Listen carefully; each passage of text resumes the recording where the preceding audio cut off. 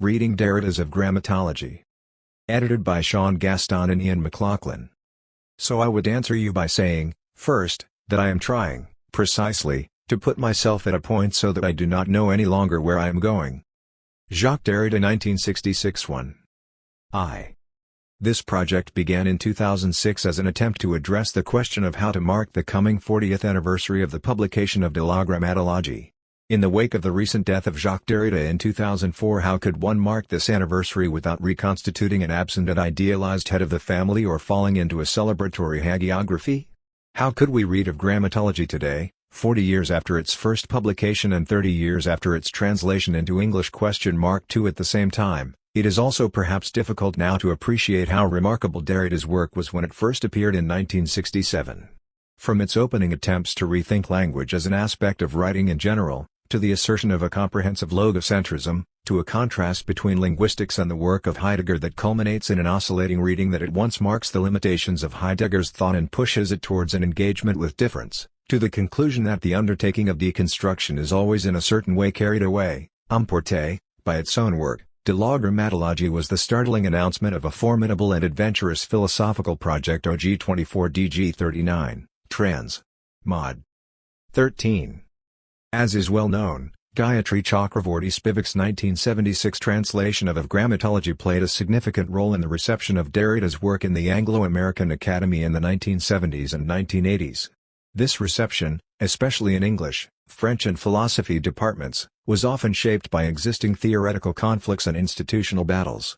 As Grammatology became part of these battles, it gained the status of the Book of Derrida, a status that it still enjoys. Throughout the humanities it has been much mentioned, hardly read and sometimes reduced to a single catchphrase. At times it has seemed as if Derrida's work was undergoing the very processes of idealization that he warned about in Grammatology. In October 2007, a number of the contributors to this work met at Brunel University in West London for a one-day workshop. The participants were from English, philosophy and French departments in British universities, and the workshop opened with each person reflecting on how they first encountered Derrida's most well-known work and how this reception was influenced by existing institutional and departmental contexts. A few admitted that they had always found Grammatology a difficult work. Its combination of a contracted and closely argued opening, chiefly reading Heidegger, Hegel and Saussure, followed by a short section on Claude Lévi-Strauss and an almost 200-page reading of a 35-page essay by Jean-Jacques Rousseau on The Origin of Language, is often hard to grasp as a complete work. One can contrast this seemingly disjointed and disproportionate work to the elegant articles collected in Derrida's Writing and Difference 1967 or the sustained analysis of Husserlian phenomenology and speech and phenomena 1967. This apparent difficulty was exacerbated by the extraordinary reception of Gayatri Chakravorty Spivak's 1976 translation.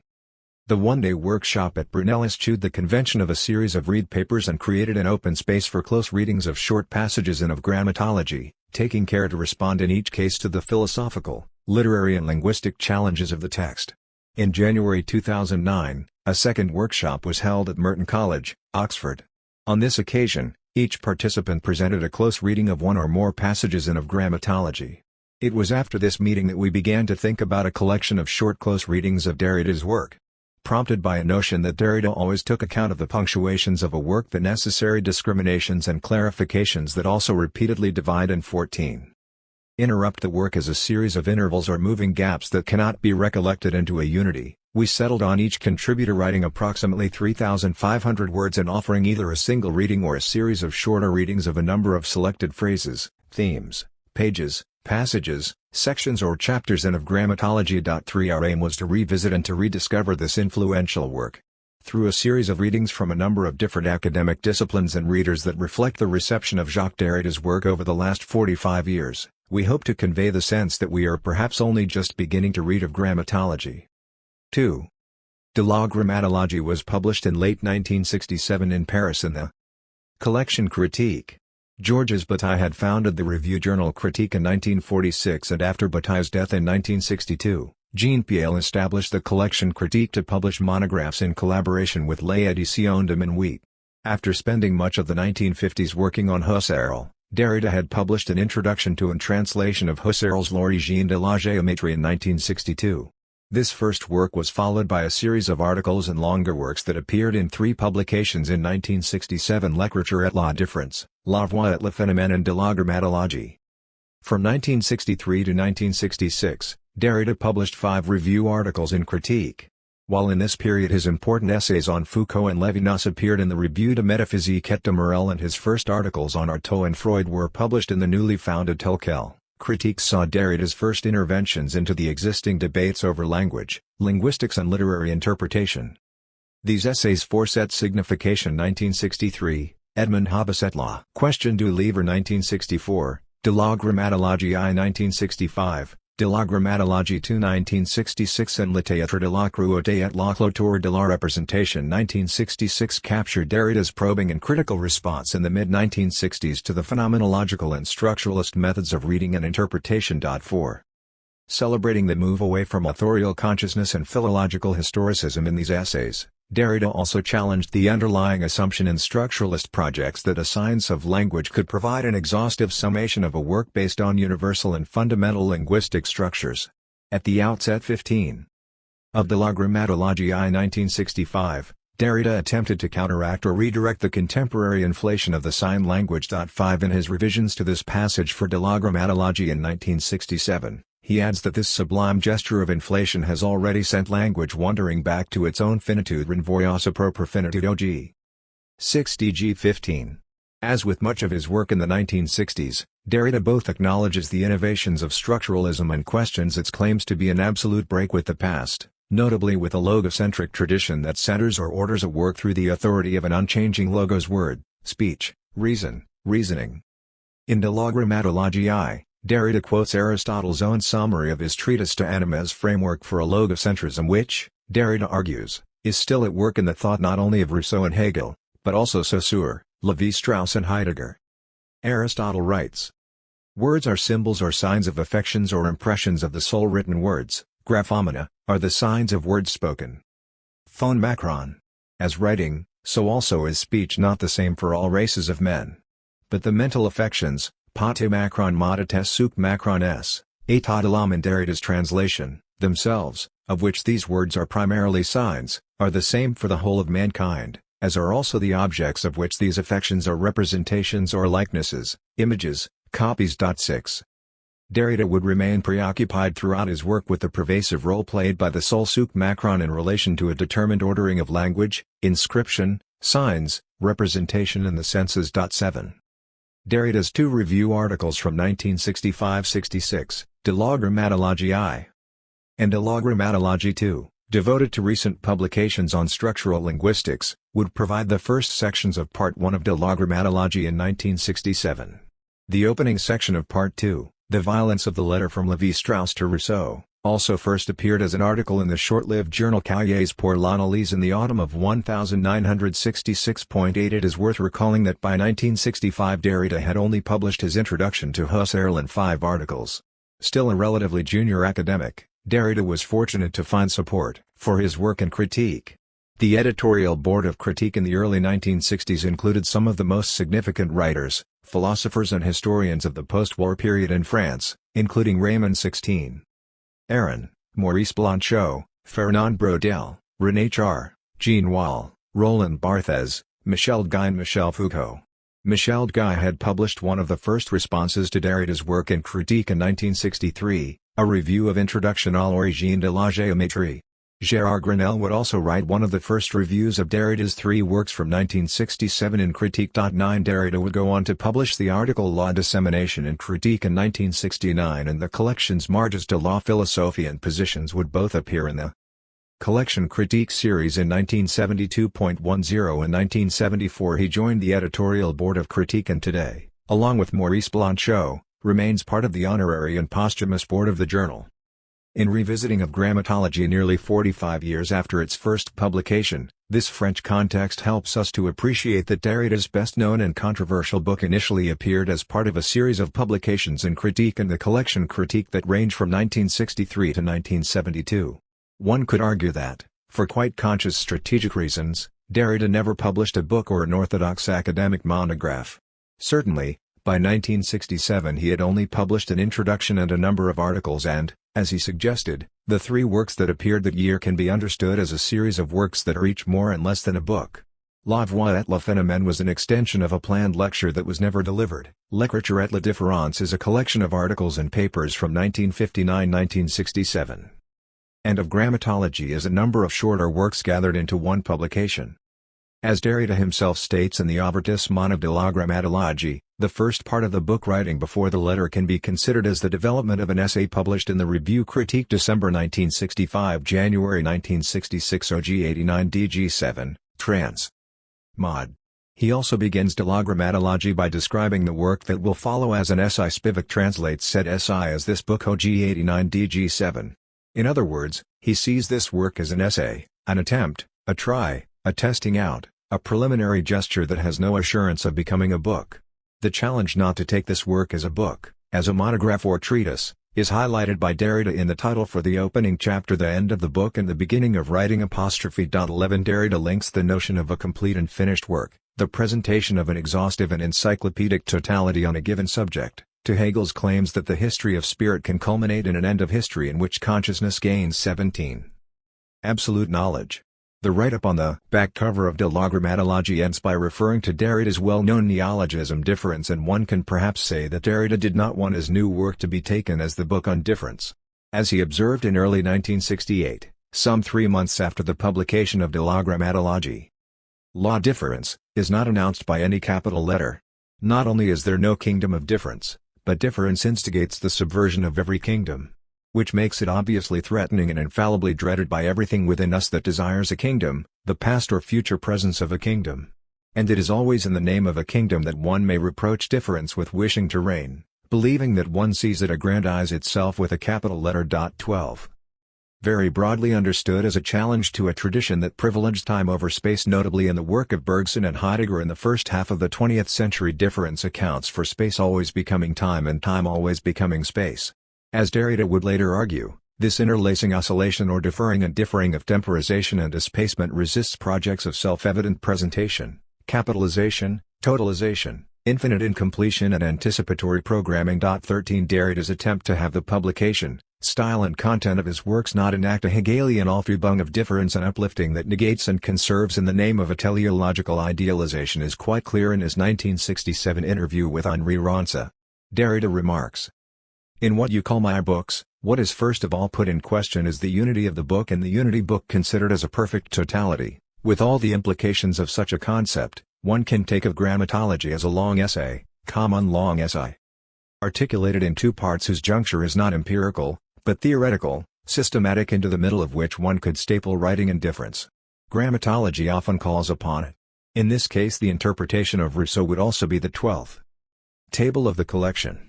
Inversely, one could insert of Grammatology into the middle of writing and difference, since 6 of the texts in that work preceded de facto and de jure the publication in 18. Critique 2 years ago of the articles that announced of Grammatology. 14. Derrida refers to De la Grammatologie not as a book, or the book considered as a perfect totality, but as a long essay articulated in 2 parts. As he observes, his works are an attempt to resist the unity of the book. Part of the intention of this collection of scattered close readings is to counteract the profound temptation to treat De la Grammatologie as a unified book, as yet another programmatic treatise or philosophical system. This temptation has its own institutional traps and ruses, as academics over the last 40 years have attempted to either build a recognized school or body of thought in response to this book, or to refute and destroy its apparent claims to legitimacy in the academy. In this collection, we have rather attempted to respond to this remarkable work as a series of intervals or moving gaps that gesture towards the interlacing oscillations that are recognized here under the name of difference. 3.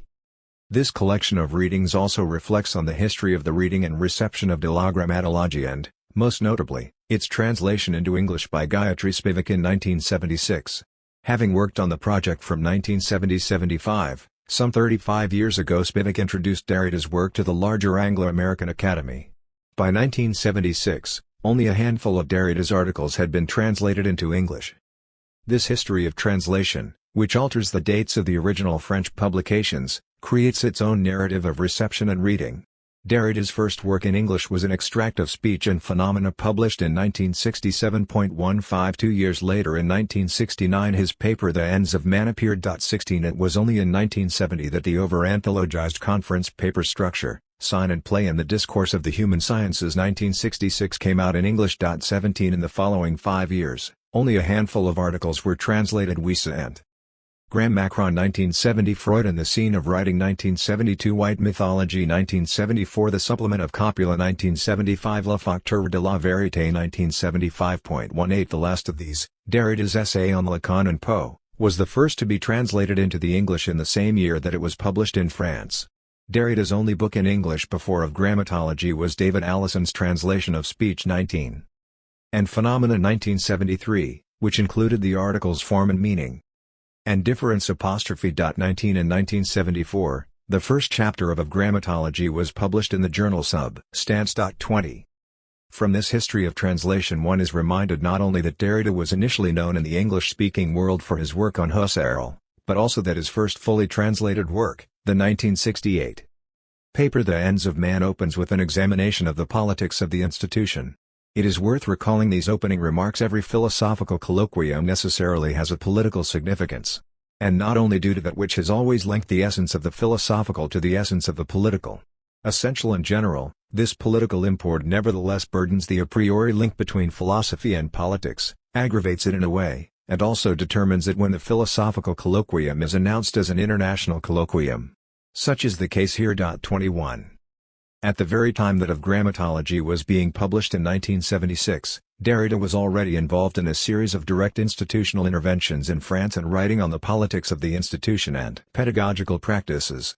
It is one of the more striking examples of how the vagaries of translation can shape the reception and interpretation of a body of thought that this work, published as articles and papers in French from 1976 and collected in Du Droit à la Philosophie 1990, did not fully appear in English until after Jacques Derrida's death in 2004. A host of academic careers have been built on the apparent apolitical and ahistorical nature of Derrida's work, often reducing Grammatology to a single catchphrase Il n'y a pas de hors texte. Spivak translates this phrase as there is nothing outside of the text. And there is no outside text. OG 158. This has often been taken as the grand assertion of an ahistorical and apolitical textuality that simply plays within the games of language. However, as his earlier work on Husserl and Levinas amply demonstrates, Derrida was keenly aware of the traps and ruses of both historicism and ahistoricism. 23 One can only speculate how Derrida's reception may have differed if his advertised work in 1965 on Heidegger, La Question de l'Histoire, had been written and published. 24 It is difficult to pinpoint exactly when the phrase Il n'y a pas de hors texte became a shorthand for summarizing and criticizing 20 Grammatology. In an article from 1978 in Critical Inquiry, Edward Said brought attention to the phrase in contrasting Derrida and Foucault. He writes, "Finally, and I am depressingly aware that these prefatory comments are far too schematic, I will discuss Derrida's mise en abîme and Foucault's mise en discours as typifying the contrast between a criticism claiming that il n'y a pas hors texte, sic, and one discussing textuality as having to do with the plurality of texts, and with history, power, knowledge, and society." Said goes on to add that both of these apparent stances strike me as indispensable to any cogent critical position. 25 Towards the end of his article, Said implies that he has been influenced by Foucault's 1972 response to Derrida's paper Cogito and the History of Madness. 1963, which ends by describing Derrida's work as a pedagogy which teaches the student that there is nothing outside of the text. 26 If the widespread reduction of Grammatology to a single catchphrase did indeed begin with Foucault, the continued inflation and detachment of Il n'y a pas de hors texte should be placed within the context of the contested relation between Foucault and Derrida in France in the 1960s and the reading of Foucault in America in the late 1970s. It is perhaps not that surprising that the association of Grammatology with an assertion that there is nothing outside text, the claim for an absolute text without any context, has itself undergone a decontextualization. Floating somewhere well beyond Foucault's response in 1972 to a paper given by Derrida in 1963. And Said's article from 1978 juxtaposing Foucault and Derrida. Il n'y a pas de hors texte has become a relentless aufhebung of Derrida's work. To speak of Grammatology in terms of this single phrase is already to give way to this history of inflation, idealization and decontextualization, and yet it has become unavoidable in the reading of Derrida's work. We are always caught by this catchphrase. Il n'y a pas de hors texte can be understood not as announcement that there is nothing outside of language or outside of language as writing, but as an affirmation that the text, or the traces and interlacing oscillations of difference, exceed the programmatic and totalizing sciences of language that were still readily embraced in the early 1960s. 27 It is difficult to see why this gesture would preclude 21. Or rule out a response to political, historical, social, economic and ethical discourses. As Derrida himself observed in 1988, I wanted to recall that the concept of text I propose is limited neither to the graphic, nor to the book, nor even to discourse, and even less to the semantic, representational, symbolic, ideal, or ideological sphere. What I call text implies all the structures called real, economic, historical, socio-institutional, in short all possible reference. Another way of recalling once again that there is nothing outside the text. 28. One can also note in this context the small but profound decision on the part of the Johns Hopkins University Press in 1976 to categorize of Grammatology as a work that should be placed under the literature section of bookshops. It has since been changed to literary theory. On such small decisions, 1,000 careers in English studies were launched. 4. This is not the place to attempt a comprehensive account of the reception of Derrida's work in America, but a provisional sketch of the earliest years may be helpful. 29 The first reference to de la Grammatology in the MLN, a long-established journal devoted to the study of European literature, appears in the French issue from 1969.30 in 1970, Edward said, noted in passing in the same journal. The relevance of Jacques Derrida's important variations on center, decentering and difference. 31 In the following year in the MLN. Both Carol Jacobs and John Heckman cite de la Grammatology in footnotes to their articles. 32 The first extended article on Derrida's work in the MLN, Literature by Alan Bass, appeared in 1972 and celebrates the publication of La Dissemination that year while also offering an account of de la Grammatology. Introducing Derrida, Bass asks, is there a text for sciences as textual, as written down as literature in which truth can be made present? What is the relationship between truth, presence and textuality? This question is the brunt of the work of Jacques Derrida, a philosopher whose texts are literary because they have attacked the fundamental notion of scientific truth. 33. As is often noted, the arrival of Derrida's work in America is also associated with his participation in a conference at Johns Hopkins 22. University in October 1966, which also included Jean Hippolyte, Georges Boulet, Roland Barthes, and Jacques Lacan. It was at Johns Hopkins that Derrida also first encountered Paul de Man and J. Hillis Miller. Reading over the proceedings and the transcriptions of the discussions, it is striking that Derrida only speaks twice, after the papers of Barthes and Jean-Pierre Vernon. Nonetheless, as Hillis Miller recalls, Derrida's own paper, Structure, Sign and Play, received a great deal of attention. I could not attend Derrida's paper because I had a class to teach, but I met my close friend and colleague Georges Boulet in the quadrangle after it, and he said, I have just heard the most important paper of the conference. It puts in question all my work. He was writing essays on centers and circumferences at that point, but it is an absolutely major essay. That has always seemed to me both extraordinarily perceptive, prescient even, and extraordinarily generous. 34. It is worth noting that Eugenio Donato actually refers to de la Grammatology I and de la Grammatology II in his own paper at the conference, probably the first references to of grammatology in the American Academy. 35. In an article from 1970 in the recently founded journal New Literary History, English Literary History at the Johns Hopkins University, Ronald Paulson notes that the prevailing attitude at the English department has been identified variously as philology, history of ideas, close reading, and Geneva School phenomenology. 36. Inspired by Husserl and represented by Georges Boulet and Jean Starobinsky at Johns Hopkins, the so-called Geneva School had influenced both Hillis Miller and Paul de Man and provides one of the contexts for the reception of Derrida's critique of both Husserlian phenomenology and structuralist linguistics and literary criticism. 37 Derrida's first published article, Force and Signification, 1963, had been a review of a work by Jean Rousset, who was part of the Geneva School. 38.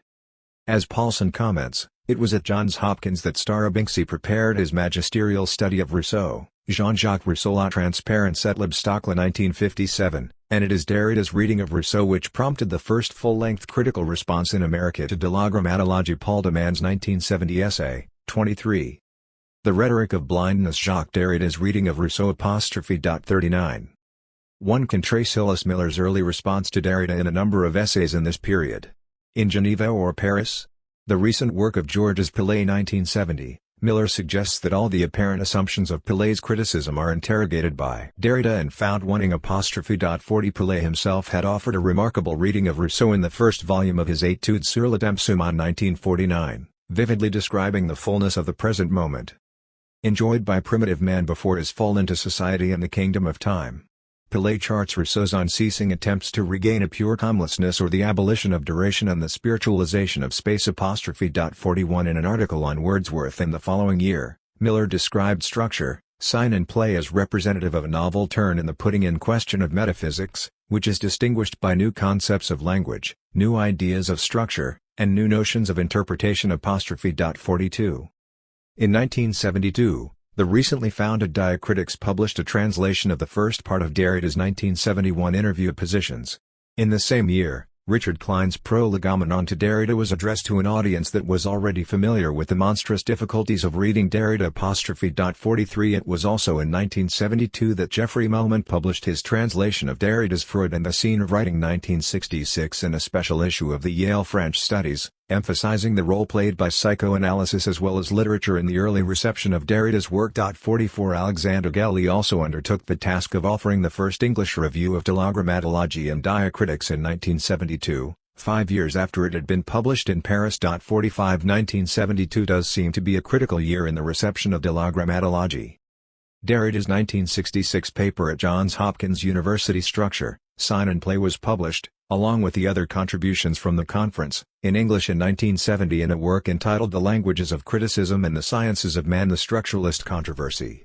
In 1972, a paperback edition was published, reversing the order of the title and subtitle of the 1970 edition.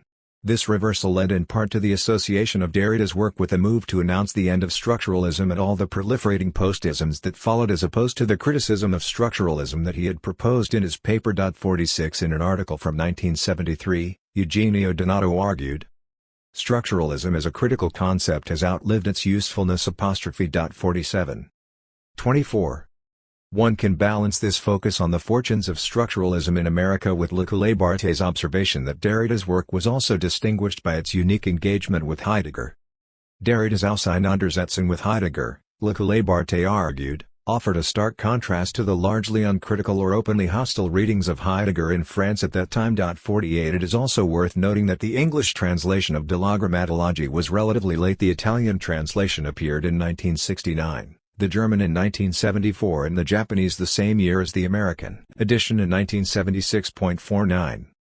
The years 1971-72 also marked the beginning of the reaction against Derrida's work within the American Academy. In Abecedarium Culturae Structuralism, Absence, writing 1971 said offered a critical analysis of De la Grammatologie. Associating Derrida's work with a nihilistic radicality, said also compared Derrida to Dostoevsky, which some would take as a compliment.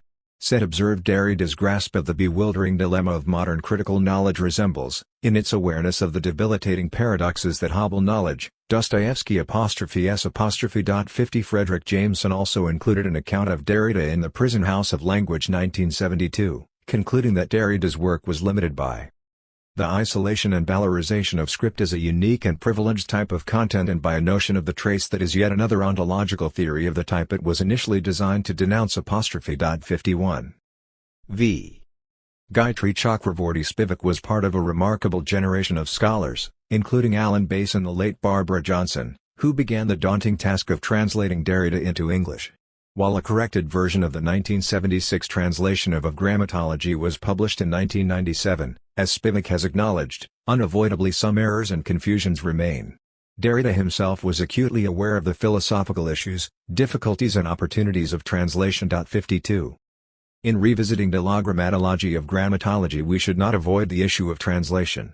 Indeed, one could take this project as the call for a new translation of De la Grammatologie. Spivak also undertook an indispensable task in 1976, a comprehensive introduction of Derrida and of Grammatology. She was fortunate to have both de Man and Hillis Miller as her first readers. 25. And the near 80-page introduction has itself become part of the history of the reception of Derrida in America. At the same time, it was perhaps this very need to introduce Derrida's work on deconstruction that led Spivak, despite Derrida's warnings, to describe of Grammatology as a book. At the outset of her preface, Spivak reflects on the nature of the preface and puts into question the status of the work that is taken as a book. She writes the preface, by daring to repeat the book and reconstitute it in another register, merely enacts what is already the case. The book's repetitions are always other than the book. There is, in fact, no book other than these ever-different repetitions. The book, in other words, is always already a text, constituted by the play of identity and difference. OG 12.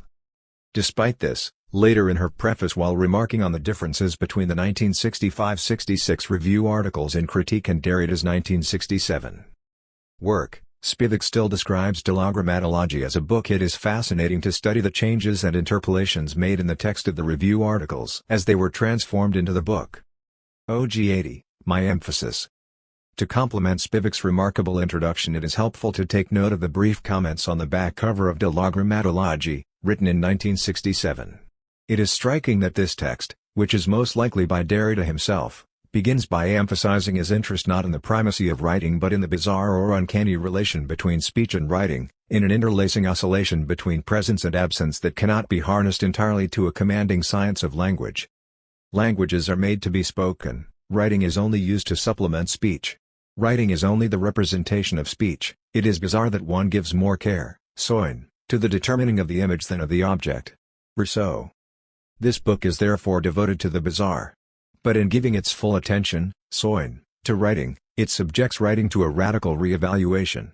And the routes it takes are necessarily extravagant, as it is a matter of exceeding what presents itself as logic itself in order to think what makes it possible, that logic which must determine the relation of speech and writing by taking its reassurance. 26.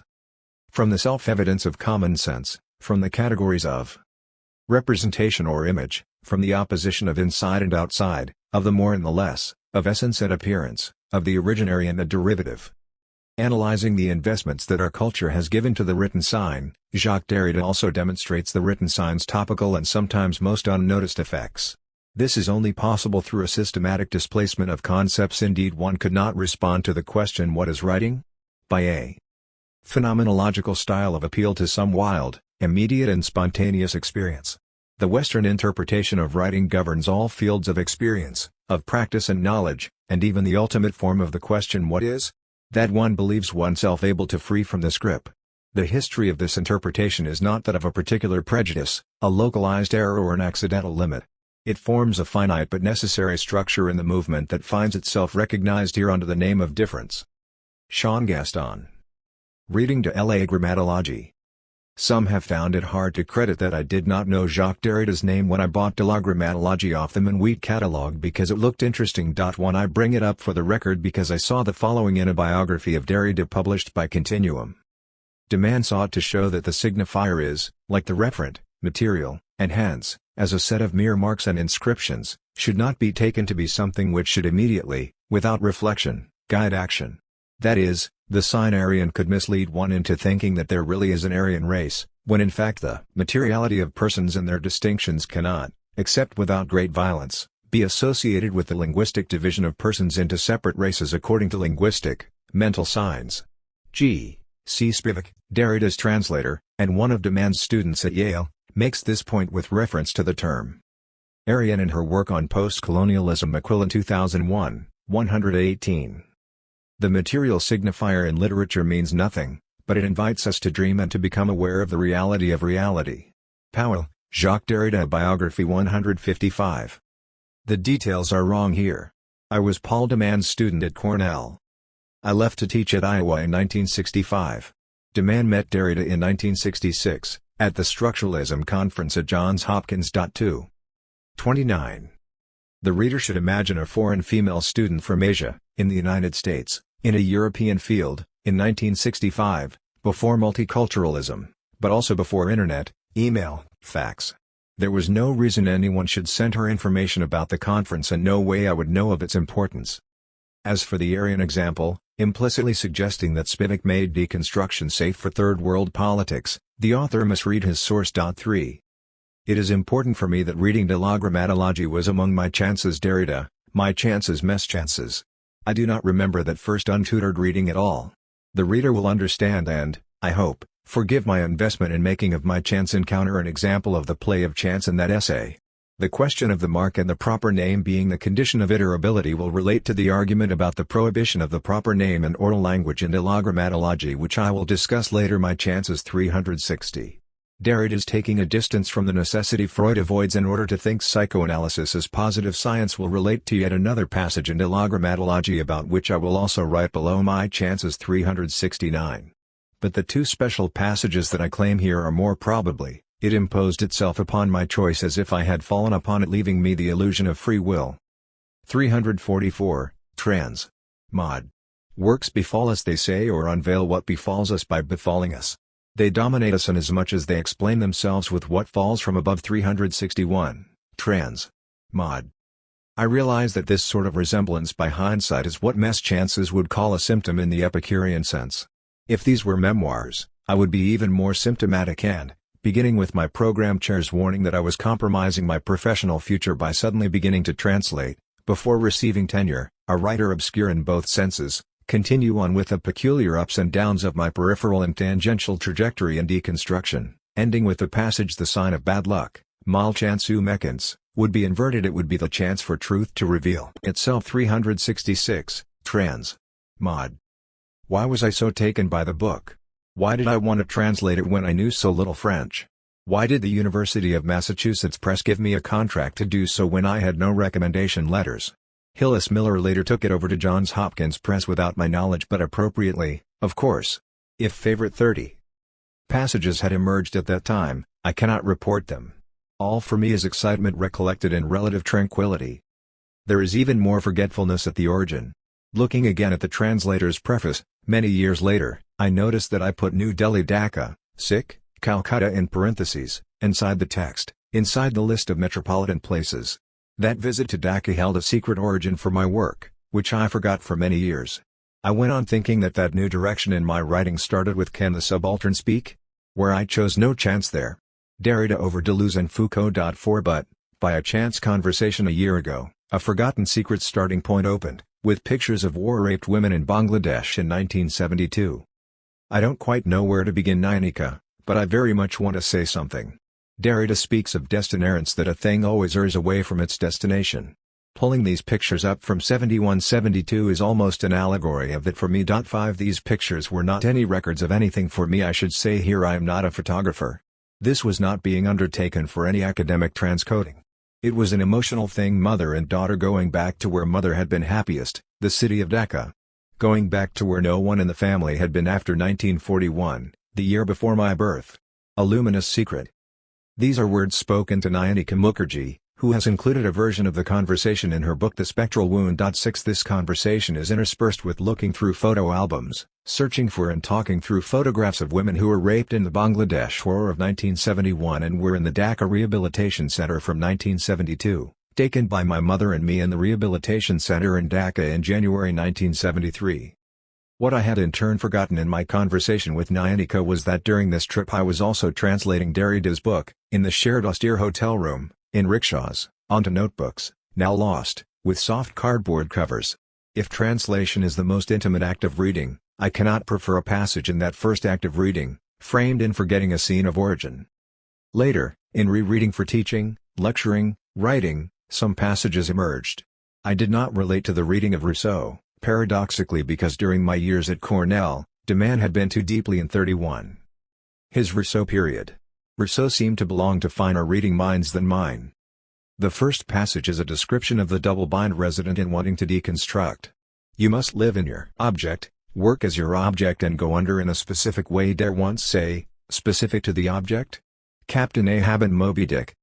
The movements of deconstruction do not shake up, solicitant structures from the outside. They are neither possible and effective, nor can they set their aim, adjust or lure coup, except by inhabiting those structures. Inhabiting them in a certain way, because one always inhabits, and all the more when one does not suspect it.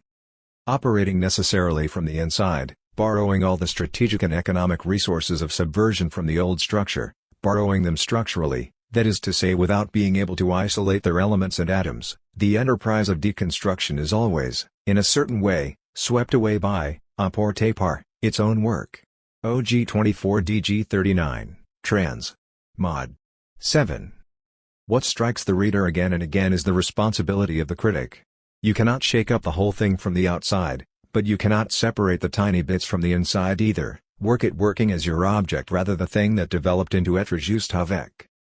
But not quite as, for though you live in it the resources are still borrowed, so you are living without authorization, which implies a certain degree of separation or caution, which might imply a self-consciousness, perhaps Derrida, to do justice to Freud. 8. But this self-consciousness must be prepared to be carried off by its own intimate risk-taking. What is this being carried away? How to distinguish it either from falling back within or pushing away from without? Is this the distance between the italics of self-consciousness in the first in a certain way, and their absence as the being carried away of and by self-consciousness in the end? All these are practical questions, about reading and the limits of reading. I have also always liked ancien translated as old. I know it can mean simply pre-existing, or prior. But I like to think that this is an indication of Derrida's engagement with the classics. Live in them in a certain way, be swept away, but don't be unsuspecting. 32. If the first passage is about the responsibility of reading, the second passage is about the transactional character of writing. The constitution of a science or philosophy of writing is a necessary and difficult task. But, having managed to reach, parvenu, these limits, of historical closure, and repeating them without closure, a thought of the trace, of difference or of reserve must also point beyond the field of the episteme. Outside of the economic and strategic reference to the name that Heidegger justifies himself in giving to an analogous but not identical transgression of all philosophemes, thought is here for us a perfectly neutral name, a textual blank textual, the necessarily indeterminate index of an epoch of difference to come. In a certain way, thought means nothing. Like all openings, this index belongs, by the face that is open to view, to a past epoch. This thought weighs nothing. Ni pese rien. It is, in the play of the system, that very thing which always weighs nothing, jamais ni pese rien. Thinking, it is what we already know as not having yet begun doing that which, measured by writing size, cuts in only within the episteme. Grammatology, this thought, would still hold itself walled in within presence. OG 93 DG 142, trans. Mod. 9. We have to remember that the trace difference reserve thought carries the name of writing in the general sense only in this historical episteme, our mindset, by the face open to our view in Derrida's book. But this passage speaks to me also because it is about writing in one specific narrow sense, considering the question what is it to write, here, now. Does writing carry thought? Only weightlessly, but also taking the weight of nothing by having an enclosed thingly face. For in the system that can be called writing, thought always weighs nothing because it looks to the future when it will differ from itself and be inhabited, knowingly or unknowingly, by another reader, thinker, and so on indefinitely. Am I empiricizing? Am I wrong in thinking the text would let it pass? Writing in the narrow sense is not only making meaning, it is a sign system, but it is also pointing, like a trace, if we keep up with writing in the general sense. This is why, by mischances, he is uninterested in the sign as such, seeing every word in a text as having the divisible iterability of the mark or proper name. The syncategoremes are coming loose here. This may be a pointing at the close to view, to which I assign no proper name. 33. We arrive with industry at the limits of the historical closure and we fall in, pointing at the way out, as the event escapes into some future anterior. Insofar as even a nothing must be thought, in writing. Because Derrida so expressly takes his distance from Heidegger, even as he points at the similarities, I will spend a moment on Heidegger here. The series of lectures entitled What is Called Thinking? Was delivered by Heidegger at the University of Freiburg during the winter and summer semesters of 1951-52, roughly 15 years before the summer of 1965, when Derrida wrote the 2 articles for critique that would become De la Grammatology. It is well known that the articles use the Heideggerian word destruction for what would become deconstruction in the book. That more affirmative move, made so early, was a rewriting of the responsibility of thinking. The move, as Derrida points out in the passage I have quoted, is outside of the economic and strategic reference to the name that Heidegger justifies himself in giving to an analogous but not identical transgression of all philosophemes. Heidegger transgresses by redirecting and claiming, Derrida by way of trace reserve. Difference. In one way or the other, the important Heidegger essays by Derrida recite the move the ends of man, Heidegger's hand. Geschlecht I, of spirit, Heidegger's ear. I have argued elsewhere that Derrida rewrote Kant's transcendental dialectic as trace and have tried to show the trace of the trace in 14 unrevised paragraphs of the Critique of Pure Reason. 10. I have repeated, in much of my commentary on Derrida's early work, including in this essay, that in his early period, Derrida saw the thought of the trace a perilous necessity to be avoided in order to establish grammatology as his contribution to a philosophizing that would not transgress in the direction of the universal Derrida. Difference 12. What is called thinking may be called the site of such a transgression in the direction of the universal. Here Heidegger claims the logos as his ally. In Freud and the Scene of Writing 1966, Derrida warns that logocentrism is not a pathology. 197. But Heidegger claims for thinking a specifically logocentric destiny. 166-7. He suggests that the naming, by man, of the being of beings as thinking or thought, thanks, memory, in the realm of the unspoken, or enos emini as in Parmenides is called for by the very nature of the being of beings. What is called thinking? 153. Heidegger himself gives indications of passages declaring 34. This already in Being and Time, and the famous paragraph 22 of the Letter on Humanism, as a place where this thought of the end of man is already broached. 11 Kant's synthetic a priori, Hegel's epistemograph of absolute knowledge biting its own tail, and, of course, the Greeks are seen as examples. What is called thinking? 243, 238.12 The leap across the aporia to a non-empirical supermanhood signaled as Nietzsche's weightiest thought. Derrida sees thought as weighing nothing is now possible, says Heidegger, although it cannot, of course, be done through a series of lectures. What is called thinking? 108, 171. Here and there, the entire investigation claims Christianity. These are crucial differences. But it is the uncanny resemblances that strike analogous but not identical transgression of all philosophemes, writes Derrida. Heidegger seems to include versions of the textual blank that I discuss below. What is called thinking? 186. Being underway seems linked to the to come. What is called thinking? 30, 35, 169. We cannot let go of the fact that Derrida sees his philosophy as walled in, because it is a thought-through system. The event, for him, escapes.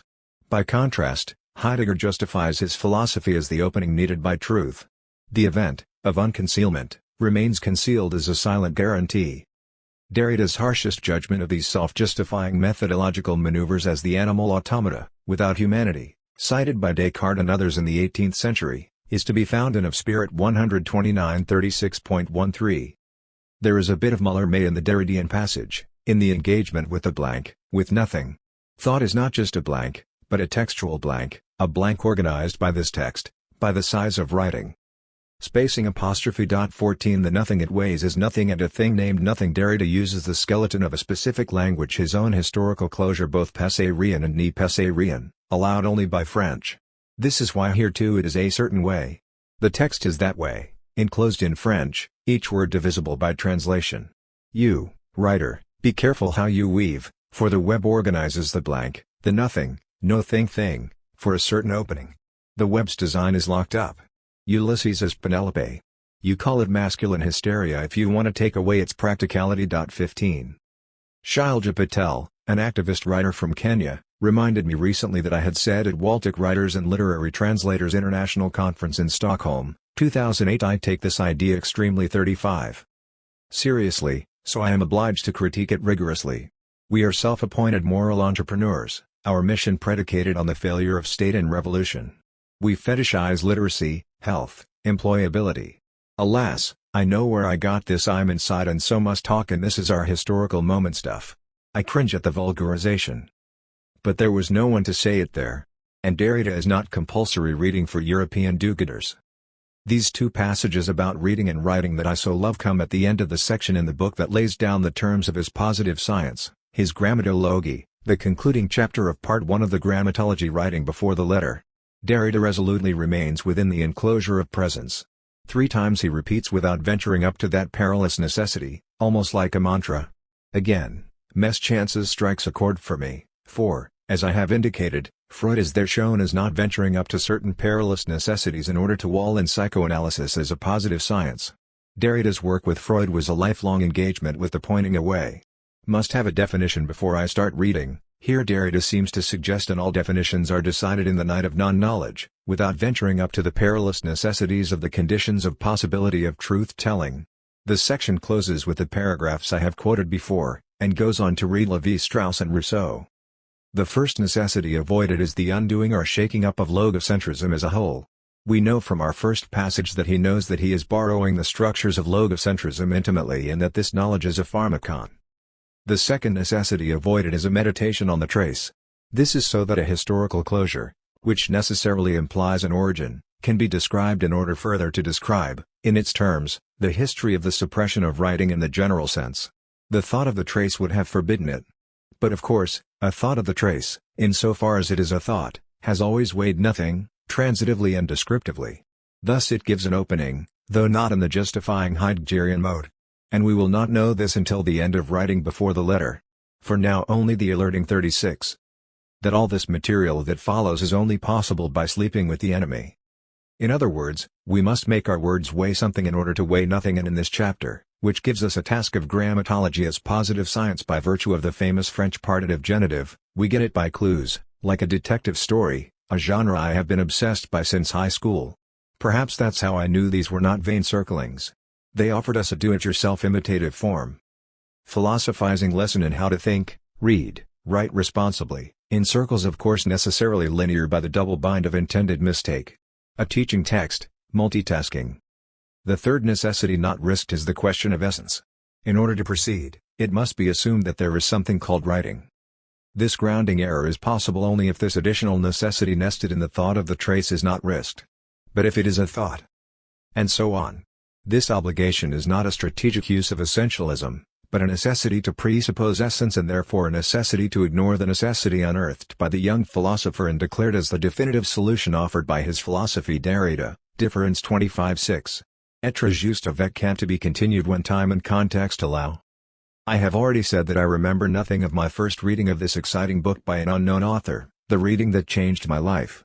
I do know, however, that when, at the end of his life, the dying philosopher tries to venture up to every perilous necessity, necessarily transformed, in the animal that therefore I am, the reading that began at the beginning helped me to see, with wonder, how he breaks form, teaching the limits of reading, multitasking, always in a certain way, whodunit style, seriatim, leading us into discoveries. He said in print that I am a poor reader, so perhaps I am wrong, but that is also part of the story. Derrida, Marx and Sons 222-3. It is true that I had thanked Catty in quite the wrong direction in my introduction. 16. With these provisos, then, I enter the reading, the shorter one of Lévi-Strauss, not the long one of Rousseau, which provoked a man's rhetoric of blindness. Derrida reading Rousseau 1970, which Derrida criticized long after de Man's death. Leparger, perhaps, typewriter ribbon. 37. In the Lévi-Strauss reading, I always liked this passage particularly, although all of that reading is impressive in the interrogation of a benevolent anthropologism ferociously active today. A people that accedes to the genealogical pattern, des lit. Drawing, accedes also to writing in the colloquial sense. Here one passes from arch writing to writing in the colloquial sense. This is not a passage from speech to writing, it operates within writing in general. The genealogical relation and social classification are the stitched seam of arch writing, condition of the so-called oral language, and of writing in the usual sense. Sense commun. OG 125 DG 182, trans. Mod. I will do a mea culpa here. In this passage, Derrida is speaking neither of genealogical memories as such, nor of the early Freudian notion of mnemic traces, about which he writes an important essay just about now. Freud and the Scene of Writing 198. His point about the emergence of the proper name as standing in for the absent person, wrenched his mark from its common meaning, is not necessarily related to the psychic machine. In order, however, to face the foolish argument that privileging writing ignores orature, I have routinely twisted Derrida's words to accommodate genealogical memories and writing as mnemic mark. And no one has cared or known enough to question me. To measure the extent of my error, I pore over the body-mind discussions in my Chances Mess Chances, looking specifically at such lines as one must not confuse what refers to the biophysical and organic in the drive with what is representative of it in the physical world, Le Monde Physique, 369, and recall that other warning that Derrida places as an epigraph to Freud on the scene of writing in what the fraying, of the mnemic material, does consist remains an open question. 198, Trans. Mod. Now more and more passages crowd my memory, and demand attention. It is like those forgotten first days, perhaps, when the whole book had to be given equal time. Any ending will be abrupt, an unwilling cut. I leave you with this short list, then reading, writing, sheltering in the argument from the proper name transgressed. Nothing, ever, about the Aryans. 38. Postscript. Although there is an altogether important discussion of autoeroticism in Grammatology, there is not much play of sexual difference here. Did I wait for spurs? In the translator's preface, my philosopher was a she. I was uncharacteristically unmindful of the historical problems of such careless reduction of gendering to choice of grammatical gender. Still working on that one. Gayatri Chakravorty Spivak. 39. Part 1. Writing before the letter. Chapter 1. And the beginning of writing. Christopher Johnson, Epoch, Event. Each time that I return to of Grammatology, I am struck and fascinated by the rhetoric of its introduction. The exerg is an extremely dramatic piece of writing, with a very strong sense of historical conjuncture. It announces the closure of an epoch, or at least our emergent apprehension of such a closure, and anticipates a monstrous future. The epoch is that of logocentrism, the metaphysics of phonetic writing, which is also an ethnocentrism, to the extent that the Western variant of alphabetic writing is accepted as the most evolved and most effective transcription of human speech, a variant which, at the time of writing, the author asserts, is in the process of colonizing the planet. The time of writing, of course, is far from indifferent, and this is what particularly fascinates me about the exerg and its framing of the Grammatology as a whole. As with all seminal texts, the thinking of Grammatology both transcends its historical context and is indelibly marked by this context, so much so that by the time of the appearance of its English translation in 1976 the world, it could be argued, had already moved on. I will focus here on two elements of context. 1. The first element of context is clearly geopolitical. The italicization of ethnocentrism in the first sentence reminds the reader of the immediate proximity, in 1967, of decolonization, a world event more explicitly referenced in Structure, Sign and Play 1966, where it is presented as a decentering of the West convergent with the end of logocentrism rioting and difference 282. The reference to ethnocentrism also reminds us that of Grammatology was a dramatic intervention into a discursive field which in 1960s France was dominated by structuralism, most notably through the anthropology of Claude Lévi-Strauss. Lévi-Strauss's formulation of a structural anthropology not only set in train a new kind of thinking or theorization characteristic of the so-called human sciences, it also positioned anthropology, within the context of decolonization, as the self-reflexive voice and conscience of Western civilization, the critique of ethnocentrism being one of its central themes. What Derrida's opening reference to ethnocentrism does, therefore, is reopen the question of ethnocentrism from the point of view of speech and writing, a question which will lead him, quite inevitably, to his engagement with Lévi-Strauss in the second part of Grammatology. 2. The second element of context has to do with science, or rather what science had become in the post-war period. Under this reading, the apprehension of the limits of logocentrism is not simply something that happens within philosophy, within a certain history of metaphysics, but something that happens between philosophy and science. On the one hand, the concept of science or the scientificity of science's logic, has always been a philosophical concept. On the other hand, the practice of science has always contested the imperialism of the logos in its recourse to non-phonetic writing. OG3. The specific example given here is mathematical symbolism, but if science in practice has already been out of step with logocentrism, there is something different, something peculiar, about the present epoch. It could not have been otherwise. Nonetheless, it is a peculiarity of our epoch that, at the moment when the phoneticization of writing, the historical origin and structural possibility of philosophy as of science, the condition of the episteme begins to lay hold on world culture, science can no longer, in any of its areas of advancement, be satisfied with it. This inadequation had already begun to make its presence felt. But today something lets it appear as such, allows us in a way to take charge of it, without our being able to translate this novelty into clear-cut notions of mutation, explication, accumulation, revolution, or tradition. OG34DG1213, trans. Mod. The disengagement of decolonization does not mean an end to Western hegemony, rather it is accompanied in the post-war period by the definitive globalization of Western thought and science. At the same time, what has been the necessary, structural blindness of logocentrism to its internal contradictions it could not have been otherwise is giving way, within science itself, to the insight of the limits of logocentrism. The dramatic message of the exerg is that there is something today, a peculiarity of our epoch which enables such a revealing, and which makes a grammatology finally possible. If the traditional discourse of historical change, mutation, accumulation, revolution, etc. is inadequate to the description of such an epoch, its novelty or monstrosity, nevertheless the reader is drawn, inexorably, to the question of what this conditioning something might be. And if that something is not reducible to a singular event or set of events, then one is left with the question of the different contexts of post-war science, the different areas of advancement that might have produced qualitatively new ways of thinking the world. Michael Sirotinsky, Origins, the most original and powerful ethnocentrism. OG3DG11, the opening page of the exerg. An opening and an origin, the beginning of the story. We know all too well about the impossibility of the origin of language, for example, in a text many would identify as the very origin of post-structuralism. This triple exerg is intended not only to focus attention on the ethnocentrism which, everywhere and always, had controlled the concept of writing, nor merely to focus attention on what I shall call logocentrism, the metaphysics of phonetic writing, for example, of the alphabet, which was fundamentally for enigmatic yet essential reasons that are inaccessible to a simple 5. Historical relativism, nothing but the most original and powerful ethnocentrism, in the process of imposing itself upon the world. OG3. The triple exerg points to 3 interrelated realms, which are all controlled or determined by logocentrism. 1. The concept of writing. 2. The history of metaphysics. And 3. The concept of science, as logic. These 3 realms will be mirrored in Rousseau's 3 stages, which lead dialectically, as Hegel will also tell us at far greater length, and with the utmost philosophical rigor, to the equation of civilization with writing.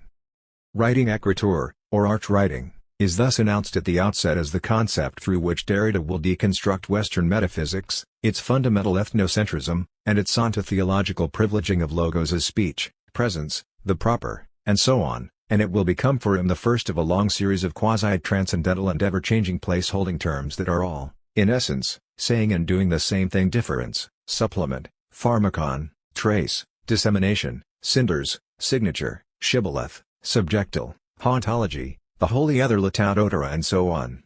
The ceaseless movement of this renaming, as Spivak rightly points out in her preface, itself enacts the refusal to assign priority to any master word, any master trope. Spivak's translation in 1976 marks an important opening of the whole epoch that is the history of the reception of so-called post-structuralism in the Anglophone world, and these 2 narratives. The internal logic or unfolding of Derrida's writings in French over 4 decades, and the history of deconstruction in the Anglophone world, in which Derrida himself played a very active and central role, will be inextricably intertwined. This translation is also the text that kickstarts Spivak's own career, and throughout her own particular brand of deconstruction, post-colonialism, Marxism, feminism, she will constantly circle back to this opening page, with its foregrounding of the inherently ethnocentric, colonizing power of language as logocentrism, an implicit theme that Derrida himself will take up most explicitly in Monolingualism of the Other, as a kind of touchstone for her own work. Perhaps in this respect it is even for her the most original and powerful of all Derrida's insights, which has become a sort of founding statement of the ethico-political underpinning of 6. Deconstruction, not only for Spivak, but also for many other critics, particularly in post-colonial contexts. Yet, as Paul de Man showed so brilliantly in his reading of Grammatology, the rhetoric of blindness, if what Derrida names logocentrism is only possible as a dissimulation of an impossible origin, it becomes a story precisely of blindness and insight, the extent to which the language of the narrative is aware of its own logocentric fallacy. De Man argues that Rousseau's texts are in fact absolutely wide-eyed and extraordinarily insightful about their own inevitably rhetorical structures, and his writings thus form exemplary narratives about language, what de Man will later name allegories. De Man is not interested in using Rousseau to trump Derrida, but the thrust of his argument is that Derrida's text exactly resembles Rousseau's essay on the origin of languages, insofar as it also narrates the logocentric fallacy of privileging voice over writing as the fiction of a consecutive, historical process.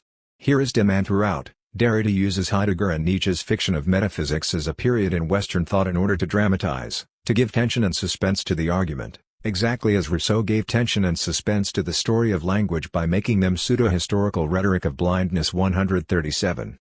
Could one say likewise that Spivak's preface to her translation of De la Grammatologie, For all of its erudite references to Derrida up to and including Glass 1974 and the lectures on Pong and Heidegger at Yale in 1975, and despite its theoretical sophistication and its apparent deconstructive self-awareness of the impossible nature of prefaces, seems to fall into this very trap of telling the story of grammatology in terms of historical periodization, from Plato through to Hegel and Husserl, with Heidegger, Freud and Nietzsche cast as proto-grammatologues OGL.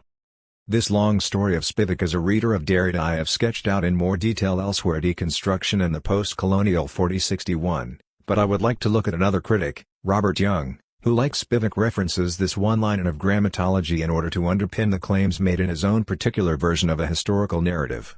In an article on deconstruction's relationship to post-colonial theory written for the volume Deconstruction's A User's Guide 2000, Young reaffirms the argument he first advanced in his 1990 book White Mythologies, namely that Jacques Derrida's work 7 has always challenged the ethico-political tensions at the heart of colonialist ideology. Young resituates Derrida's work within a post-colonial theoretical framework and, from the outset, an anti-colonial one by reminding us that Derrida's long, meticulous analysis of the discursive privileging of speech over writing in the Western metaphysical tradition is relayed through a critique of ethnocentrism, more precisely of ethnocentrism as a kind of Eurologocentrism. Young's earlier arguments demonstrating the mutual interests shared by deconstruction and post-colonial theory are vindicated, according to him, by the publication in the intervening decade of texts which are both more explicitly autobiographical monolingualism of the other, Circumfession and Archive Fever, among others, and more overtly ethico-political in terms of their themes Spectres of Marx, of Hospitality, and on cosmopolitanism and forgiveness, for example. For Young, then, Derrida's grammatological notion of writing is coextensive or congruent with his persistent and enduring condemnation of forms of actual violence, beginning with his own experiences of racism and exclusion as a francophone Maghrebi and Jew in colonial Algeria. This leads Young to conclude that deconstruction has itself been a form of cultural decolonization. Deconstruction in the Post-Colonial 199, a statement that is then confidently expanded into a series of more sweeping propositions.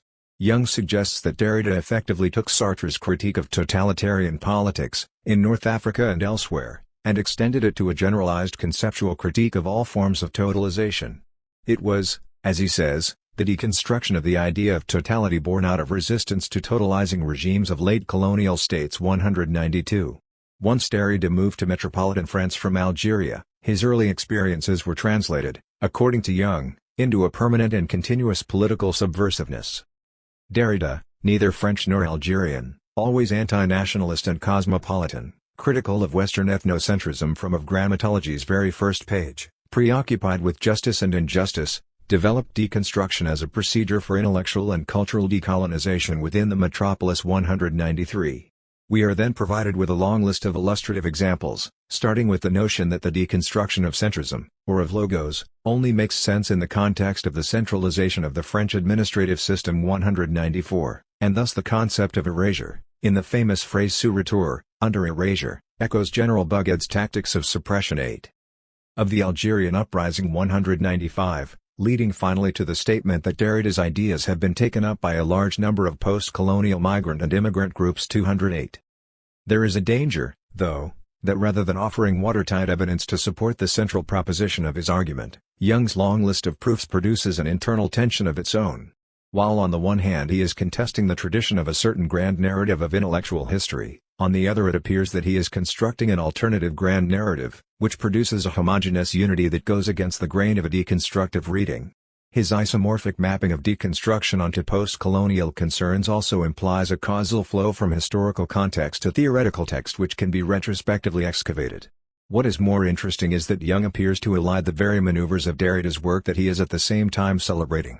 This is more than a matter of misunderstanding, given that the idea of being able to make sense fully is precisely the sort of metaphysical ideal that Derrida consistently uncovers as an illusion, albeit an unavoidable one.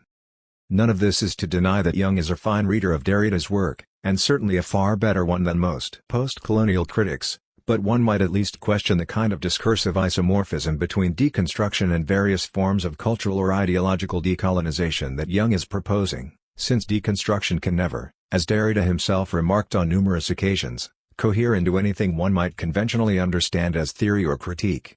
It is rather, to borrow Paul de Man's phrase, an endless resistance to theory, that is none the less irresistible, because it conditions and constitutes the terms in which we can even think about theory.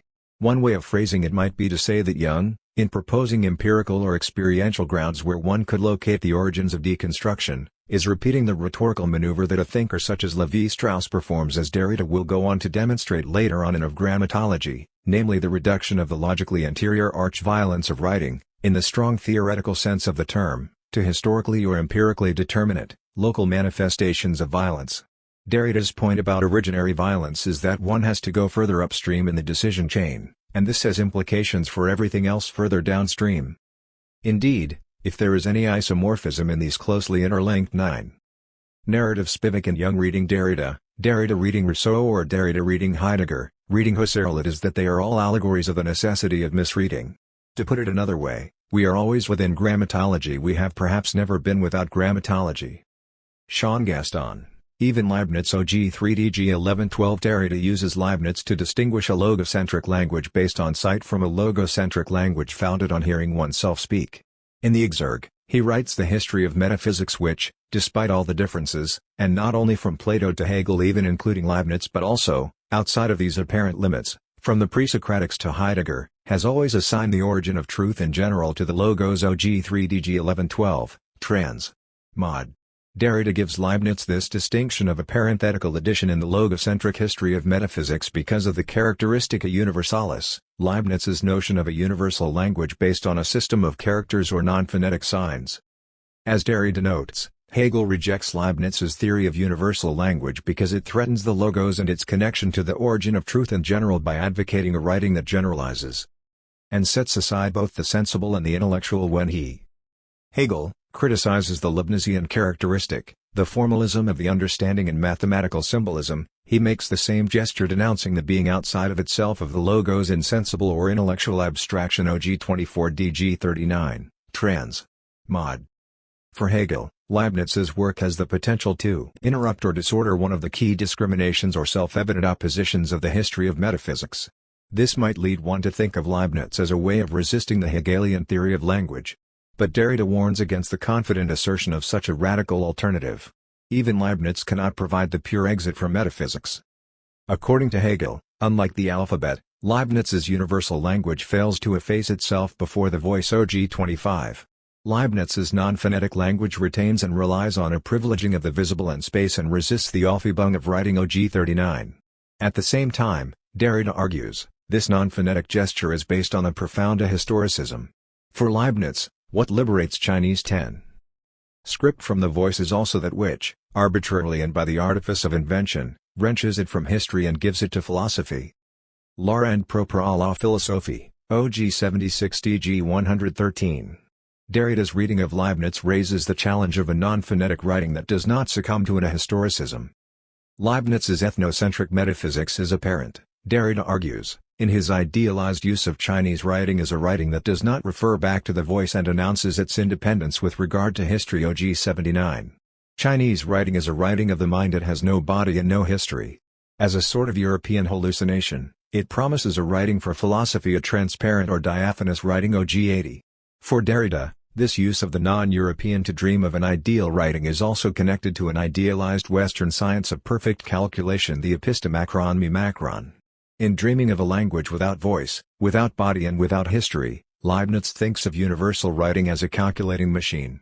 The characteristic will stabilize reasoning, mirroring an objectivity that will identify and redeem what we as philosophers like OG 78. It will redeem what is still lacking in philosophy itself. It will contribute to the completion of philosophy. This technicism, or the attempt to colonize techne-macron in the late 17th century, also reiterates an infinitist theology OG 79. Despite his non-phonetic gesture, even Leibniz is part of the history of metaphysics because he founds this ahistorical, technicist non-phoneticism on a fundamental harmony with the logos. Derrida writes that is why, appearances to the contrary, and in spite of all the seduction that it can legitimately exercise on our epoch, the Leibnizian project of a universal characteristic that is not essentially phonetic does not interrupt logocentrism in any way. On the contrary, universal logic confirms logocentrism, is produced within it with its help, exactly like the Hegelian critique to which it will be subjected OG 78-9. As Hegel's other, Leibniz should not be mistaken for a figure of alterity or resistance. Christopher Johnson, The Cybernetic Imaginary OG6 10DG 1521. Le biologiste parle aujourd'hui d'écriture et de programme à propos des processus les plus élémentaires de l'information dans 11. La cellule vivante.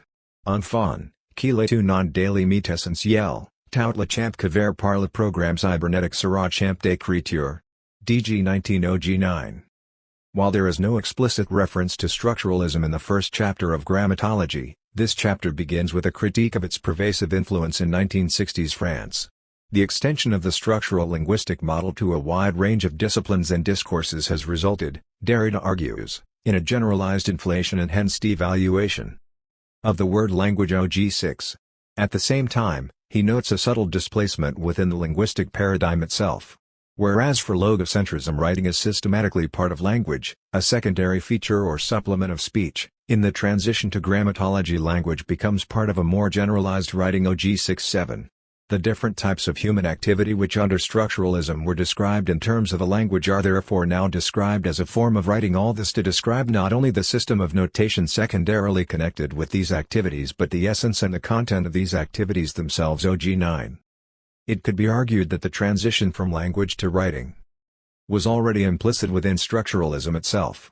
The chapter's first section, the program, situates the emergence of grammatology in the wider context of cybernetics, a movement or discipline which exercised its own peculiar field of influence from the 1950s through to the early 1970s. Structuralism in fact combined models of interpretation drawn from linguistics with concepts of a higher level of abstraction taken from cybernetics: communication, control, feedback, program, code, information, message. However, while the discourse of structuralism tended to gravitate towards the lexical field of coding, communication, information and message, for grammatology it is the concept of program which approximates most closely to the structuring principle of writing. It is also in this sense that the contemporary biologist speaks of writing and program in relation to the most elementary processes of information within the living cell. And finally, whether it has essential limits or not, the entire field covered by the cybernetic program would be the field of writing. OG 912. The reference to biology is an important one. Watson and Crick's discovery of the structure of DNA in 1953, followed by the research of French biologists Jacob and Monod on RNA messenger, were directly influenced by developments in information theory and cybernetics. In their turn, these scientific advances seem to confirm the universalistic aspirations of cybernetics, articulated in Wiener's programmatic text of 1948. Derrida continues with a qualified acknowledgement of the convergence of grammatology and cybernetics if the theory of cybernetics is by itself to oust all metaphysical concepts including the concepts of soul, of life, of value, of choice, of memory which until recently served to separate the machine from man. It must conserve the notion of writing, trace, gram, or grapheme, until its own historico-metaphysical character is also exposed. OG 9. This sentence alludes to a wider context of debate in the 1950s and 1960s, where the self-correcting, self-regulating thinking machines described by cybernetics were raising questions about the uniqueness of human consciousness and the life processes that supported it, and redrawing the traditional boundaries between human and machine, life and non-life. In this sense, it could be said that cybernetics performed a kind of revealing function essential to the emergence of grammatology. However, if grammatology and cybernetics might be described as philosophical fellow travelers, for Derrida the language of cybernetics has not entirely disengaged itself from the language of metaphysics, as he qualifies in a note. Wiener, for example, while abandoning semantics, and the opposition, judged by him as too crude and too general, between animate, le vivant, and inanimate, le non-vivant, etc. nevertheless continues to use expressions like organs of sense, organs des sens, motor organs, organs motor, etc. to qualify the parts of the machine. OG 324N. 3 DG 19N. 3. The preoccupation of cybernetics with processes of control and communication in living and non-living systems, the animal and the machine. Deconstructs the opposition between human and machine, life and non-life, etc. But according to Derrida, cybernetics continues to use what may be termed a zoomorphic language in its conceptualization 13. Of the machine. The role of grammatology as a positive science is precisely to maintain this kind of critical distance from the different scientific discourses that support it. As a footnote to Derrida's footnote, it might be said that we are perhaps also dealing here with an effective translation between English and French, Wiener and Derrida and, if one includes the English quotation above, between Wiener, Derrida, and Spivak, Derrida's translator. If one looks at texts such as Cybernetics 1948 and The Human Use of Human Beings 1950, the texts to which Derrida must be referring here, Wiener's vocabulary is in practice less systematic than the above quotation might suggest. While the term sense organ does indeed figure in his descriptions of both human, animal and machine behavior, it is normally correlated not with the term motor organ, but effector, a more neutral, hybrid term that belongs to both engineering and biology. This is not to say that Derrida's caution regarding the language of science is not valid with respect to cybernetics, rather that the question of the language of science and the language of metaphysics can also be complicated by the question of translation between languages. Julian Wolfries, of Dark Sentences. And Gnomes 10G7DG16. Where does one begin of grammatology? There must be a kind of reading experiment, a process of construal through the various folds and turns of the text, which wagers everything on the possibility that something can be invented. What will I find, this time? Where will it lead? Perhaps nowhere, or to a place where I return to myself, though different, touched by a difference. I am sentenced to a reading, with which I will never have done, as I follow, sentence by sentence, sentence after sentence, feeling almost blindly through a labyrinth which promises to have already opened onto an abyss. Way of thinking, opinion, an authoritative decision or judgment. The correctly ordered series of signs find themselves always already in deconstruction, and it is this, which, in directing reading, gives us to think, and so, perhaps, to read. A phrase to which I find myself returning repeatedly is signifier of the signifier signifiant to signifiant OG7DG16 near the beginning of grammatology, and the sentence of which it is a part. This phrase, though small, orders disorder from within the sentence. It is idiomatic, perhaps axiomatic, in that, performatively, it stages not only its own radical instability, an instability, as I shall continue to explore below, arising out of, even as it constitutes and so projects, an undecidability. Additionally, it also gives expression and place to the truth, if you will, of Derrida's radically expanded conception of writing, summed up by Sarah Kaufman, in the observation that l'écriture est la différence, l'espacement originaire de soi avec soi. Writing is difference, the originary spacing of itself by itself. Kaufman 20. It marks that which is, simultaneously, finite and endless, signaling, countersigning perhaps, as one phrase has it, the end of the book and the beginning of writing. Always already underway, always already interrupting, folding back, enfolding, unfolding and cutting into, even as it erupts out of, itself. Signifiant do signifiant marks that which just is writing, the articulation of disarticulation tisse de differences, le texte est toujours hétérogène. Sans identité propre, ouverture sunda or a tissue of differences, the text is always heterogeneous. Without proper identity, open on its outside. Kaufman 16.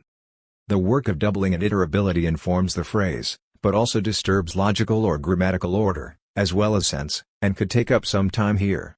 Doubled in its appearance, the phrase, operating in the manner of an idiom or axiom, maintains its doubling itself as it itself becomes redoubled before our eyes. It threatens to engulf or overwhelm, in a gesture which I would like to read as simultaneously unfolding and opening. I find myself adrift in the thread of limitlessness, and in this my experience doubles that of the simple, though enigmatic form. However, there is an initial sense of paradox. For, while limitlessness, or its threat, leaves both reader and idiom all at sea, as it were, the expression remains within itself, folding back on itself. Simultaneously, then, it finds itself recaptured within that play that also promises the erasure of limits, forcing reading to economize on the abyss, as Derrida has it elsewhere. Paragon 37. And so, in this recuperation, it appears brought back to its own finitude at the very moment when its limits seem to disappear. Inflation, I am tempted to say, in a partial citation, and in an iterable gesture, absolute inflation, inflation itself. OG6. Its doubling thus reduplicated, the perhaps axiomatic expression becomes replayed in a single page, and also ironized through the introduction of quotation marks, in the sentence where it appears. 15. Following the observation that I in all senses of the word, and the word is writing, not logos, writing thus comprehends language. OG7. Here is the sentence. Not that the word writing has ceased to designate the signifier of the signifier, this is already the second appearance of the phrase, the first shortly before the line I am quoting, it being given in italics, its graphic and material condition emphasized, but it appears, strange as it may seem, that signifier of the signifier no longer defines accidental doubling and fallen secondarity. OG7, emphasis added. There has been a graphic play on end of the words in their given form leading up to this particular sentence, thus by a hardly perceptible necessity, it seems as though the concept of writing, no longer designating the exterior surface, the insubstantial double of a major signifier, the signifier of the signifier is beginning to go beyond the extension of writing. OG 6-7. So, from the signifier of the signifier italics to signifier of the signifier without quotation marks, no italics, shortly to be cited in the sentence that frames it, and, thence, to signifier of the signifier in quotation marks, in that sentence from which I have drawn the phrase in order to begin, none of the differences of which can be heard, save for the abandonment of that first definite article. In this movement, in that motion being mapped, taking place from place to place and so reiterating as there is displacement, this elegant and enigmatic phrase stages in miniature the end of the book and the beginning of writing. Everything and all the rest is performed, as there remains to be read that beginning to go beyond the extension of writing. With a degree of circumspection all too necessary here, Derrida proposes a transformation in the signification of the concept of writing, which, we should recall, is observed in 1967. The historical moment of inscription is worth noting, albeit in passing, given the sudden coming to appear, and frequency, of aujourd'hui in the exergue, a frequency a little downplayed by Gayatri Spivak's omission of the first reference to a today, and the world or planet today. 16. At the end of the first paragraph OG3 and from here to the following page, but today something lets itself appear as such, allows it a kind of takeover without our being able to translate this novelty into clear-cut notions of mutation, explicitation, accumulation, revolution, or tradition. These values belong no doubt to the system whose dislocation is today presented as such, only within a logocentric epoch OG4, emphasis added. Of course, today appears and is always already problematized, erupting within any present moment. Which today is spoken of here. Today is a word that at one and the same time programs closure, the finite, and opening, the infinite. Its apparent or, let us say, its surface certitude, its cerfinitude, programs its own openness to the arrival of countless future todays.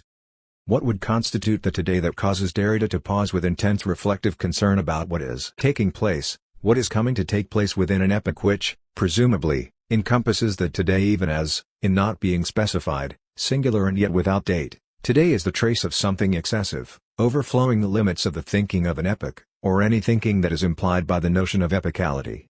In that sentence where signifier of the signifier appears, italicized, it does so no longer as the equivalent of the concept of writing conventionally and traditionally received or designated. Thus, today, it remains to be read, as the phrase par excellence, and by a hardly perceptible necessity, to go beyond the extension of language. OG 6-7. In clearing the ground through the accumulation and signification of negation, in a supplementary multiplication, expansion, explication and slippage as if we were, in fact, still the witnesses, as well as the heirs, of the generative effects of an insubstantial double, Derrida engages in the construction of a sentence in which writing appears to begin to go beyond mere extension, accidental doubling and fallen secondarity OG 7. What goes beyond is, in practice and in effect, that which in the program of writing finds itself remarked in this today, and in every today where one comes to read. The sense of an extension beyond also does double work, for, on the one hand, it signifies the extension that writing just as in any logocentric system, the extension or prosthesis of voice and presence, while, on the other hand, Derrida's supplementary iteration extends writing or demonstrates writing extending itself beyond itself in a performative gesture of its own operation and excessive reduplication, without 17. Recuperation into a final signified, a presence or some anterior presence or metaphysical concept. Thus begin the destabilizing effects of a writing which, no longer just the signifier of some transcendental or metaphysical signifier, via the ruse or illusion of presence, comes into its own, through the iterable and graphic morphology. Graphemorphology or grammamorphology of the phrase signifier of the signifier. But, before I say any more about this operation, which in its performative play both invites commentary and hints at the exhaustion of the commentary without its having reached an end, this is what follows. Signifier of the signifier describes on the contrary the movement of language in its origin, to be sure, but one can already suspect that an origin whose structure can be expressed as signifier of the signifier conceals and erases itself in its own production. There the signified always already functions as a signifier. OG 7 The question of that which is questioned implicitly under the sign of an origin in this sentence aside for the moment at least, it is of course both obvious and important that one reiterates a structural matter here, a matter which, while being initially or provisionally structural, is not simply, if ever, merely formal, a retreat into formalism, or symptomatic of any other such misreading. Clearly, signifier 1, that is to say, the first mark on the page in the quasi-idiom signifier 1 of the signifier 2, or let us call it, for argument's sake, A is, on the one hand, that which signifies signifier 2, or, provisionally, B. On the other hand, A is also that which is being signified by B, signifier 1 being the signified of signifier 2, as if the phrase operated according to the logic of the double genitive. In effect, one could substitute the first for the second, supposing each to be so designated, and the work of expression remains apparently the same. So A signifies B but A is, momentarily in the two-way passage, the signified of B. The logic of the sentence does nothing to resolve the installation of such destabilization.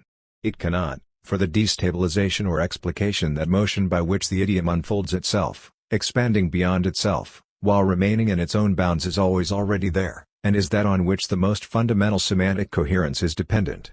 Meaning is thus structured around the most disquieting and radical undecidability. 18.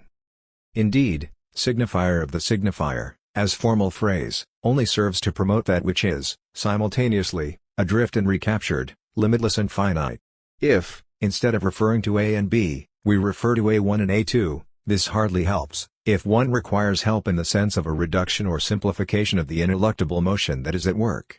What might be done however is to pursue a certain mathematical work within language, that frees language from the assumptions of its representational subordination, while also reminding us of the valency of writing, and why, within the history of metaphysics, writing is read as threat, as dead, exterior and so on.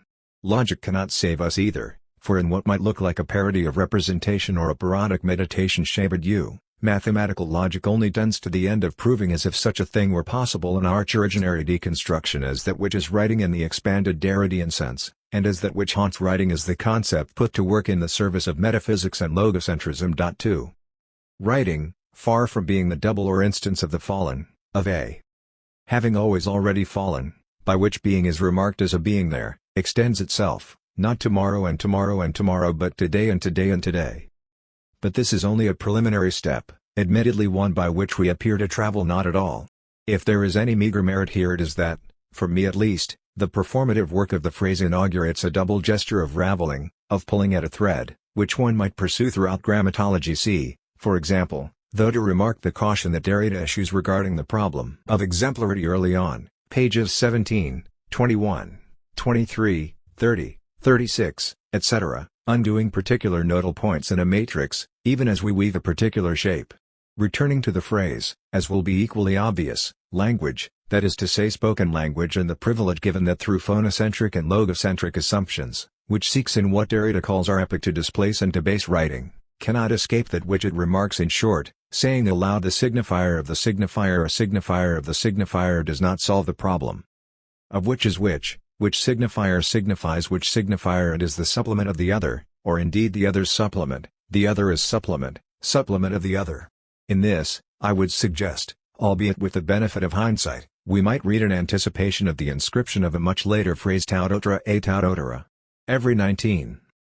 time I read the phrase aloud, every time I give voice to the phrase, I only serve to reintroduce writing, the structure and play of which comprehends language, grasping, encompassing, bringing together language in its own matrix, a matrix which reforms itself around the axis of the speaking subject, and constituting that subject in the process, to the finitude of a limitless matrix at the very moment when the limits seem, about, to disappear.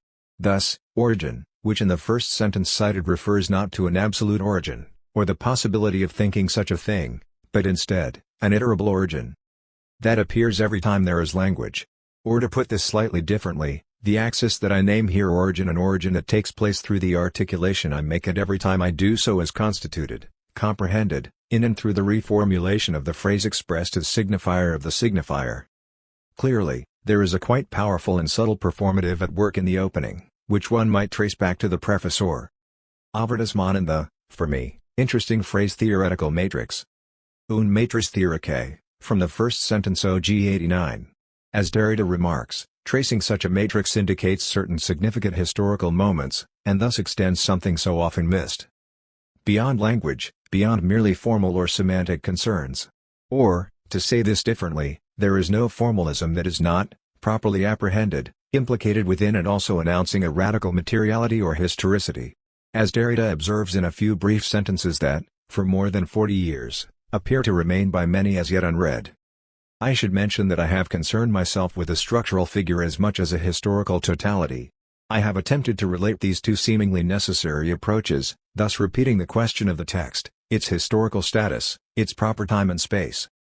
The age already in the past is in fact constituted in every respect as a text, in a sense of these words that I shall have to establish.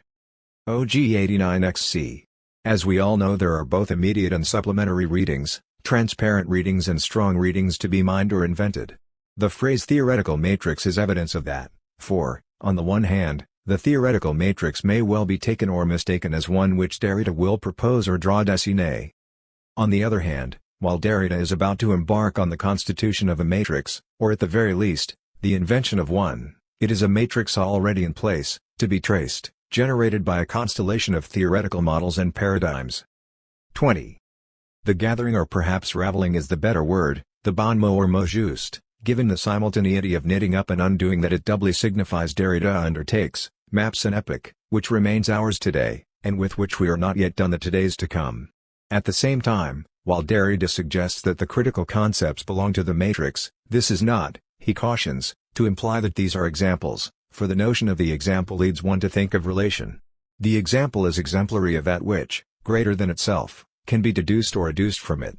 There may be a non-synonymous relation, a relation without relation, but that is as much, if not more, a generation that is ours rather than being that which we can assign to another's proper name, or historical moment, as in the phrase the age of Hegel. As Derrida cautions, an age already in the past is in fact constituted in every respect as a text, that is to say, a matrix is constituted through the assemblage or bricolage of reading, as it constitutes, shapes and perhaps, gives birth to the reading. A certain significant historical moment is given to be read in a today to come in all the todays in which I begin, again and again, to attempt a reading of Grammatology, which to come is always already anticipated and inscribed in extenso in the today that Derrida undertakes to trace, and so remark, the theoretical matrix, with each of its historical moments, which has given birth to Grammatology. In the avertissement then, or preface, neither inside nor outside the book as such, yet forming and informing, the matrix matris, the mother or womb, cora perhaps, registering, forming, giving shape to philosophy, history, linguistics. Not a philosopher herself, but mother to philosophers, engendering a demand that reading should free itself, at least in its axis, from the classical categories of history, and perhaps above all, from the categories of the history of philosophy. OG 89. It's all a matter of decision. The written being or being written? Signifier of the signifier indeed. From this to pages 17 it is non-self-presence that will be denounced, on the one hand, on the other hand.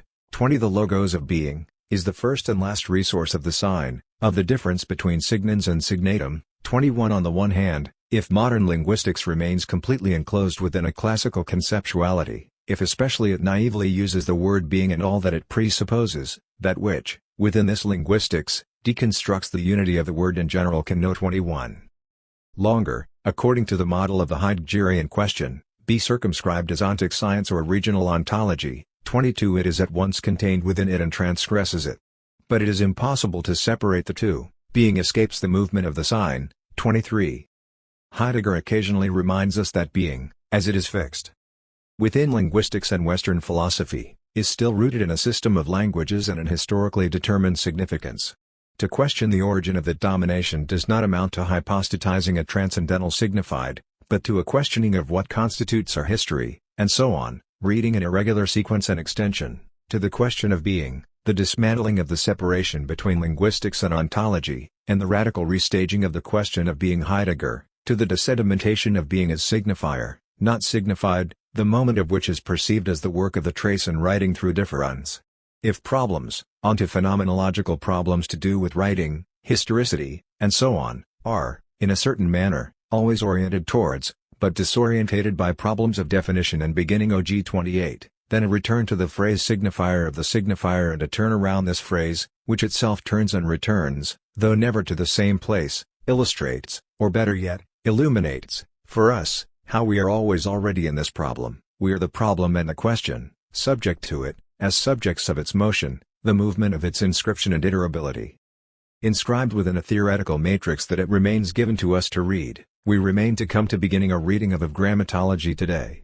Or to give the last word to Derrida, last word as inaugural opening and invitation to read inasmuch as it delimits ontotheology, the metaphysics of presence and logocentrism. This last writing is also a first writing OG 23.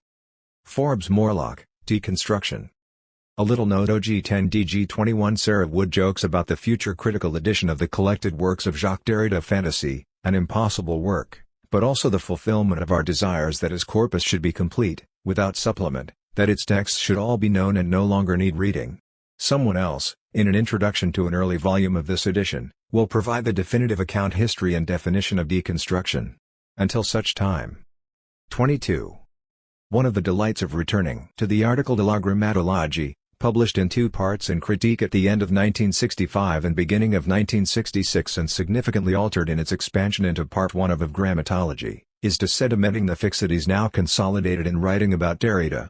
Another is revisiting the excitement of the moment of his writing much later. Derrida will reflect on this writing as a moment for him like no other. He even dates it summer 1965. Derrida and Dick Derrida, special features Derrida interviews.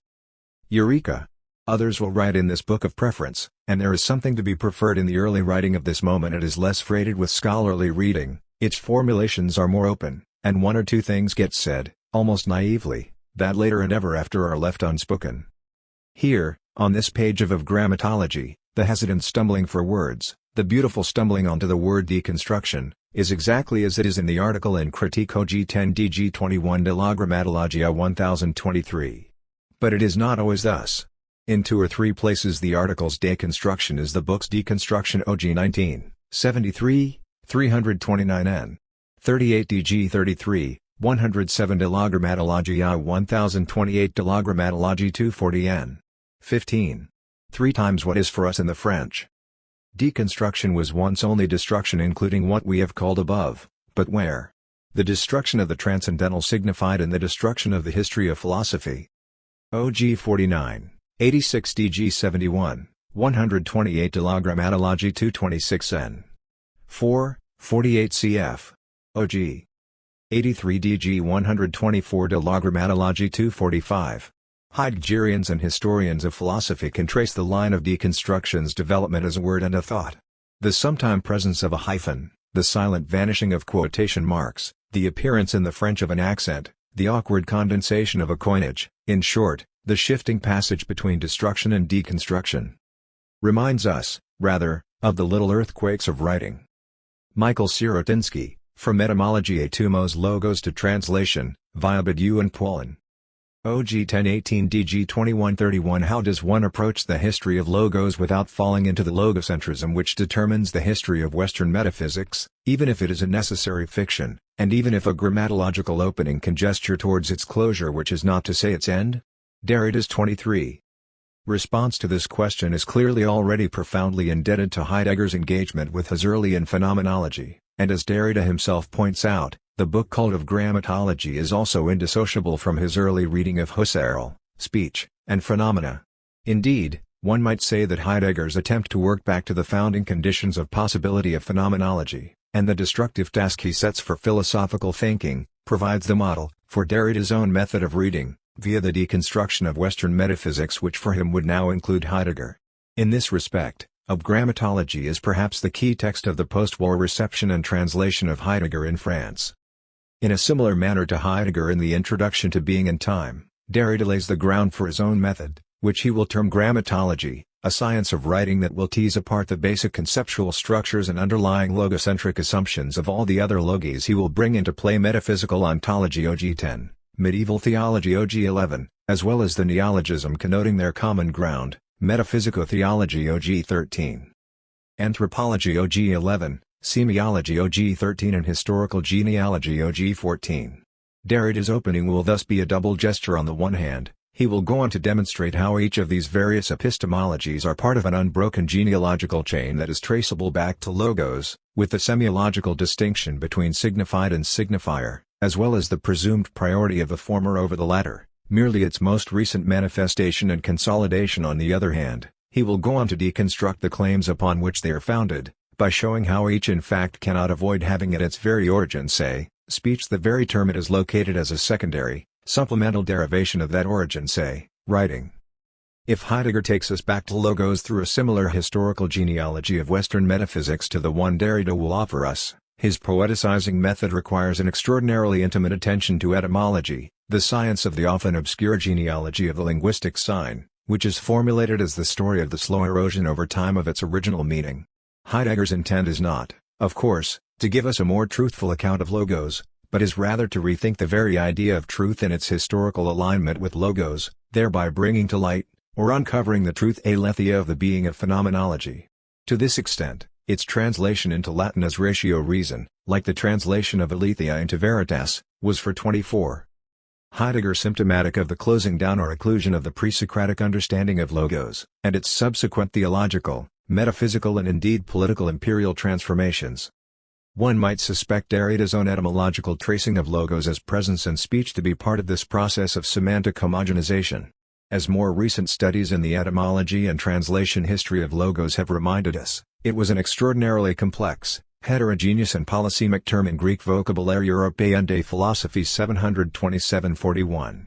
A non-exhaustive list of meanings would include the following: discourse, language, speech, rationality, reason, reasoning, intelligence, foundation, principle, proportion, count, account, recount, thesis, tell, tale, tally, argument, explanation, statement, proposition, phrase, definition. Vocabulaire 727.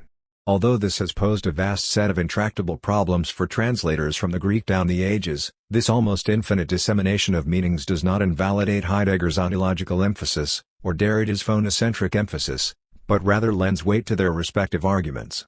In both cases, the point they are making is that the gathering together one of the core meanings of the Greek legend from which logos is derived into one term of this infinitely scattered series of meanings is the very operation of logos. We might even, in attending to its very diverse semantic history, draw out more explicitly than Derrida does in of Grammatology the inherently supplemental nature of this scattering, which often suggests the process of writing or deliberate inscription, the connotations that link counting, accounting, recounting, with telling, tallying, for example. One could, then, read Derrida's deconstructive repetition of Heidegger's ontological rethinking of phenomenology, his reinvention of grammatology as a writing science along with all the quasi-transcendental neologisms he will later invent as perhaps the first attempt to ground a non-metaphysical philosophizing within the French language, in a gesture that translates Heidegger's recovering of the Greek origins of philosophy within the German language. Alain Badiou in his article Français in the Vocabulaire Européen des Philosophies gives us another take on the history of Western metaphysics, and in particular the Cartesian moment of inauguration of contemporary particularly French philosophy. According to Badiou, Descartes' decision to rewrite Cogito as Je pense I think, rather than challenging the hegemonic superiority of Latin through 25. A national linguistic reappropriation of the privilege of writing and teaching philosophy, as was the case with Greek philosophy before him, and as will be the case with the German metaphysical tradition after him, in fact has nothing to do with language, but claims for itself a paradoxical universalism. The privilege accorded to French has nothing to do with any intrinsic quality of the language, but with the possibility of a universal and democratic orientation of philosophy. 465. Indeed, as Badiou says, referring to Jean Paulin's little-known but intriguing essay on etymology, Alain, ou la preuve par l'étymologie Alain, or proof by etymology, France has always scorned what Paulin called proof by etymology. 468. Cartesian universalism, as Badiou sees it, is a radical departure from the etymologizing tradition that for him characterizes German philosophy, not only insofar as this rupture severs language from any essential, natural relationship to national community, but also because it brings about a radical shift to privileging the syntax of language, its form, over its substance, its nouns or substantive substantifs, and thus the very ground of the subject as subjectum that Heidegger traces modern subjectivity back to. In spite of the most vehement imported attempts, nothing has ever been able to bend philosophy in France to this German hard labor which opens up words, traces them back to their Indo-European roots, and joins them to speak being and community. 468. His thesis locating the Cartesian moment as the foundation of a paradoxical universalism suggests, then, a radical break with a certain faith in etymologism, an idea he draws from Paulin's text on etymology. In this text, Paulin questions the claims etymology makes to be able to recover, through an archaeological process of reconstruction, an original, authentic meaning beneath the sedimented layers of its successive transformations and translations. An argument but you extends to the use of etymology as a paradigm for philosophical genealogy more generally. Paulin's text takes as its main target the French philosopher of language Allen's belief that earlier languages must have expressed more closely an original meaning, which must have been motivated and not arbitrary. This short text of Paulin might thus be read as his own version of Derrida's reading of Rousseau. Paulin, however, argues that etymology is the search for the origin, or the truth in language. The etymon in etymology often turns out to be about as reliable as a play on words, or paronomesis. His word is calember, that can 26. Never give us access to truth, but merely to more and more language. What is more, the name itself tells us this etymology is etymos logos, or true meaning. Etymology is thus its own advertisement, and refers back to etymology 265. Ironically, false or what are often called folk etymologies teach us more, it would seem, about the underlying meaning of a word than so-called true etymologies, and Paulin's text gives several witty examples. The epistemological aporia we are confronted with is thus the following: how can we know true from false etymology, when the very terms which allow us to make such a determination are themselves indissociable from this very history, and philosophical genealogy? Underlying this playfulness, then, is a very serious question. Regardless of whether such etymologies are mistaken or not, they have had actual historical effects, and Paulin explicitly includes Heidegger among the list of philosophers who look to etymology for proof of their theories. The metaphysics of Heidegger, among others, is entirely etymologizing. 267 n. 2. It leaves us with a more radical undecidability, in which it becomes impossible to tell whether a particular etymological genealogy, say, of logos, is a historical fact, or simply a series of linguistic puns, or accidents of language.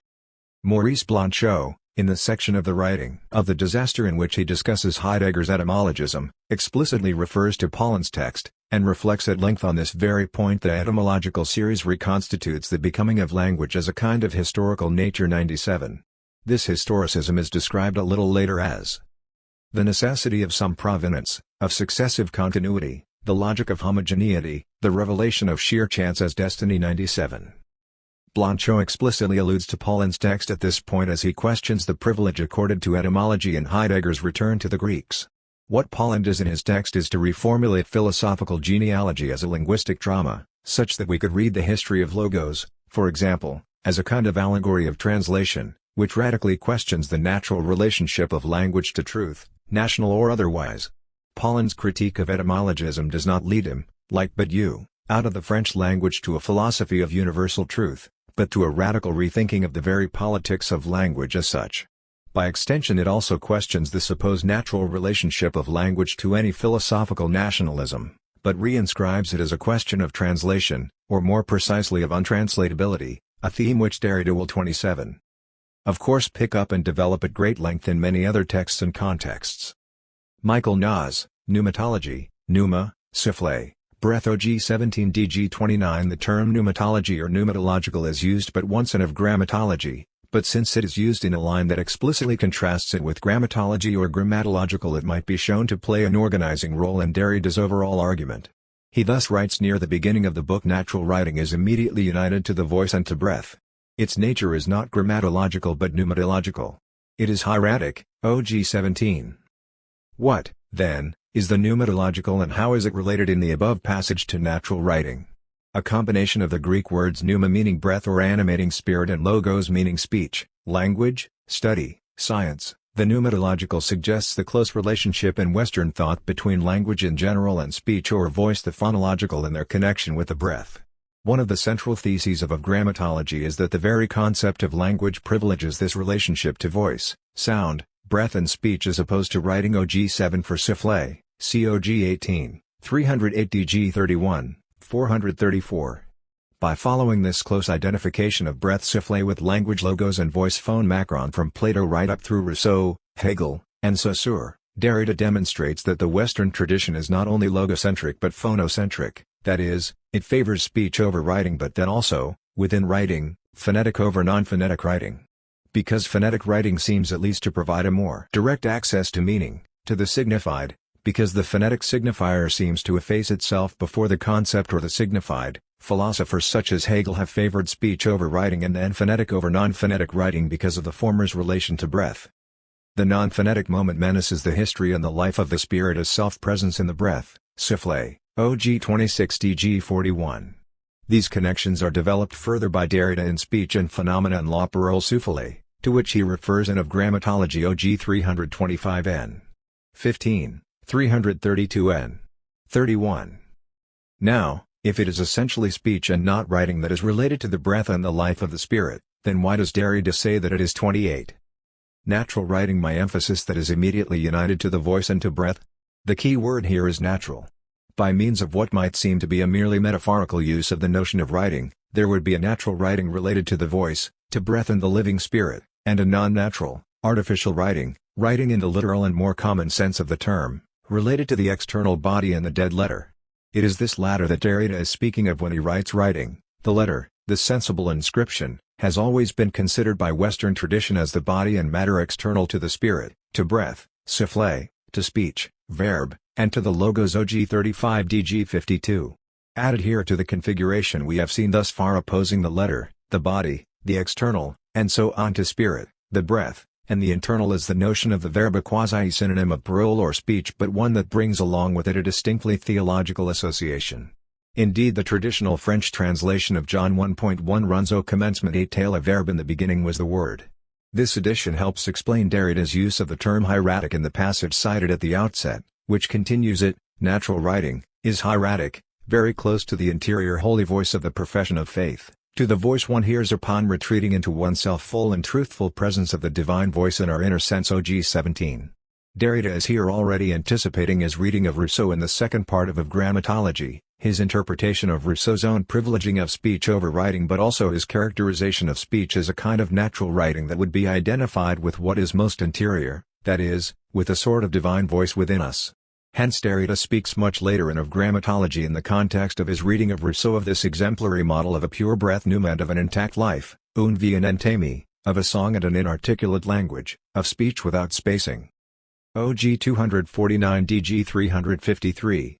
For Rousseau, natural expression would thus be related to the breath, but insofar as it is inarticulate it can hardly be called expression in any recognizable sense of the term. Indeed, for Derrida, the very idea of an inarticulate language, of a speech without spacing, is not simply a contradiction in terms but a phantasm or illusion of a language before language, of a divine logos that is pure and uncontaminated by space and by difference, that is, by writing. While pneuma is thus used in Greek philosophy to describe a living breath that is close to speech and voice and that is threatened in its 29. Life by writing, Derrida invokes throughout of Grammatology, but particularly in his reading of Rousseau and related figures, a theological tradition where pneuma refers to the animating principle within mankind, a living spirit given to him by God. Luther, for example, defines pneuma as the highest, deepest, and noblest part of man, which qualifies him to lay hold of incomprehensible, invisible, eternal things. In short, it is the house where faith and God's words are at home. Luther's Works 21 303. Accordingly, a pneumatology is always a theology, where a certain concept of the divine logos is thought in terms of an eternal present and a divine voice OG 73. We now see why Derrida would claim that natural writing has to be considered pneumatological rather than grammatological. Assuming for the moment that the latter can ever really be thought at the limits of a Greek notion of science as episteme and as logos, something Derrida himself questions when he writes, Grammatology, this thought, would still be walled in within presence OG 93, Grammatology would in effect announce the end or the closure of a certain Greco-Christian pneumatology, that is, the closure of an epoch where what is privileged is language's seemingly natural relationship to speech, voice, the verb, the living breath and so on, as opposed to writing.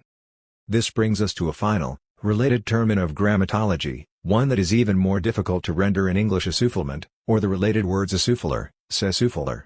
In a first moment, this series of words is but the flip side of the configuration we have seen. If writing is what threatens life itself, what compromises or broaches the breath of voice and of speech OG 25, then it could be said that writing is what leaves language breathless, what exhausts speech, what knocks the breath, and thus the life, right out of it. Writing in the common sense is the dead letter. It is the carrier of death. It exhausts, assouffle. Life OG 17 DG 29.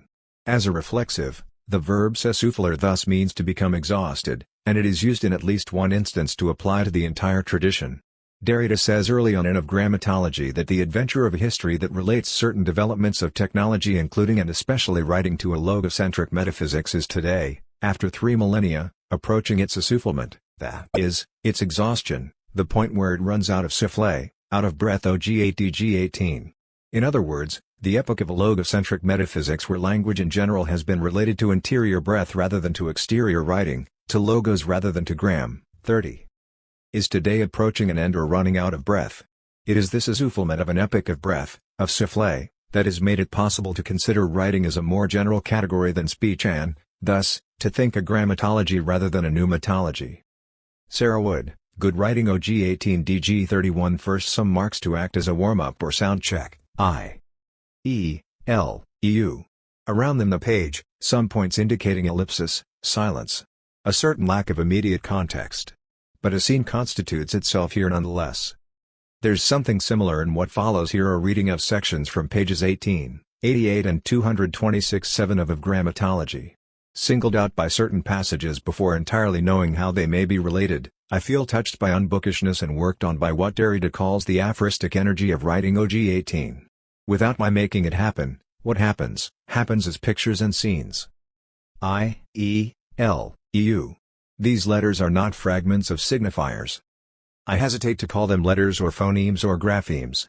The notion of linguistic form doesn't apply here because the unity and wholeness of the text generally presupposed by classical notions of close reading Wimsatt, for example, is put into question by Of Grammatology.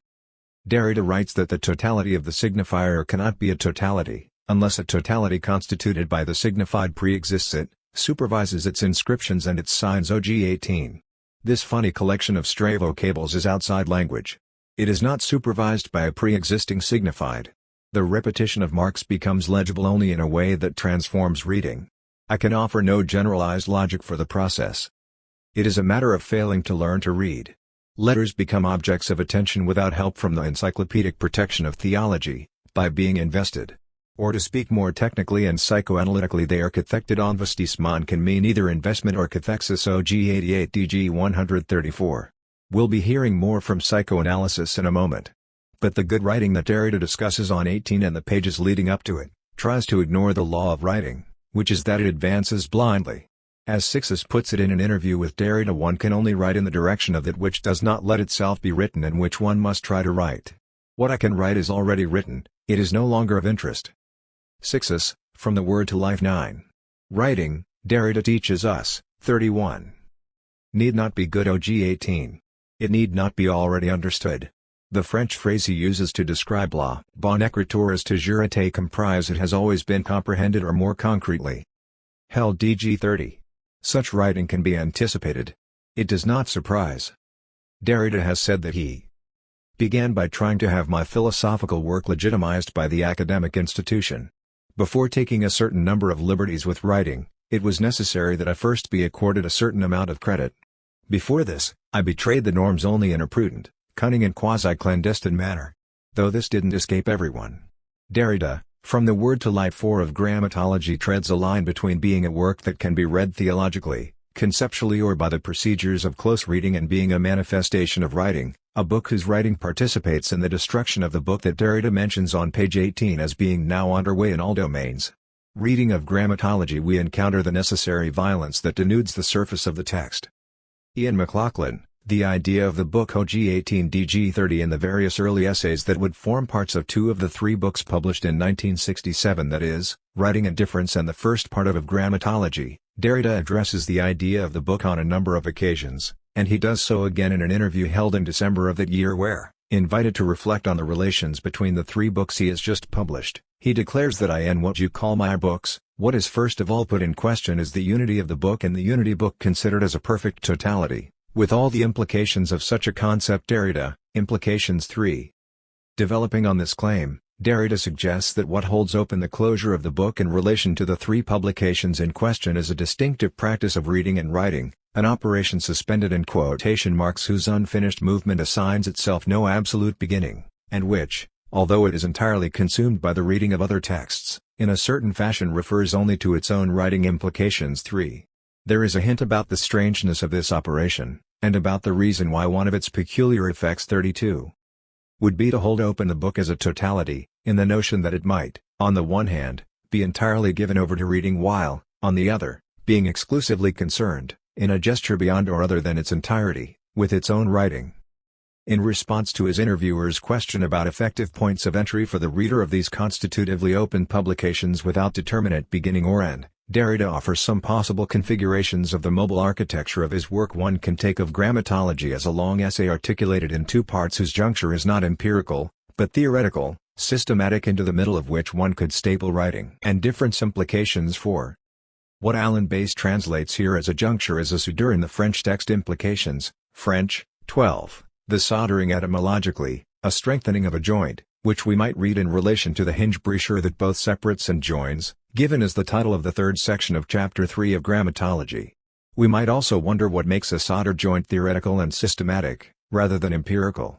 The question seems more significant, not just when the reader is invited to staple or bind brochure, in the French writing and difference into this juncture of the other text, but when the inverse operation is also invited, on grounds that are apparently at once theoretical and empirical. Inversely, one could insert of Grammatology into the middle of writing and difference, since 6 of the texts in that work preceded de facto and de jure the publication and critique 2 years ago of the articles that announced of Grammatology 4. The complexity of the variable configuration of these books is compounded when Derrida reaches the provisional conclusion, with the help of a curious figure in which the spatial is, as it were, soldered to the temporal, that 2 volumes are to be inscribed one in the middle of the other as due, you will agree, to a strange geometry, of which these texts are doubtless the contemporaries. For. Reminded about speech and phenomena I forgot, Derrida remarks that it is perhaps the essay which I like the most, a preference that is surprisingly manifested not just by being forgotten but by the idea of binding it as a long note to one or the other of the other 2 works. For, notwithstanding the fact that in a classical philosophical architecture, speech, would come first. 5. After a further elaboration linking speech and phenomena to his introduction of his 1962 translation of Husserl's Origin of Geometry, of which it might be read as the other side recto or verso, as U33. Derrida's interviewer is left to observe plaintively, I asked you where to begin, and you have led me into a labyrinth. 5. In light of these multiple configurations, it is therefore with some caution that I approach what is ostensibly the immediate context of the paragraph and of Grammatology, where Derrida addresses most directly that end of the book that provides part of the title of Chapter 1, the end of the book and the beginning of writing. OG 18. The preceding pages have referred to a variety of sources to outline the complicity between an essentially theological conception of the book and a natural, divine, living writing, one which is not external, literal inscription, not grammatological but pneumatological. OG 17. Drawing specifically on a passage from Rousseau's Emile in order to establish this polarization of writing, Derrida has referred to it as a good and a bad writing. OG 17, and it is that formulation that is operative when he diagnoses the comprehension, both containment and hermeneutic saturation of good writing within the theological model of the book, or Rousseau's Book of Nature. The good writing has therefore always been comprehended. Comprehended as that which had to be comprehended within a nature or a natural law, created or not, but first thought within an eternal presence. Comprehended, therefore, within a totality, and enveloped in a volume or a book. The idea of the book is the idea of a totality, finite or infinite, of the signifier. This totality of the signifier cannot be a totality unless a constituted totality of the signified pre-exists it, supervises its inscription and its signs, and is independent of it in its ideality. OG 18, trans. Mod. As it happens, the passage itself has undergone a modification in its transition from journal article to its place here in the Book of Grammatology. In the December 1965 issue of Critique, a version of the preceding survey of writing and the book that culminates in the discussion of a good and a bad writing inspired by Rousseau appears instead as a long footnote. Furthermore, the equivalent paragraph in Critique begins with the reference to the idea of the book, lacking the first 3 sentences on the comprehension of good writing. De la Grammatologie I 1025-7. One of the effects of this earlier disposition is to place the summary about the idea of the book as 34. A totality of the signifier immediately after a discussion that draws out the reliance of a supposedly prior good writing in a metaphorical sense on the proper sense of writing as finite, material inscription, that is, on a supposedly secondary bad writing. The point of this diagnosis, Derrida insists, being not to invert the proper and the figurative senses of writing, but to determine the proper sense of writing as metaphoricity itself. De la Grammatologie 1027 OG 15. But what is metaphoricity itself? Perhaps it names nothing other than the possibility of carrying over from article to book, within or across volumes, or more generally from one place to another, whether that place is literal or metaphorical, by means of joints, hinges or bindings that might be theoretical, empirical, or on the way from one to the other. This is the carrying over of afferents that passes through difference, a transport of words, as Derrida notes in another context, that are carried, ports, both exported and deported, by the movement afferents transference, reference, difference on the name 58. This movement of words is what eludes the comprehension of the book, ruinously compromising the independence of the ideal totality of the signified that should underwrite the books. Totality of the signifier. That this movement of words should spill over the confines of the book is doubtless no surprise, but what may be much less obvious is that it is also to be read within the book, the closure of which, Derrida insists on several occasions, is not its definitive end. For example, Implications 1314, which refers in turn to the distinction between closure and end proposed in OG4. At the close of another 1967 volume, in Ellipsis, the only essay written specially for writing and difference, Derrida begins with a backward glance over the preceding essays. Here or there we have discerned writing an asymmetrical division or distribution, partage, marked out on the one hand the closure of a book, and on the other the opening of the text. Ellipsis 294 ellipse 429, trans. Mod. My cumbersome modification of Alan Bass's translation signals that Derrida's partage may mark what both divides and draws together, the opening of the text not simply exceeding once and for all the closure of the book, as Derrida soon goes on to suggest. And yet did we not know that the closure of the book was not a simple limit among others? And that only in the book, coming back to it unceasingly, drawing all 35. Our resources from it, could we indefinitely designate the writing beyond the book? Ellipsis 294. Peggy Kamuv, a certain way of inhabiting. OG 24 DG 39. The movements of deconstruction do not shake up structures from the outside. They are possible and effective, their aim is accurate only if they inhabited, these structures. Only if they inhabit them in a certain way, for one is always inhabiting, and even more so when one does not suspect it. Necessarily operating from within, borrowing from the old structure all the strategic and economic resources of subversion, borrowing them structurally, that is, without being able to isolate their elements and atoms. The enterprise of deconstruction always falls prey estamporte, in a certain way, to its own work. This is what is eagerly pointed out by whoever has begun the same work in another area of the same habitation. No exercise is more widespread today, and it should be possible to formalize its rules. OG 24 DG 39, trans. Mod. Deconstruction inhabits, in a certain way. It is within structures that it shakes up and deconstructs from inside, a certain inside, which nevertheless opens to some outside. Deconstruction is a way of inhabiting structures that turns them inside out or upside down, like an uncanny guest who displaces all the host's property. This figure of inhabitation seems to have been called up here by some resistance to thinking about deconstruction's strategic aims and actions in such domestic or familiar terms. In evoking an accurate aim, Derrida, one understands, is taking aim at the prevailing assumption that any effective action against these structures of historical oppression, sexual repression, political, cultural and anthropocentric suppression must first make sure it is standing outside the master's house. In the remark that one is always inhabiting, and even more so when one does not suspect it, there is perhaps the echo of a pointed retort to some contemporaries, Foucault among them, but also certain Marxists, who sought to dismiss Derrida's undertaking as a repetition contaminated and brought down by or fallen prey to the very structures it is taking apart. But the complaint that deconstruction is not effectually or sufficiently oppositional has 36. Continued pretty much unabated since then, such that the retort fashioned herein of grammatology has remained no less to the point more than 40 years later. For one is still always inhabiting, and never more so than when one doesn't suspect it. There is, then, a manner of provocation launched here by way of the figure or the notion, not exactly a concept of habitation in the action, if you will, of inhabiting, which is precisely not an action when it is undergone as a given state, and even more so when one does not suspect it. By emphasizing that deconstructive movements inhabit in a certain way, however, Derrida is announcing something like an awakening of the action that habitually slumbers passively unaware in this state called habitation or inhabiting. If indeed everyone always inhabits, and who could deny that? Then the question is how one inhabits there where one finds oneself and that in which one is already inscribed.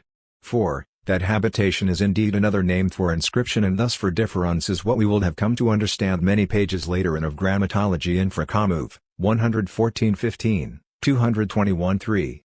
37. Chapter 2. Linguistics and Grammatology. J. Hillis Miller, Exergo G 2773 DG 42-108. Reading de la Grammatologie again after many years. My for Derrida concentrates on Derrida's later writings. I have been struck by the continuity between early and late Derrida. Of Grammatology contains in one way or another, though not of course predictably, the program for everything Derrida subsequently wrote. A full reading of de la Grammatologie and its relation to Derrida's later writings would be a more or less interminable task. In order to keep within some bounds, I shall focus on Chapter 2 of Part 1 and, within that, on Derrida's use there of several antithetical words, quasi-puns, Calember's difference, brichure, jeu and trace, as a fundamental part of what might be called the rhetoric of Derrida's argumentation. Freud, in the Uncanny das Unheimliche, showed that the German word unheimlich has two antithetical meanings. It names something strange that is at the same time familiar. Jeu, brichure. Trace and difference, I claim, are antithetical words in this sense, though not all in the same way. Their use is essential to the rhetorical strategies of de la Grammatologie. So what's the problem? Why did Derrida need to use such extravagant linguistic contortions to say what he was trying to say? His goal in de la Grammatologie is clear enough. Derrida wants to reverse the priority of spoken language over written language and to claim that archi-écriture comme espacement or écriture avant la lettre, far from being secondary and derived, has already been there. DG 99, 9. Arch-writing is the invisible generator, the trace, that has magically created all our ordinary and illusory assumptions about language, linguistics, subjectivity, the subject, consciousness. 38. Linguistics and Grammatology. The unconscious, science as in the science of linguistics, inside-outside distinctions, time, space, history, the transcendental patron, what is called God. Deconstructing these performs a wholesale demolition. Exit the whole shebang, in Wallace Stevens's phrase. Of course what has been deconstructed remains still there, apparently as solid as ever. Performing this reversal, though Derrida says it is not at all just a reversal, means deconstructing, piece by piece, what he calls Western metaphysics, or logocentrism, or ontotheology.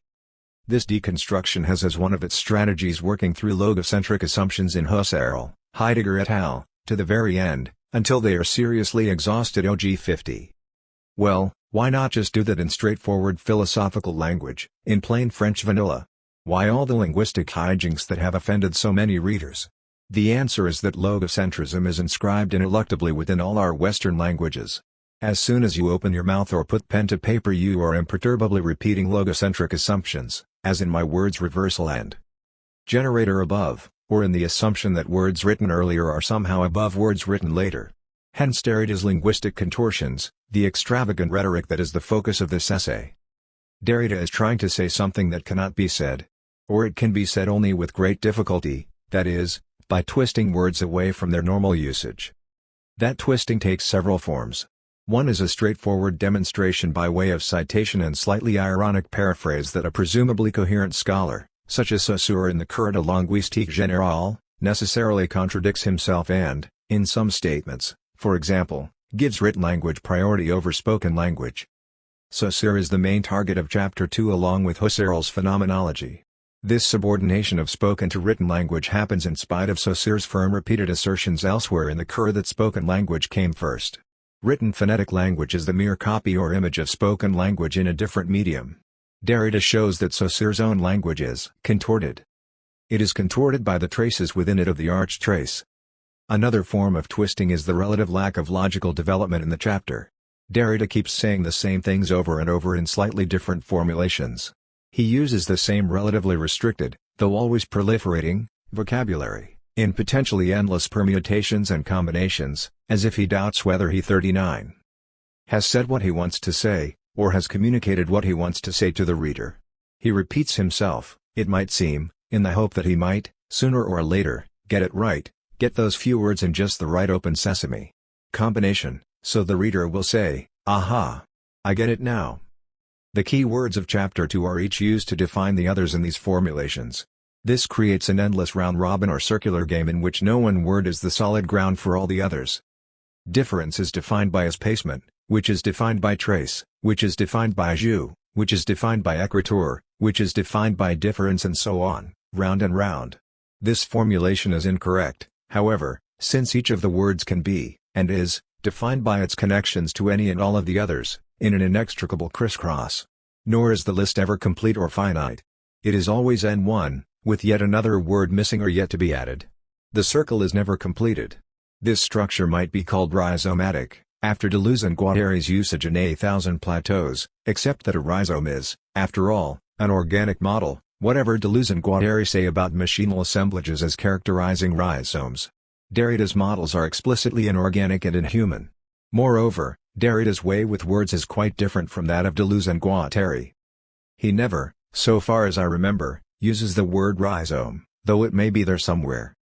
Another linguistic ploy employed by Derrida is to use openly logocentric words, like estoratan is, entity, words that belong to logocentrism from Plato and Aristotle down to Heidegger, under erasure, sous retour, sometimes by actually crossing them out on the page, sometimes by just saying they are under erasure, as when he says of passé passe that it is another name to erase OG66. By under erasure, I suppose, Derrida means he is using them without using them, but of course that is extremely difficult, perhaps impossible. To say or write is to say or write is, and we hear the word behind its erasure, as in Lado or Ela Dodons, the outside is the inside, where the est is crossed out OG44 DG65. Sometimes the contortions are grammatical, as in sentences that take away with one hand what they give with the other, as when Derrida speaks of a past that can no longer be understood in the form of a modified presence, as a present past OG66. It's a past that is not a past, a passé absolu, whatever, exactly, that means. 40. Linguistics and Grammatology. That leaves as examples of linguistic twisting my special topic here, Derrida's use of antithetical words, jus, brochure, trace and difference. Even here, however, one must distinguish. Difference, notoriously, is a neologism, not a real word in French dictionaries. In this it is like later Derridian words such as destinarence. Derrida has made up difference by writing it with an A rather than an E. He is, moreover, exploiting the fact that the difference between différance and difference cannot be heard when the two words are spoken. The difference is visible only in the words differing écriture, or writing down. Having manufactured this word, Derrida can then go on to use it as an antithetical word that says differ and defer at once. I shall now discuss brochure, jus and trace in more detail, each yet a different form of antithetical word. I shall go from less enigmatic to more and more enigmatic, with a close look at places where Derrida uses these words in Chapter 2. J. Hillis Miller, brochure OG 6573 DG 96 108. You have, I suppose, dreamt of finding a single word for designating difference and articulation. I have perhaps located it by chance in Robert's dictionary, if I play, jouer, on the word, or rather indicate its double meaning. The word is brochure, joint, break, hinge. Roger Laporte letter. OG 65 DG 96. The hinge, brochure, marks the impossibility that a sign, the unity of a signifier and a signified, be produced, say produire, within the plenitude of a present and an absolute presence. OG 69 DG 102.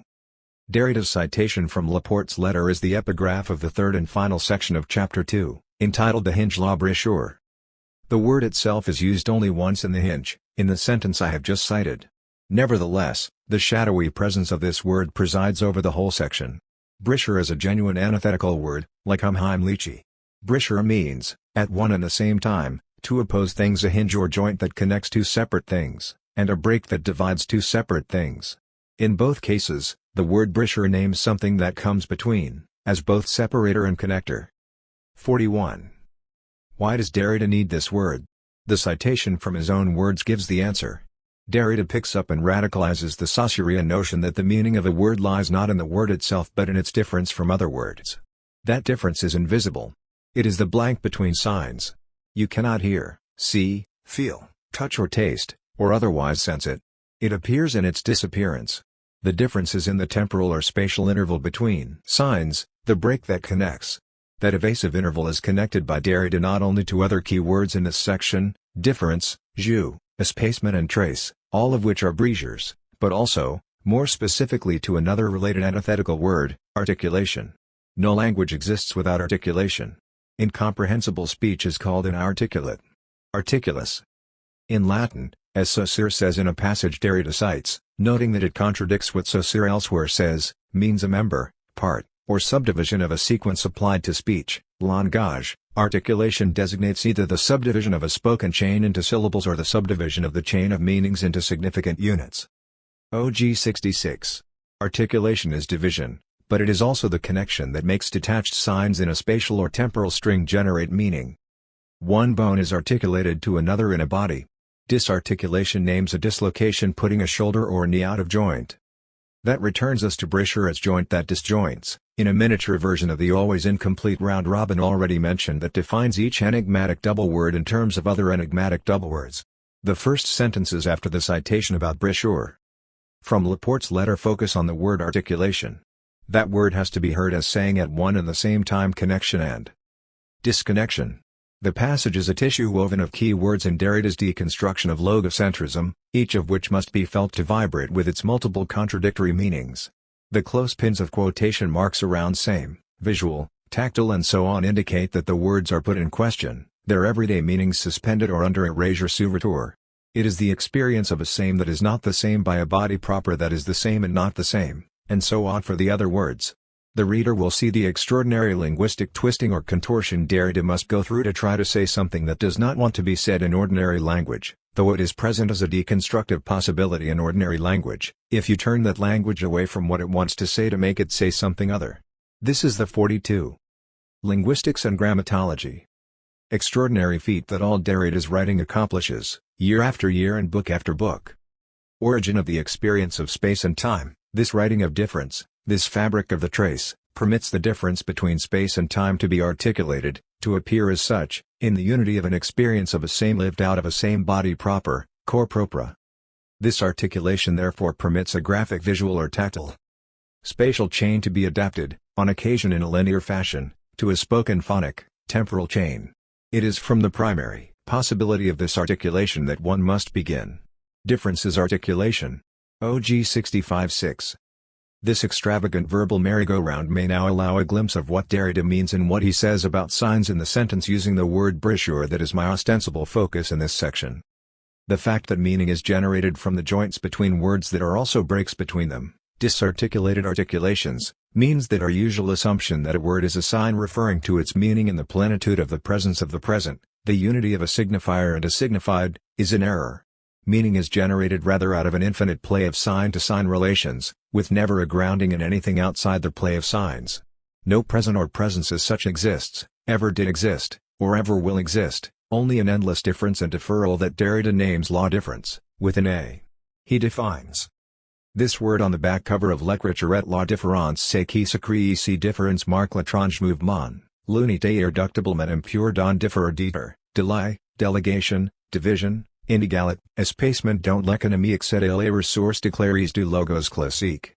What is written here as difference marks the strange movement, the irreducibly impure unity of a differing diter, delay, delegation, division, inequality, spacing the economy of which exceeds the declared resources of the classical logos, reason. J. Hillis Miller, Jouot G7, 48, 50 DG 7, 70, 73. It is therefore the game of the world, le jeu du monde, that must be first thought before attempting to understand all the forms of play, jeu, in the world. OG 50 DG 7343. It is time now to play a game of jeu. Playing with jeu is harder than handling brochure. This is partly because jeu is not exactly an antithetical word. Jeu is a bit more complex in its multiple meanings. The word is also used much more often in Chapter 2 than as brochure. A word's meaning is defined by its use, that is, by its placement in a sequence of words. Dictionary meanings are only an abstract approximation. This means that what a given word means in a given text can only be determined by a hard look at those uses. In the case of jeu that would take a long time and a lot of words, since the word appears often in Chapter 2, as well as in such other places as the paper Derrida gave at the Hopkins Symposium Law Structure, Le signe et le jeu dans le discours des sciences humaines structure, sign, and play in the discourse of the human sciences. As Gayatri Spivak's perfectly legitimate translations of jeu in my key citation indicates, the word can mean both game and play in the same sentence. In English, play can name a drama enacted on the stage, as Spiel. Can in German, as in Wagner's Singspielen, though drama is the normal French word for a stage play. Jeu can also mean a looseness in connections or articulations, as when one says, "There is play in this steering wheel," or even "There is play in this word," leading to wordplay. Certainly such play exists in ordinary usages of jeu, as well as in Derrida's play with those usages. Well, what does Derrida mean by distinguishing between forms of play in the world and the play of the world? Perforce I must be brief, where an interminable commentary or reading might be in order. I shall limit myself primarily to 3 passages where the word jeu is especially salient: OG 7, 48, 50, DG 7, 70, 73. I take these passages as contexts for understanding the sentence I cited initially in this section, my sample for close reading. We ordinarily think of a game as existing as a separate social entity within the world, along with all sorts of other social behavior and conventions. A game has arbitrary but fixed rules that are external to the game. Those rules govern the way a given game is played, such as all the rules about bidding in the game of bridge, or such as the rule in basketball that a basket made from a certain distance out earns 3 points, or such as the complex sets of rules that govern cricket or baseball. What Wittgenstein, not named by Derrida in Chapter 2, called language games are, like other games, intra-worldly. They are surrounded by a context that is outside the game. Saussure, cited in a passage from Jelmslev cited by Derrida, compared language to 44. Linguistics and Grammatology. A game of chess jeu d'échecs OG 57 DG 84. Language has grammatical rules outside a particular enunciation and governing it. Grammar determines what can be said, and how, just as the king, queen, pawn, knights and so on in chess each has its own distinctive powers of movement. The difference between a noun and verb consists in the different uses in a sentence each kind of word can have. This is true even though grammarians recognize that nouns can often be used as verbs, and verbs as nouns. They cheerfully call this functional shift, often without explicitly recognizing that whether a given word is a noun, a verb, an adjective or an adverb depends on its placement in that string of words we call a sentence. Any word can function as any part of speech, as though any chessman could be knight, bishop, queen, by turns. Derrida overturns the everyday concept of games. That concept has been crucial among linguists in expressing the notion that writing is a subsidiary game within language. Here one must think of writing as a game, le jeu, within language OG 50 DG 73. The usual concept of games also supports Plato's denigrations of writing as mere playpedia as against the serious business spout of spoken language. Play in Plato's usage, however, means something like child's play, not a game with complex rules. For Derrida, on the contrary, as against the whole Western tradition from Plato to Saussure and beyond, the whole world is a game. Nothing exists outside the game, just as there is nothing outside the text. Once more Derrida is twisting a word against the grain to make it say something different from what it ordinarily says, even for linguists and philosophers.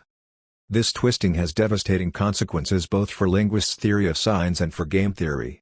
What is a game that is not grounded on external rules, that makes up the whole world rather than being one event within the world? Derrida notes in a footnote to my initial citation in this section that his phrase "the game of the world le jeu du monde" derives from Heidegger's commentaries on Nietzsche and from such related works as Eugene Fink's Le jeu comme symbole du monde spiel et le Welt symbol 1960. This genealogy gives the reader a clue to essential and mutually defining features of what Derrida means by his anasemic, as Derrida says of Abraham and Turok's word analysis concept of jeu.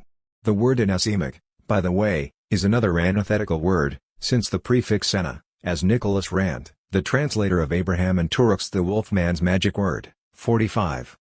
Notes, means upward, according to, back, backward, reversed. Again, while semic indicates pertaining to the sign as a unit of meaning 117. An anasemic analysis dissolves a word's unity by working both according to the usual meaning and against it. I shall identify, in conclusion to this section, 3 anasemic features of Derrida's use of jeu. 1. The absence of any transcendental signified. If there is nothing outside the game, then no external ground exists, no paternal presence setting the rules of the game. One could call play, says Derrida, the absence of the transcendental signified as limitlessness of play. A limitation du jeu, that is to say as the destruction of ontotheology and the metaphysics of presence, this play, thought as the absence of the transcendental signified, is not a play in the world, as it has always been defined, for the purposes of containing it, by the philosophical tradition and as the theoreticians of play also consider it. OG 50 DG 73. No ground, Saul, of non-signification understood as insignificance or an intuition of a present truth stretches out to give it a foundation, pour le fonder, under the play, jeu, and the coming into being of signs OG 48 DG 70. Limitlessness of play means that the game of the world is made up of an endless succession of signs, each referring to others, with never an exit or controlling non-sign outside the play of signs. Derrida cites Peirce's definition of a sign, an important source for this part of his argument. For Peirce, a sign is anything which determines something else its interpretant, to refer to an object to which itself refers its object in the same way, the interpretant becoming in turn a sign, and so on ad infinitum OG 50.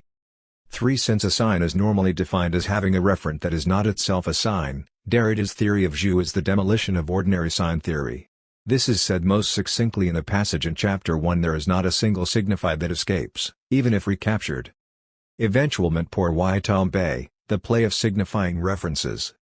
Au jeu des renvois signifiants, that constitute language. The advent of writing is the advent of this play today. Such a play is coming into its own, effacing the limit starting from which one had thought to regulate the circulation of signs, drawing with it all the reassuring signifieds, reducing all the strongholds, all the out-of-bounds shelters, to les abris du hors-jeu, that watched over the field of 46. Linguistics and Grammatology. Language. This, strictly speaking, amounts to destroying the concept of sign and its entire logic. OG 7 DG 16. A final comment. One aspect of what Derrida says about jeu, along with the entire rhetorical structure of Chapter 2, is that it turns back on itself to exemplify what it talks about. Do you want to know what a limitless play of signs referring to other signs is like? Read Chapter 2. J. Hillis Miller, Trace OG 47, 65, 66 7, 71. DG 69, 95, 97, 102 4. The trace is in fact the absolute origin of sense in general. Which amounts to saying once again that there is no absolute origin of sense in general. The trace is the difference which opens appearance, lapwriter, and signification. OG 65 DG 95. Trace as used by Derrida becomes an antithetical word in a way not too different to what happens to jeu in his hands. The difference, however, is that trace more often gives rise to blankly contradictory formulations, like saying that the trace is present absent, or that it is an origin that is not an origin. The word trace has a perfectly unambiguous set of meanings in French, or, somewhat differently, in English. Trace means the marks left by an animal or a person who once in the past passed by here, was present here and left footprints or paw prints on the ground. An example is the print of a naked foot in the sand that so strikes Robinson Crusoe with terror. Derrida discusses that footprint at length in his last set of seminars, La bête et le souvenir de Yamane. The word trace also means to trace out a route on a map beforehand, or to make a tracing on a piece of paper of an already present design. In all these cases, the noun or verb trace designates a mark made by or gesturing towards something pre-existing and non-linguistic that the trace points to, either back in time or forward in time. In its ordinary meaning it is not an antithetical word. Derrida twists the word, anasemically, against the grain, against its ordinary, semantic, dictionary meaning, to make it say something else entirely. Just what does Derrida make the word trace mean? Why does he twist just this word?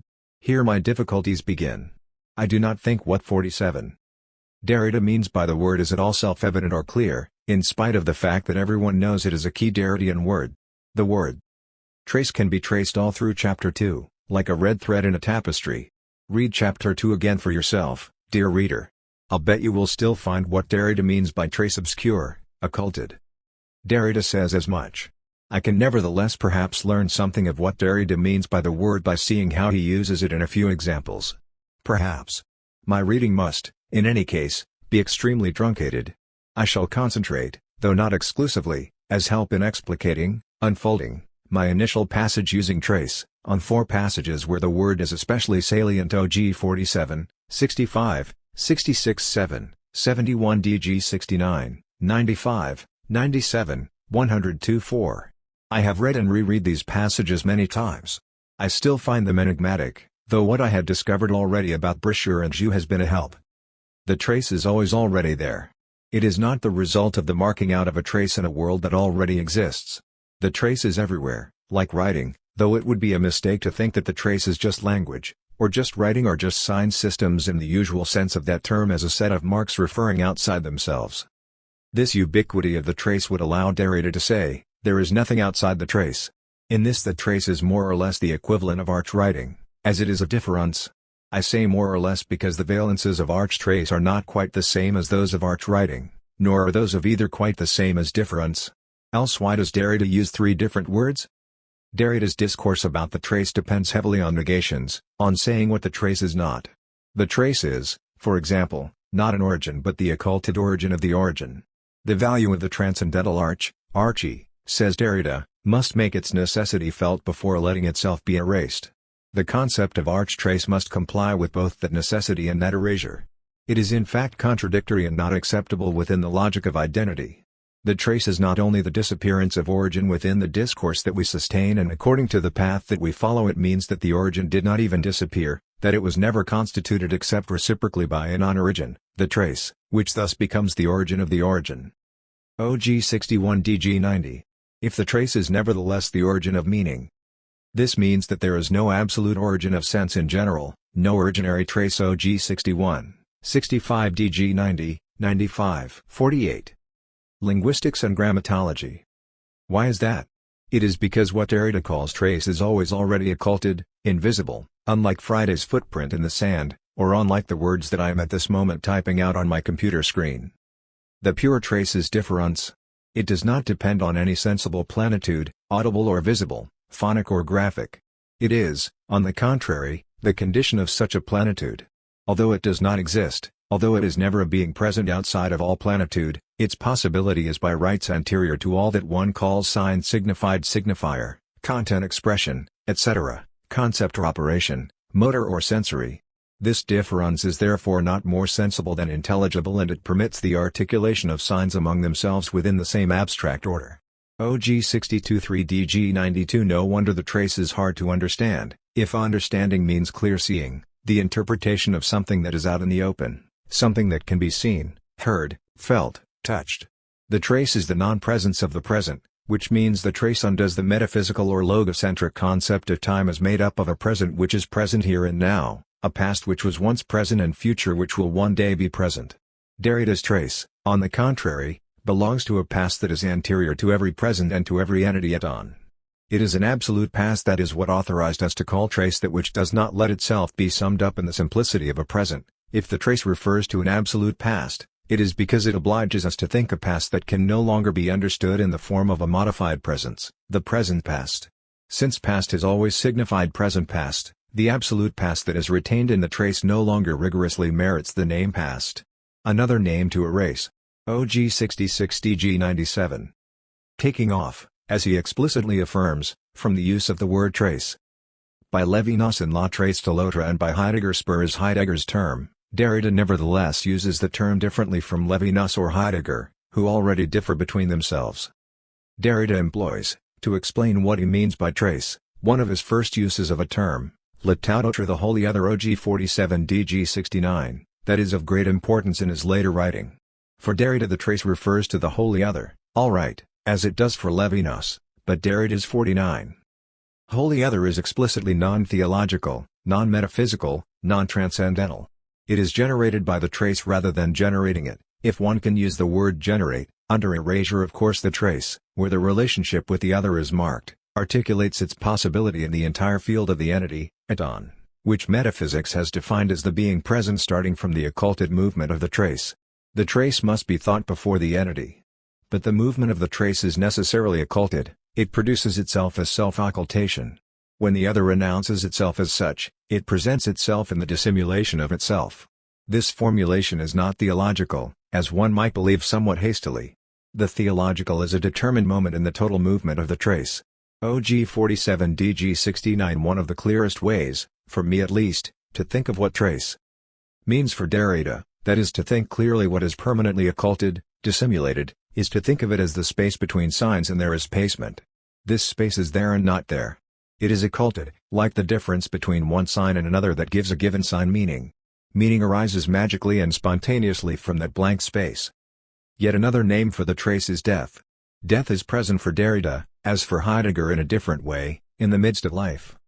Death is the dead spot of a trace that is invisible and inaudible, like the presence of a trace element in some rock or earth. Nevertheless that hidden trace is the origin non-origin of the whole shebang. I listed above, All those assumed presences that we so blithely take for granted, subject, object, the presence of the present and so on. The outside, says Derrida, spatial and objective exteriority which we believe we know as the most familiar thing in the world, as familiarity itself, would not appear without the gram, without difference as temporalization, without the non-presence of the other inscribed within the sense of the present, without the relationship with death as the concrete structure of the living present, life without difference, another name for death, historical metonymy where God's name holds death in check, and respect, OG 71 DG. 103, 104. Why bring in death? I suppose because the trace, like death, is invisible, inaudible, never present as such. On the other hand, the 50. Linguistics and Grammatology. Trace generates life, which Derrida here defines not as organic but as a product of difference. As long as you are caught up in the relays of difference, you, and the vivant, the living, in general, are still alive. Death is also invoked here in echo of Heidegger's claim that Dasein, human being there, is fundamentally to be defined as Sein zum Tode, being towards death. But Derrida was always obsessed with death. Many of his later writings and seminars focus on death, for example in The Gift of Death Donner la Mort, down to the last extraordinary seminars on Robinson Crusoe's fear of death when he sees the trace of a naked foot in the sand. To say that trace is death, as Derrida does in Of Grammatology, is a splendid example of the way that book foreshadows Derrida's subsequent writings, though that can only be known in hindsight, after reading those later writings. Trace, in English, though perhaps not in French, has two strange meanings that differ from the ones I initially gave. Traces are the name of the two straps or chains that connect a horse to the wagon or farm implement, a plow for example, that the horse draws. A trace, even more weirdly, is a bar or rod, hinged at either end to another part, that transfers movement from one part of a machine to another. American Heritage Dictionary. The trace is a brochure, a hinge, with all the complexities I have found in the French word. The trace is a hinge that connects and disconnects, that articulates, at a breaking point. Brochure, jus, trace. Following these three increasingly complex and in different ways antithetical words through the tangled thicket of Derrida's language in Chapter 2 of De la Grammatologie is one way to try to come to terms with his language use. Some of his recurrent words are antithetical in themselves, like brochure, or, in a different way, jus. In some cases, such as trace, the word has a more or less univocal ordinary meaning, but Derrida uses it in ways that are antithetical to that normal usage. Derrida uses these words to attempt to say what has never been said. I claim that following these words, as they weave in and out of Derrida's discourse, is one way to try to come to terms with his language use, but trying does not guarantee success. Nevertheless, one can but try. Nicholas Royal, Bizarro G36 DG 54-5. Saussure. But the spoken word is so intimately bound to its written image that the latter manages to usurp the main role. JD's italics. 51. Rousseau writing is nothing but the representation of speech. It is bizarre that one gives more care to the determining of the image than to the object. Saussure. Whoever says that a certain letter must be pronounced in a certain way is mistaking the written image of a sound for the sound itself. 1. Attribute s, the oddity. Bizarrerie, to an exceptional pronunciation. What is intolerable and fascinating is indeed the intimacy intertwining image and thing. Graph, i.e., and phone, to the point where by a mirroring, inverting, and perverting effect, speech seems in its turn the speculum of writing, which manages to usurp the main role. Representation mingles with what it represents, to the point where one speaks as one writes, one thinks as if the represented were nothing more than the shadow or reflection of the representer. A dangerous promiscuity and a nefarious complicity between the reflection and the reflected which lets itself be seduced narcissistically. In this play of representation, the point of origin becomes ungraspable. There are things like reflecting pools, and images, an infinite reference from one to the other, but no longer a source, a spring. There is no longer a simple origin. For what is reflected is split in itself and not only as an addition to itself of its image. The reflection, the image, the double, splits what it doubles. The origin of the speculation becomes a difference. What can look at itself is not one, and the law of the addition of the origin to its representation, of the thing to its image, is that 1 + 1 makes at least 3. OG 36 DG 54-5. You love this passage because it is not a passage. It has already passed out of the book. On the back cover of the so-called original French edition but not of the English publication, there is the Rousseau quotation. Languages were made to be spoken, writing serves only as supplement to speech. Writing is nothing but the representation of speech. It is bizarre that one gives more care to the determining of the image than of the object. Les langues sont faites pour être parlées, l'écriture n'est certes que de supplément à la parole. L'écriture n'est que la représentation de la parole, il est bizarre qu'on donne plus de soin à déterminer l'image que l'objet. And this is followed by Derrida's first words, the immediately succeeding sentence on the back cover constituting in effect his first or final outworking of the book entitled Of Grammatology. This book is, then, dedicated to the bizarre, c'est livre donc à la bizarrerie. A dedication to 52. Linguistics and Grammatology. Oddity bizarrerie, the experience of what is bizarre, pervades. In the passage itself it is the only word that the translator, Gayatri Spivak, gives parenthetically in the original French, as if to remark or double-mark this oddity, the oddity having already announced itself on the back cover of the French publication. Bizarrerie is possible in English. The OED recognizes it as an English word, meaning bizarre quality, dating back to the middle of the 18th century. But whoever says, bizarrerie? It is difficult to get one's mouth around, like a patisserie gone topsy-turvy. It is not the sort of thing you'd say in normal conversation. Do you call this a normal conversation? People sometimes give the impression that Of Grammatology is a rather classical, formal and well-behaved text or series of texts. No, it is bizarre through and through, starting perhaps with its title. It is called Of Grammatology, but no one should suppose for a moment that this book propounds a science of writing. As Derrida later observed, Of Grammatology never proposed a grammatology, some positive science or discipline bearing that name. On the contrary, it went to great lengths to demonstrate the impossibility, the conditions of impossibility, the absurdity, in principle, of any science or any philosophy bearing the name grammatology. The book that treated of grammatology was anything but a grammatology. For the love of Lacan. 52. Of Grammatology is a bizarrerie. Its concern with the bizarre is a key to its enigma, part and parcel of what Derrida calls his final intention in this book, namely to make enigmatic what one thinks one understands by the words proximity, immediacy, presence. OG 70, emphasis added. Bizarrerie, says Rousseaucher. Rousseaucher? Did I pronounce that right? What's your game anyway? Aren't you just messing about with words and letters and trying to lead us astray? Us? Who's talking about us? The passage in question, I admit, doesn't seem explicitly to have to do with playing with words, but the play of representation to which Derrida refers is not finally separable from what is seductive here. He knows, or his writing shows, that these forms of derangement are endlessly coming on, enabling and haunting what he elsewhere refers to as the regime of normal hallucination. Qualquel 297-8. At the same time he insists on the fact that the desire to restrict play is irrepressible. OG 59, trans. Mod, emphasis added. You see this word, you hear 53. It Rousseaucher. It is a strange sort of deformation, to be sure, but it gives a hint, perhaps, of the bizarrerie of what is at stake in Of Grammatology. It's not so far away from what Derrida, later in the same paragraph, calls the process whereby Saussure anagrammatizes. Rousseau. OG 37. You can quickly find yourself back to front, as if in a mirror, the B of bizarrerie in the letters of Derrida's name like the smile of the Cheshire cat. A busy, dizzy sort of Derridelirium. To read Of Grammatology requires the most normative attentiveness and traditional respect for grammar, syntax, argument and demonstration, but also another idea, to see or listen to what is going on between the lines, in other spaces. It's bizarre, yes. And it will always have exceeded the book. As he says, it is less a question of confiding new writings to the envelope of a book than of finally reading what wrote itself between the lines in the volumes. That is why, beginning to write without the line, one begins to reread past writing according to a different organization of space.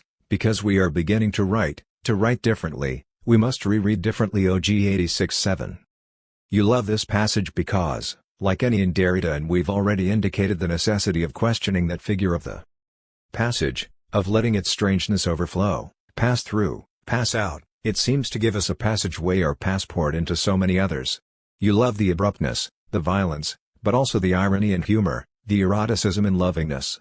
You love this peremptory kind of manner in which he writes Saussure, then a colon, then a quotation, without comment, then Rousseau, colon, quotation, without comment, then Saussure again, colon, quotation. It's the sort of quick-fire ascription you associate with other early essays, like force and signification. And so here they are in apposition, doubling up. It looks so straightforward. Rousseau and Saussure, side by side. 1 + 1 +. And then Derrida's commentary, which is of course not commentary, at least not in the sense of any straightforward exposition and explanation of the quotations. That's what you love, how everything joins up with everything else, the way this passage illustrates what he calls, elsewhere in a Grammatology, the task of reading, a task based on the understanding that it is not sufficient merely to reproduce, by the effaced and respectful doubling of commentary, the conscious, voluntary, intentional relationship that the writer institutes in his exchanges with the history to which he belongs. Thanks 54. Linguistics and Grammatology. To the element of language OG 158, emphasis added. Although it is not commentary, he goes on to make clear, our reading must be intrinsic and remain within the text. 159. You have to do something. But you can't do anything you fancy. The task is to bring out the way in which the text is itself, but also and first of all other than itself, the way that what Rousseau or Saussure is saying is more or other than they might appear to suppose. You love the way the passage is doing this. Years prior to any explicit and sustained textual encounter with speech act theory, Derrida is showing us how crucial that is to understanding his texts. The words are doing by saying, writing. We get quotations from Saussure and Rousseau, then an unfurling of words, lines, sounds and images that are at once faithful to what has been excised from Rousseau and Saussure and doing something bizarrely different. You need a good ear for Derrida. He is not for speed reading, even if he sets the quotations out on the page like a series of telegrams. He has an exceptionally fine ear in turn, so fine it can bury itself in the ear of the other. He is not only the great philosopher of writing of the 20th century, but also a spectral machine for speaking, listening and feeling. Typewriter ribbon 160. Tone and effect. You might not think of these as a key component in the passage. With the French text it is easier to pick up, since the footnote appears on the same page. In the bulkier and more cumbersome apparatus of the English edition you have to seek it out in the back section. At the end of the chain of quotations from Saussure and Rousseau, before the onset of Derrida's delirious commentary, comes a footnote. Let us extend our quotation to bring out the tone and the affect of these theoretical propositions. Saussure puts the blame on writing. Another result is that the less writing represents what it is supposed to represent, the stronger the tendency to use it as a basis becomes. Grammarians never fail to draw attention to the written form. Psychologically, the tendency is easily explained, but its consequences are annoying. Free use of the words pronounce and pronunciation sanctions the abuse and reverses the real, legitimate relationship between writing and language. Whoever says that a certain letter must be pronounced a certain way is mistaking the written image of a sound for the sound itself. For French oi to be pronounced ois, this spelling would have to exist independently. Actually wise written oi. Instead of meditating upon this strange proposition, the possibility of such a text actually wise written oi, Saussure argues to attribute the oddity to an 55. Exceptional pronunciation of o and I is also misleading, for this implies that language depends on its written form and that certain liberties may be taken in writing, as if the graphic symbol were the norm. OG 325N. 2. Trans. Mod.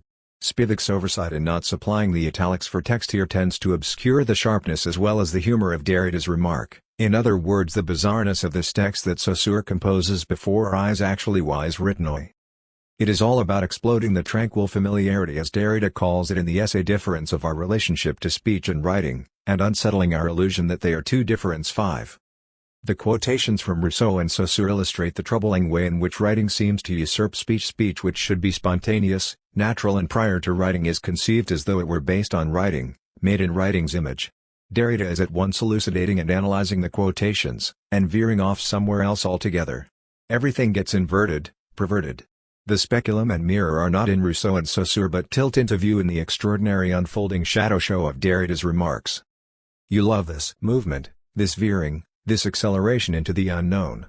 From the beginning of the book you have been trying to ponder the suggestion that the future can only be anticipated in the form of an absolute danger. OG 5 and you sense this not only in what Derrida says but how, in the unforeseen, as if delirious shifts of his writing. As he notes in Force and Signification writing is dangerous and anguishing, it does not know where it is going. 11. Such is the tone and the affect of this passage for you. You feel the strangeness of what is at once intolerable and fascinating. It is erotic and disturbing at the same time, all this talk of mingling, intimacy, intertwining, promiscuity, complicity. Something is letting itself be seduced narcissistically. There is a sex scene going on, but where does it start? Or end? It is not about speech coming first and writing second, or the other way round. It is more to do with what Derrida calls that strange space, between speech and writing. Difference 5. There is no longer any simple origin.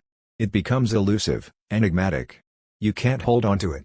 Bizarre, exorbitant, excessive, exaggerated. The passage veers magically in the direction of fiction or poetry. There are things like reflecting pools, and images, an infinite referral renvoi, a dizzying word, that can also mean 56. Linguistics and grammatology. Sending back, cross-reference, suspension, transfer, where did these come from? What is this place? Where are we? This shadow show, these spectacular sentences of delirious splitting and disorientation testify to the experience of what Derrida elsewhere refers to as the place where we believe ourselves to be. OG 162, in other words, in the vertigo. 1 In this vertigo, a place, in which one is reflected, is split in itself, and self-regard is intimately intertwined with otherness. Some of the most insistent motifs of grammatology are enfolded representation, the supplement, the bizarre. It is a matter of what Derrida will later describe as the pre-originary intervention of the other in me. I have a taste for the secret. 89. You have to break off, you know you do, but why don't you just add, by way of some brief illustration of the almost incredible logic of renvoi that seems, in turn, to be required for any properly attentive reading of Derrida, a few final indications of how this passage you love seems to send us back or away, as if for the first time, to other elsewheres in his work.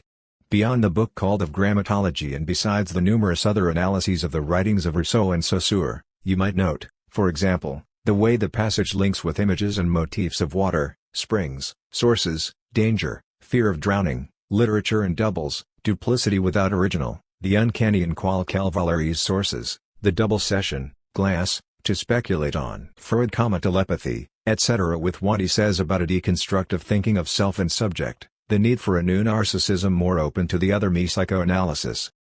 Deconstruction and the other, there is no one narcissism, psyche, invention of the other, right of inspection, monolingualism of the other, Abraham, the other, etc. and with what his texts have to tell us about ghosts, not least as regards that spectral logic whereby 1 + 1 makes at least 3 number is the ghost, as he suggests in Spectres of Marx, not to mention yes, what he says about yes, in Ulysses' Gramophone, and a number of yes, and about etc. in etc., etc., etc. Us? Still harping on us? Of Grammatology is written in a quite philosophically traditional mode. There is, on occasion, an authorial I as well as the perhaps more inclusive we. We must begin wherever we are, for example OG 162. Strikingly, it is not a book that addresses or engages with you. Such dryness and formality as this might imply are in keeping with Derrida's avowed intention, from the 57 outset, to respect classical norms. OG 89. Nevertheless, you want to conclude by saying that you love this passage you have selected because it broaches, in however shadowy or subtle a fashion, an experience of delirious tone and more than one voice. In this sense you feel it is not after all so different from those numerous other, apparently more literary, poetic or dramatic texts by Derrida, some of which you have just named: psyche, invention of the other, right of inspection, monolingualism of the other, etc., that take the form of dialogue. But it is never dialogue, you want to emphasize. It is always more than that: multiple voices, the call of the other, an irreducible polyphony. 1 + 1 makes at least 3. Derek Attridge, The Arbitrary. OG 44-7 DG 65-9. The thesis of the arbitrariness of the sign so grossly misnamed. Si mal nommé, and not only for the reasons Saussure himself recognizes, must forbid a radical distinction between the linguistic and the graphic sign. No doubt this thesis concerns only the necessity of relationships between specific signifiers and signifieds within an allegedly natural relationship between the voice and sense in general, between the order of phonic signifiers and the content of the signifieds, the only natural bond, the only true bond, the bond of sound. Only these relationships between specific signifiers and signifieds would be regulated by arbitrariness. Within the natural relationship between phonic signifiers and their signifieds in general, the relationship between each determined signifier and its determined signified would be arbitrary. OG 44 DG 65. If, as Derrida says earlier in his reading of Saussure, the tone counts. OG 34, we might begin by asking, why should the thesis of the arbitrariness of the sign be mal nommé? What has Derrida got against arbitrariness? Saussure's own discomfort arises because of possible misunderstanding. The term should not imply that the choice of the signifier is left entirely to the speaker, I mean that it is unmotivated, i.e. arbitrary, and that it actually has no natural connection with the signified course, trans. Baskin 68-9. Saussure goes on to dismiss two possible objections, pointing out that onomatopoeia and interjections, which might seem to be exceptions to the rule of arbitrariness, are never organic elements of a linguistic. 58. Linguistics and Grammatology. System Course 69, an assertion to which Derrida devotes some acerbic comments in Glass 91b-94b. Saussure's point is, of course, precisely the reverse of this misunderstanding, because the relation between signifier and signified is arbitrary and thus purely conventional. There can be no grounds for preferring a signifier different from the one sanctioned by the system. The operation of language would fail if speakers did not faithfully observe pre-existing paradigms. It appears that for Derrida, however, this discomfort is not the only objection that can be raised against the term. He has observed earlier in the book that Saussure relies on the notion of arbitrariness to limit the kind of writing he discusses to phonetic, alphabetic writing, thus enabling the linguist to exclude it from the interiority of language, an exclusion which, Derrida argues, is not merely the result of a certain scientific exigency but one on which the possibility of scientificity itself depends. OG 32-3. And in a tone of mock surprise he has reminded us that it is the theoretician of the arbitrariness of the sign himself who keeps returning to the notion of a natural relationship between concept and phonic signifier, and between speech and writing. OG 35. There are grounds, then, for being suspicious of the concept of arbitrariness, which is constantly in danger of being undermined. But we should note that in the passage quoted above the severity of Derrida's judgment is directed at the naming of the thesis, not at the thesis itself. His sentence implies that a worthwhile thesis has been given an inappropriate name, even though the note to this sentence cites an entire system of intralinguistic criticism, opposed to the thesis of the arbitrariness of the sign. OG 326.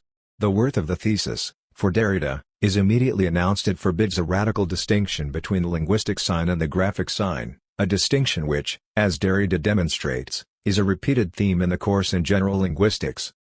This is not, of course, how Saussure deploys the thesis of arbitrariness, but it's Derrida's point that the thesis can be used against itself. What makes a name inappropriate for that which it names? If words were wholly arbitrary in their relation to their meanings, there would be no room for a concept of appropriateness. Any signifier would be as good as any other to refer to a particular signified.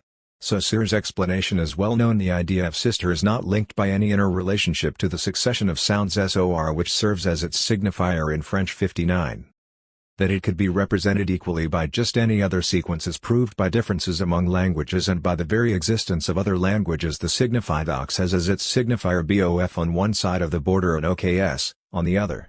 Course 67-8. Notice that Saussure is already in trouble here, since ox is a sign, not a signified. But let that pass. His claim here that the same signified is represented by different signifiers in France and in Germany is, of course, later complicated by his argument that the conceptual continuum is divided up by the particular language in a particular way, so there are no grounds for assuming a common signified on both sides of the border. In invoking the possibility of misnaming, then, Derrida is already assuming that the operation of signs is not wholly governed by arbitrariness.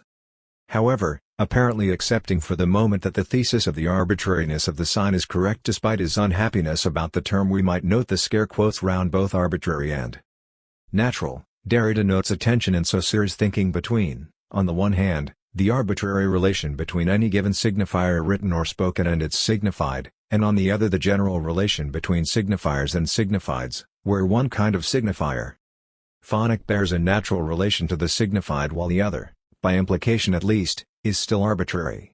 Oddly, the standard translation of the course by Wade Baskin omits what, for Derrida, is the crucial adjective in Saussure's description of the phonic sign, cited many times in this chapter of the Grammatology. For Saussure's La ligne naturelle, la seule véritable. Baskin has the only true bond. Course 25. Roy Harris, in his version of the course, has the natural and only authentic connection. 26. Thus far in the argument, then, Derrida is pushing the claims of the arbitrary against a conception of natural relationship. Much later he will comment on Paul de Man's reliance on the term arbitrariness, welcoming it as a name for the contingency and fortuitousness of the event but hesitating over its association in de Man's work with threat, cruelty, dismemberment and so on. Typewriter ribbon 158. Now from the moment that one considers the totality of determined signs, spoken, and a fortiori written, as unmotivated institutions, one must exclude any relationship of natural subordination, any natural hierarchy among signifiers or orders of signifiers. 60. Linguistics and Grammatology. If writing signifies inscription and especially the durable institution of a sign, and that is the only irreducible kernel of the concept of writing, writing in general covers the entire field of linguistic signs. In that field a certain sort of instituted signifiers may then appear, graphic in the narrow and derivative sense of the word, ordered by a certain relationship with other instituted. Hence written, even if they are phonic signifiers. The very idea of institution, hence of the arbitrariness of the sign, is unthinkable before the possibility of writing and outside of its horizon. OG 44. If the relation of sound, or in Saussure's terms sound-image, though Derrida doesn't make anything of this to meaning, is the natural and only authentic relation, it's clearly naturally superior to the relation of writing to meaning. But if arbitrariness rules the field, there must be no natural hierarchy. Once again, Derrida draws on the malign term to move the argument on. It leads to the classic deconstructive account of the relation between speech and writing. All linguistic signs are a kind of writing, because all involve inscription of some sort. Derrida's act in retaining the term writing but changing its meaning is exactly what Saussure has said the language user cannot do. This is the misunderstanding of arbitrariness as open to the choice of the speaker. The violence involved here is indicated by Derrida's use of scare quotes around several of his terms. When the word written appears in this extract in quotation marks, we register that it does not have the meaning authorized by convention, but rather Derrida's expanded notion, whereas writing, graphic and phonic in this passage do have their conventional meanings, but require the quotes to indicate that these conventional meanings are no longer adequate. Arbitrariness has now been both disparaged and misapplied, though this hasn't prevented Derrida from making use of it, and now it is put firmly in its place. Writing, which perhaps should be writing, we are told, is a precondition for arbitrariness, which cannot be thought outside of its horizon. We cannot begin, as Saussure wanted to do, from the principle of the arbitrariness of the sign, Saussure's principle I, because there is something more fundamental, something that makes the principle of arbitrariness thinkable in the first place. Here Derrida calls it writing. He will give it other names in the pages that follow, including trace, difference and 61. Supplementarity. He has also introduced the important notion of institution, which will help him take the issue of arbitrariness in a new direction. Let us now persist for a while in making use of this opposition of nature and institution, of physis and nomos, which a meditation on writing should disturb, although it functions everywhere as self-evident, especially in the discourse of linguistics. We must then conclude that only the signs called natural, those that Hegel and Saussure call symbols, escape semiology as grammatology. But they fall a fortiori outside the field of linguistics as the region of general semiology. The thesis of the arbitrariness of the sign thus indirectly but irrevocably contests Saussure's declared proposition when he chases writing to the outer darkness of language. This thesis successfully accounts for a conventional relationship between the phoneme and the grapheme in phonetic writing, between the phoneme, signifier signified, and the grapheme, pure signifier, but by the same token it forbids that the latter be an image of the former. Now it was indispensable to the exclusion of writing as external system, that it stamped, vint frappe, an image, a representation, or a figuration, an exterior reflection of the reality of language. OG 44-5, trans. Mod. Derrida here acknowledges that he is, pro tem, making use of the discredited notion of arbitrariness to pursue the logic of his argument. Institution is not identical to arbitrariness, but the opposition of institution and nature is clearly a version of the opposition between arbitrary and natural relations, even though writing, in his new sense, is prior to any opposition between arbitrariness or institution and nature, not only making them possible but at the same time limiting the absoluteness of their operation. The thesis of the arbitrariness of the linguistic sign allows us to exclude those signs that rely on a natural or intrinsic relation between the properties of signifier and signified, what Person's tripartite categorization calls icons. Concentrating for the present on these non-natural signs, Derrida returns to the question of the relation between graphic and phonic signifiers. Since writing is, for Saussure, solely a representation of speech, it must be governed by the law of arbitrariness. How then, asks Derrida, can Saussure claim that writing gives us an image of speech? This would be a non-arbitrary, motivated, natural. 62. Linguistics and Grammatology. Connection. This may seem a little unfair to Saussure, who never extended the notion of arbitrariness to the relation between speech and writing in this instance. He might have been reasonably happy with Derrida's refusal of both pure arbitrariness and pure naturalness or motivation. But Derrida is intent on using Saussure's thesis against himself. There's an edge of sarcasm in his description of Saussure chasing, writing to the outer darkness, les ténèbres extérieures, of language, and he insists that the inability to come down on the side either of convention or of motivation is a mark against Saussure. We may see this as characteristic of Derrida's readings of philosophers and linguists, a trait that has given rise to some misunderstandings. His barbed tone and evident delight in uncovering contradictions distract from the positive implications of his findings here that Saussure, who saw without seeing, knew without being able to take into account. OG 43, as Derrida put it earlier, reveals the inadequacy of both the conventionalist and the naturalist accounts of language. Putting Derrida's point more neutrally, Saussure wants to assert both that writing is wholly exterior to speech, implying that the relation between them is arbitrary, and that writing is an image of speech, implying that the relation is motivated. A contradiction, yes, but one that Derrida is content to live with if writing in the limited sense is the supplement of speech. As he will go on to argue, it is neither simply a conventional representation nor simply a motivated one, neither wholly outside nor wholly inside. Earlier Derrida had remarked that Plato's account of writing, speech and being or idea was fundamentally the same as Saussure's, but that the philosopher's tone was preferable, being more subtle, more critical, more troubled. OG 33, trans. Mod. In the paragraphs that follow, Derrida presses home his accusation, still leaning heavily on the notion of arbitrariness. What matters here is that in the synchronic structure and systematic principle of alphabetic writing and phonetic writing in general, no relationship of natural representation, none of resemblance or participation, be implied. OG 45. And again one must therefore challenge, in the very name of the arbitrariness of the sign, the Saussurean definition of writing as image, hence as natural symbol of language. Not to mention the fact that the phoneme is unimaginable itself, and no visibility can resemble it. It suffices to take into account what Saussure says about the difference 63 between the symbol and the sign, in order to be completely baffled as to how he can at the same time say of writing that it is an image or figuration of language and define language and writing elsewhere as two distinct systems of signs.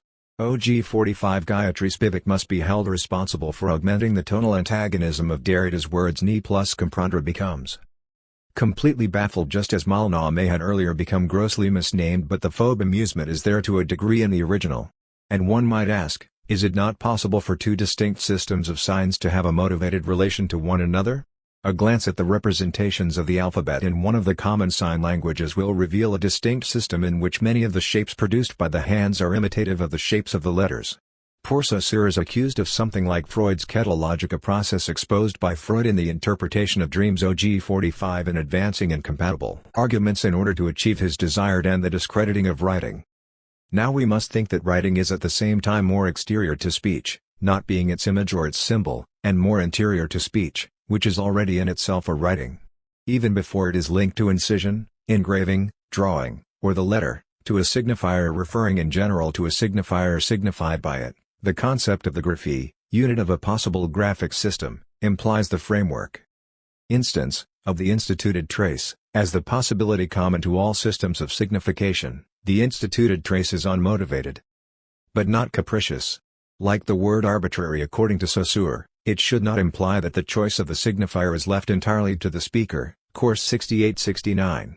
Simply, it has no natural attachment to the signified within reality. For us, the rupture of that natural attachment puts in question the idea of naturalness rather than that of attachment. That is why the word institution should not be too quickly interpreted within the classical system of oppositions. OG 46. DG 68. Derrida is now ready to move to his own version of arbitrariness. Already the word unmotivated emotive has begun to displace arbitrary, and unmotivatedness immotivation will soon displace arbitrariness, though it remains awkward in English. Spivak will 64. Linguistics and Grammatology. Put unmotivatedness in scare quotes and then shift to immotivation without quotes. Saussure's dividedness on the question of writing's relation to speech is now endorsed and amplified. Writing is even more exterior and at the same time even more interior to speech than is allowed in Saussure's relatively timid account. And the notion of writing is generalized to the notion of the instituted trace, which underlies all sign systems and not just language. At first it seems as if Derrida is going to come down completely on the side of arbitrariness in his discussion of this generalized form of writing, echoing Saussure's cautionary remark about choice and asserting that the instituted trace has no natural attachment to its signified content. As always, Derrida's use of quotation marks is interesting. Attaché naturel looks like a quotation from Saussure that he has used earlier, but Saussure's phrase is ligne naturelle, so it must be an indication of the author's distance. Quotation marks or guillemets Functioning is what Derrida, following Pong, calls pinsets or tweezers signa punch since punch 44.5. But there is an immediate qualification: it is not that arbitrariness triumphs over naturalness, but that the concept of naturalness is not as simple as it seems. Hence the term institution should not be taken to sit entirely comfortably on the side of, say, convention as opposed to nature, nomos as opposed to physis. The instituted trace cannot be thought without thinking the retention of difference within a structure of reference where difference appears as such and thus permits a certain liberty of variations among the full terms. The absence of another here and now, of another transcendental present, of another origin of the world appearing as such, presenting itself as irreducible absence within the presence of the trace, is not a metaphysical formula substituted for a scientific concept of writing. This formula, beside the fact that it is the questioning of metaphysics itself, describes the structure implied by the arbitrariness of the sign, from the moment that one thinks of its possibilities short of the derived opposition between nature and convention, symbol and sign, etc. OG 46.7.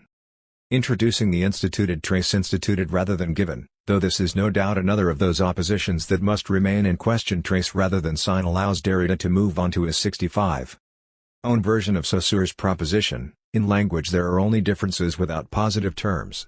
A few pages later, Derrida will remark, henceforth, it is not to the thesis of the arbitrariness of the sign that I shall appeal directly, but to what Saussure associates with it as an indispensable correlative, and which would seem to me rather to lay the foundations for it, the thesis of difference as the source of linguistic value. OG 52. The trace is offered as a way of conceptualizing difference that cuts across the oppositions with which Saussure continued to struggle, such as nature and convention, symbol as motivated representation and sign as unmotivated representation, and, of course, presence and absence. And once more, the thesis of the arbitrariness of the sign is pressed into service, albeit displaying still the tweezers of scare quotes. What is important is that we consider its operation before, or on this side of endasa the opposition Saussure clung to. Arbitrariness need not stay obediently on the side of convention and the sign, but can denote a principle of differentiation that complicates, but also enables, all signifying processes. Another name, therefore, for the trace or still to be discussed supplementarity. I have chosen to demonstrate the necessity of this deconstruction by privileging the Saussurean references, not only because Saussure still dominates contemporary linguistics and semiology, it is also because he seems to me to hold himself at the limit at the same time within the metaphysics that must be deconstructed and beyond the concept of the sign signifier signified which he still uses. But Saussure's scruples, his interminable hesitations, particularly in the matter of the difference between the two aspects of the sign and in the matter of arbitrariness, are better realized through reading Robert Goethals Les Sources manuscrits du Cours de linguistique générale, OG 329n. 38, note cited OG 73. This is a note appended by Derrida at the very end of his discussion of Saussure. Up to now, the tone of Derrida's analysis or deconstruction, he holds his own term in tweezers now, has had the effect of presenting Saussure as a somewhat comically inadequate thinker. Plato was more subtle, critical and troubled than 66. Linguistics and Grammatology. Saussure Spivak magnifies the latter's sins by translating plus in quiet as less complacent. OG 33, Saussure's irritation drives him to pedestrian comparisons. OG 38, he wants to set up a sort of intralinguistic leper colony. OG 42, his statements are curious, he makes an apparently innocent and didactic analogy, and we have to oppose him to himself. OG 52. But in this note Derrida lets him off the hook. His actual writings, as distinct from the book assembled from the lecture notes of his students, show him to be an exemplary thinker, pushing at the limits of conceptuality, anything but complacent, a forebear rather than an opponent. Derrida also refers from time to time to the anagrams, where a Saussure who is much less sure of himself and of the principle of the arbitrariness of the sign emerges. Derrida turns to the word arbitrary in several other places, and of grammatology it appears in the reading of Lévi-Strauss, along with art, technology, law, institution, society and motivation, as an example of the others of physis. OG 103, as a characteristic of oppressive governments. OG 137, as a fault in Rameau's music. OG 210, and as a property of money, equated with phonetic writing. OG 301 invoked these last three cases in the course of accounts of Rousseau's writing. In spite of the accusation of gross misnaming, it's obviously a very useful word in Derrida's thinking, but one that has to be handled with care, exploited but never wholly endorsed. He is willing to use the phrase the arbitrariness of the sign without distancing quotation marks. OG 33, 35, 44, 45, 52, but he uses it just as often with them OG 47, 48, 51, 57, 326. When we move from sign to trace, however, we find that he scrupulously avoids Saussure's term. As far as I know, he never refers to the arbitrary trace, preferring the unmotivated trace or the instituted trace. And with the trace, we shift to a new consideration. In fact, there is no unmotivated trace. The trace is indefinitely its own, becoming unmotivated. OG 47. Saussure is eventually left behind, as the static notion of difference gives way to the movement of difference in Saussurean language. What Saussure does not say would have to be said. There is neither symbol nor sign but a becoming sign of symbol. OG 47. Arbitrariness, it turns out, is not a foundation stone, as Saussure would have it, but a temporary piece of scaffolding, to be set aside once its usefulness is over. And in stating that the thesis of the arbitrariness of the sign is mal nommé, Derrida is not flagrantly exercising a power which according to that thesis he does not have. 67. But marking a moment in his patient undoing of the oppositions on which the thesis relies, an undoing already implicit in Saussure's own scruples and hesitations. Jean Gaston, Writing and World. OG 47, 50, 65 DG 68, 73, 95. How does Derrida treat the concept of world?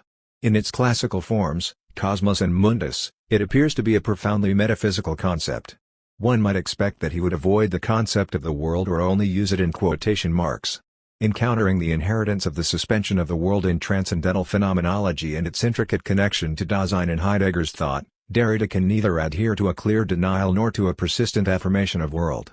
Certainly, there are worlds that are cited from the works of Rousseau, Descartes, Jasper, Kafka and Levi-Strauss, which often carry the heavy resonance of a quotation that should be placed in double quotation marks. For example, when Derrida quotes Levi-Strauss's description of the lost world, Le monde perdu of the Nambiquara, who are called a people. Without writing OG 107, 110 DG 157.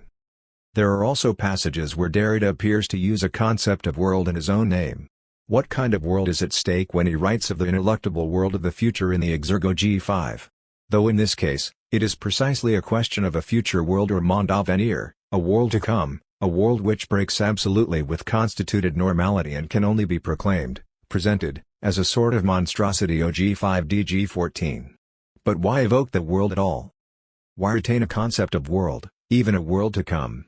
If Derrida cannot entirely dispense with the concept of world, how are we to read his insistence that our entire world, tout notre monde, and language would collapse without the exteriority of writing in general? OG 14 DG 26.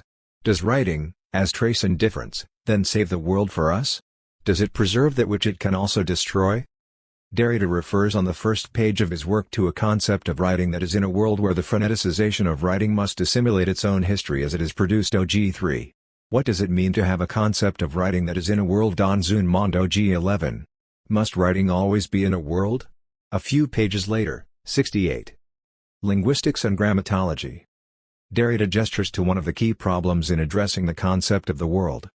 The system of hearing understanding oneself speak, s'entendre parler, through the phonic substance which presents itself as the non-exterior, non-mundane, therefore non-empirical or non-contingent signifier has necessarily dominated the history of the world during an entire epoch, and has even produced the idea of the world, the idea of world origin, that arises from the difference between the worldly and the non-worldly, the outside and the inside, ideality and non-ideality, universal and non-universal, transcendental and empirical, etc. OG 78 DG 17. The phonocentric tradition casts language not in the world, the exterior, mundane, empirical and contingent, but as the origin of the world. Language is the transcendental possibility of the world. It is itself entirely free of the world, intelligible, necessary and universal. Without the ideality of the phone macron and the logos, there would be no idea of the world. For Derrida, despite the careful construction of a transcendental internal time consciousness, Husserl cannot avoid the time of the world. OG 67. And despite his evocation of being in the world, Heidegger succumbs to a notion of language which does not borrow from outside itself, in the world. OG 20. We are left with what Derrida calls the game of the world, le jeu du monde. OG 50 DG 73. The challenge of the game of the world, Derrida argues, is to think of a writing which is neither in the world nor in another world, of a writing that marks the absence of another here and now, of another transcendent present, of another origin of the world. OG 65, 47. In Structure, Sign and Play 1966, Derrida had associated Le Jeu du Monde with Nietzsche's joyous affirmation of the play of the world and the innocence of becoming. Writing and Difference 292. Derrida refers here to Nietzsche's description of the world as a game or play of forces, a continual becoming, passing away and destruction that Heraclitus have compared to the innocent play paideia of a child. Nietzsche, the pre-Platonic philosopher 74 Ecce Homo 729 Late Notebooks 38 Heraclitus 102. Derrida was also inspired by the work of Eugene Fink OG 326 n. 14. In Nietzsche's Philosophy 1960, Fink had written the Cosmos plays, It Plays Joining and 69. Separating, weaving death and life into one beyond good and evil and beyond all value because any value only appears within the play. 172. From his reading of both Nietzsche and Husserl, Fink argued that one should not take the measure of the world through things or beings in the world but think of the world from the origin of the world. Phenomenological Philosophy 95 100. For Derrida, the play of the world suggests that one can avoid thinking of world within the traditional Aristotelian structure of container and contained.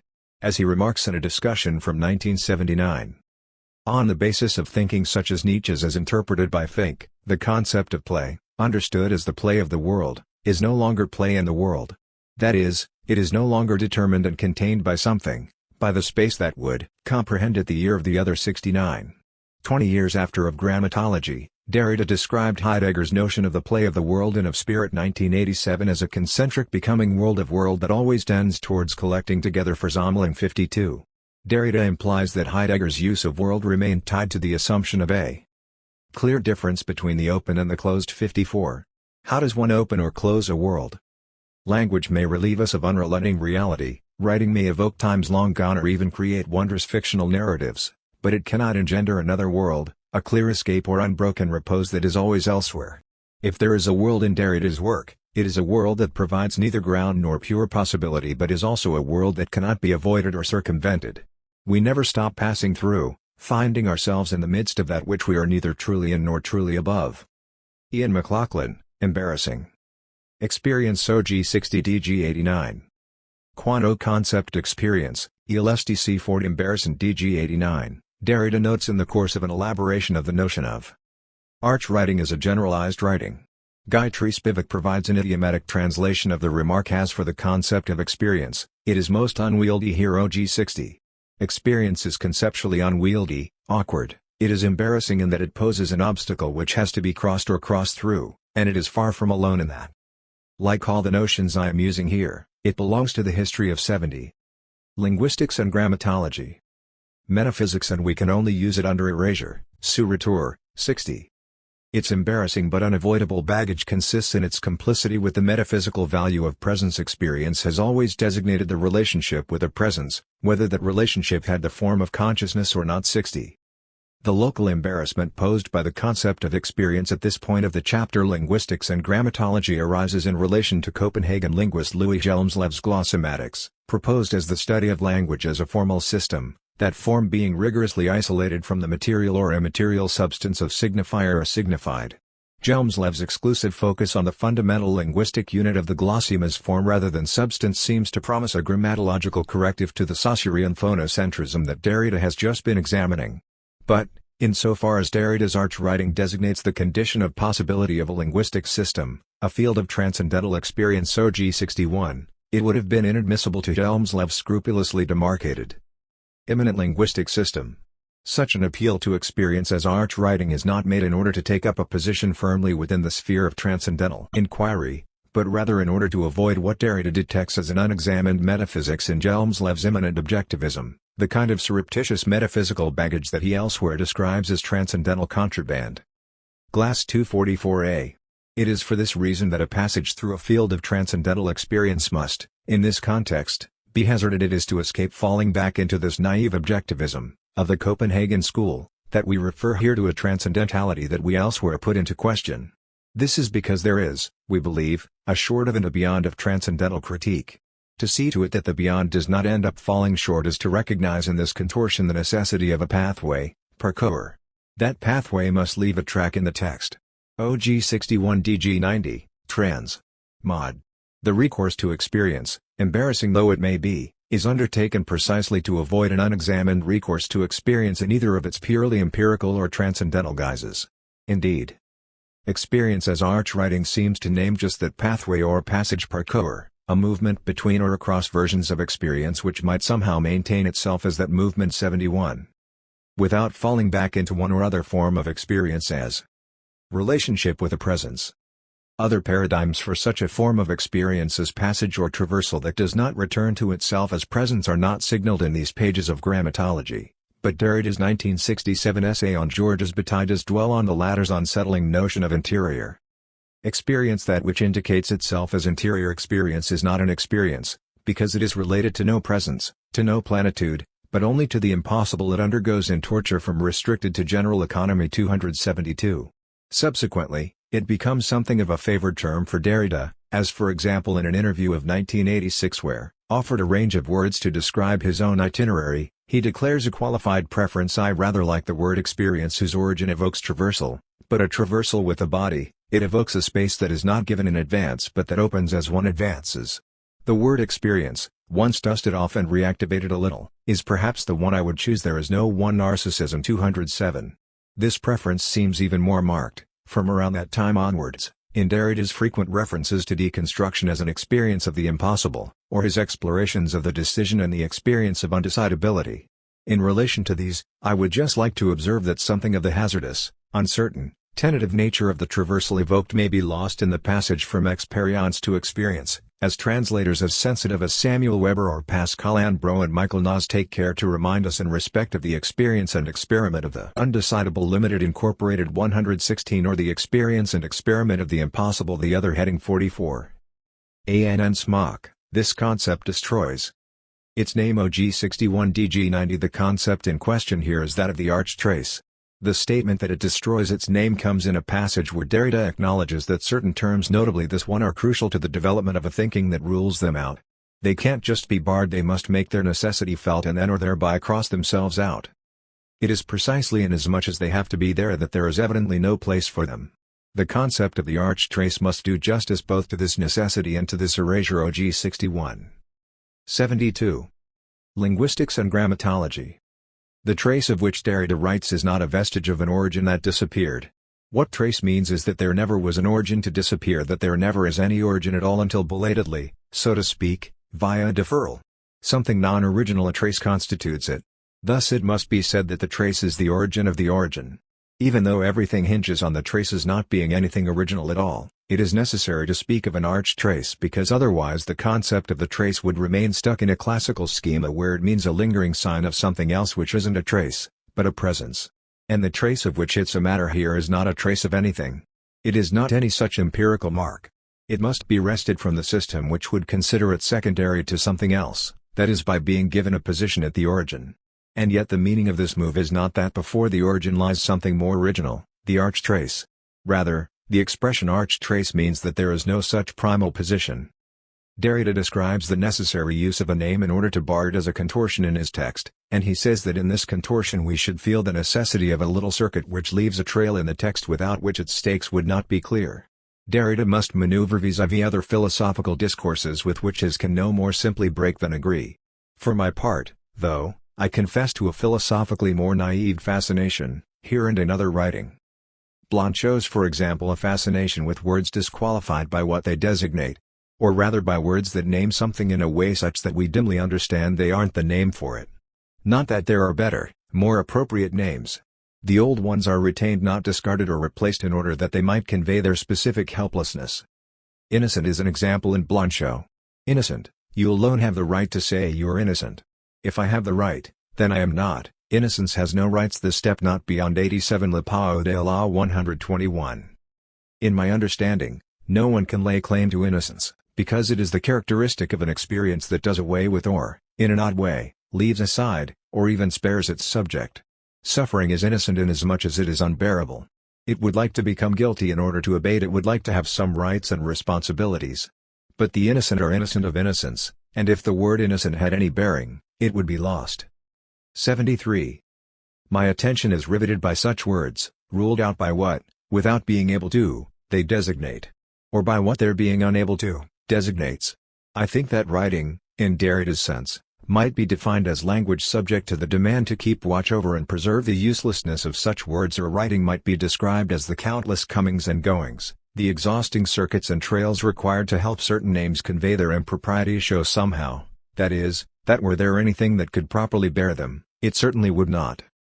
Ian MacLachlan, A Hinge OG 65 DG 96. What is a hinge? An answer to that question might hinge on whether or not one could say that it is the same thing as a brochure. It hangs or turns on the issue of how the links of a chain are articulated, how array worked, perhaps somewhat unhinged. Conception of writing might be required in order to think what it is that makes translation possible, or what more generally articulates sameness and difference between languages, but also within what is taken to be a language, as for example at the juncture between the graphic and the phonic. This articulation therefore permits a graphic, visual or tactile spatial chain. It is from the primary possibility of this articulation that one must begin. Difference is articulation OG 66. The term brochure, evoking at once difference and articulation, a break or breach into join or link, is offered to Derrida by his friend Roger Laporte, and takes its place in of Grammatology in a manner that itself forms something of a disarticulating hinge, in the internal border of an epigraph, the kind of textual juncture at which the names of Jacques Derrida and Roger Laporte crossed more than once. For example, Derrida invokes Laporte's recollection of an anecdote concerning posthumous Nietzsche publications in a postscriptum to spurs the styles of Nietzsche 139-40, and before writing on Laporte's work in more sustained fashion in the essay What Remains by Force of Music, Derrida's only published allusion to a writer whose work he had admired since Foucault had introduced him to Laporte's 1963 text Law of ACF. Derrida and Bennington 330 had been in the margins of an essay largely devoted to textual marginality, in the prefatory outwork or lever to dissemination, in a parenthesis at the end of a footnote itself devoted to the status of the prefatory and perhaps thereby acquiring 74. Linguistics and Grammatology. A perverse centrality, where Laporte's Fugue 1970 is cited alongside Francis Bong's Fabrique du Pré as two exemplary treatises on the pre-written outwork A10. 11. In complementary fashion, Laporte's Fugue had already kept a special place for Derrida at its opening edge, bearing a dedication à Jacques et Marguerite Derrida. Fugue 251.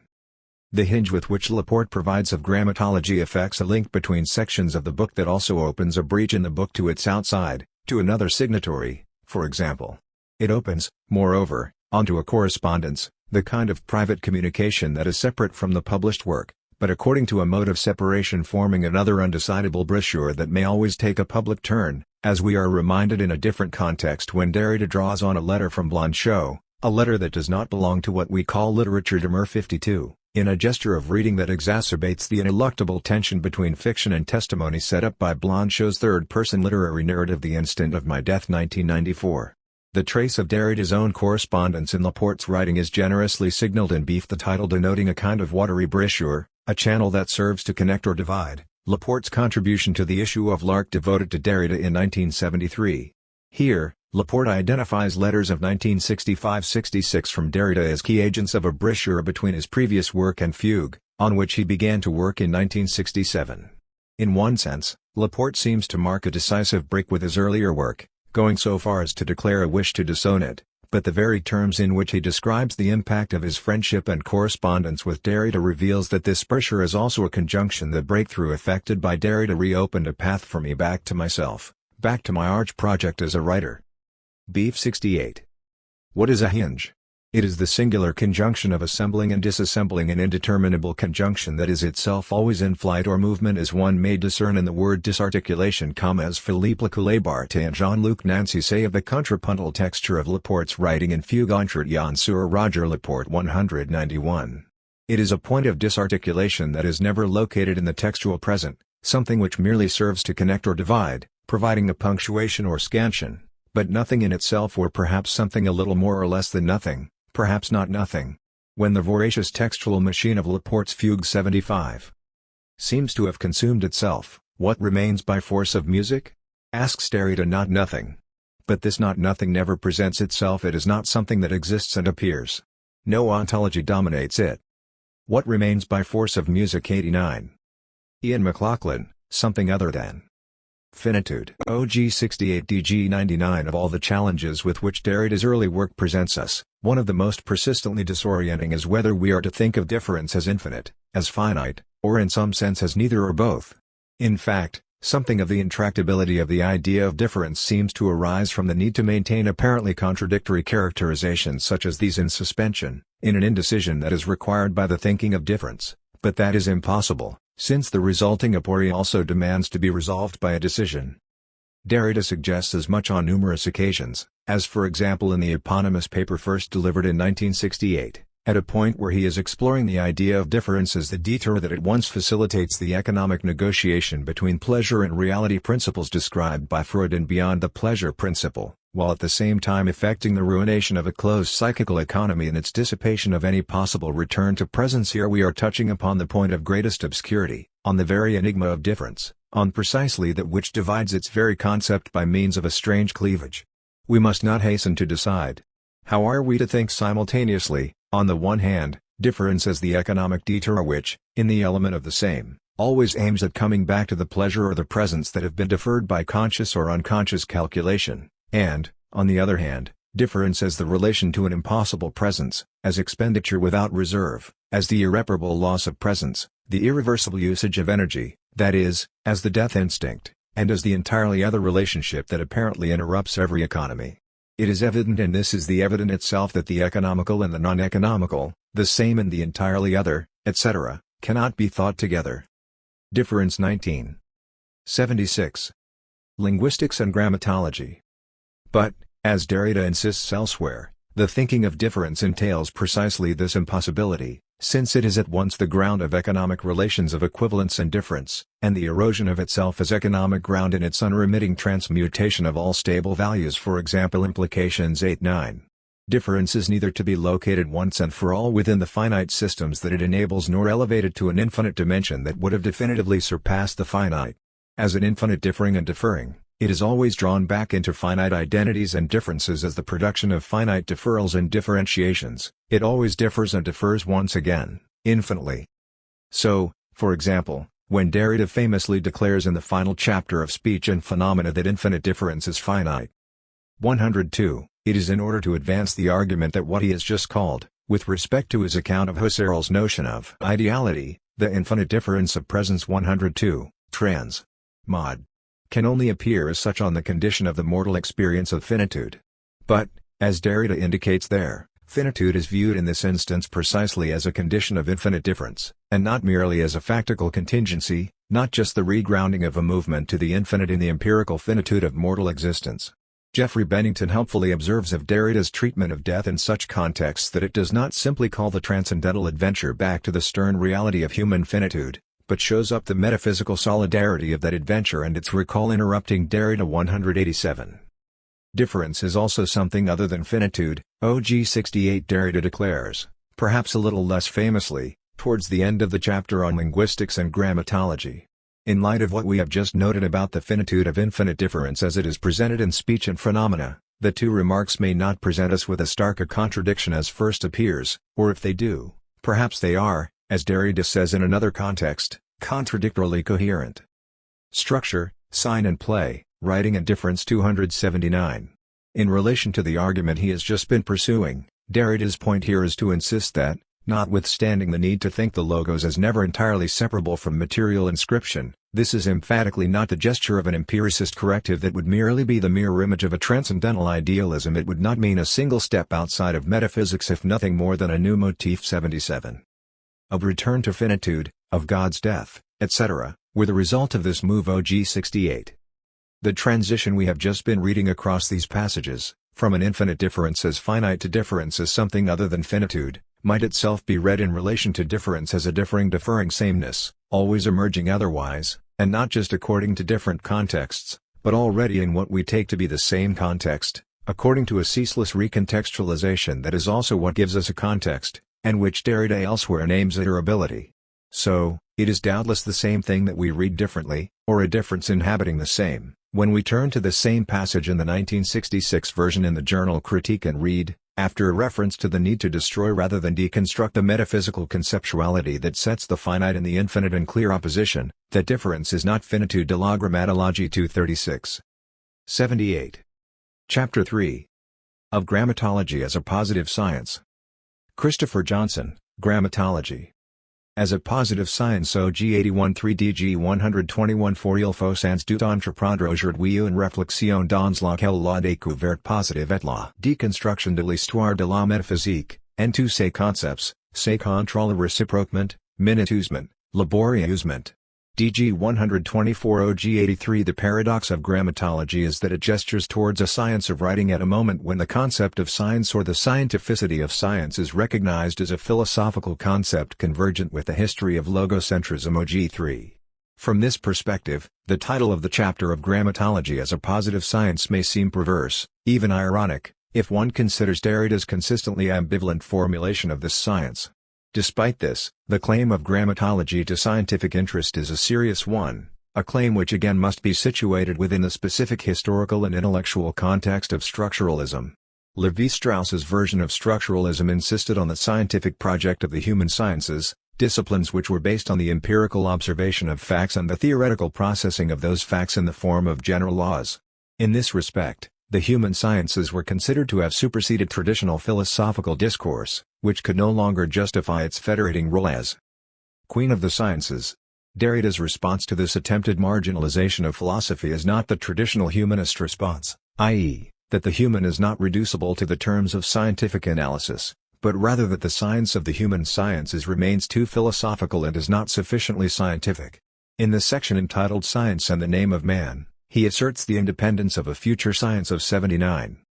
Grammatology based on contemporary research on the history of writing from the discourse of the human sciences through all the recent work in this area, one glimpses the future extensions of a grammatology called upon to stop receiving its guiding concepts from other human sciences or, what nearly always amounts to the same thing, from traditional metaphysics.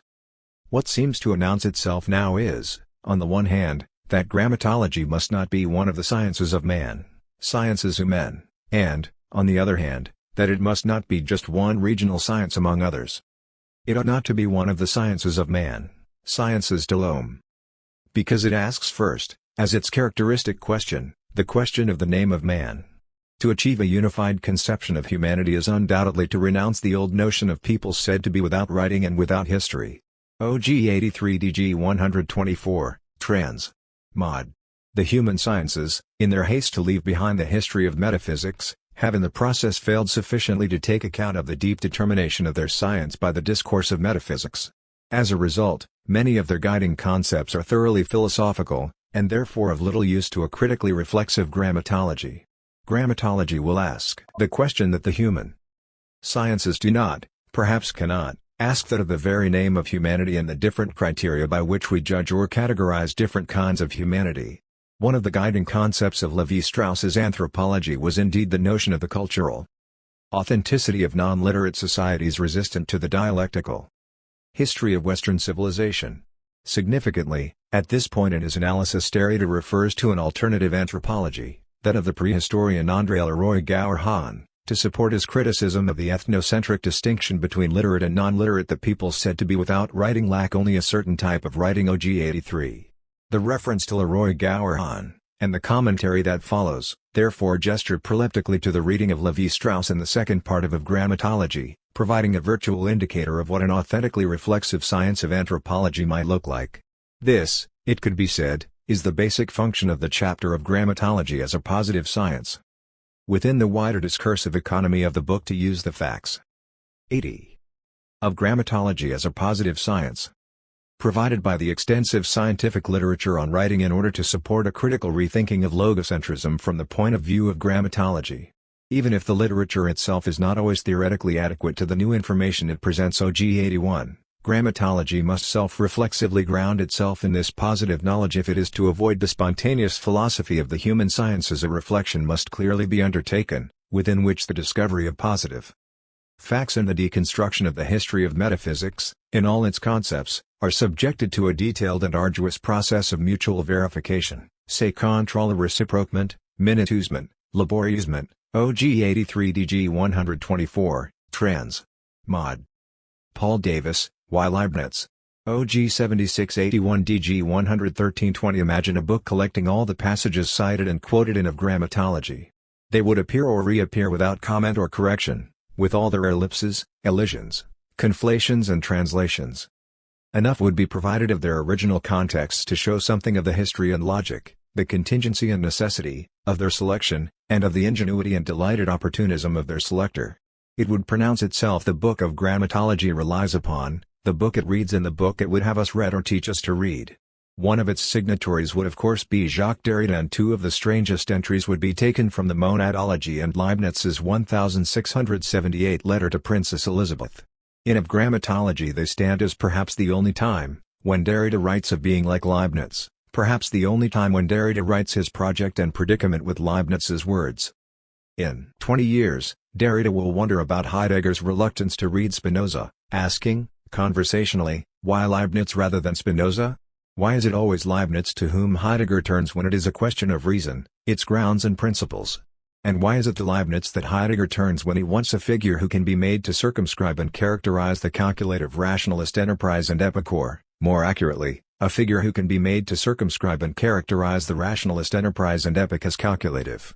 These are intriguing questions, and they prompt thoughts about what in Spinoza might be seen to resist a Heideggerian interpretation, what it is that might tell against his being appropriated by and to Heidegger's history of being. But although why Leibniz 81 rather than Spinoza? Is no doubt a good question to ask about Spinoza and about Heidegger's reticence concerning Spinoza, it is not quite so obviously a good question to ask about Leibniz, as though there were not reason enough for Heidegger or anyone else to read and to reread Leibniz. Nevertheless, it will surely be a useful question. It imagines Heidegger being forced to respond in one of two ways: either what Spinoza says is essentially no different from what Leibniz says, and so, with respect to the history of being or any of the versions in which Heidegger rehearses and redescribes the metaphysical tradition, Leibniz suffices, or to what Spinoza says, however original, and it is startlingly original, has no relevance or purchase for the history of being et al. Derrida's question, 2 decades hence, will thus inquire into Spinoza's non-historicizable originality, and will consider what it might imply about Heidegger's notion of history and about his readings of the key moments in the history of philosophy. Everything is clear. Why Leibniz rather than Spinoza? Is simply another way of asking why not Spinoza? And yet, even in conversation, this is still a little unsatisfactory. It would be very odd for anyone, but perhaps especially for Derrida, to think that why are you not reading Spinoza? Is a straightforwardly legitimate question to ask of someone reading Leibniz. Although Leibniz is not supposed to be the issue, the question must have some bearing on him. After all, it is not being asked of someone reading Hegel, Husserl or Plato. When the question asks why not Spinoza, it is also necessarily asking why Leibniz? If the question and the subsequent project do then have a bearing on Leibniz, there must be a hidden premise at work, one that does somehow make an issue of Leibniz. It would have to be a premise suggesting something in Leibniz's thought that both, on the one hand, renders it eminently qualified for a central role in Heidegger's critical and historicizing engagement with metaphysics and, on the other hand, dulls the reader's sensitivity to the originality of Spinoza, to the originality of a philosopher deemed to be essentially other than Leibniz. A strange premise. At the very least it would itself depend on Derrida's having had a reason to distrust Leibniz or a reason to deny Leibniz the possibility of his own exceptionality. But what could such a reason be? And why Leibniz? The matter of Leibniz's non-exceptionality is already raised at the very beginning of Grammatology, where Derrida names the constituents of the ethnocentrism and logocentrism he wishes to read and from which he wishes to free reading. The second constituent is 82. Of Grammatology as a positive science.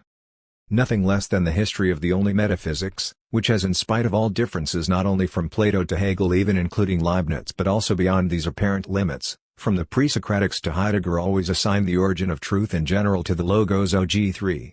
No exception is to be made for Leibniz, despite the fact that here is a thinker who at the heart of phonocentrism envisages a symbolic non-phonetic writing, a universal characteristic to a thinker who admits and notes the ways certain non-Western languages celebrate the possibilities of non-phoneticism. 3. A thinker whose account of reason as calculative admits of infinite machinic operations where no present can be secured logically and finally in its presence. And 4. A thinker whose conception of modality seemingly binds even God to a principle that formalizes simple identity across infinite variety and possibility. But there has only ever been one metaphysics, and it includes everything Heidegger would seek to describe as not yet and no longer metaphysical, that is the pre-Socratics and Heidegger himself. The epoch to be thought and named in of Grammatology, our epoch, will not count as post-metaphysical but will, as we know, find its clue in texts where writing and the written mark are not immediately subordinated to the ideal in speech and thought, where they remain in their materiality as the symptoms or traces of a struggle, a struggle that can be restaged and reread as though it were itself sufficient to characterize an age or epoch, our own or Rousseau's. And it seems Leibniz can be and must be no help, for there is in Leibniz no equivalent struggle. The calculus of thought of which Leibniz dreams and which he begins to construct will always be subordinated to the higher and more profound dream of a perfect communication, the ideal calculation, a mechanically protected but still idealized present.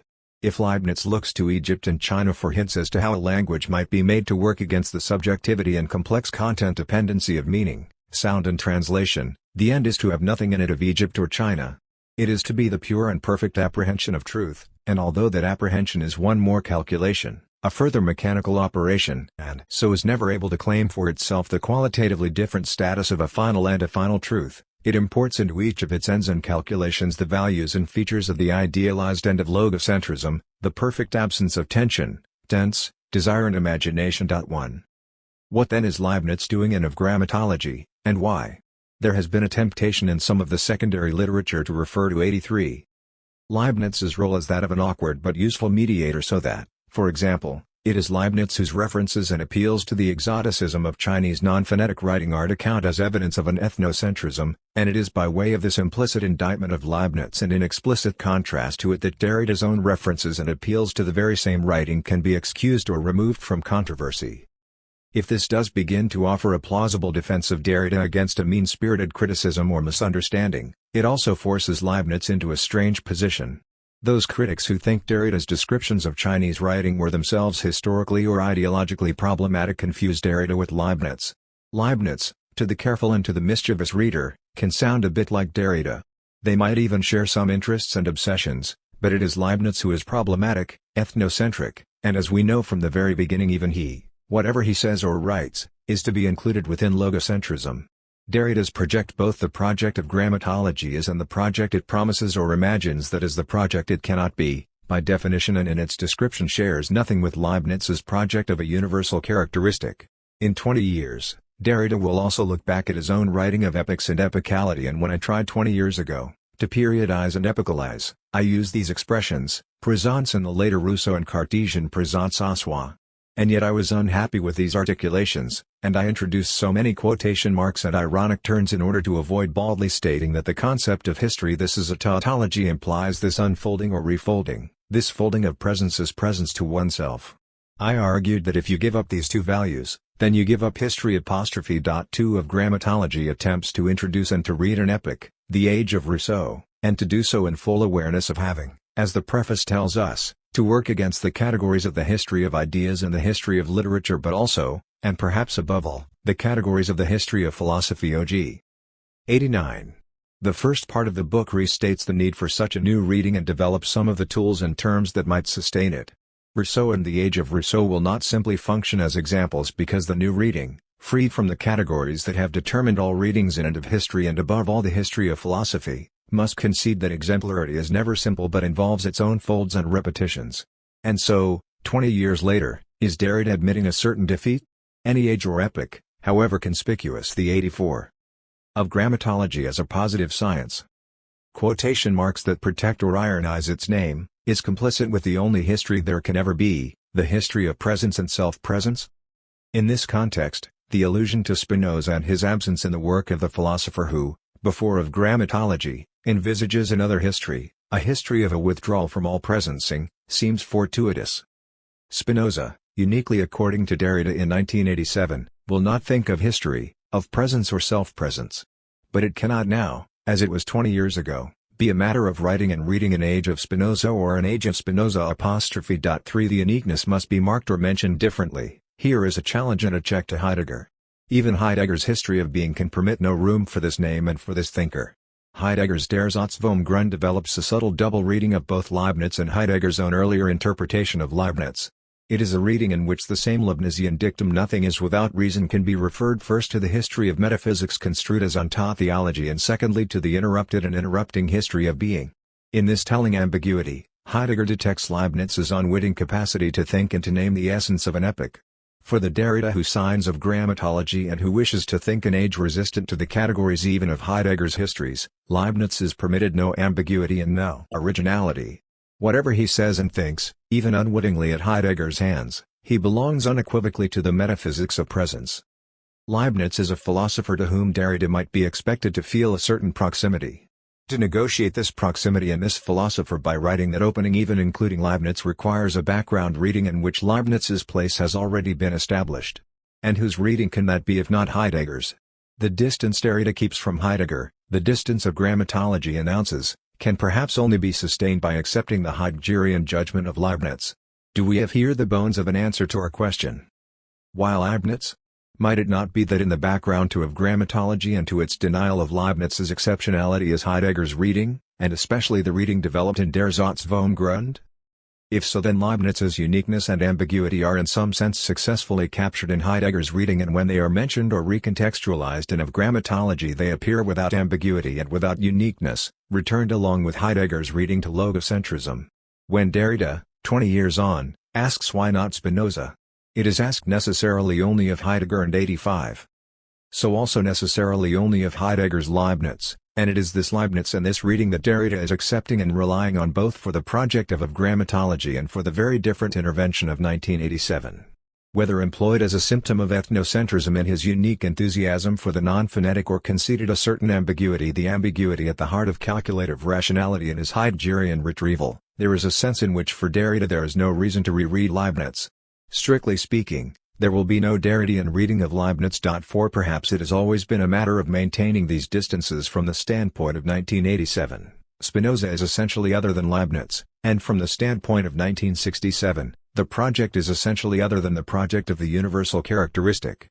Curiously, we seem to be left with Leibniz as exceptionally unexceptional, a philosopher and a work that will not need to be read otherwise, with an eye and an ear for its uniqueness. All of which is offered as preparation and context and for a brief look at how at one moment in of grammatology, Leibniz's own writing is cited and summarized. Among all of Derrida's many instructions to the reader as to what else it would be necessary to do time and space permitting, among all the nods to alternative texts, sources and itineraries, and among all the suggestions about implications and applications, there are surely few that sound quite as peculiar or that unfold in such a peculiar manner as those found in a footnote to of grammatology as a positive science. It begins cf., for example, among many other texts, Monadology 1-3 and 52. It is beside the point both of our project and of the possibilities of our demonstrating from internal evidence the link between the characteristic and Leibniz's infinitist theology. For that it would be necessary to go through and exhaust the entire content of the project. OG 331n. 14. The footnote falls in the middle of the 5 or so pages Derrida devotes to Leibniz and between the second and third sentences of the following passage. In spite of all the differences that separate the projects of a universal language or writing at this time, the concept of the simple absolute is always necessarily and indispensably involved. It would be easy to show that it already leads to an infinitist theology. 86. Of grammatology as a positive science. And to the logos or the infinite understanding of God. Here we find the number to the relevant footnote, that is why appearances to the contrary and in spite of all the seduction that it can legitimately exercise on our epoch, the Leibnizian project of a universal characteristic that is not essentially phonetic does not interrupt logocentrism in any way. OG 78. Imagine a reader following or trying to follow Derrida's instructions to the letter, a reader who sits with both the grammatology and the monadology to hand and who wonders what the former is saying about the latter. Imagine as well that this reader wonders how Derrida might deal with Leibniz's commitments to non-phonetic universality, to the mark that will permit reason to calculate, to work as though reasoning were calculating. It may be that this reader is interested in the Leibnizian project and in its analytical descendants in the Phrygian and Neo-Phrygian traditions. The appeal to a metaphysical simple, indispensable to the project of a universal non-phonetic language, is always dependent on a theological infinity, on an infinite being. It would, we are told, be easy to show this. And because this is so, because the Leibnizian project is irreducibly theological and because it can be so easily demonstrated, there is no way that Leibniz can be said to interrupt logocentrism and no need for Leibniz to take up too much of our attention. We might find ourselves seduced into thinking that Leibniz offers a challenge to the essential linking of phonocentrism and logocentrism, and such a seduction is understandable, indeed legitimate, but it is easily avoided or survived. Nothing can come from it and our epoch need spend no time regretting any dalliance. The footnote presumably provides the requisite demonstration for those pedantic enough to demand it. Except that it doesn't. The footnote begins by suggesting that so many texts could be called upon here, but if we must have one, the reader might look to 4 propositions from the monadology. The first defines the monad as a simple, that is, as something without parts. The second states that there must be such simples given the fact that there are compounds. The third argues that as all physical atoms or simples are not literally so, the monad must count as the true metaphysical simple, as the ultimate element of things. And the fourth, or 52nd, reminds us that as no true simple can affect or impinge upon another, the organizing and relating of monads is dependent upon God who, in accordance with rational principles, actualizes and arranges every separate and 87 individual thing. In short, the four propositions we are invited to read bind the monad and God to the principle of sufficient reason. Again, here we have the kernel of the Leibnizian system that Heidegger reads, as it were, for Derrida. But Derrida's emphasis here is not quite on the principle of sufficient reason, it is on Leibniz's theism, more precisely it is on the implicit theism of rationalist universalism. Elsewhere in this section of Grammatology, Derrida will discuss Descartes, conflating Descartes' and Leibniz's thoughts of the possibility of a perfect language, and will leave to one side the fact that Descartes and Leibniz will disagree on the whole question as to whether logic, reason and its principles and methods belongs to the nature of God, or whether God himself can or could be essentially other than the reason whose principles and methods we deduce and describe. Given Derrida's emphasis, the selections from the monadology, rather than demonstrating the ties between the characteristic and theism, merely reassert them. The footnote admits as much. It is beside the point both of our project and of the possibilities of our demonstrating from internal evidence the link between the characteristic and Leibniz's infinitist theology. For that it would be necessary to go through and exhaust the entire content of the project. Our literal-minded reader tries to retrace their steps. The footnote is appended to a sentence that insists on the ease with which a link can be shown. It seems reasonable to expect the footnote to show the link. However, what the footnote does is first restate the link in Leibniz's own words and then declare that the demonstration is redundant. Beside the point of both the project of the Grammatology and the attempt to marshal internal evidence from Leibniz's own writings, beside the point we might say of both the Grammatology and the monadology. How and why could it be beside the point of a reading of Leibniz to demonstrate the link in Leibniz between the search for a universal language and the existence of God? The answer seems to be that it would take too long, and that such a reading and demonstration could only properly take place when we have been through and exhausted the whole project. Far from demonstrating the ease with which Leibniz's projected characteristic entails and is entailed by his theological infinitism, the footnote announces that such a demonstration requires the completion of the whole project. But which project? The Grammatology, the project it writes and promises, or the monadology and Leibniz's universal characteristic? The footnote seems to say that in order to provide the easy demonstration championed by 88 of Grammatology as a positive science, the main text we would need either I to read and complete the text and the project it outlines, or 2 to read the whole of the Leibnizian text and the project it outlines, or 3 to do both. But neither the project of the Grammatology nor Leibniz's project of a universal characteristic is or can be completed. Each of the authors admits as much. It seems that no demonstration even of this easily shown link between the characteristic and theism is or can be forthcoming. Here, finally, is the footnote in full. Cf., for example, among many other texts, Monadology 1-3 and 52. It is beside the point both of our project and of the possibilities of our demonstrating from internal evidence the link between the characteristic and Leibniz's infinitist theology. For that it would be necessary to go through and exhaust the entire content of the project. I refer on this point to works already cited. Like Leibniz when he wishes to recall in a letter the link between the existence of God and the possibility of a universal script, I shall say here that it is a proposition that we cannot demonstrate properly without explaining the foundation of the characteristic at length, but at present suffice it to remark that my characteristic is also the demonstration for the existence of God, for simple thoughts are the elements of the characteristic and simple forms are the source of things. Now I maintain that all simple forms are compatible among themselves. It is a proposition that I cannot demonstrate properly without explaining the foundation of the characteristic at length. But if it is granted, then it follows that the nature of God, which holds absolutely all simple forms, is possible. Now we have proved above, that God is, provided he is possible. Therefore he exists. Which had to be demonstrated. Letter to the Princess Elizabeth, 1678. There is an essential connection between the possibility of the analogical argument and that of the characteristic. Leaving aside the awkwardness of the reference to works already cited, the footnote continues with an extract from Leibniz's famous letter to Princess Elizabeth, the letter in which he goes to some lengths to distinguish his analogical argument from those of Descartes. And this extract again simply repeats the claim that there is a link between the characteristic and the existence of God. When the extract concludes, Derrida offers his own conclusion: there is an essential connection between the possibility of the ontological argument and 89. That of the characteristic. Our reader might be tempted to gloss the whole passage, main text and footnote. In 4 stages of Derrida main text there is an essential connection between Leibniz's theological metaphysics and the universal characteristic, and this can be easily shown. To Leibniz footnote, monadology: there is an essential connection between the existence of God and the existence of the monad. 3 Leibniz footnote, letter to Elizabeth: there is an essential connection between the possibility of the ontological argument and that of the characteristic. For Derrida footnote, there is an essential connection between the possibility of the ontological argument and that of the characteristic. And our reader is not obviously wrong, but so read it must stand as one of the least helpful or clarificatory footnotes ever provided. Notice however that Derrida offers the similarity between his gesture and Leibniz's as an analogy and as an alibi. Leibniz, in the letter, cannot provide the complete demonstration, for that one would need a full and exhaustive account of the foundation of the characteristic, but if the reader Elizabeth would accept that, given such an account, there would be such a demonstration, she can appreciate the superiority of Leibniz's reasoning over that of Descartes.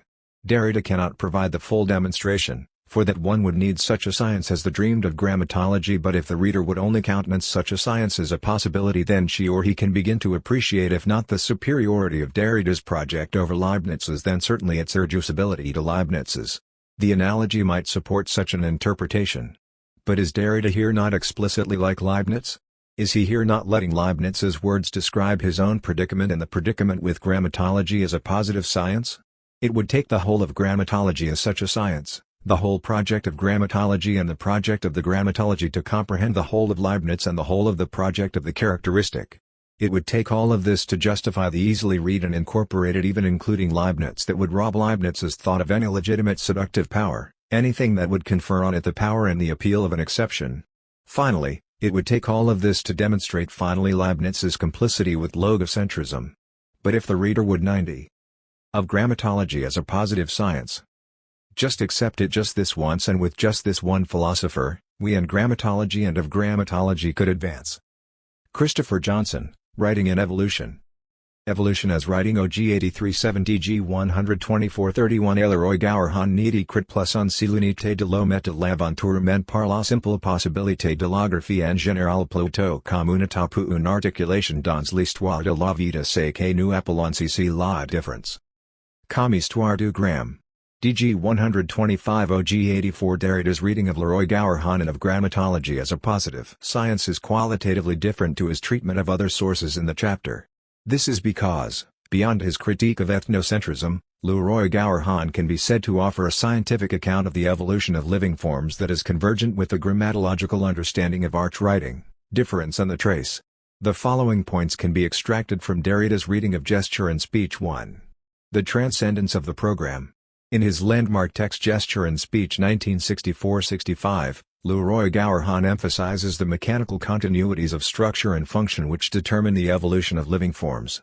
In doing this, his analysis short-circuits the sequence of concepts normally used to distinguish the human from other living forms: instinct, intelligence, speech, society, etc., and indeed the living from the non-living.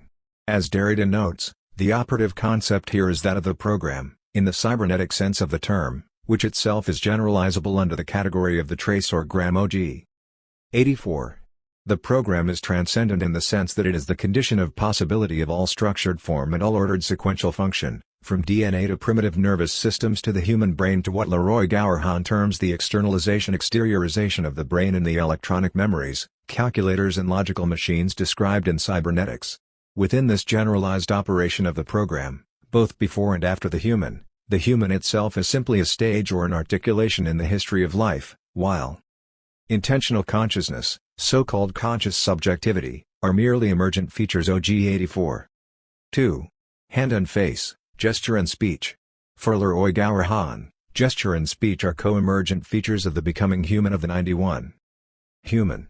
The relationship between the hand and face in humans is a continuation of the structural and functional evolution of the champ and trier anterior field, the forward-facing organs fin, paw, hand, mouth, etc., which ensure locomotion, orientation and the capture and processing of food in all bilaterally symmetrical vertebrate species. With the advent of bipedalism in humans, there is a Liberation of the hand for technical activity and of the face for the operations of articulated speech.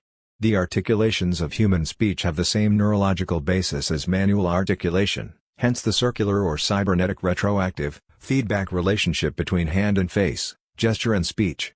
Leroy-Gowerhahn's analysis therefore provides a natural scientific grounding for one of the central arguments of Derrida's grammatology, the structural continuity of writing and speech. At the same time, Derrida notes the care or caution that is needed in our transactions with the language of this positive science. In all these descriptions, it is difficult to avoid a mechanistic, technicist, and teleological language at the very moment when it is precisely a question of retrieving the origin and the possibility of movement, of the machine, of the technique, of orientation in general. OG 84-5 DG 126, trans. Mod. What is required, then, is a vigilant and reflexive manner of inhabiting the language of science, one that allows us to think, for example, the structural unity of gesture and speech without confusing them. OG 85. 3. The futuress of the human. Leroy-Gowerhahn's narrative of human evolution in gesture and speech describes a species, Homo sapiens, which biologically has ceased to evolve but which continues to do so via its technological externalizations. However, the exponential development of technology in the contemporary world threatens to destabilize the precarious equilibrium of the form of manual visual coordination which has so far ensured the evolutionary success of Homo sapiens. The continued externalization of human functions, speculates Leroy-Gowerhahn, may in the long term lead to an anatomical counter-adaptation involving the loss of the hand, the recession of the teeth and the suspension of bipedal locomotion. OG 85. Derrida does not pursue the implications of this projected monstrous mutation of the human form. Leroy-Gowerhahn's anxiety concerning the fate of the hand is in fact symptomatic of the kind of humanism of the hand humanism that Derrida will later come to question and criticize on touching 152.3. Instead, he focuses on another possible future of the human articulated in Leroy-Gowerhahn's text, one involving 92. Of grammatology as a positive science. A cognitive, rather than an anatomical, transformation of the species. Again, it is the contemporary state of technological development, the new electronic and computing technologies characteristic of the age of cybernetics, which open the way to this rethinking of the human, through their revelation of the limits of the linear model of cognition imposed by alphabetic phonetic writing. What these new technologies permit, argues Leroy-Gowerhahn, is a more disseminated, multi-dimensional mode of thinking closer to that of the symbolic systems pictographic, ideographic which preceded linear script. While the latter was historically and quite literally instrumental in the establishment of Western science, this science and its technology are now, dialectically, describing the end or the limits of linearization. The night of logocentrism begins to clear at the moment when linearity, which is not the loss or absence but the repression of pluridimensional symbolic thought, relaxes its oppression because it is beginning to sterilize the technical and scientific economy that it has long favored. OG 86 DG 128, trans. Mod. The future of humanity to which Derrida gestures and of grammatology as a positive science, via Leroy-Gowerhahn, is therefore a kind of future anterior in which the multidimensionality of human cognition is restored, liberated from its colonization by a particular Western mode of writing. Peggy Kamuv, Grammatology as General Science. OG 84 DG 124-5 of grammatology frequently signals a certain respect for Rousseau's insights as a thinker, even if these insights more often than not are forced to give way to the impossible and inexorable logic of the auto-effective desire for presence, which is the same logic that has to condemn, in Rousseau's Economy, L'Habitation des Femmes. OG 155 DG 223-4. Given this condemnation and this denial, it is all the more paradoxical perhaps that one of Rousseau's most far-reaching intuitions will have been, in Derrida's estimation, his sense of the inscribed, scriptural nature of social space, indeed of every kind of space. Nothing less than a transcendental question about space and all its difficulty is outlined in terms that neither Kant nor Husserl took into account. What Rousseau's differential account of language origins lets one envision is how a transcendental question about space concerns the prehistoric and precultural layer of spatio-temporal experience that provides a unitary and universal ground for every subjectivity, every 93. Culture, on this side of the empirical diversity, the proper orientations of their space and their time. If one lets oneself be guided by inscription as habitation in general. OG 290 DG 410, trans. Mod. I will continue this quotation and restore its fuller context later. See Part 2, 221-3, but already one may venture a provisional consequence of this conditional proposition. If one thinks inscription as habitation in general, then this mode of thought and inquiry, if not this science, deserves perhaps to be called as well ecography, or better yet habitography. As best I can tell, the latter not very elegant term has the advantage of being entirely up for grabs, whereas ecography has so far been put to some minimal use in the biological and ecological sciences, although needless to say without incorporating any reflection on the strange graphic of difference as the spatio-temporal inscription of life. Ecography also refers one to the oikos of economy, ecology and so forth, and thus to the laws or logic of conservation and even capitalization, conserving and enhancing the riches of nature that preserve, with the very desirability of their aims and goals, a double-entry accounting of good versus bad life, and even life as opposed to death. As an alternate name of grammatology, however, ecohabitography would reaffirm the program that Derrida announces early on under that title and would underscore what has too frequently been overlooked there, namely, as neither one of the human sciences nor just one regional science among others, the pertinence of thinking inscription as habitation in general extends across the whole ecosystem of life, from minimal organisms to the most advanced human technologies, which would include technologies of death, not only weapons of all sorts, but in general every technology that can go awry, through some virus or mutation of its genetic program, and produce destruction instead of useful tools or functions, which is to say any technology. Instead of resorting to concepts that habitually serve to distinguish the human from other living beings, one calls upon the notion of program. This term must be heard, to be sure, in the cybernetic sense, but this is itself intelligible only on the basis of the history of the possibilities of the traces unity of the double movement of pretension and retention. This movement largely exceeds the possibilities of intentional consciousness. The emergence of the latter causes the gram to appear as such that is according to a new structure of non-presence and makes possible 94. Of grammatology as a positive science. No doubt the rise of systems of writing in the narrow sense, from genetic inscription to short programmatic sequences regulating the behavior of the amoeba or the annelid, up to passage beyond alphabetic writing to the orders of logos and of a certain Homo sapiens, the possibility of the gram structures the movement of its history according to rigorously original levels, types, and rhythms. But one cannot think them without the most general concept of gram. The latter is irreducible and impregnable. OG 84 DG 124-5, trans. Mod. Forbes Morlock, difference. A little note: OG 84 DG 125 of Grammatology is full of calling. One of the novelties of the book, especially Part 1, is its vocabulary and the powerful sense it gives that new thinking requires a new language. Even as it rewrites existing words, including writing, it is calling. What we will call logocentrism, what we call erasure, what we have called the metaphysics of the proper, one could call play, one can call arch writing, one should not call its ambiguity, one calls sign, could be called writing, is called writing. OG 3, 61, 26, 50, 92, 71, 62, 93, 4, trans. Mod. These are the grammatical constructions of inhabiting language like a garden. We are very near, if not at, the beginning. So much of grammatology is concerned with articulating the impossible necessity of the beginning, the origin. Arch, écriture, trace, espacement, difference. And what of their own origins? Arch, écriture, trace, espacement and differences beginnings? One could tell a story of the birth of difference more briefly and less beautifully than Rousseau's pages on the birth of society. An exceptional moment. A still astonished Derrida remembers the summer of 1965 with the wonder and pride of a first-time father. Derrida and Dick. Derrida, special features Derrida interviews. Eureka! Difference appears very late in the second of the two parts of the essay De la Grammatologie that will arrive into print around the end of that year. The new word with its inaudible difference occurs twice in the last lines of the article's last paragraph, where it is already one in a list of names, the book later hedging those names as strategic nicknames. OG 93 DG 142. De la Grammatologie 253. It occurs just once before that in De la Grammatologie. Otherwise all A's in Part 1 of Grammatology 95. Were E's on their first publication if there is a corresponding passage.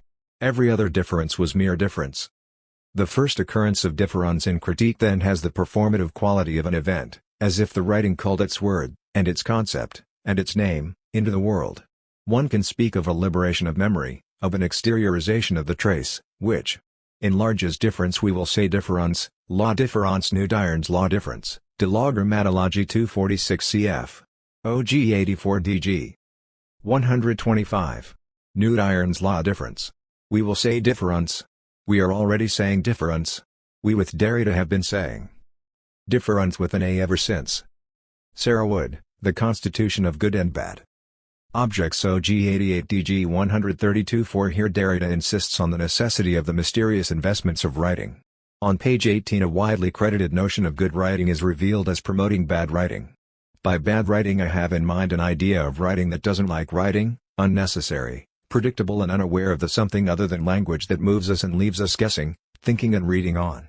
Derrida suggests we might think differently about good and bad, by his use of Melanie Klein's psychoanalytic notion of good and bad objects. These are constituted subjectively, that is by and for the psychic investments of particular finite individuals. Klein's work recognizes that before writing signifies there is a general possibility of phantasmatic attachments to the written mark, for example, letters and pairs of letters. No philosophical or theoretical account of the ideal constitution of the written object can fathom, or do without the force of these investments. Marks are invested by someone who believes, invents, listens and composes. They are marks for someone. It's going to be idiosyncratic. The aisle is full of noises. Full of letters and surprises.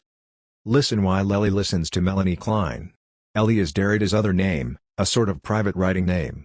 He tells its story in Circumfessions and Comments. I don't know if it's true, spontaneous, or if I reinvented it little by little, if I made it up, if I told myself a story in this regard, and in fact rather late, only in the last 10 or 15 years. Derrida. Madness must watch over thinking. 344. So of Grammatology belongs to the time before the acknowledgement of this name that is not inscribed in the civil record. I use 96. Of Grammatology as a positive science. It here because I've noticed its letters ELIE, which of course recur in various formations of the verb LIRE, and are therefore in French the letters of reading, sometimes come up a lot when Derrida writes about writing in this period. For example in the two essays on Hobbes and L'écriture et la différence. And they feature here as I, E and L in the long quotation from Klein that Derrida appends to page 88. Klein recounts the way Fritz, a boy who suffers from an inhibition in respect of writing and reading, talks about writing. For Derrida beginning to write about the intimate life of letters, it's a find. Fritz imagines the letters I and E riding together on a motorbike and speaks of the love that exists between these motorcyclettes. They love one another, according to the boy, with a tenderness quite unknown in the real world. OG 333 n. 37. It's the inhibition, a malfunctioning in respect of the movement between signifier and signified that makes us poets, lovers, true readers, capable of experiencing, obscurely, non-conceptually, what of Grammatology calls the force without which an objectivity in general would not be possible. OG 88. Why read, why write, if not in search of something quite unknown in the real world? What would be mad in everyday life can happen here. There is a fearlessness attached to what happens in Derrida's writing. He says in an outtake from Derrida the movie that when he writes there is a feeling of necessity, a force stronger than himself. It concerns the truth. He says elsewhere, when something appears to me to be true but I am now giving this word an altogether different meaning that I cannot explain here, no power in the world, no torture could keep me from saying so. It's not about courage or defiance, it is an irresistible impulse from the word to life. 9. Perhaps he had no fear because he had no anticipation. Anticipation requires a kind of continuity that writing can dispense with. And one cannot anticipate the truth. On page 5 of Grammatology it says that the future avenir can only be anticipated in the form of an absolute danger, or cannot be anticipated except in that form. When he wrote, he said more than once, he tried to make it so he didn't know where he was going. Afterwards, he found ways to stand by his gesture. And he said that the reader should not anticipate. He names the fearful reader in Envoys 4. It is bad, and I know no other definition of the bad, it is bad to predestine one's reading, it is always bad to foretell. The fearful reader wishes to expect what has happened. So-called good writing and the idea of the book allow readers to think of writing as what has happened. OG 18, again. 97. Jean-Luc Nancy, L'Ouverture Blanche DG 142. Nous sommes à la fin de la première partie. C'est à dire de l'exposition de ce que doit être cette grammatologie dont on entreprend d'inaugurer la toute nouvelle discipline. C'est qu'elle se développera. C'est qu'elle est donc sans doute déjà en quelque façon puisqu'elle se montre ici capable d'anticiper son devoir etc. Au moins sur un mode formel. Cette formalité se donne à travers quelques termes pointer au de la, or de, index indétermined d'une époque à venir, C'est que nous avons déjà never pas encore commencé faire. Il y a donc un déjà par lequel est anticipé cet avenir dont nous ne pouvons rien savoir puisqu'il est attendu dans cet qu'il a design autant commettant, désir, expectative, suspend out à la fois que convenu, approche, arrivé. L'avenir est attendu dans son a. Mais si ces derniers pour l'éloignement et proximity, c'est qu'il fait sentir l'approche. Comment opère cette sensation ou ces sentiments, ces pressentiments? C'est lui qui nous fait savoir déjà ce qui pourtant n'a pas encore commencé. Un tel savoir ne peut être celui d'une science, terme que la première phrase arrange avec le terme philosophie du côté de l'époque passée qu'englobant deux termes du textile épistème dont le nom ressemble en silence ceux de Foucault et de Platon, et la logique au sens qu'il faut donner à logi suffix udicin insta. Grammatologie logique ou savoir, raison suffisante. Le suffix c'est détaché. Par l'italique du gramma dont il ne serait donc rendre raison. Heidegger est encore présent ici, caché dans ses déplacements d'accent entre le suffix et son substantif, déplacement par el à celui que Heidegger propose entre en tout et logi dans les Beiträge Derrida ne pouvait connaître à l'époque la reconnaissance d'autant plus frappant. Dans le nom de la discipline dont c'est livre construit le concept et décrit le champ, le suffix tiré du logos doit être affecté en indice d'incertitude et de fragilité. De lui, quelque chose est déjà passé, tandis que son autre s'approche. Cet autre n'est dit penser que par économie et stratégie pour s'appuyer à Heidegger tout en évident de déplier les implications de la carte consignale envers lui. Mais en nous donne un indice Heidegger vaut transgressor. C'est ce que ne vaut pas le penser ici au travail. Transgressor suppose la soi d'un interdit la possibilité illégale de la franchir. Cela suppose 98. Of grammatology as a positive science. Jean-Luc Nancy, blank opening OG 93. We are at the end of the first part, that is, of the exposition of what this grammatology is to be, this entirely new discipline whose inauguration is being undertaken. What it will owe itself to be. What it therefore doubtless already is in some fashion, since it here shows itself capable of anticipating its having to be. It does so formally, at least. This formal mode is proffered by way of a number of terms point beyond, outside of comma indeterminate index of an epoch to come. What we already know we have not yet begun to do. There is therefore an already which anticipates the to come about which we can know nothing since it is entirely within this to which marks it out as much, on the one hand, as awaiting, desire, expectancy, suspense all at once as, on the other, coming, approach, arrival. It comes entirely within its two. But while the latter may convey distancing and proximity, that's because it has a sense and approach. How does it take effect, this sensation or sentiment, this presentiment? This presentiment is what allows us to already know that which has nonetheless not yet begun. Such a knowledge cannot be that of a science, as this is a term that, along with that of philosophy, the first sentence ranks under the heading of a past epoch encompassed by two other terms in the text episteme whose name silently summons up those of Foucault and Plato, and logic in the sense that is to be attributed to the logi that appears as suffix or inflection of grammatology logic or knowledge, sufficient reason. The suffix gets detached by virtue of the italicized gramma for which it cannot therefore give any reason. Heidegger is still present here, hidden in the shift of emphasis between the suffix and its substantive, a shift which is similar to the one Heidegger proposes between onto and logi in the Beiträge, Heidegger, Contributions to Philosophy, which could not have been known to Derrida at the time, making the convergence all the more striking. In the name of the discipline whose concept this book constructs and whose field it describes, the suffix derived from the logos has to bear an indication of uncertainty and fragility. Something of this suffix has already passed, while its other is still approaching. It is only for economic and strategic reasons that this other is called. Thought to take support from Heidegger at the same time as avoiding unfolding all the implications of the divergence from him that is being signaled. But we are given a clue Heidegger is intent on transgressing. That is what the thinker at work here does not want to do. Transgressing presupposes the threshold of an interdiction in the 99. Donc la et la distinction des registres permis défendu, profane. Sacré. Sans doute, la transgression à laquelle Heidegger procède est analogue et par conséquent ici il s'agit d'une transgression mais elle n'est pas identique et par conséquent ou bien elle n'y transgresse pas le même seuil, le même interdit, ou bien elle n'y transgresse pas de la même manière. La seconde hypothèse semble la mieux autorisée puisqu'il s'agit de part et d'autre de transgressor. Tout philosopheme. Qu'est-ce qu'un philosopheme? Et comment pouvons nous bien devins nous imaginer la différence entre les deux modes de sa transgression? Il n'est pas certain qu'il nous soit possible d'aller jusqu'au bout de la distinction ni de savoir pour finir jusqu'où et comment elle écarte l'une de l'autre, en les contrastant mais sans les opposer, les deux démarches qu'une stratégie rend complices sans pour autant permettre de les conjoindre. Une philosophie met un encenteneur philosophique. Pourquoi designer la philosophie par le biais de ces termes quelque peu barbares? Peut-être pour ne pas la nommer philosophie et ainsi réserver la possibilité qu'elle ne se confonde pas sans reste avec l'ensemble des philosophèmes. Ces derniers devaient répondre à certains requisites, ils devaient porter des significations dont ils assurent de pouvoir, en dernière instance, rendre raison.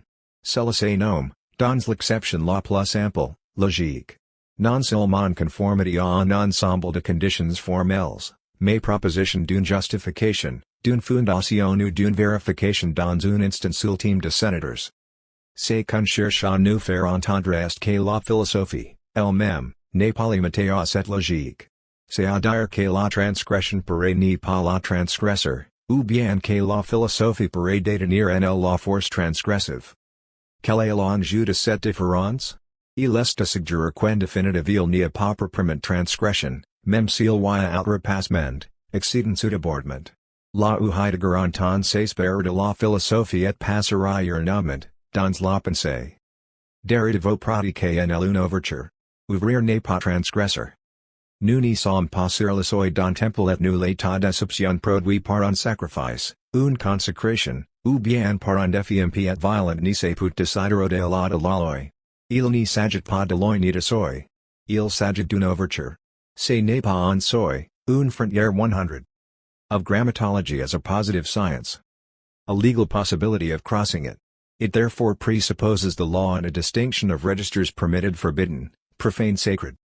No doubt the transgression on which Heidegger embarks is analogous, and consequently, here too it is a question of transgression, but it is not identical, and consequently, either it does not transgress the same threshold, the same interdiction, or else it does not transgress in the same manner. The latter hypothesis seems to be the one most clearly sanctioned, since in either case it is a question of transgressing all philosophemes. What is a philosopheme? And how can we or even must we imagine the difference between the two ways in which it may be transgressed?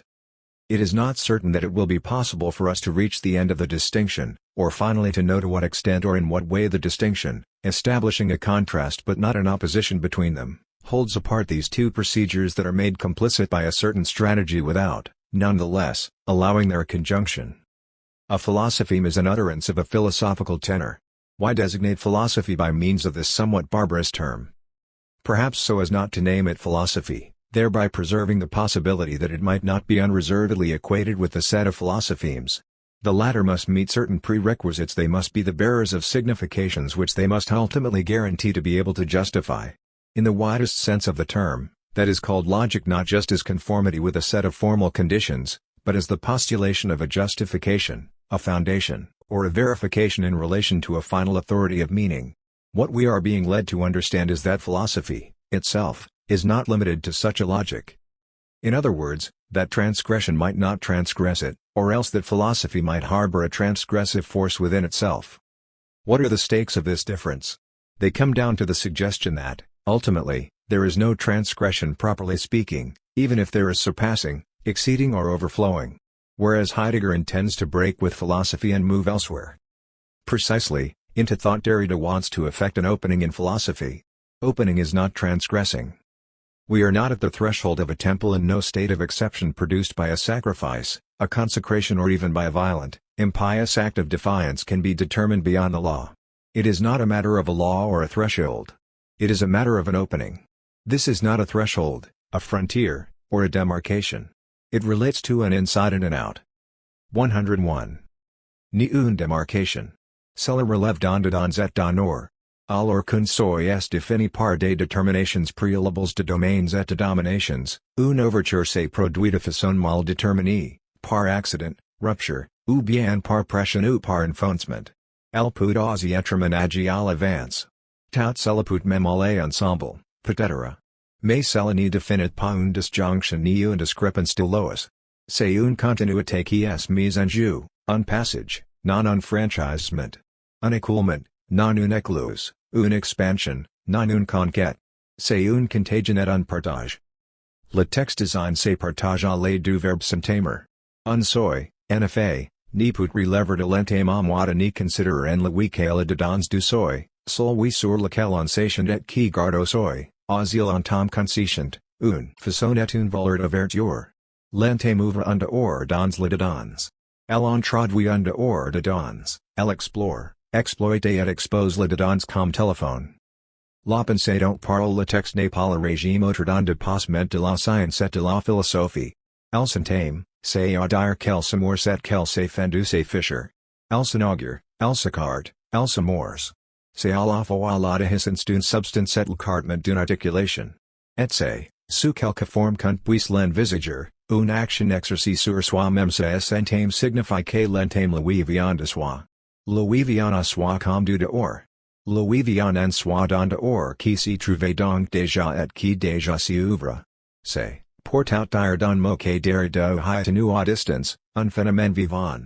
Peut-être la vie est par excellence c'est qui s'entame mais ce n'est pas le lieu de s'y arrêter. Mesurer à la taille de l'écriture c'est ni fait que s'entamer. Car l'entame est aussi petite, mince, seulement initial et intuitive. La taille de l'écriture n'est pourtant pas grande, ni large, ni terminale. Elle ne se mesure que selon le double sens de taille la grandeur et la coupe. L'écriture coupe et devise quoi? Simplement le sens autre. Gros mots selon ses propres mots qu'il lui refuse. L'écriture, le gramme, le graphe et le glyphe ajouterai en certains américains.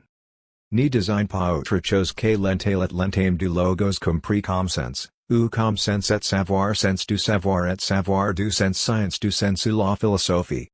C'est qu'entreprendre de la grammatologie, c'est livre au titre si soit amusement savant, n'est rien de moi que l'exploration nécessaire 102. Of grammatology as a positive science. Whereas a threshold is defined by the prior determining of domains and dominations, an opening comes about in an ill-defined way, by accident or rupture or else by pressure or by breaking through. It may also be prepared in advance. All of these possibilities may perhaps coexist. But none of this defines a disjunction or a discrepancy in relation to laws. What is brought into play is a continuity, a movement of passage, not of crossing, a flowing motion, not one dammed in by a lock and expansion, not a conquest. This is a contagion and a sharing out. The text marks this sharing out with the help of the expression as broached, or broaches itself. A threshold cannot in fact be a matter of broaching unless all that is considered of the threshold is its inside, the one on which one stands and which, as long as one stands there, allows the threshold to retain a form and a value of opening. Broaching opens up an outside within the inside. It introduces an outside within, it explores, exploits and exposes the inside as such. The thought of which the text speaks is not the surpassing of science and of philosophy in some other mode. It is broached or broaches itself, that is to say, it launches itself and it splits or cracks itself open. It inaugurates itself, pushes itself off, launches itself. It is both the bursting open of a substance and the opening of a gap in an articulation.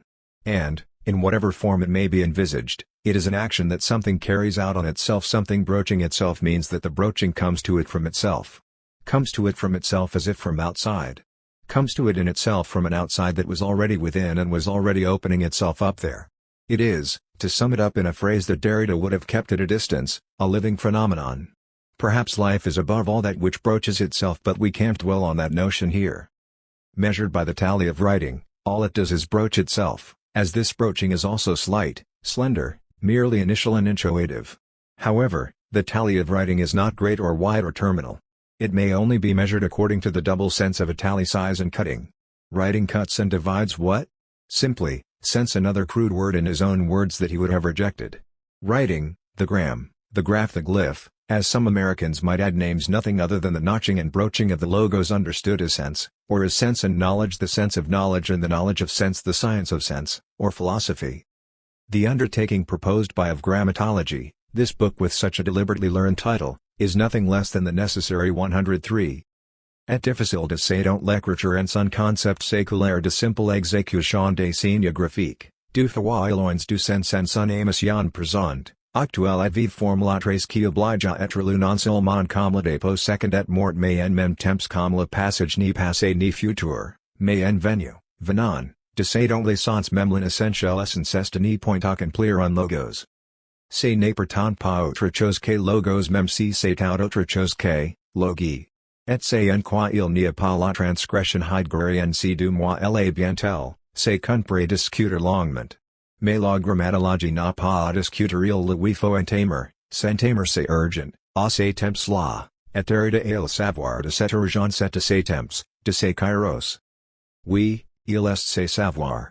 Il n'y l'a pas, il l'est, c'est à dire quand lui ou dans son écriture ces savoirs s'ouvre centame.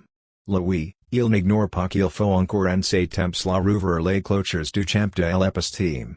Mais il n'y croit pas, à la différence de Heidegger, qu'ouvrir soit transgressor et dépasser.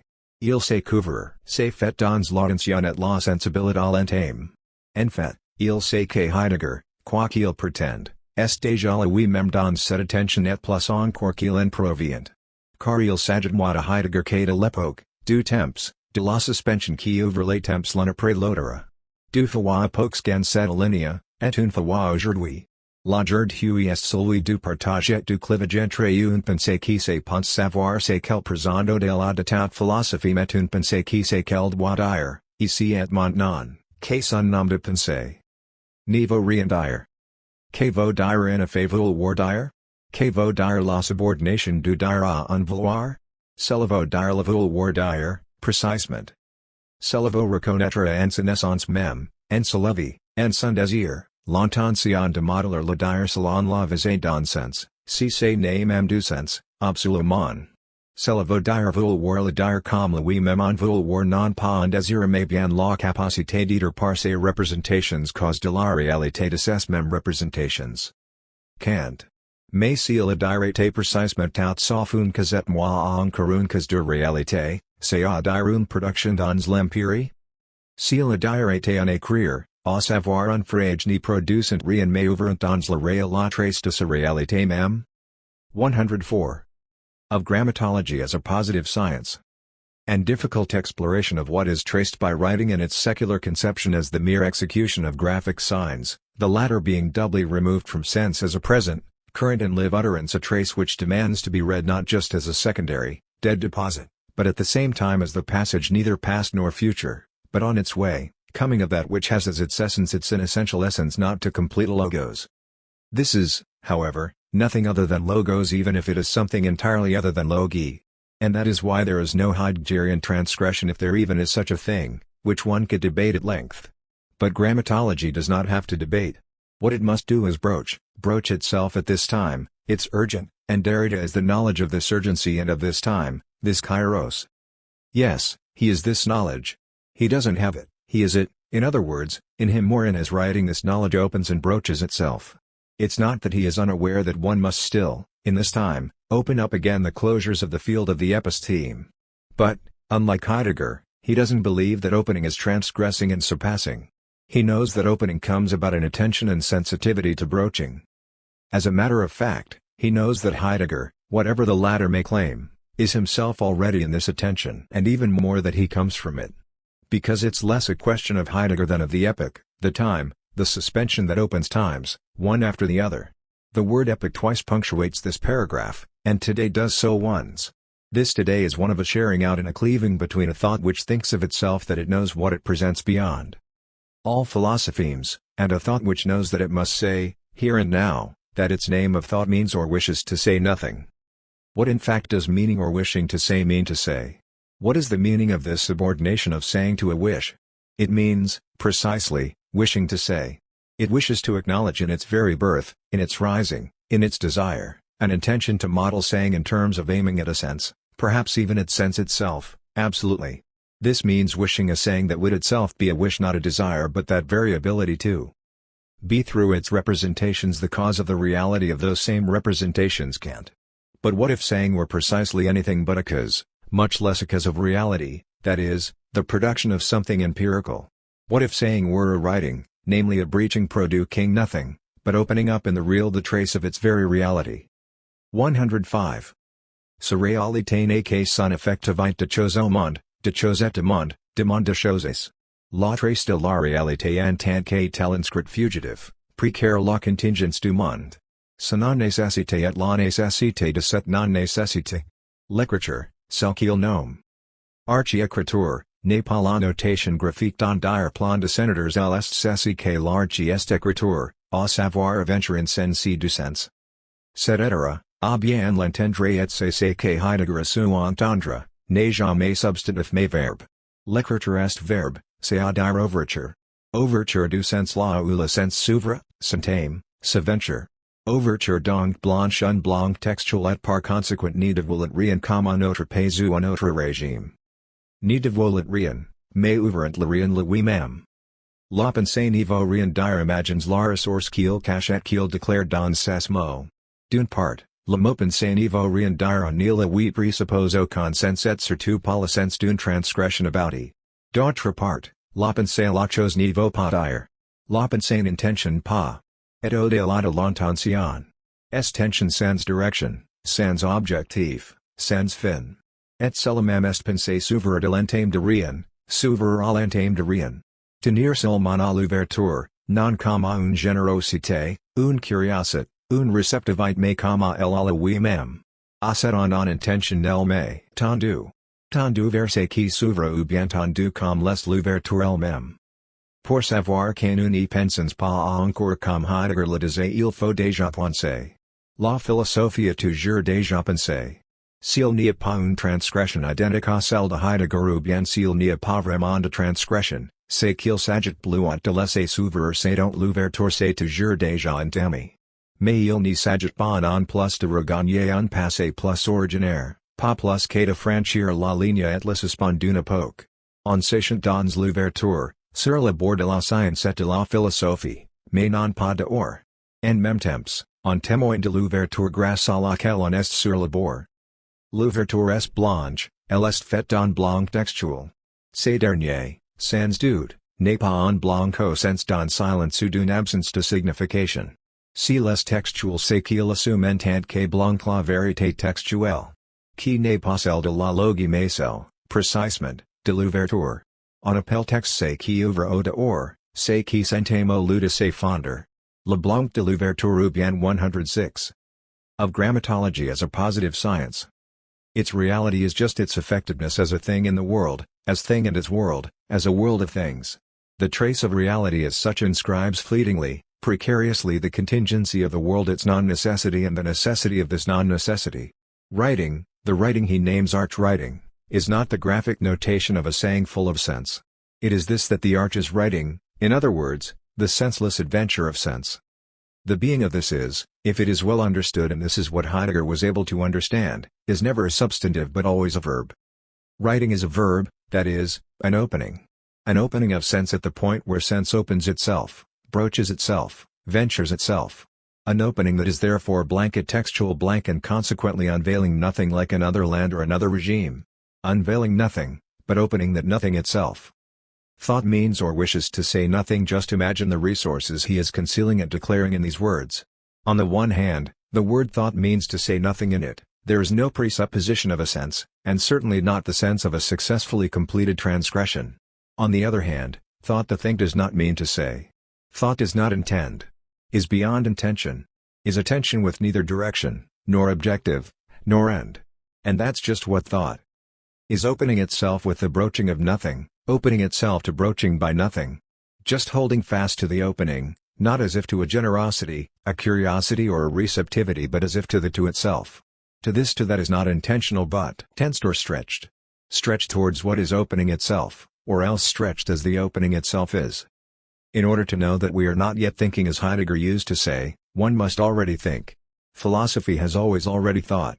If there is no transgression identical to that of Heidegger, or if there really is no transgression at all, this is because it's rather a question of allowing to open itself that by which the opening has always already broached itself.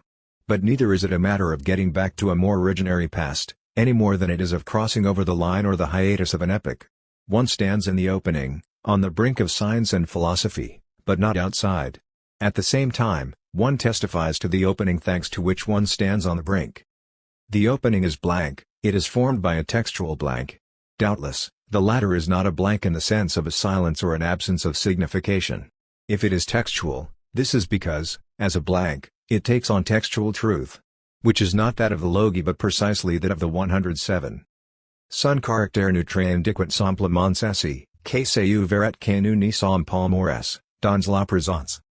Nous n'y sommes pas morts parce que la présence s'entame et s'ouvre. C'est à dire aussi bien c'est présent. N'est pas la présent donné, pose d'unidadité, mais la venue en quoi consiste cette différence qui porte manifestement d'ici l'enjeu donc l'ouverture elle-même. Elle n'annonce pas une perpétuelle remise à plus tard elle indique qu'aucune différence ni se résorbe, pas plus qu'elle ni se maintient. Mais toute différence va et vient, joignant et disjoignant ces termes qui ni sont tels que selon leur rapport incessant. De cette manière est toujours promise en circuit sur chaque position et de toute position. Ou présence. Rien n'est ni équivalent. Rien n'est more ni mieux. Pas même l'écriture ni la grammaire ou la graphie de la toute logie. Rien n'est fermé. Le projet grammatologique a penentame s'entame déjà la oui-même et point au-delà. Il point vers nous, qu'il a licence aujourd'hui selon de nouvelles entames, non moi blanches et non moi ouvertes. Nous licence, nous écrivains. Ni science ni philosophie de l'écriture. Aucune assurance mais un élan, une pulsion et un désir que nous n'y pouvons mécaniser la vie même du n'y rien vouloir dire, la vie au-delà de toutes ses significations et de toutes ses insignifiances. Pensez point au-delà ici même. Pensez point qui n'y vaut rien dire, mais qui pique qui perce qui entame et qui ouvre. 108. Of grammatology as a positive science. Opening. What is called a text is that which opens to the outside, that which broaches itself rather than founding itself. The blank of the opening or its neutral character simply indicate this, that it is open and that we are not walled in within presence. We are not walled in because presence broaches and opens itself. Which is also to say, presents itself. Not the given, established present of an identity, but a coming, that is what is constituted by this difference on which the stakes and therefore the opening itself obviously rest here. It does not announce a perpetual postponement, it indicates that no difference ever seals itself up again, any more than it maintains itself. But rather, every difference comes and goes, connecting and disconnecting its terms which are only what they are by virtue of their incessant relation. So it is that there is always the promise of an excess over each position and of each position. Or presence. Nothing is or may be completed. Nothing is walled in or up. Not even writing, nor the gram or graph detached from any logi. Nothing is closed. No sooner broached, the grammatological project already broaches itself and points beyond. It points towards us, who read it today according to new broachings, no less blank and no less open.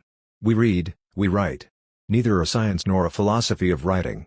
No assurance, but a surge, a drive and a desire that we cannot fail to recognize the very life of meaning or wishing to say nothing, life beyond all its significations and insignificances. A thought pointed beyond right here. A pointed thought meaning to say nothing, but which pricks and pierces, which broaches and opens.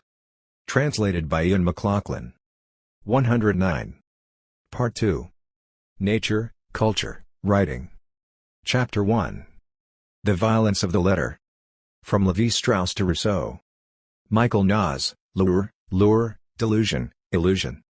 OG 139-40, 20, 39 DG 201-2, 34, 58, 59. The French word lure is one of just a handful of terms along with bricher and bricoli that Derrida himself not only comments on but gives the origins of in of Grammatology OG 65 DG 96.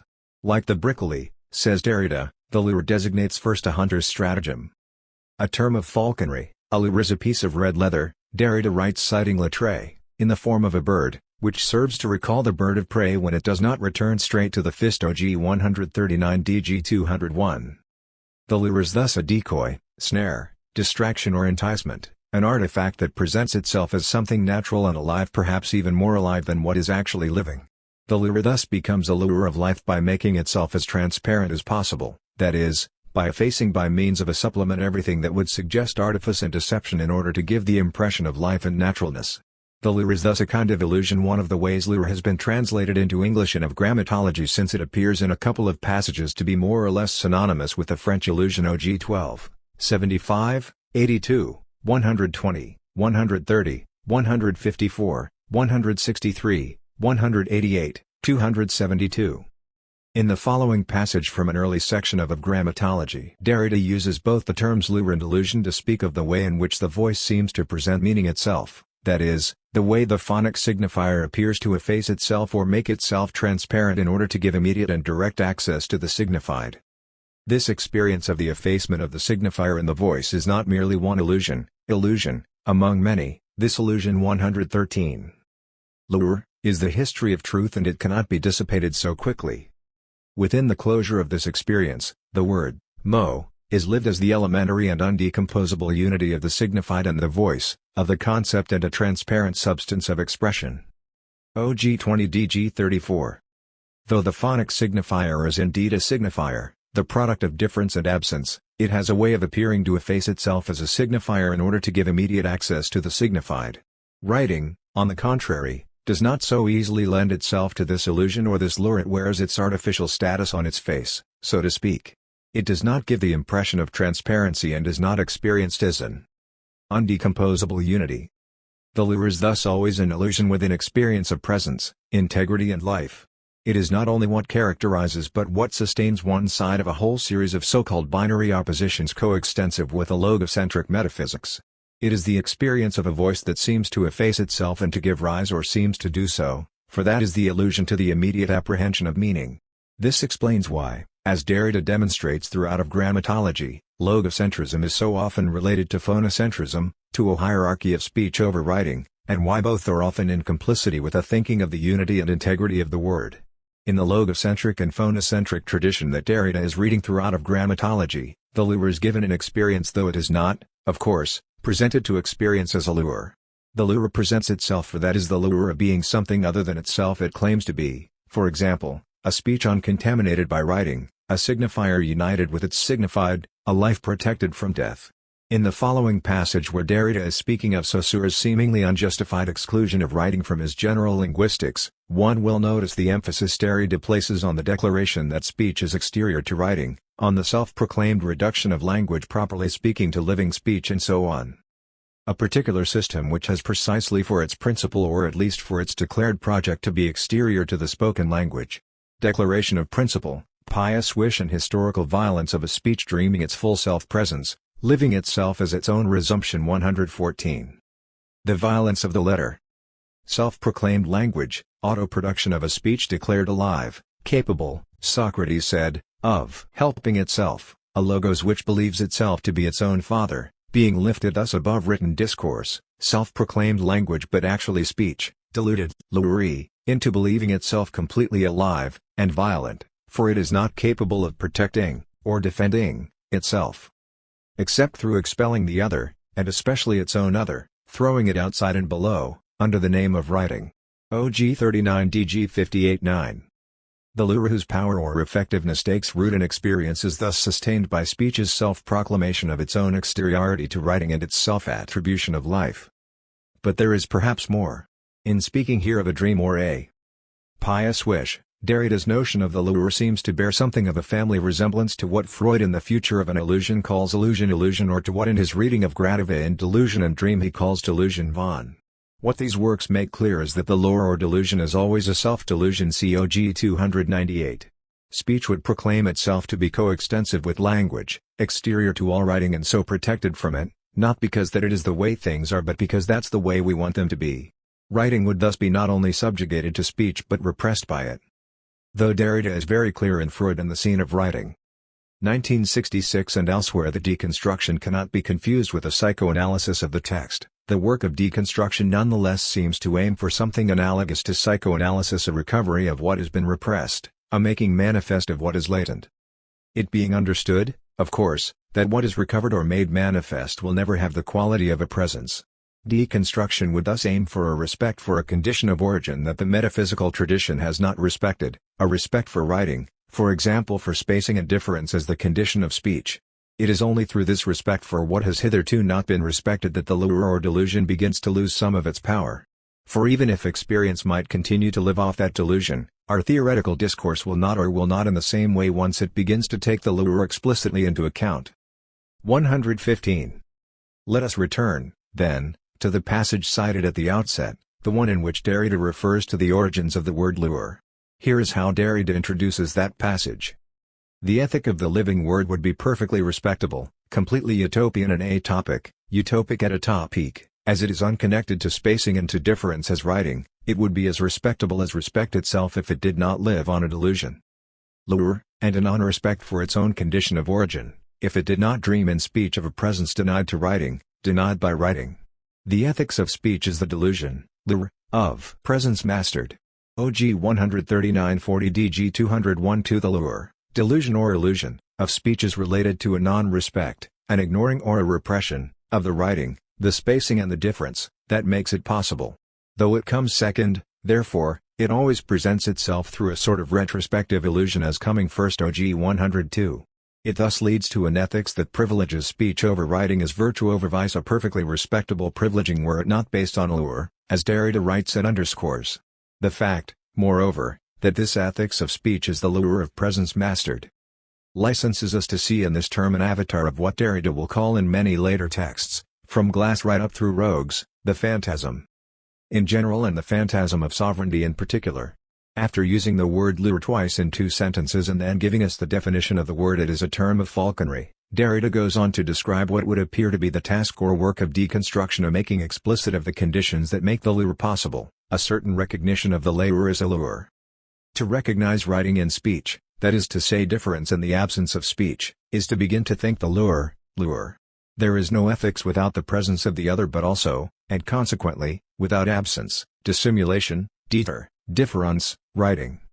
In the texts that we must now read, Rousseau is suspicious also of the illusion, of full and present speech, of the illusion of presence within a speech believed to be transparent and innocent. OG 13940 DG 201-2. Whereas Derrida referred earlier to a certain Rousseau who seems to privilege an ethic of the living word, an ethics of speech, that is, 116. The violence of the letter. An ethics of self-presence, we now see him referring to a Rousseau who, like Derrida himself, will be suspicious of the illusion of full and present speech, suspicious of the supposed transparency and innocence of speech. By playing one Rousseau off the other, Derrida makes the lure apparent as a lure, demonstrating that there is no ethics, without absence, difference, writing. The ethics of deconstruction, if such a phrase is permissible, would thus entail the deconstruction of all the lures of ethics, and, first among these, the ethics of speech. Forbes Morlock, The Subject of Reading 1. OG 117 DG 172. I see yellow. OG 117. By this point the use of the first-person singular is not unexpected. The pronoun I has appeared many times in of Grammatology. Always as here in quotation marks. Except that these quotation marks don't mark a quotation. Or, rather, I see yellow may be a quotation, but it is not one for which of Grammatology gives an author or a source. The reference in the text is clear enough.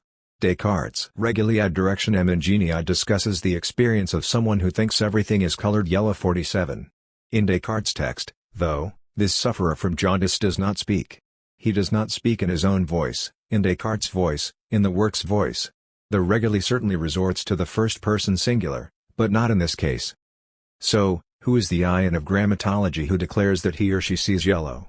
Philosophers may object to his or its being called the philosophical I. They might prefer the logical I or the propositional I. We can proffer the universal I and the impersonal I, but any of these designations risks giving a name to or deciding the context of what is hardly conscious, voluntary or intentional, a textual tic.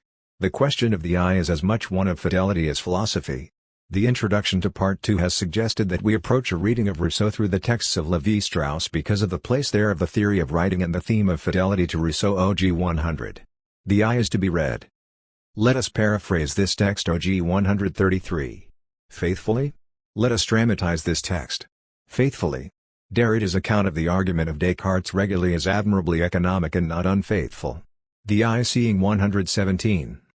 Yellow is very nearly the Regulis, almost Descartes, but it is not quite one or the other.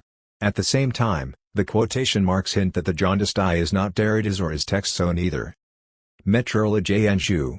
In the name of the subject of reading, let us put this I, the 17 instances of this I, into play. 118. Chapter 2. That dangerous supplement. Michael Nas, entamer, entame, to initiator. Open up, to breach or broach. OG 21, 163, 182. DG 34, 233, 259 and passive next to terms such as the trace, deconstruction or difference, the verb entamer along with its past participle which is also used as an adjective entame would appear scarcely worthy of serious consideration. Indeed the term can easily go unnoticed since it is variously translated throughout of grammatology and always for good reason as broach, breach, interfere, infiltrate, cut into, break into, usher in and so on. But as we will see, this term is almost as important and useful to Derrida as the term difference or differer, and Derrida's multiple and varied uses of it can do much to help illuminate what is at stake in these other, better-known terms. In fact, just like the verb differer, there are two different though related meanings of entamer, one related to time and one to space. The verb first means simply to begin, to initiate, to enter into or open up. Derrida thus speaks in an early passage of how the question of the meaning of being initiates or broaches, entame, philosophy for example, in the sophist and lets itself be taken over by philosophy. OG 21 DG 34. The verb entamer here suggests the opening up or beginning of a new movement or historical epoch. Derrida writes much later, commenting on or parsing Rousseau, the invasion of the northern barbarians ushered in, entame, a new cycle of historical degeneration. OG 202 DG 288-9. Or again, if imagination is able to corrupt us, it is first because it opens the possibility of progress. It broaches, entame, history. OG 182 DG 259, Derrida's emphasis. Though Derrida would surely caution against thinking deconstruction itself as a movement that is simply opened up in time or as in 119. Epoch that begins at some particular moment in time, the verb entamer is sometimes used to signal this opening as well.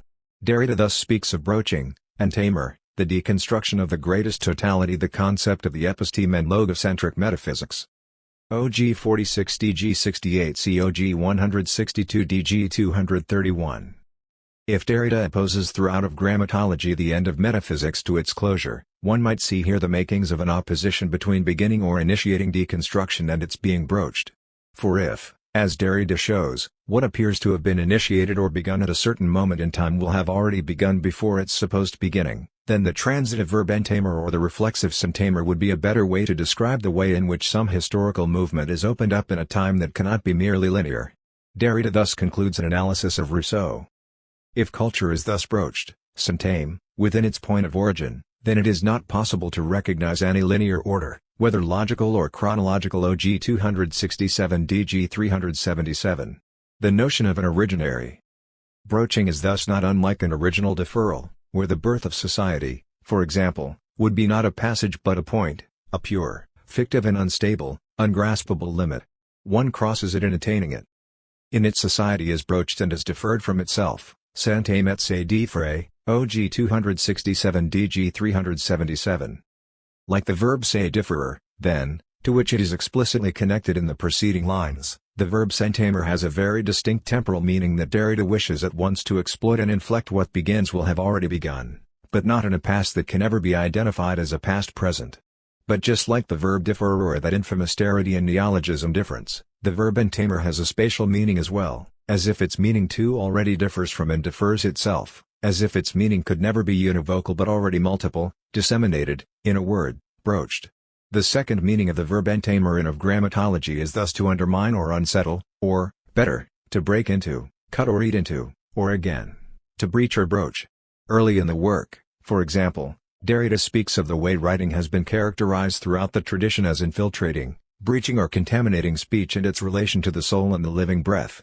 Writing, he argues, is the eruption of the outside within the inside, breaching, entomid, into the interiority of the soul, the living self-presence of the soul within the true logos.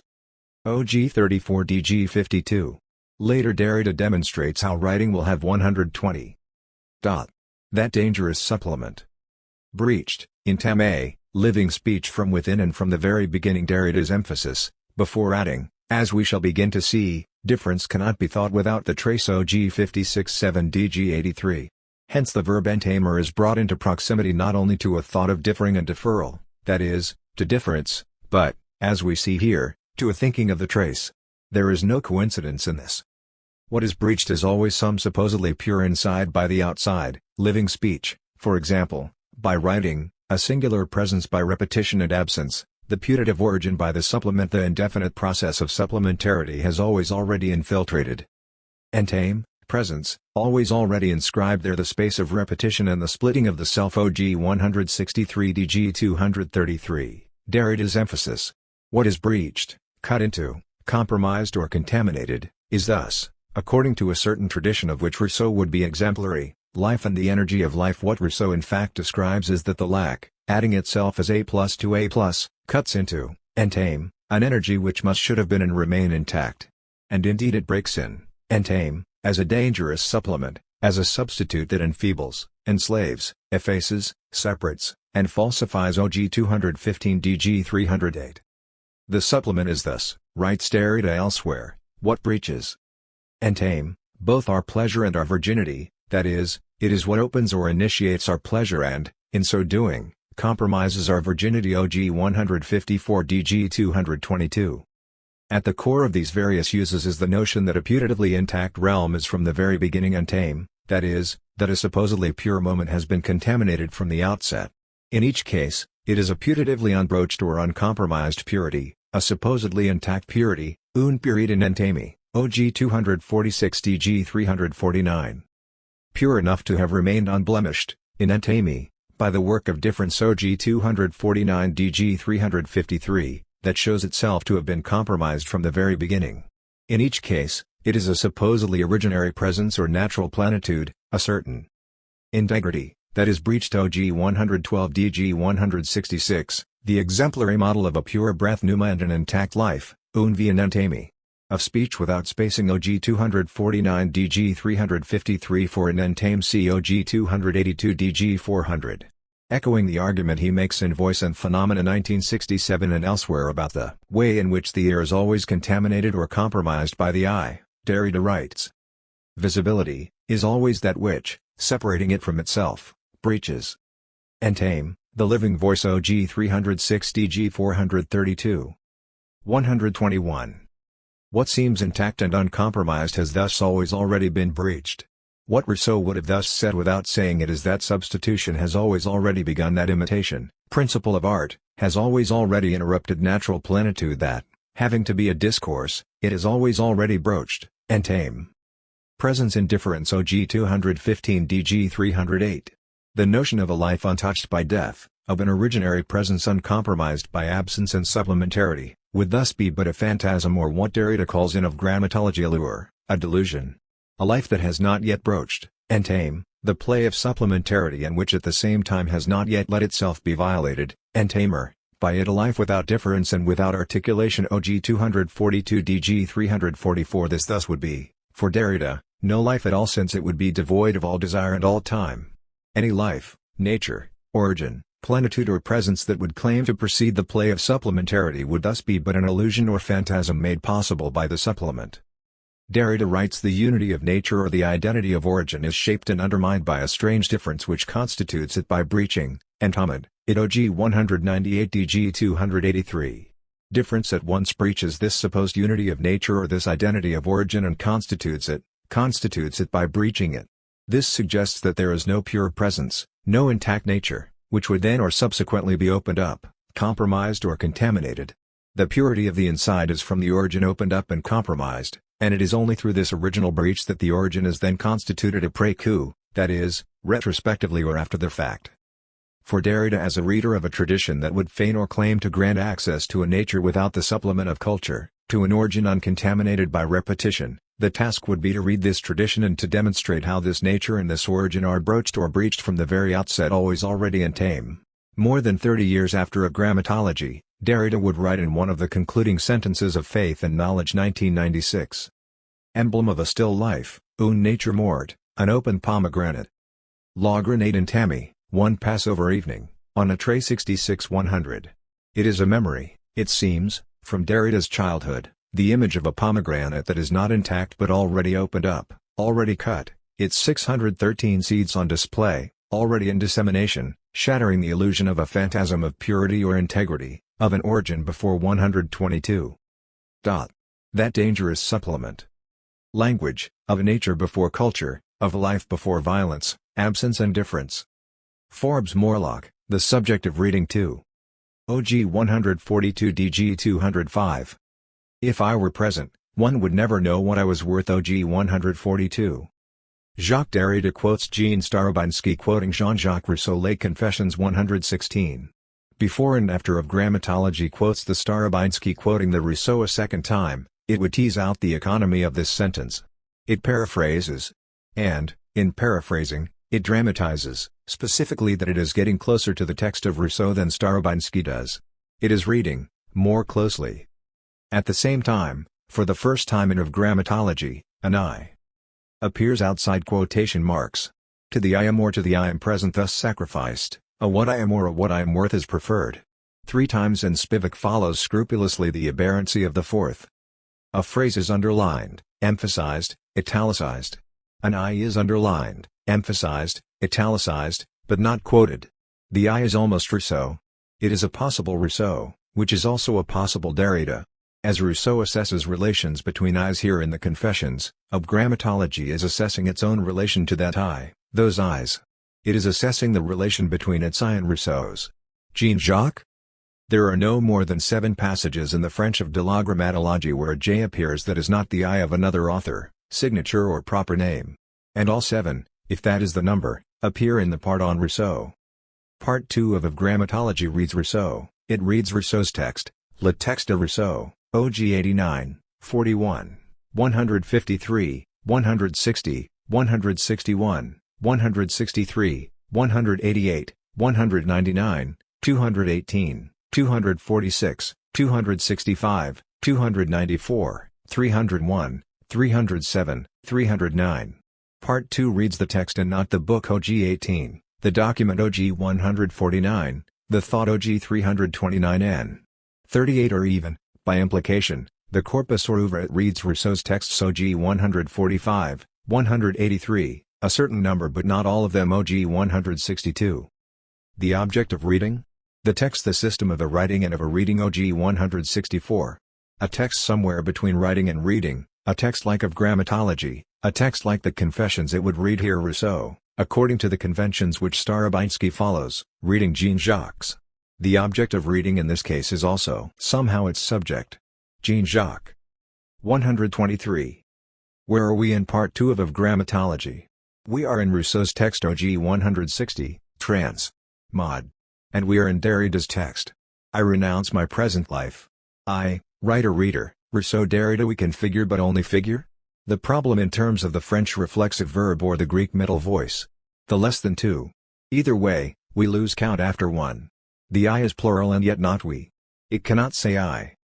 It is a text, but it can never be the author, voice or subject of a text. There is not, strictly speaking, a text whose author or subject is Jean-Jacques Rousseau OG 246. A text whose author or subject is Jacques Derrida. Where are we here in Derrida's reading of Rousseau? The I in this paraphrase measures, marks or establishes a distance and an identity. In Rousseau, in reading, in of Grammatology. The distance and identity of identification. The battle by which I wish to raise myself above my life even while retaining it, in order to enjoy recognition, is in this case within myself, log rstc en moi, and writing is indeed the phenomenon of this battle OG 142 DG 205, trans. Mod. Writing, the writing of the Confessions, the writing of Jean-Jacques Rousseau. La transparence et l'obstacle, the writing of Grammatology. The battle is here in the I. In this apparently egoistic economy, these writings are indeed the phenomena of the question of reading.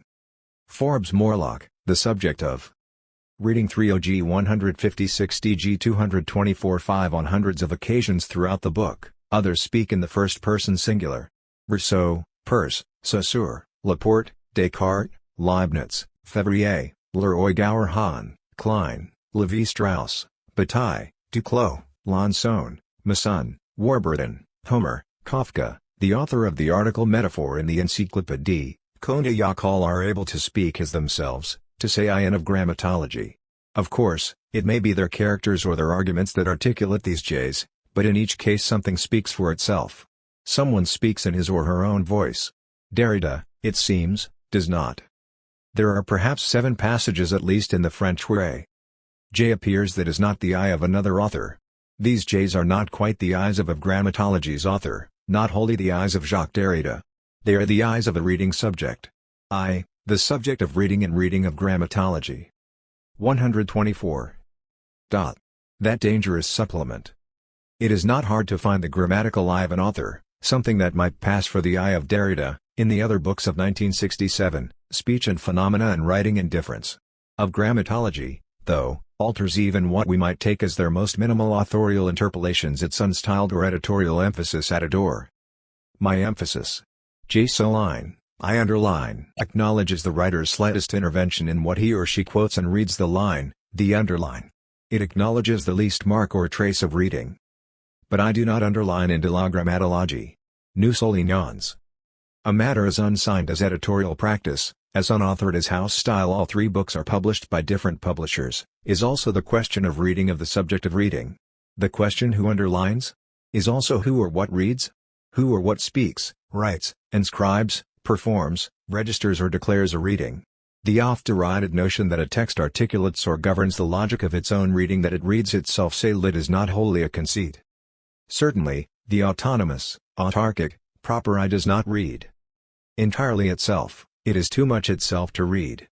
Reading is, rather, an auto-affective disorder. As all orders, including consciousness, the imagination and the universal structure of experience, are auto-affective disorders. OG 98, 186-7, 165-6. I touch, I am what is touched, I touch me, I am what is touched by me. Auto-affection constitutes the same auto as it divides the same. Privation of presence is the condition of experience, that is to say, of presence.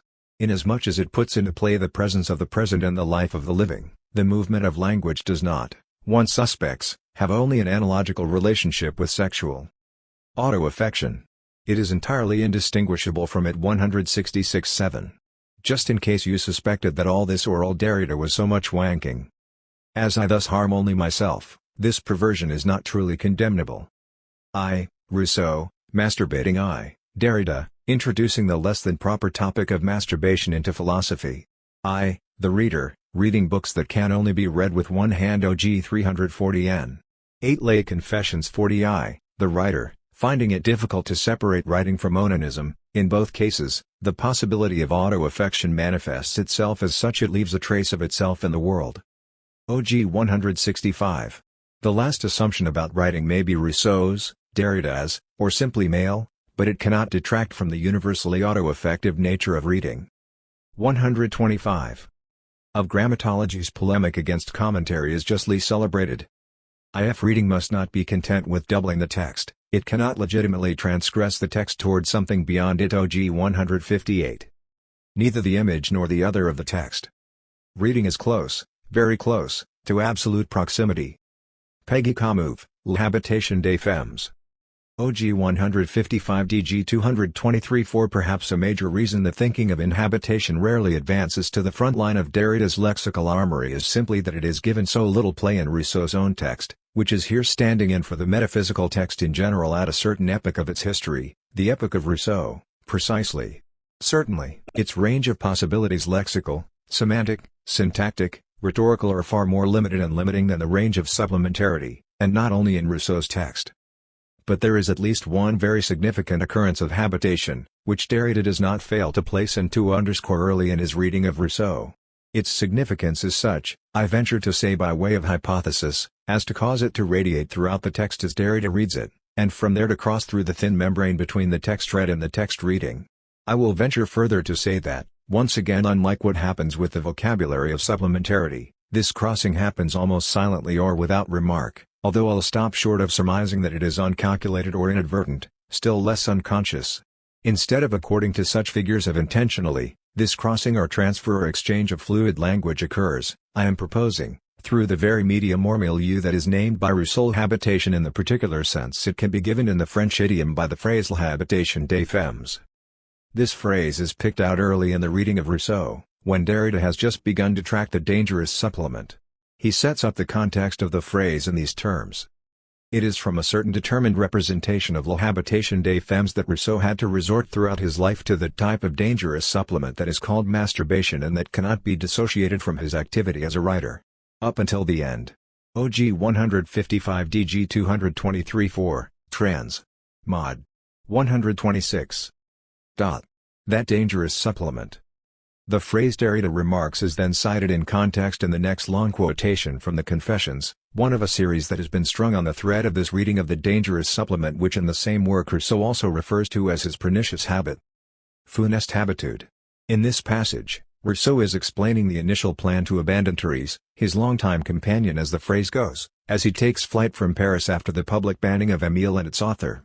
He piles on the excuses for having wanted to put distance between himself and Thérèse, and then finally he adds besides, I had observed that intercourse with women, l'habitation des femmes, distinctly aggravated my ill health. The Confessions 581 Les Confessions 595, trans. Mod. Translations of the Confessions usually render the phrase either, as here, intercourse with women, or perhaps cohabitation with women, which are both no more than adequate given that Rousseau's language pointedly dispenses with the with. According to the Dictionnaire Lettré and as Rousseau's Pléiade editors also point out, the more customary or habitual form of the expression to indicate le commerce charnel is habitation avec des femmes. By contrast, Rousseau's curious expression can be compared, at least syntactically, to the sense of inhabiting some surrounding space, a dwelling, a city, a country, a continent. L'habitation d'une maison, l'habitation de Londres, l'habitation du Canada, etc. One effect of this inhabitual turn of phrase is to project a habitation that is not a living or a being with, not even a having sex with, although the phrase in question would isolate a complaint about precisely that experience. Oddly, it would be a cohabitation with women without women, and thus perhaps a variation on what Derrida underscores, using Rousseau's own language, of that state almost inconceivable to reason. The elision of the word and thus the idea of avec inscribes, in other terms, the economy of auto-affection that Derrida finds written large and small across Rousseau's text. Indeed, as Rousseau's text, whether it is describing certain sexual habits that supplement the writer's unhealthful habitation des femmes or the self-awakening power of imagination, which receives nothing that is alien or anterior to itself. It is not affected by the real. It is pure auto-affection. By bearing down on Rousseau's somewhat aberrant usage, I've sought to shore up a little my hypothesis that Derrida would have perhaps seen there a reason to take on the condition, state or experience called 127. Habitation so as to inhabit it otherwise, in a certain way. By inhabiting Rousseau's text in another way, in a way that will in effect restore the elided spacing of the avec, the reading he produces yields another thinking of habitation with which the same inhabited text, but can we still call it the same text? Seeks to conjure away in a flight from every worldly habitation, of women and of men, as it works towards a final chapter titled Reveries of a Solitary Walker. 128. Chapter 3. Genesis and Structure of the Essay on the Origin of Languages. 3.1 The Place of the Essay. Jean Gaston, Pity, Virtuality and Power. OG 171-92 DG 243-72 Derrida argues at the start of his reading of Rousseau that, contrary to the view of Jean Starabinsky, the Essay on the Origin of Languages was not written before the Second Discourse 1754-55. The essay can be dated to 1754-61 OG 172, 192-4. Starabinsky had suggested that the essay must precede the Second Discourse because it offers such a different account of natural pity. In a note from 1995, he both acknowledges his error and criticizes Derrida's selective ponctuels remarks on Rousseau's theory of pity. Notes sur l'établissement du texte, CCIC 5. In the Second Discourse, la pitié is a natural sentiment that arises from the immediate repugnance of seeing others like oneself suffer or die. In the essay, on the other hand, pity is mediated by the imagination. In the Second Discourse, Rousseau had insisted that natural man has neither imagination nor foresight 143, 155. In the essay, he argues that it is only through the imagination that I can go out of myself and enter into the feelings of others. For Derrida, as the first version of natural self-love, pity is almost primitive and already placed somewhere between nature and culture. OG 174. Natural pity also protects us from the corruption of the amorous passions and socially constructed sexual desire. OG 175. To do this, pity must be supplemented by the imagination to produce a restrictive moral love that can redirect the energy of physical love and desire. OG 177-9. As Derrida observes, pity never stops being 129. A natural sentiment or an inner virtue that only the imagination has the power to awaken or reveal. OG 184. As a proposed structure of absolute identity, pity cannot avoid relying on a representation and a certain non-presence within presence. OG 173, 189-91. Derrida writes, without imagination, this pity does not awaken to itself, and humanity is not accessible to passion, language, and representation, does not produce identification with the other as with another me. Imagination is the becoming human of pity. OG 185 DG 262, trans. Mod. For Derrida, this supplementary relation between pity and imagination gives rise to an Aristotelian structure of potentiality and actuality, in which the real presence of the natural is held back and takes on the form of a virtuality. This appeal to activation and to actualization by the imagination is so little in contradiction with other texts that one can follow everywhere in Rousseau's work a theory of innateness as virtuality or naturality as sleeping potentiality. Not a very original theory, to be sure, but one whose organizing role is indispensable. It asks us to think of nature not as a given, as a real presence, but as a reserve. OG 185. This Aristotelian gesture raises the problem of rethinking the inheritance of potentiality and power. This notion of a reserve, Derrida writes, is itself confusing, deroutant. One may determine it as a hidden actuality, dissimulated deposit, but also as a reserve of indeterminate power. OG 187 DG 263.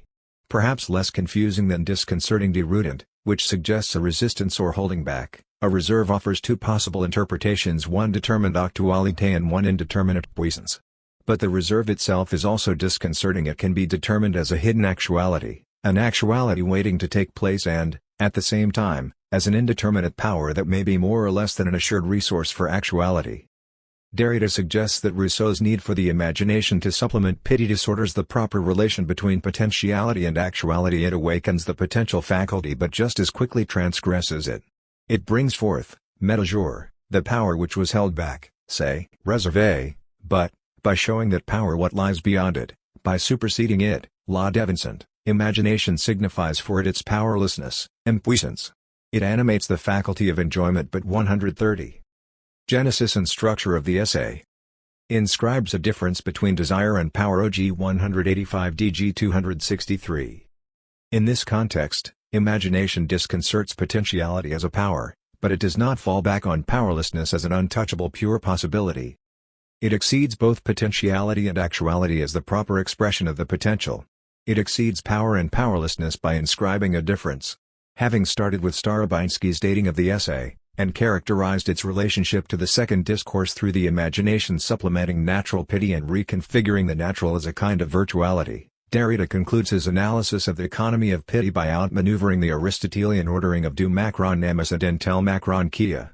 He writes, thought within its concealed relation to the logic of the supplement, the concept of virtuality, like the entire problematic of power and act, undoubtedly has for its function, for Rousseau in particular and within metaphysics in general, the systematic predetermining of becoming as production and development, evolution or history, through the substitution of the accomplishment of a dynamis for the substitution of a trace, of pure history for pure play. Now the movement of supplementarity seems to escape this alternative and to permit us to think it. OG 187 DG 265-6, trans. Mod. Claire Connors, Preference and Force. OG 178 DG 253. Telle l'histoire de l'amour, such as the history of love. DG 253. OG 178, writes Derrida, at the start of a paragraph summing up the bit of Rousseau's second discourse which describes the advent of human love, and its birth as a diversion and orientation of natural desire. This sentence might be flagged with a mark of irony. D'Ironie. OG 227 DG 324. We can certainly hear in it the accent that marks a diversion from what one seems to be declaring, the tension of a tone that holds things off, denies ownership of an utterance, puts into question the universal acknowledgement of a truth by marking one's own preference and prejudice. Rousseau's history of love is, roughly, an account of the cultural and feminine prejudice that a single man in fortunate possession of a wealth of desire must be in want of a wife. This generally held prejudice is not a truth he acknowledges himself. He cleaves, in the name of nature, to a less 131. Domesticated vigor to the vim and virility of the forces of desire. But Derrida's opening irony, if such it is, here holds at a distance Rousseau's disdainful and rather distasteful history of love.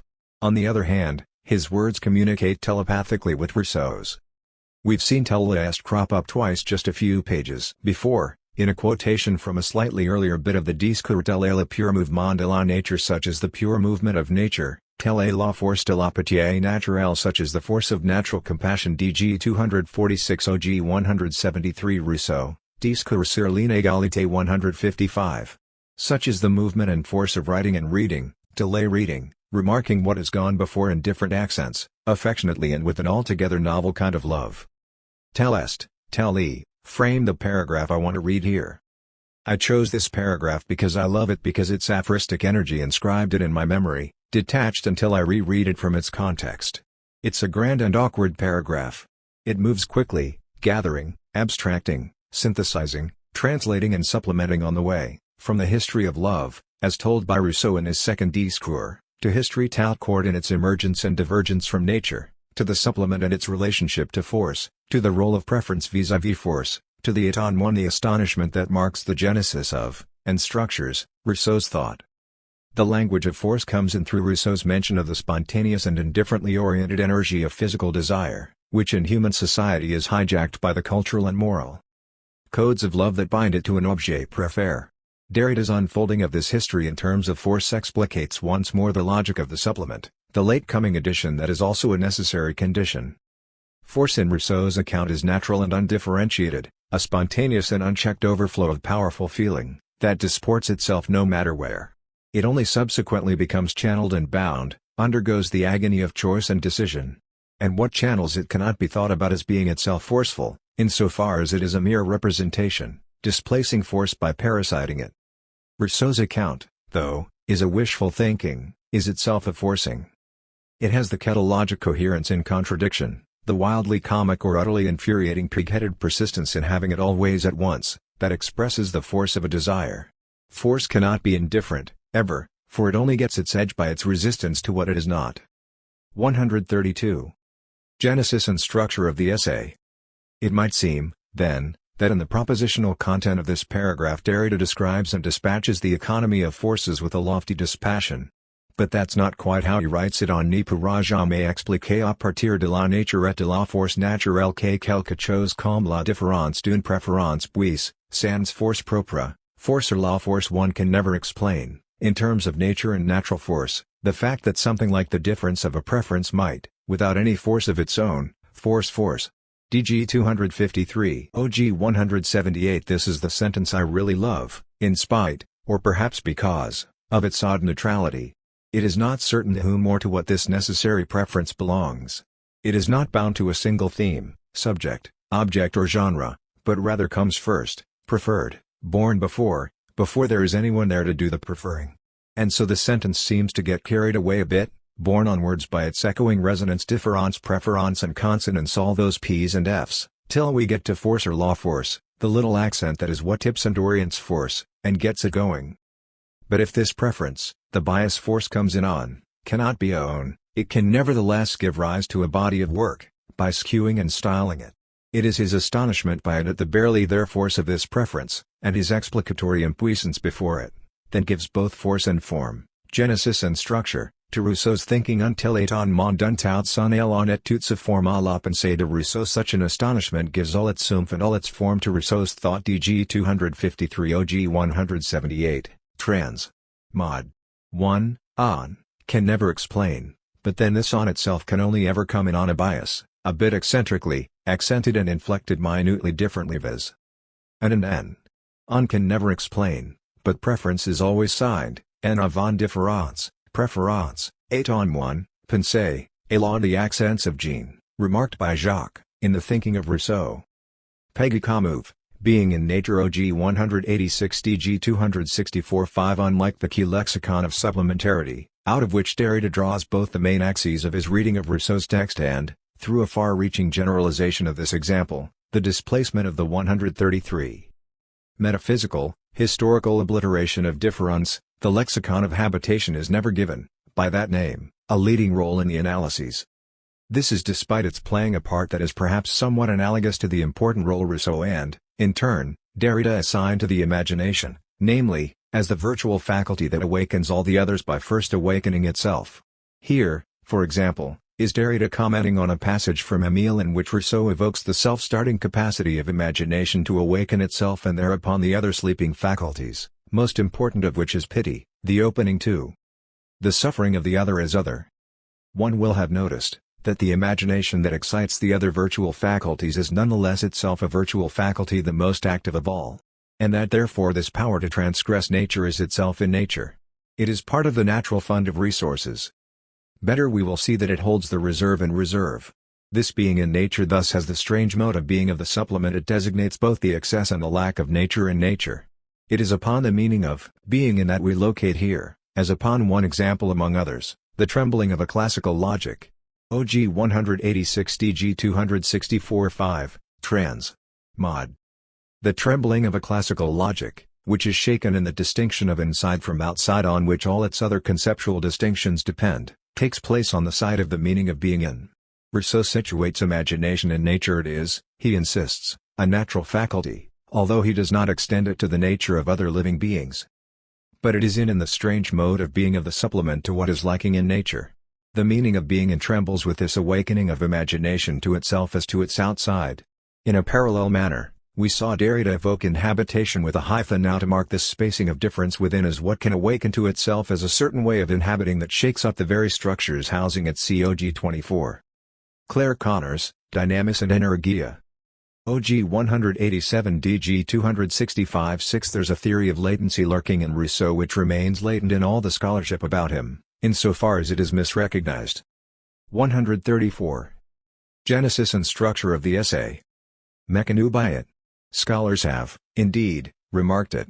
Derrida mentions Durkheim and de Wraith. But the work it does has been misread or underestimated. De Wraith in the passage to which Derrida points us in his footnote OG 342 n. 20 suggests, for example, that it is the theory of a faculté virtuelle which allows Rousseau to rester d'accord avec lui-même, to remain in agreement or accord with himself. De Wraith 148.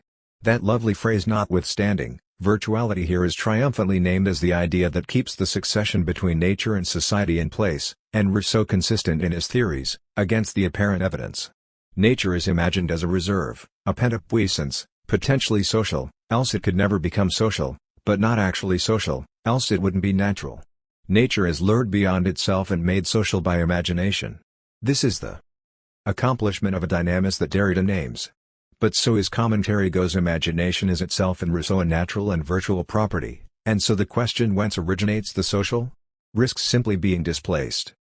At issue here is philosophy's powerlessness in the face of possibility, potential and dynamis. From Aristotle to Rousseau and beyond, dynamis and energia, power and act, potentiality or possibility and actuality, force and its effects, lead inexorably from one to the other. Of Grammatology holds the pair apart for a long while from page 187 to 311, or page 266 to 439 in the French. This pretension. Dynamis, wait for it, energia mimes what the terms name. Dynamis is orientation towards a telos at which it will eventually arrive, effacing itself as it comes into being, making itself present. The orientation and thinking of dynamis undoubtedly has for its function, for Rousseau in particular and within metaphysics in general, the systematic predetermining of becoming as production and development, evolution or history. OG 187. Any attempt to know or to theorize potential abrogates it a priori, insofar as, by establishing what it is, it renders it actual and thus rends its potential. In a sense, then, dynamis can only be mechanism, badly known, misrecognized and missed. And yet we can still imagine it. Imagination, for Rousseau, as Derrida conjures him in these pages, has an extraordinary property. Another translation of dynamis. It is the only power capable of bringing itself into the world, of imagining itself into being, making itself up as it goes along. This is, of course, impossible, a romantic dream, pure auto-affection par excellence. 135. Or, to gloss a bit ironically, a frigging of the imagination. But it's a dream that the experience of reading, and of reading of Grammatology, allows us to bear and to bear with, an entertaining of the impossible. For John Keats, the imagination may be compared to Adam's dream he awoke and found at Truth Letters 37. For Jean-Jacques Rousseau, quoted by Jacques Derrida, right at the end of Grammatology, imagination and what it dreams up are less certain to make this passage to actuality. Doing what others fail to do, he gives his dreams as dreams, and leaves the reader to discover whether there is anything in them which may prove useful to those who are awake. OG 316. Like the philosophical dynamis which, in his interview with Derek Attridge in Acts of Literature, Derrida describes as a property of literature and poetry rather than of philosophy. This is a dynamis which can be developed only in response this strange institution 45-6. 3.2 Imitation. ANN Smock, Estamp OG 208-9 DG 296-7 Estamp means print, stamp or engraving, very often a copy of an original artwork. Also a tool for imprinting a stamp. Rousseau is so confident that signs are effective not on their own but strictly via what they express, that which they imitate or convey. He is so sure we are moved by the thing, or better, the passion that is exposed, and not at all affected by the outward exposition, that he says what touches us in a painting is what would touch us just as much in a print. In Estamp OG 208-9 DG 296-7. It follows that an engraving of a painting is at least as good as the original, and that indeed the very essence of painting is really nothing but what lends itself to being reproduced. The copy, then, is art's model. The possibility of the print is the origin of art, which means that art's death and art as death are mixed up in the birth of the work and entangled with the principle of life. This is one of Derrida's swiftest and most telling demonstrations of the justice Rousseau's text does to exactly what he does not wish to say. The stamp has an interesting development in Derrida's work.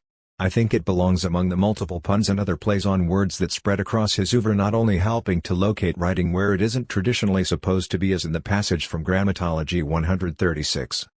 Genesis and structure of the essay. Just cited, but also attributing to it to the letter, the mark, the imprint, a musical ring, and indeed to the vital depletion that launches and sustains the living word, a specifically vocal resonance. For example, the stamp reappears as timbre in la carte postale, postage stamp, and also label or seal, official mark on an authenticated document such as an invoice, and the instrument used to print the mark, and then to a little drum or bell, and also a resounding voice voix timbre, if not a slightly crazy one, voix timbre. Quite regularly in la carte postale, timbre designates the particular character or quality of a vocal sound apart from its pitch or intensity. And often I cease paying attention to what you say, on the phone, so that the timbre might resonate all by itself, as in a language all the closer for being foreign and incomprehensible to me. Envoys 1924, trans. Mod. So it's this timbre you address to me, with no message, none other, that counts. Invoice 1511, trans. Mod. Philately has to do with atelia. We read acquittal of a charge. Whence the stamp timbre, an official indication payment has been made. Unless the stamp exempts from paying. For to stamp, to frank. A franchir is to free from a charge, dissolve an obligation. A stamp, in other words, is never just one philately, a stamp collection. And it is love philos, friend, it is love of the stamp with or without it. Love of the bond that also unbinds and by dismissing engages. It is love with or without love, stamped and validated conjugal love, l'amour timbre, or l'amour timbre, crazy love.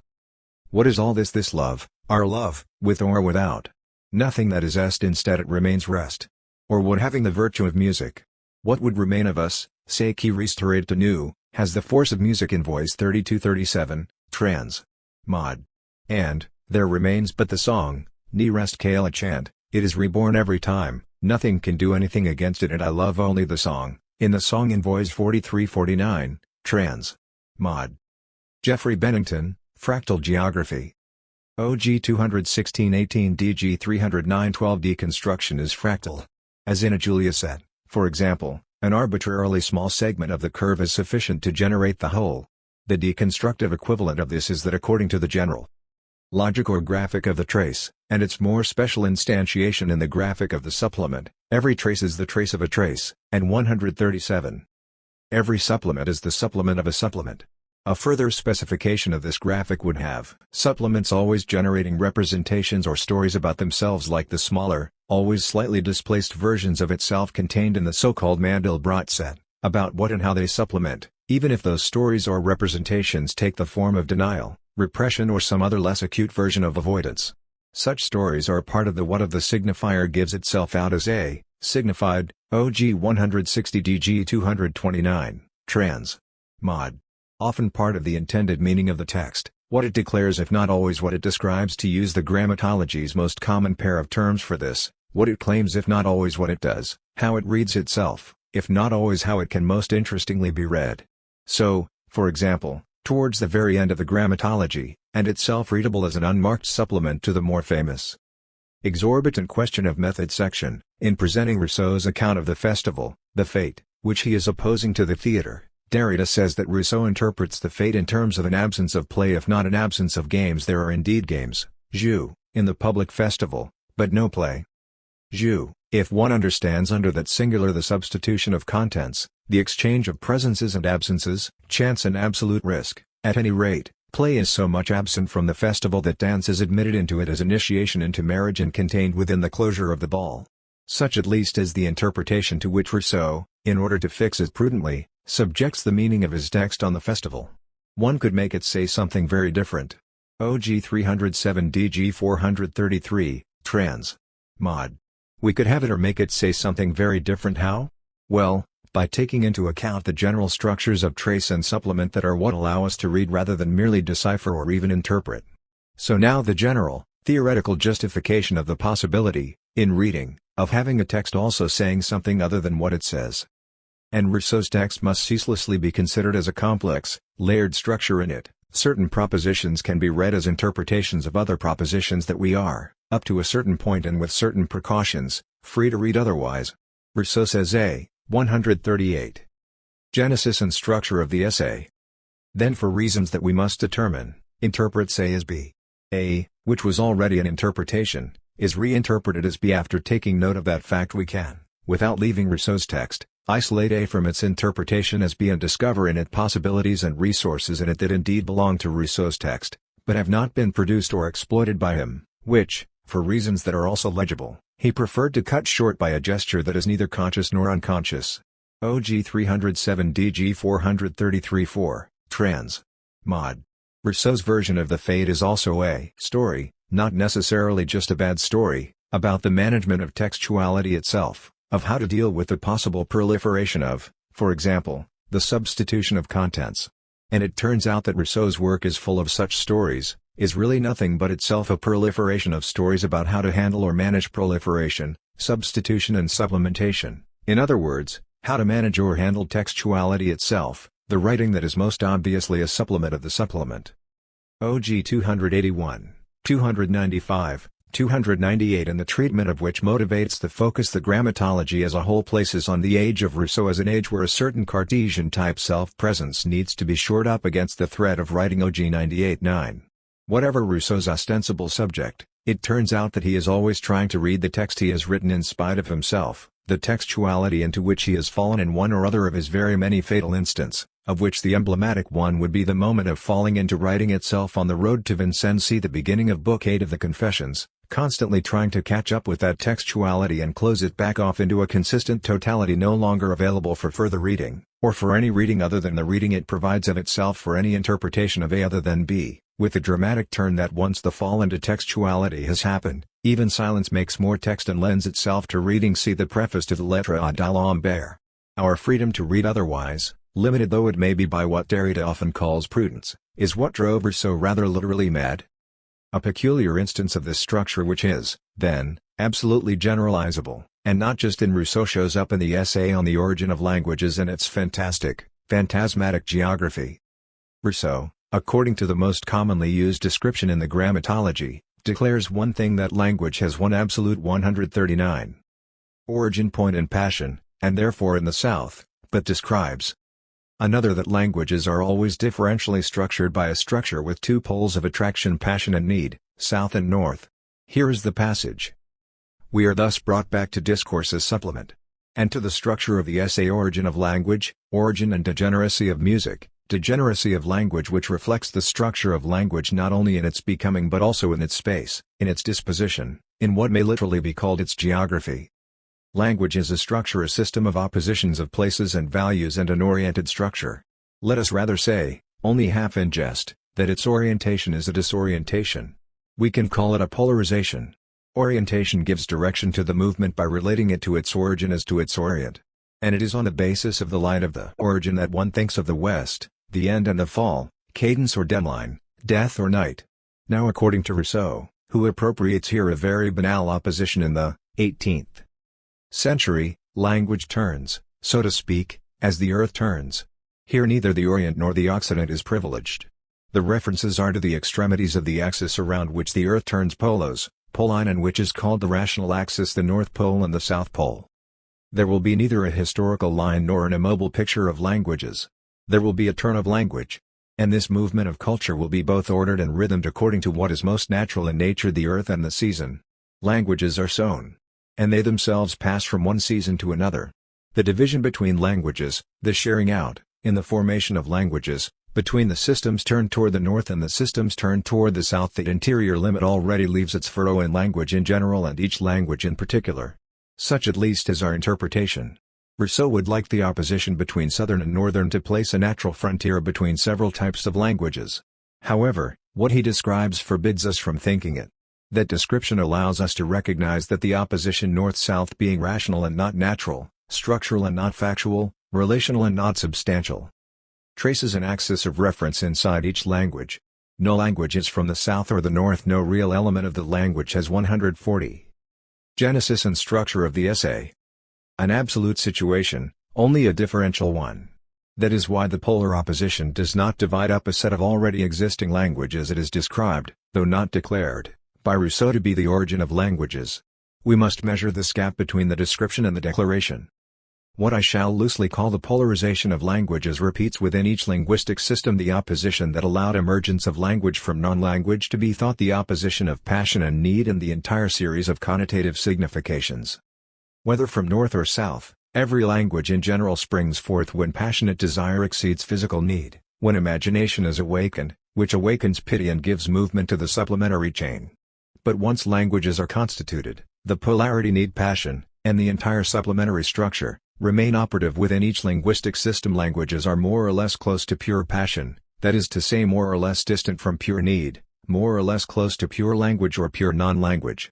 And the measure of that proximity furnishes the structural principle of a classification of languages. Thus the languages of the north are rather languages of need, the languages of the south, to which Rousseau devotes 10 times the space in his description, are rather languages of passion. But this description does not prevent Rousseau from declaring that the one group is born of passion, the other of need. The one group expresses primarily passion, the other expresses primarily need.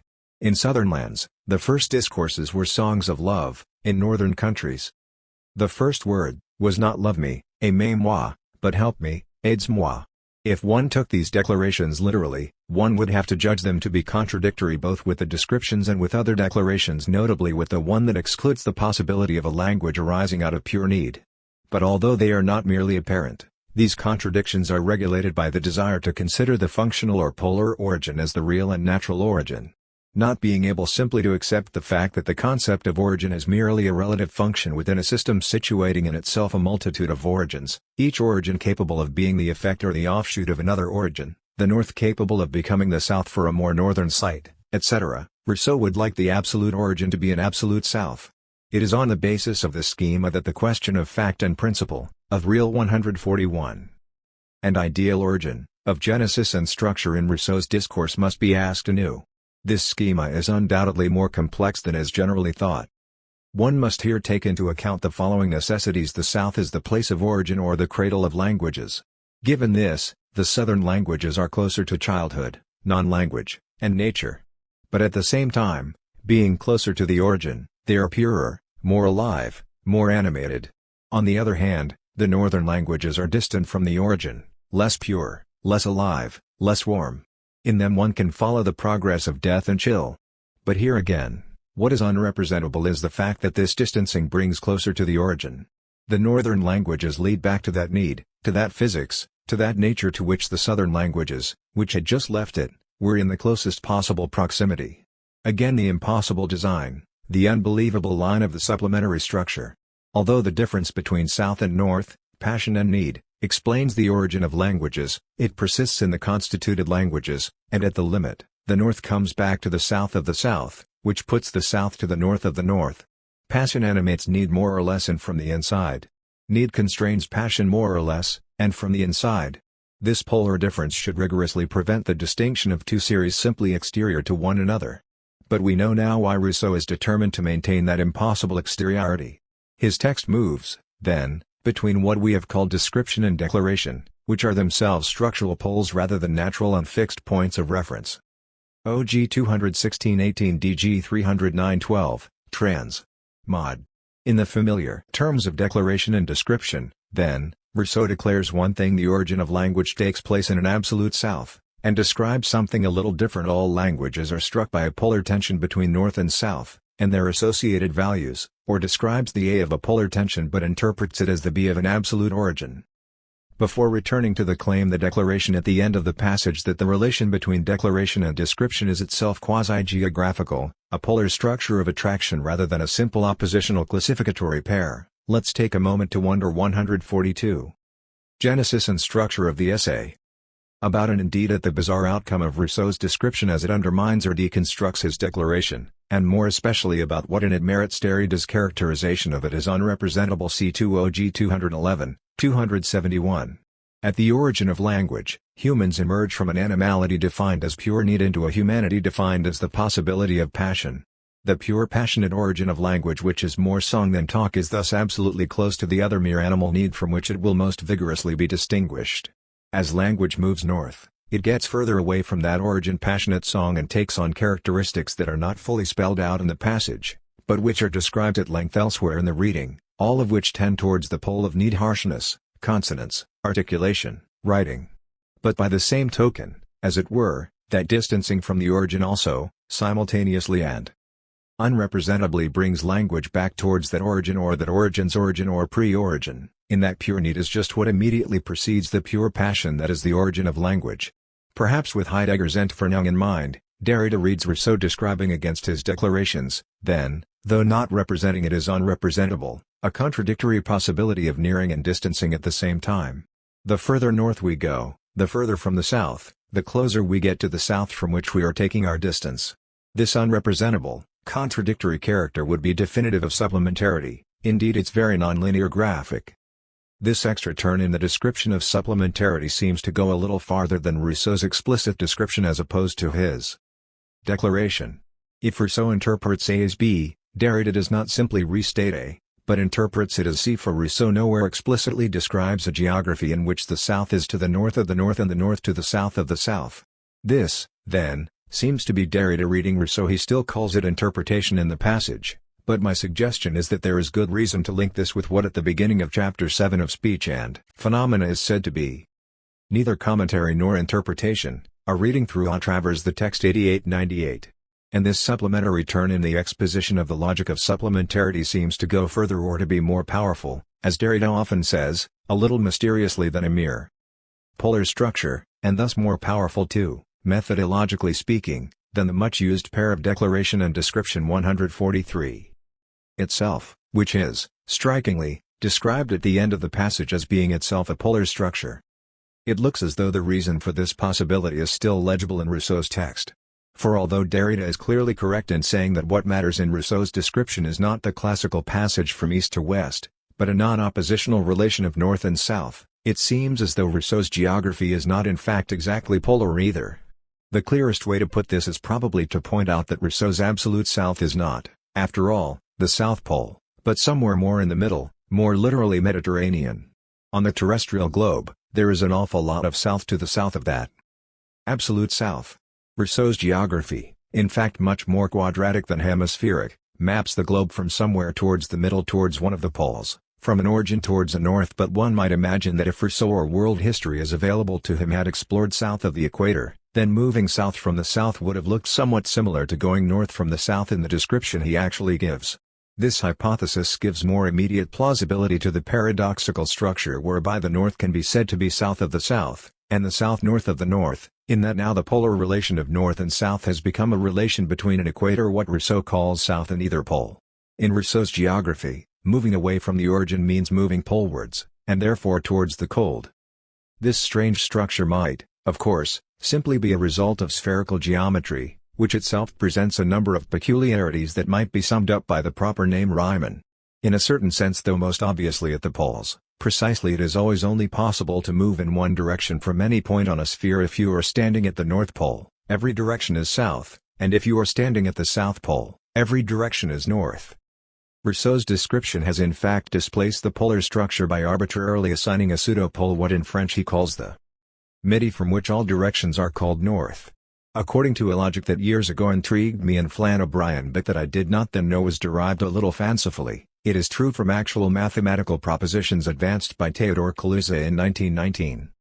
postulating the existence of a fourth cylindrical dimension of space, laying some distant foundations for string theory. This thought can 144. Genesis and structure of the essay be extended to the globe in general, so that on this view there is only one direction it is ever possible to take, and that one direction always returns one to the point of departure. Whatever the merits of this logic which leads Flann O'Brien's character to conclude that the Earth is not spherical at all, but sausage-shaped, it does give a sense of the havoc that may be wrought by structures of supplementarity on common-sense understanding. One might imagine that this unrepresentable situation, though the so-called horn torus might be an interesting approximation here, would have some impact on any future non-physical geography that counted on the simple sphericity of the globe, or even its straightforward polarization. All of Derrida's more recent interest in mondialization and his resistance to the Anglo-American term globalization could be reread from this point, as could his repeated references to the role played in Kant's cosmopolitanism of the spherical form of the Earth's surface. More immediately, this very resource in the description part of the description declaration distinction must also complicate Derrida's characterization of that structure as polar. Supplementarity, like difference, always in fact means something more and a little other than a field of tension organized around two poles of attraction. What Rousseau's impossible geography suggests is rather that the absolute south of declaration, the supposedly perfect coincidence of what I mean and what I say, is compromised by a description that is not even a pole, but a movement, what I have been calling reading, that moves away from and back towards that origin which is merely somewhere where we are, in a text already in a process of approximation that simultaneously gets closer to and further from what the text declares. ANN Smock, Accents OG 212-16, 223-9. DG 303-9, 318-26. Accents are the voice's changeable tones, its varying pitches and intensities. These modulations can cause us to say of a voice that it's altered by fear, by joy, by grief. Pascal Quignard, for example, speaks of the loveliest alterations into which emotion can pitch a voice, and likens these inflections to a sort of age tuning and changing the voice the way puberty changes a boy's. He calls the lowering of a young boy's register l'affection of his voice la leçon de musique 18. 145. Accents, as Derrida demonstrates, are the part of melody that Rousseau, for his part, values, as opposed to harmony, because, precisely, accents express the passions and faithfully imitate nature. OG 212-16. Harmony, on the other hand, scales and calculated intervals, doesn't express or imitate anything. Harmony for Rousseau is analogous to color in painting, color considered as a graduated scale of tints, a chromatic sequence, whereas the contours of the shapes in the painting, the drawn part of it, correspond to melody. They are expressive and move us because they imitate the forms in nature. Moreover, the gamut of colors, that series of intervals, degrades the art of drawing, and just so do the accents of emotion that animate melody get deadened by harmony.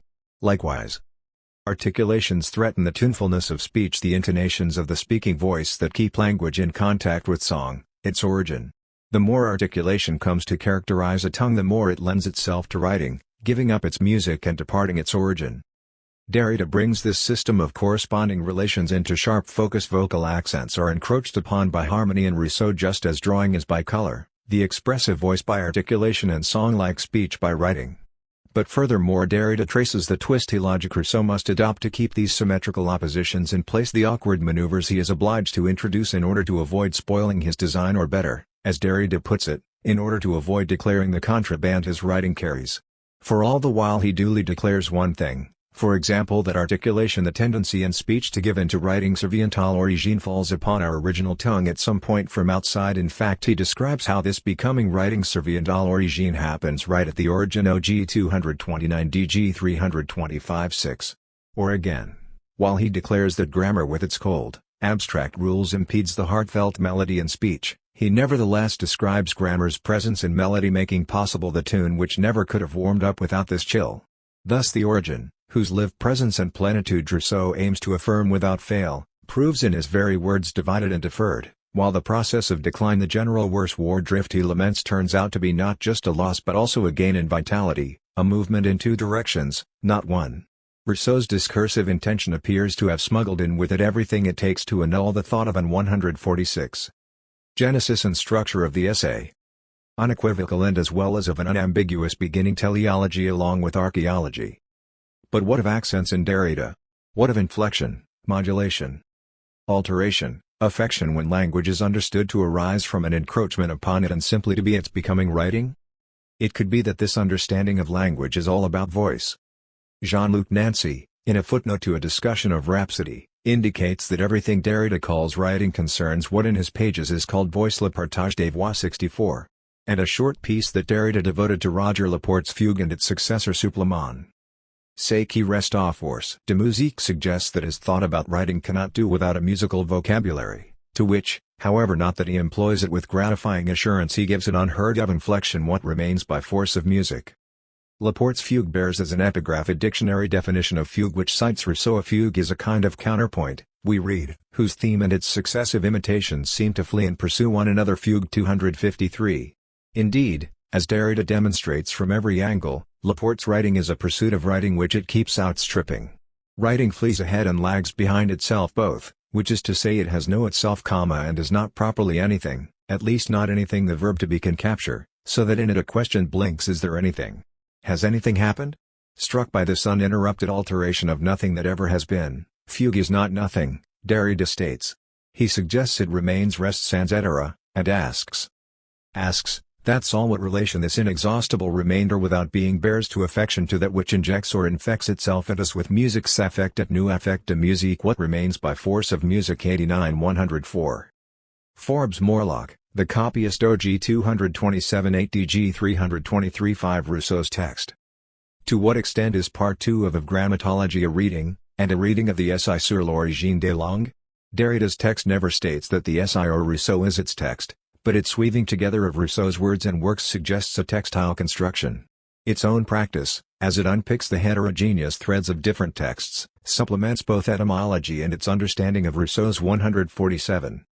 Practice. On each occasion one would notice that Rousseau weaves his text with heterogeneous threads. OG 200 see also 14, 150, 159, 204, 221. Of Grammatology tears Rousseau's text apart into pieces and by disrupting the order of its argument. And at the same time it claims that text was never anything but a reconfiguration of torn parts. As usual, Rousseau brings the borrowed pieces into play in a perfectly original organization. He cites and recites, cite et recite, of course here and there, and, even when he does not cite, he draws from passages, puis dans des passages, OG 228 DG 324 5, trans. Mod. Rousseau's drawings, his method, would be his reader's own. Certainly Derrida does not read the Essai sur l'origine des langues.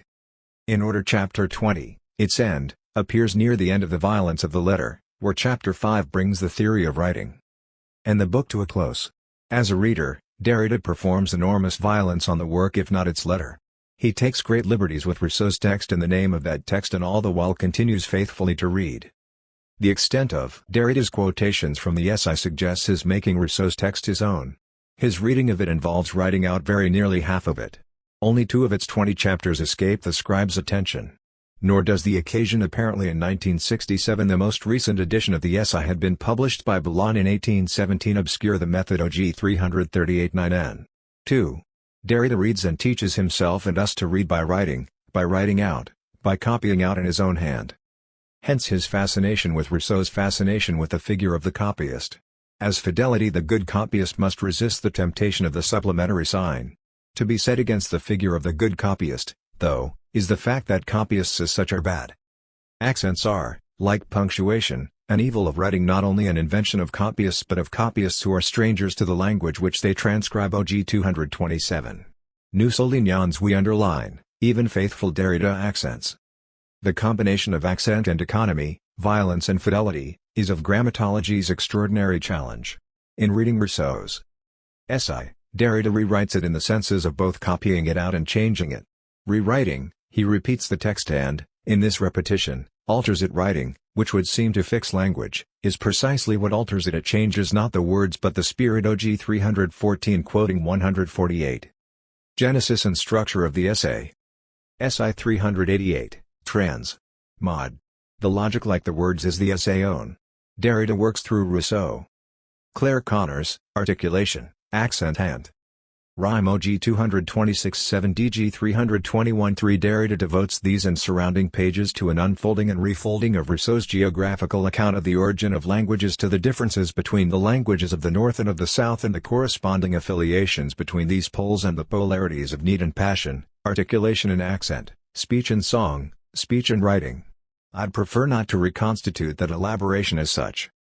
But there's a remarkable moment in Derrida's reading when his writing goes wild. It comes when he's summing up the vis centrale of the essay about the generation of writing out of the articulation of a language. Starting with that articulating conjunction or now which marks a break in the suturing of a new element or l'écriture or now, writing is at the North DG 321 OG 226, trans. Mod. The writing begins to roil and mate with itself, in a frenzy of auto-affection or disaffection, generating itself out of itself from. Or, tenor, force and se forcer to morden and that minute turn a demi-tour or U-turn, its accent almost inaudible to an English ear, though the writing helps us see it that gives us tour. The writing rings with rhymes and half-rhymes, I-rhymes and ear-rhymes, usin. Anses and consonances mangy, ringe parley consonants eaten, gnawed through by consonants DG 322 OG 226 and some of them make themselves felt in English too. Vigor, rigor OG 226. These chimes are easy enough to hear, see and mark. But what are we to do with them? Obeying the sleekly utilitarian dictates of close reading, we might want to put them to work, by exploring the work that they do, looking at how the sounds serve the sense. Work the labor necessitated by the hard northern climes does not lessen but represses and displaces passion, supplements it, staves off death through its own deathliness, defers it. Like the reality principle, it aims to give us pleasure, in time and given time, and also to return us as nearly as possible to quiescence, to a state where love rather than need prevails. The labor of close reading has similar ends and aspirations, producing the unity of a reading from the direction of the elements it explicates. And of course we don't have a choice about working, however much we might. 149. Prefer not to. Work, we must know, if we have read of grammatology, is already at work, insofar as need operates within passion itself. There is no shirking work. A close reading then one can see very quickly how the rhymes here, as rhymes, are generated out of the articulations which joint language, its divisions and sutures, its sameness and its differences. In this way Derrida's rhymes mime the articulations they describe, dramatizing them for us a little. As the writing unfolds out of itself, so it performs the upping of the ante, the plus discussed. The more language is articulated, the more it lends itself to writing, and the more it therefore summons writing too. Plus elle se prête à l'écriture, plus elle l'appelle. Tell, the more it yields to writing, the more it calls writing forth. This, DG 321 OG 226. In its flighted, self-delighting, articulate energy, this writing. Elle-même is true not so much to what Rousseau declares, the deathliness of writing, as to what he describes without wanting to. Writing's own force and passion, its energy passion LDG 340 OG 340. This reading isn't untrue, exactly. But to stop there, as though that were the end and the truth of it, the payoff from our labors. Well, that would itself be deathly, a headlong precipitation towards the signified, and effacement once more of the writing. The or that resounds through Derrida's French is not, although it allows us to hear it, the English or of logical alternatives form or content, signifier or signified, passivity or activity, pleasure or meaning, accent or articulation, Derrida or Rousseau. It's a now not as temporal marker of a presence, but as a conjunction that involves us by summoning us, coming early to surprise us, in at the ear before there's any choice in the matter. And, if we listen, it's listened to now, listen exigent because it buttonholes us, but pleasurable because it holds us for a moment. Like a storyteller's now.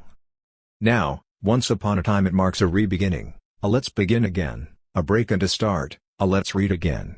It names and appeals to appel an intimacy and relation that it instantiates.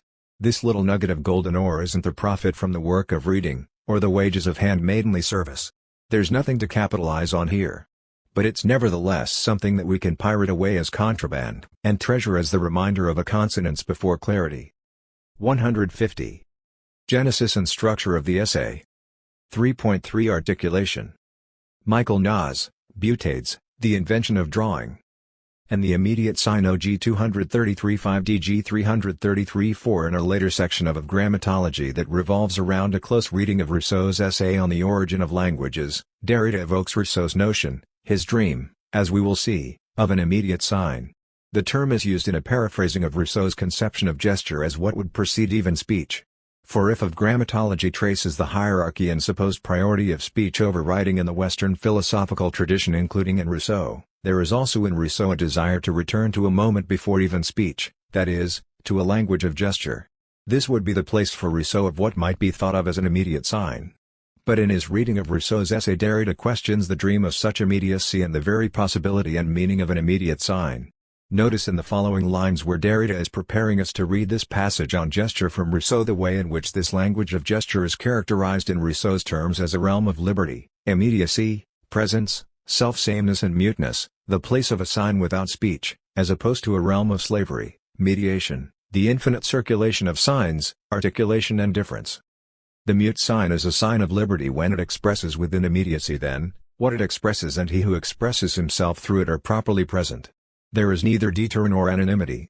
The mute sign signifies slavery when representative mediacy has invaded the entire system of signification then, through infinite circulation and references, the self-sameness, propria, of presence has no longer a place no one is there for anyone, not even for himself. As it is speech that has opened this endless movement, law beam, of signification thus constantly risking the loss of signification it is tempting to return to an archaeological moment, a first moment of sign without speech, when passion, beyond need but short of articulation and difference, expresses itself in an unheard of way. Voix inouïe, an immediate sign. OG 233 5DG 333 4 gesture would thus be, for Rousseau, a sign without speech, a mute sign, a gesture of the hand without any sound from the mouth. 151. But could such a sign really be as immediate and without difference as it pretends? Derrida's skepticism is conveyed simply by his characterization of gesture as what expresses itself in a voix inouïe, that is, literally, in a way that does without ouïe, without hearing, without sound, but also in a way that is unprecedented, incredible, unbelievable. Inouïe. A sign without difference or mediation would thus be this unprecedented, truly incredible thing, an immediate sign, a paradoxical, oxymoronic notion that Derrida draws attention to here by underscoring it. Derrida goes on to cite Rousseau from the essay on the origin of languages where this language of gesture is described and where we see Rousseau yielding to what Derrida called the temptation to return to an archaeological moment. Although the language of gesture and spoken language are equally natural, still the first is easier and depends less upon conventions. For more things affect our eyes than our ears. Also, visual forms are more varied than sounds, and more expressive, saying more in less time. Love, it is said, was the inventor of drawing. It might also have invented speech, though less happily. Not being very well pleased with it, it disdains it. It has livelier ways of expressing itself. How she could say things to her beloved, who traced his shadow with such pleasure. What sounds might she use to render this movement of the magic wand? Essay 248, cited in OG 234. Neither Rousseau nor Derrida here identifies the precise origin of this tale of the invention of drawing, though a note by Victor Gorevich in his edition of the essay on the origin of languages traces it back to Pliny the Elder who, in Natural History 35, speaks of a young Corinthian girl named Butades who would have invented the art of drawing by tracing the outline of her lover's face on a rock. Essay 248-10. 349. But Rousseau would have probably had in mind not only the story from Pliny but the many pictorial representations of Butades in the mid-18th century. In Memoirs of the Blind, in fact, Derrida comments on two of these representations: Joseph Benoit Souvie's Butades or the Origin of Drawing and Jean-Baptiste Regnault's Butades tracing the portrait of her shepherd or the origin of painting, in order to show how, in this tradition, the origin of drawing gives rise to multiple representations that substitute memory for perception. 4951. In other words, Butades 152. Genesis and structure of the essay. Can trace the outline or shadow of her lover on the rock or wall behind him only on the condition of not seeing, as if drawing were a declaration of love destined for or suited to the invisibility of the other. What is essential here is that, for Derrida, the shadow being traced is already detached from the present of perception, fallen from the thing itself, already a kind of simultaneous memory, that is, at once an immediate perception of the shadow and already a memory of the absent lover. If one had any doubts about Derrida's intentions and of grammatology, this passage alone would be enough to dispel them. Though the outline of the lover would be as close as possible to the lover himself, the gap or difference between the two is enough to call into question the possibility of what Derrida, parsing Rousseau, calls an immediate sign. After analyzing these two representations of Butades and the origin of drawing, Derrida in Memoirs of the Blind goes on to cite the very same passage from the essay on the origin of language as he had cited back in of Grammatology, and he sends the reader in a footnote back to that earlier analysis. Now, after citing Rousseau in the passage of Grammatology that we have been reading here, Derrida picks up his own commentary, weaving critical questions about this language of gesture into his paraphrase of Rousseau. According to Rousseau, he writes, "He movement of the magic wand, this is, of the stick Butades uses to draw her lover's outline, that traces with so much pleasure does not fall outside of the body, ni tombe pas hors du corps. Unlike the spoken or written sign, it does not cut itself off from the desiring body of the person who traces or from the immediately perceived image of the other. The distance between the wand of Butades and her lover, or between the shadow of her lover and the lover himself, would thus be," Derrida adds, "almost nothing, as the lover is almost present in person in his shadow. But this almost nothing is, of course, not nothing, and this almost present is not presence. If Butades is indeed very close to touching one is very close to being the other itself, close by a minute difference, that small difference visibility, spacing, death is undoubtedly the origin of the sign and the breaking of immediacy OG 234. Rousseau's account of the language of gesture and his return to an archaeological moment would thus be an attempt to think the sign by beginning from its limit, and this limit of an impossible sign, of a sign giving the signified, indeed the thing, in person, immediately is necessarily closer to gesture or glance than to speech. What is marked off here by Derrida between hyphens 153 is enough to call into question the rigor of Rousseau's distinction between gesture and speech and his claim that gesture can really be characterized in terms of liberty, immediacy, proper presence, the self-sameness of presence and so on. For what Derrida characterized earlier in Rousseau in terms as an immediate sign is now called, in his own voice, it seems, an impossible sign, that is, we might speculate, a sign that is possible only as impossible, that is, only as an illusion, phantasm or lure. When the signifier purports to give immediate access to the signified, when the sign which cannot be thought without difference and articulation claims to give immediate access to the thing itself, in person, then we know we have on our hands the phantasm of an original purity or presence that Derrida will attempt to draw attention to, make explicit, and, so to speak, deconstruct OG 233-5.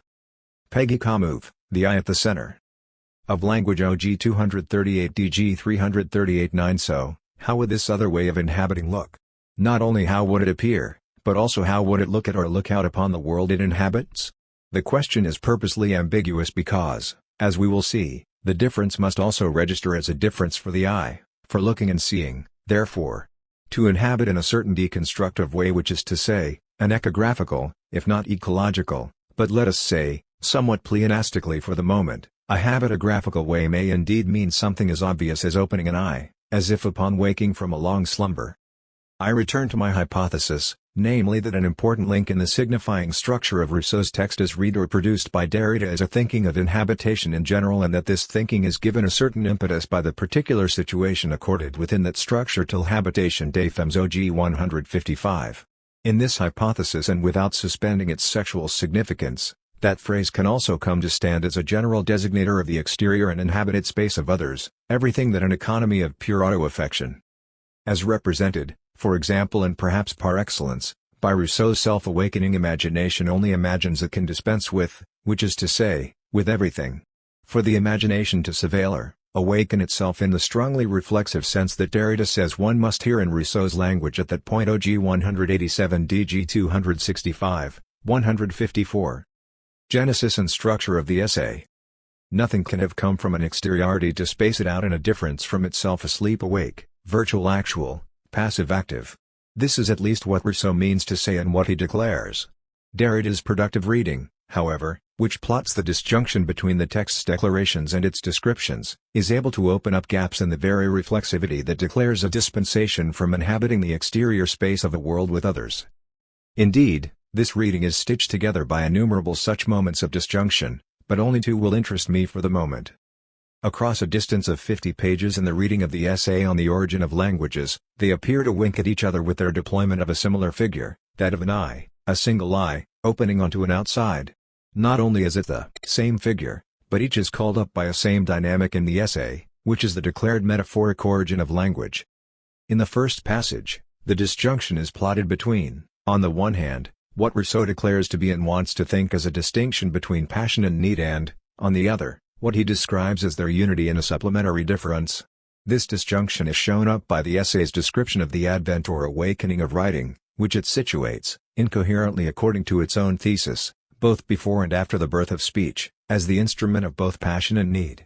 Derrida explicitly compares this awakening of writing to that of the imagination as Rousseau had earlier described it. How is writing, like pity for example, in nature and outside it?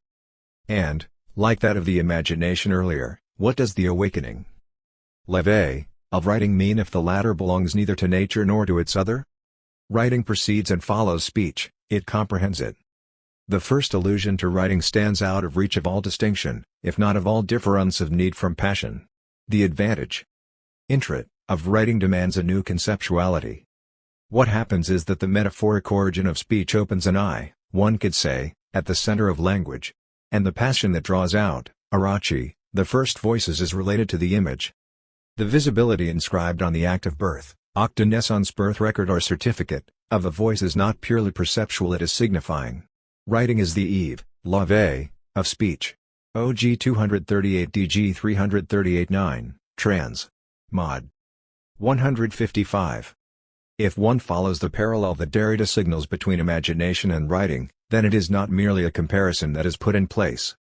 Writing awakens like imagination, but rather a substitution imagination, which is to say writing awakens as or through the inscription of an image that is not purely an object of perception, because it also begins to signify something other than itself, a trace of another from outside the orbit of self-reflexive self-awakening. The inscription of the image trace awakens also, originarily, in a transitive sense, even a violent one at la passion qui arachi les premières voix rapport à l'image. When set in proximity, as here, to an assertion concerning the metaphoric origin of speech, one should hesitate to understand the transitive violence of Ericker as merely a metaphor to tear out, to rip out, said in particular of eyes, teeth, limbs, as well as figuratively of the heart, of confessions, of whatever is taken or given up only with great difficulty and pain. The awakening of writing, levée de l'écriture, has thus a transitivity, which Derrida again conveys and even more clearly with his own striking image that opens an eye at the center of language. It is not that an eye opens there, of itself, but rather it is opened, forced or held open, by the action of the metaphoric image trace inscribing visibility on the birth certificate of speech. To this dense metaphoric pattern is added one more turn with the last phrase quoted: writing is the eve, lave, of speech, that is, also, writing watches over, surveys or surveils speech from that eye it opens at the center of language. This metaphoric eye keeps watch both in place of and on the lookout for another, from a space that can never be located simply inside or outside the purview of the speaking subject. Let us take a quick look at the other passage where second occurrence of the image of the open eye echoes or rather winks at the first one. It comes as Derrida is introducing Rousseau's famous example, which will illustrate how it could happen that figurative speech preceded literal language or proper meanings. This example or this allegory begins upon meeting others. A savage man will initially have been frightened. His fear will have caused him to see these men as bigger and stronger than himself. He will have given them the name giant. SA 254, cited in OG 276 DG 391, trans. Mod. Derrida's analysis of Rousseau's claim and demonstration is phenomenologically precise and displays considerable respect for the philosoph's own phenomenological acuteness, which is by no means not the only time. 156. Genesis and structure of the essay. That of Grammatology marks a degree of admiration for Rousseau's accomplishment. Despite that, this key moment in the essay's elaboration of its claim for the metaphoric origin of speech is no less a moment, once again, of disjunction between declaration and description, which opens a gap for the lever of Derrida's reading. In question is not only the difference between proper and figurative signs, but also between the motives of expression of affect and of designation of an object, between the interiority of feeling or passion and the exteriority of a space in which others loom up suddenly on the horizon of one's habitation. Derrida's reading draws out how Rousseau's argument and example, even as they assert the figurative origin of language, maintain the proper as MacLachlan and as telos. At the origin, because the first idea of passion, its first representative, is properly expressed. At the end, because the enlightened mind settles on the proper meaning. But in this drive of the proper, from origin to end, is lodged necessarily and irreducibly an improper wildness, which Derrida figures once again as an eye opening onto the outside. Because speech does not dispense with reference to an object, the fact that giant can be the proper sign of fear does not prevent, on the contrary it implies that it is improper or metaphoric as sign of the object. It cannot be the idea sign of passion except by giving itself as idea sign of the presumed cause of this passion, by opening an eye onto the outside. This opening allows the passage of a wild metaphor. OG 276 DG 391, trans. Mod. Within Rousseau's narrative, this event of wild metaphor will have been overcome and corrected by experience and the true knowledge it imparts. After many experiences, he will have recognized that these so-called giants being neither bigger nor stronger than him. But still that I must remain open, and therefore so must the always possible, indeed necessary passage of the improper, which is to say referentiality in its essential and original metaphoricity. This is what a whole naive philosophy of the idea sign obliged Rousseau, who is in this regard merely exemplary, to try not to see, to obliterate even as his writing sees and describes it with that eye opened in the middle of its language. OG 277 DG 392, trans. Mod. 157. Forbes Morlock, the subject of reading 4 OG 240 DG 341. As we noted above, I can close my eyes, I can avoid being touched by what I see and what is perceptible at a distance. OG 240, trans. Mod. Eyes open and on the pronouns. What we are noting here was voiced differently earlier. One can more naturally close one's eyes or distract one's glance than keep oneself from listening. OG 235 6, trans. Mod. We, I, 1. J. New, on these are the speaking parts of grammatology. One articulates a position, which the text will not avow as its own. Thus, it may be objected, on para objector. OG 339 n. 3 DG 212 n. 3. Against one's objection, we prevails. And coerces and seduces. Including at least the writer in his writing. We calls the reader in, announcing what has happened in the reading and, hence, what will have happened to the reader. Nous soulignons. In our underlining, the conjunction of writer and reader, like that of writing and reading, is affected and embodied in the text. Ours is not the we of the text, but a we of which, without the text, there would be none. And against our rule, I is the exception, the singular subject we are following through of grammatology. Of course, our rule is not a set of rules. There is no specific grammar of grammatology. No grammar to reading it, even as we must distinguish its I-less voice from that of, say, speech and phenomena or writing and difference. No grammar to writing it, even as Derrida would recall the difference of its writing for the rest of his life. Much later, speaking in the first person, he remembers saying to Marguerite, his wife, in the summer of 1965, "You know, I think something has happened. It was a moment, I had the feeling of an exceptional moment in fact in my work, as if everything that could follow would simply follow, exactly, whatever happened." Derrida and Dick. Derrida, special features. Derrida interviews Eureka, trans. Mod. Let's not stare too fixedly at pronouns. Who or what reads differently in of grammatology, is also a question of passion. Sound touches us, interests us, impassions us all the more because it penetrates us. It is the element of interiority because its essence, its own, propria, energy, implies that its reception is obligatory. OG 240 DG 341.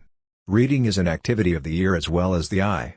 Its silent sound occurs to us new arrived without ever being wholly conscious, voluntary, or intentional, like the vision of commentary. 158. Genesis and structure of the essay.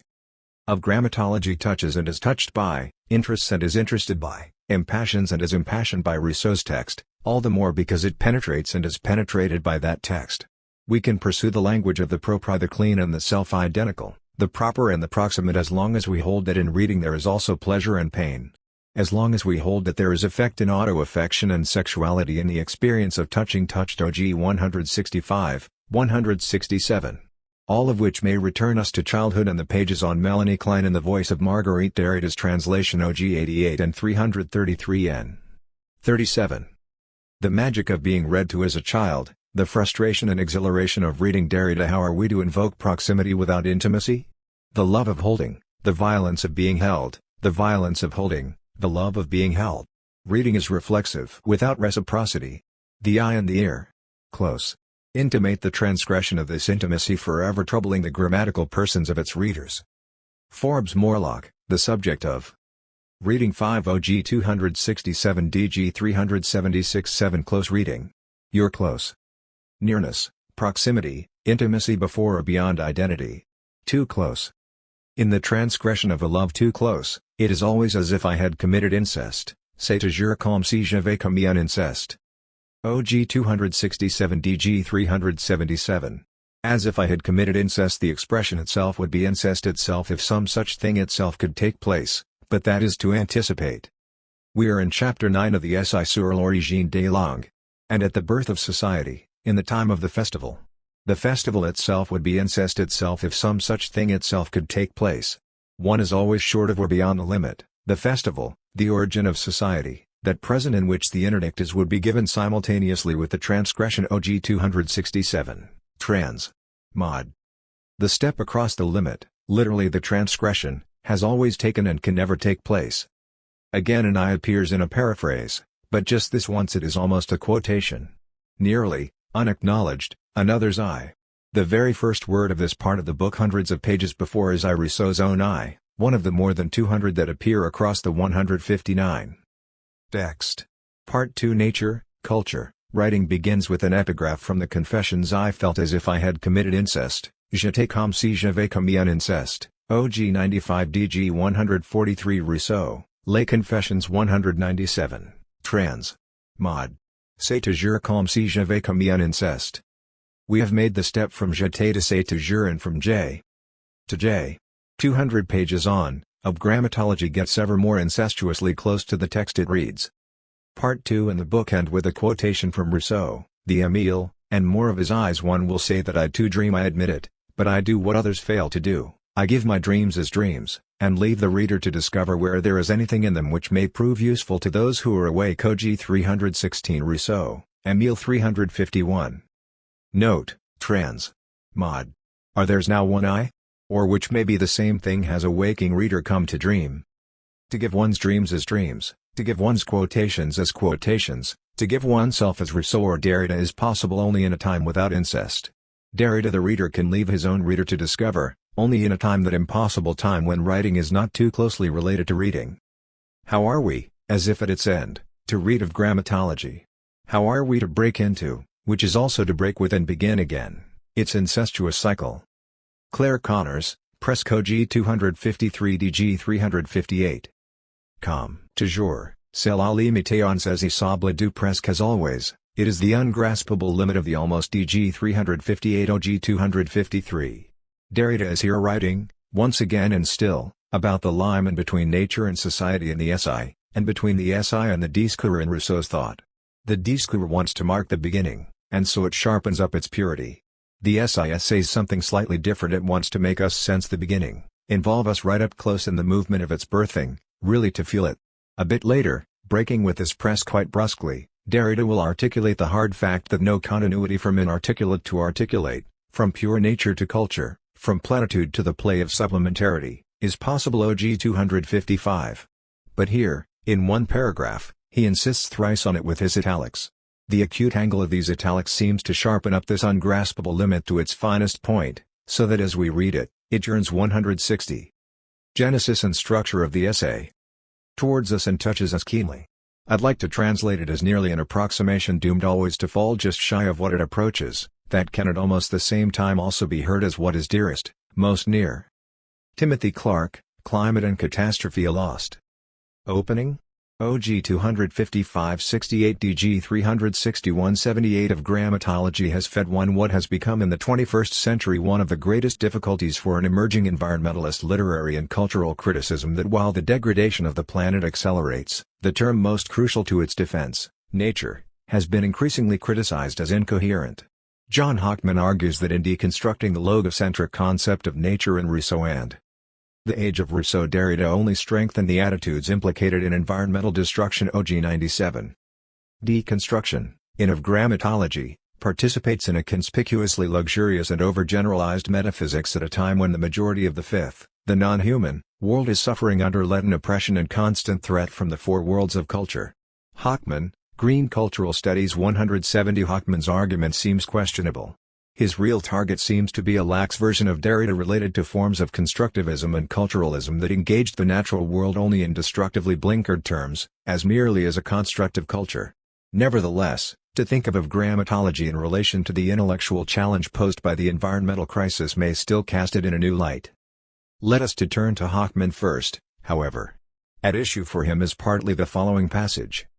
The supplement, human imagination, culture, to nature is within nature as its play. Who will ever say if the lack within nature is within nature, if the catastrophe by which nature is separated from itself, producing culture, is still natural? A natural catastrophe conforms to laws in order to overthrow the law. OG 258. The additions in square brackets are Hockman's, but the emphases are in the original. 161. Hockman argues that in using the term culture to name an essentializing element always at work as a sort of catastrophe.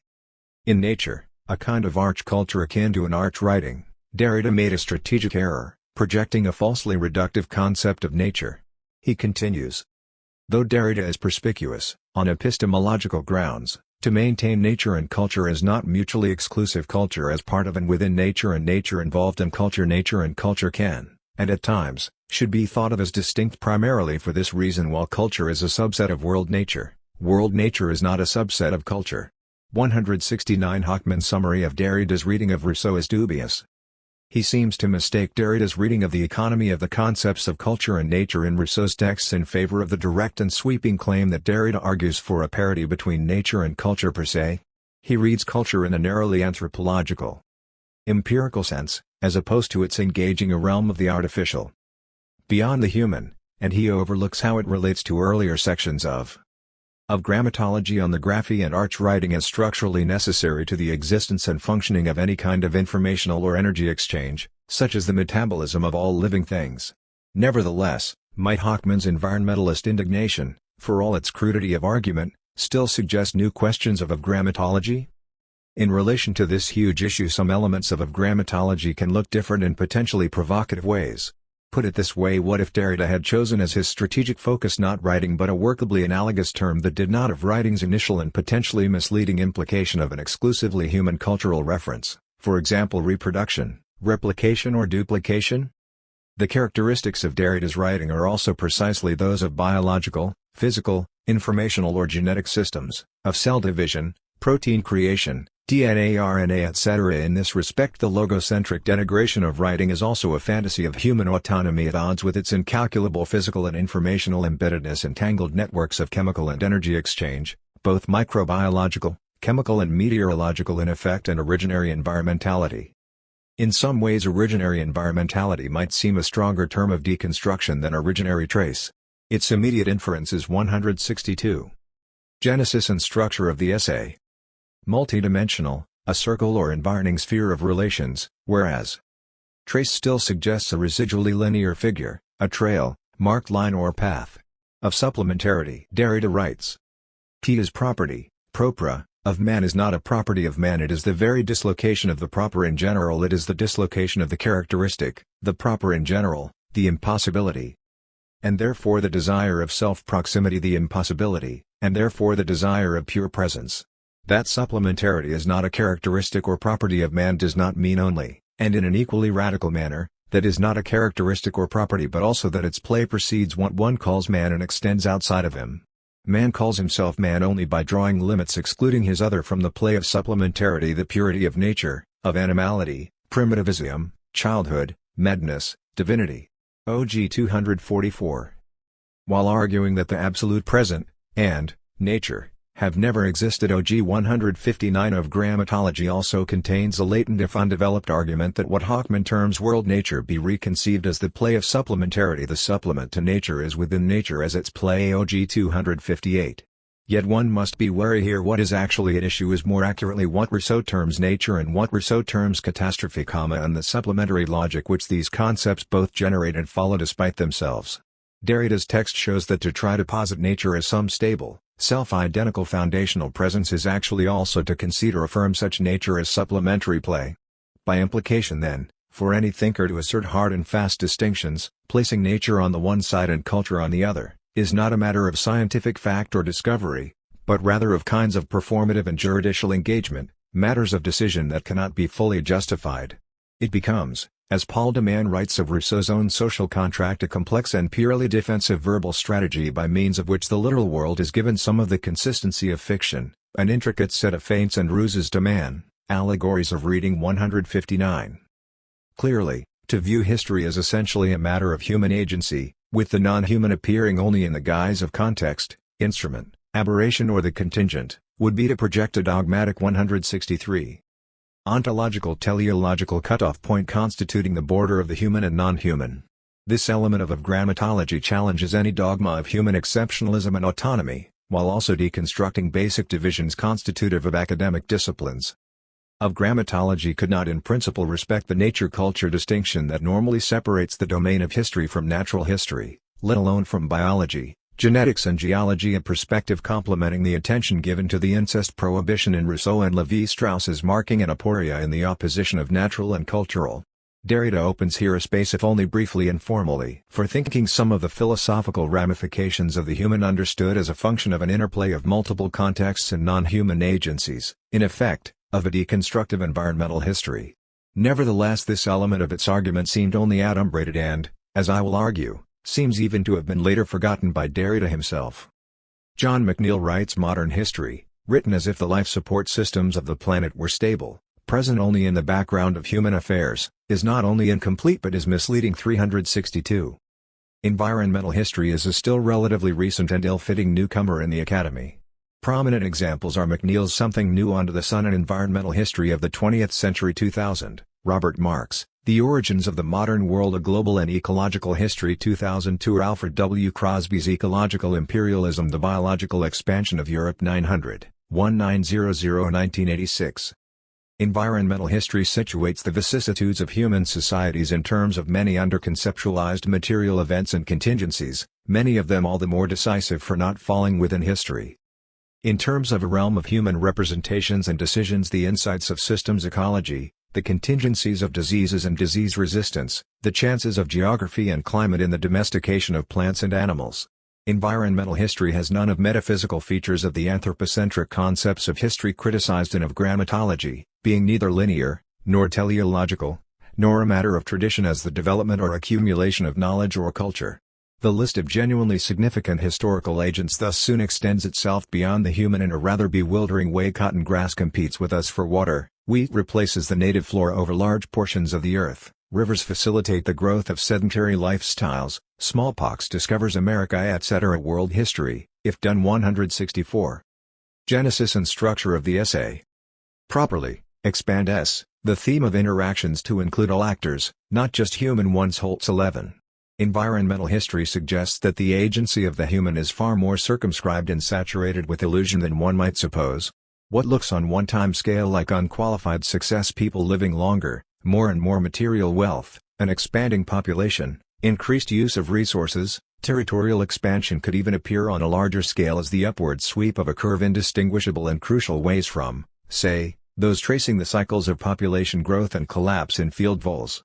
The planet in its finitude acquires the force of an uncanny machine of which we are a part. The effect is no longer to take the opposition of culture on one side and nature on the other and to argue about the point or line of their differentiation, but to question the coherence of making any such distinction in the first place, and the anthropocentric fantasy that sustains it. Environmental history of a kind is one of the stakes in the reading of Rousseau which Hockman does not pick up in the extract. He quotes the supplement, "Human imagination, culture, to nature is within nature as its play. Who will ever say if the lack within nature is within nature, if the catastrophe by which nature is separated from itself, producing culture, is still natural?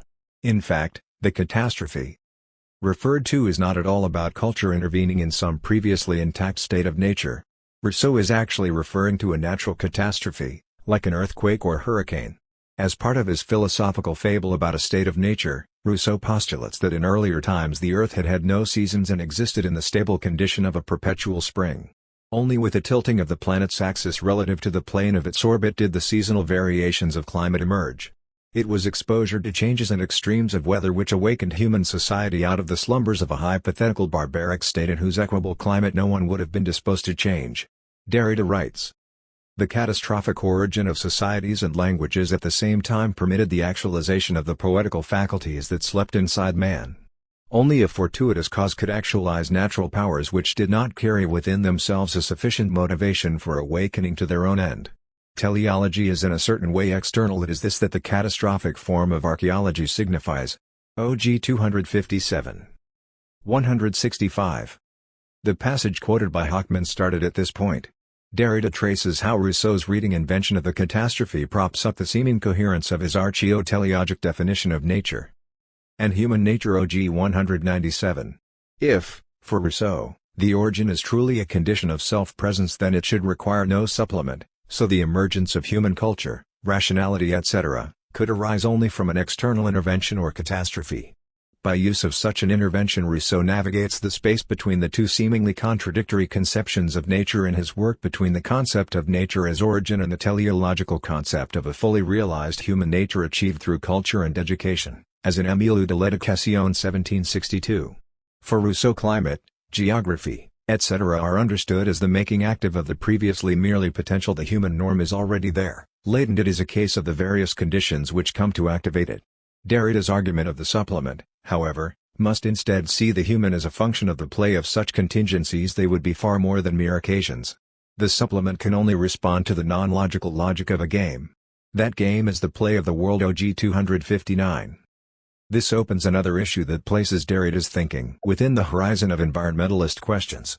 With its meta-anthropological focus, of grammatology is striking for its projection of global contexts, its sense of the planetary or world history, of humanity as a species. Nevertheless, it does not encompass the crucial issue underlying so much environmental politics, that of the finitude of the earth. What is one to make of the fact that Derrida never engaged with what is surely the most significant event of the 20th century, the emergence of the human species as a geological force, massively if often unwittingly changing the material fabric and operation of the planet in numerous ways?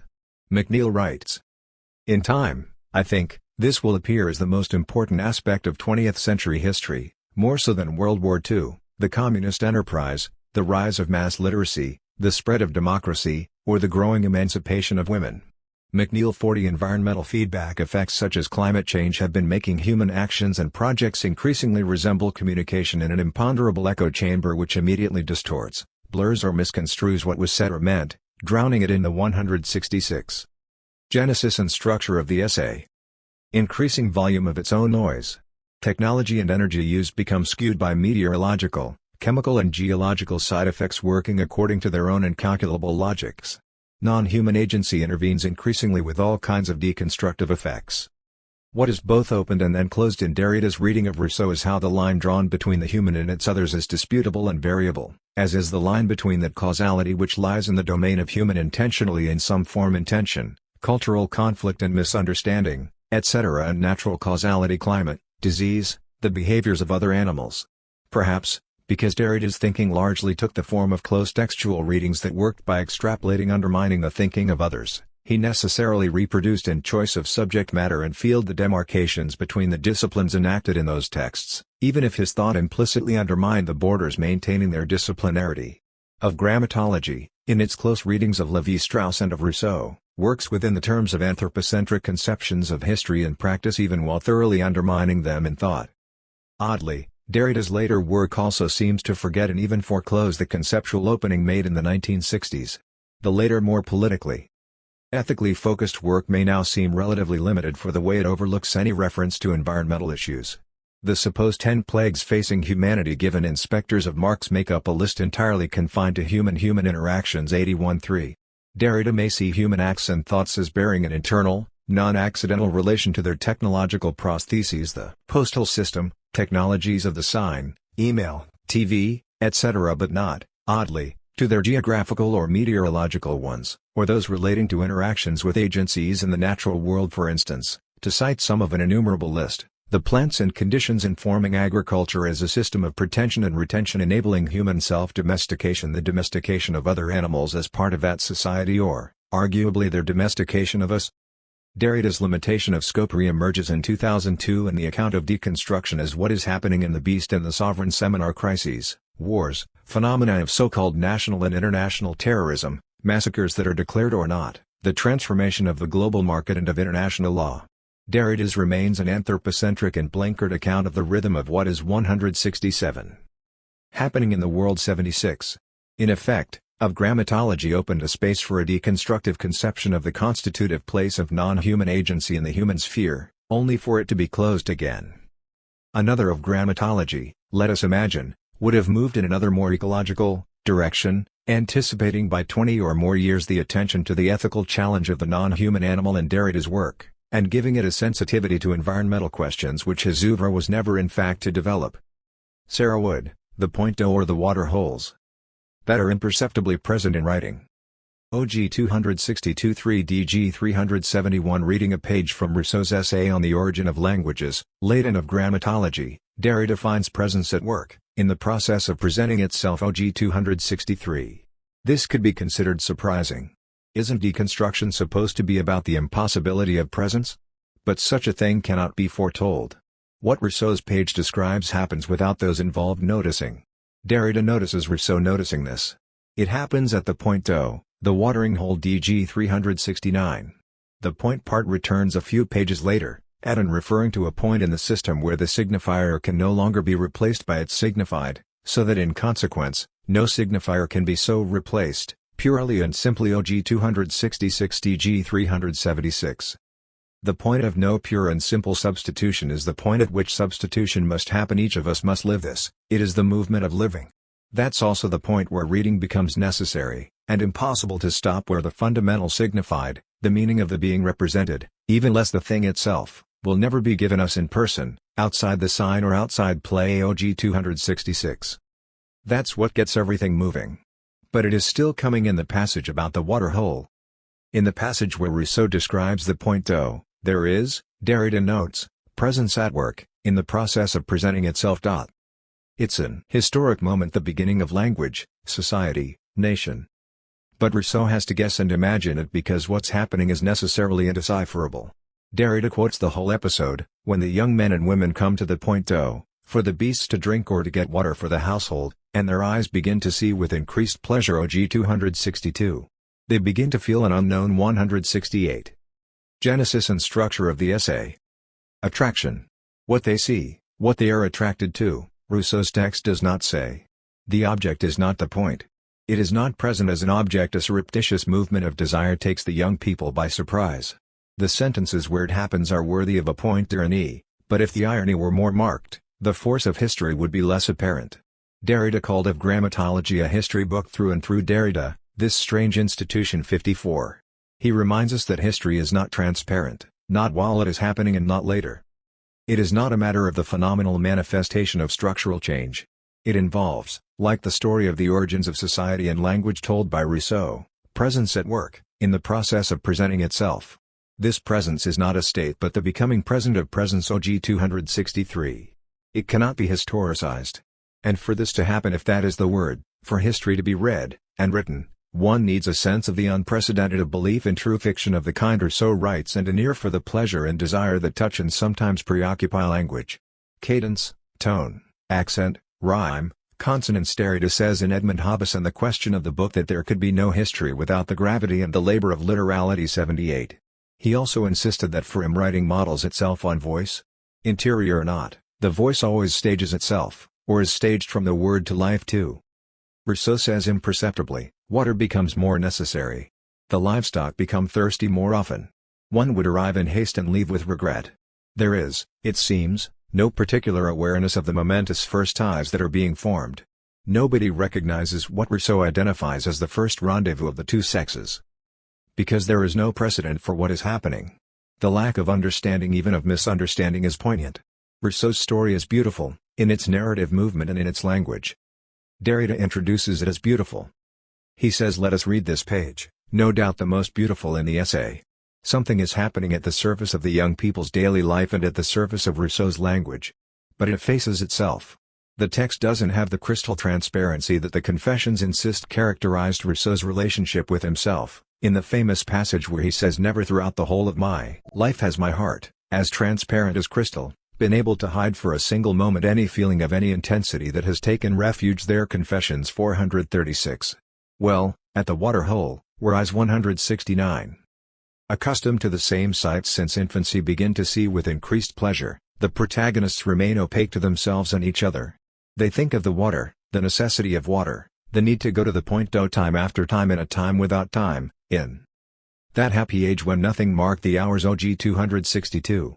Happy age is age heureux, from the Greek adverb eu, meaning happily, luckily, properly, well.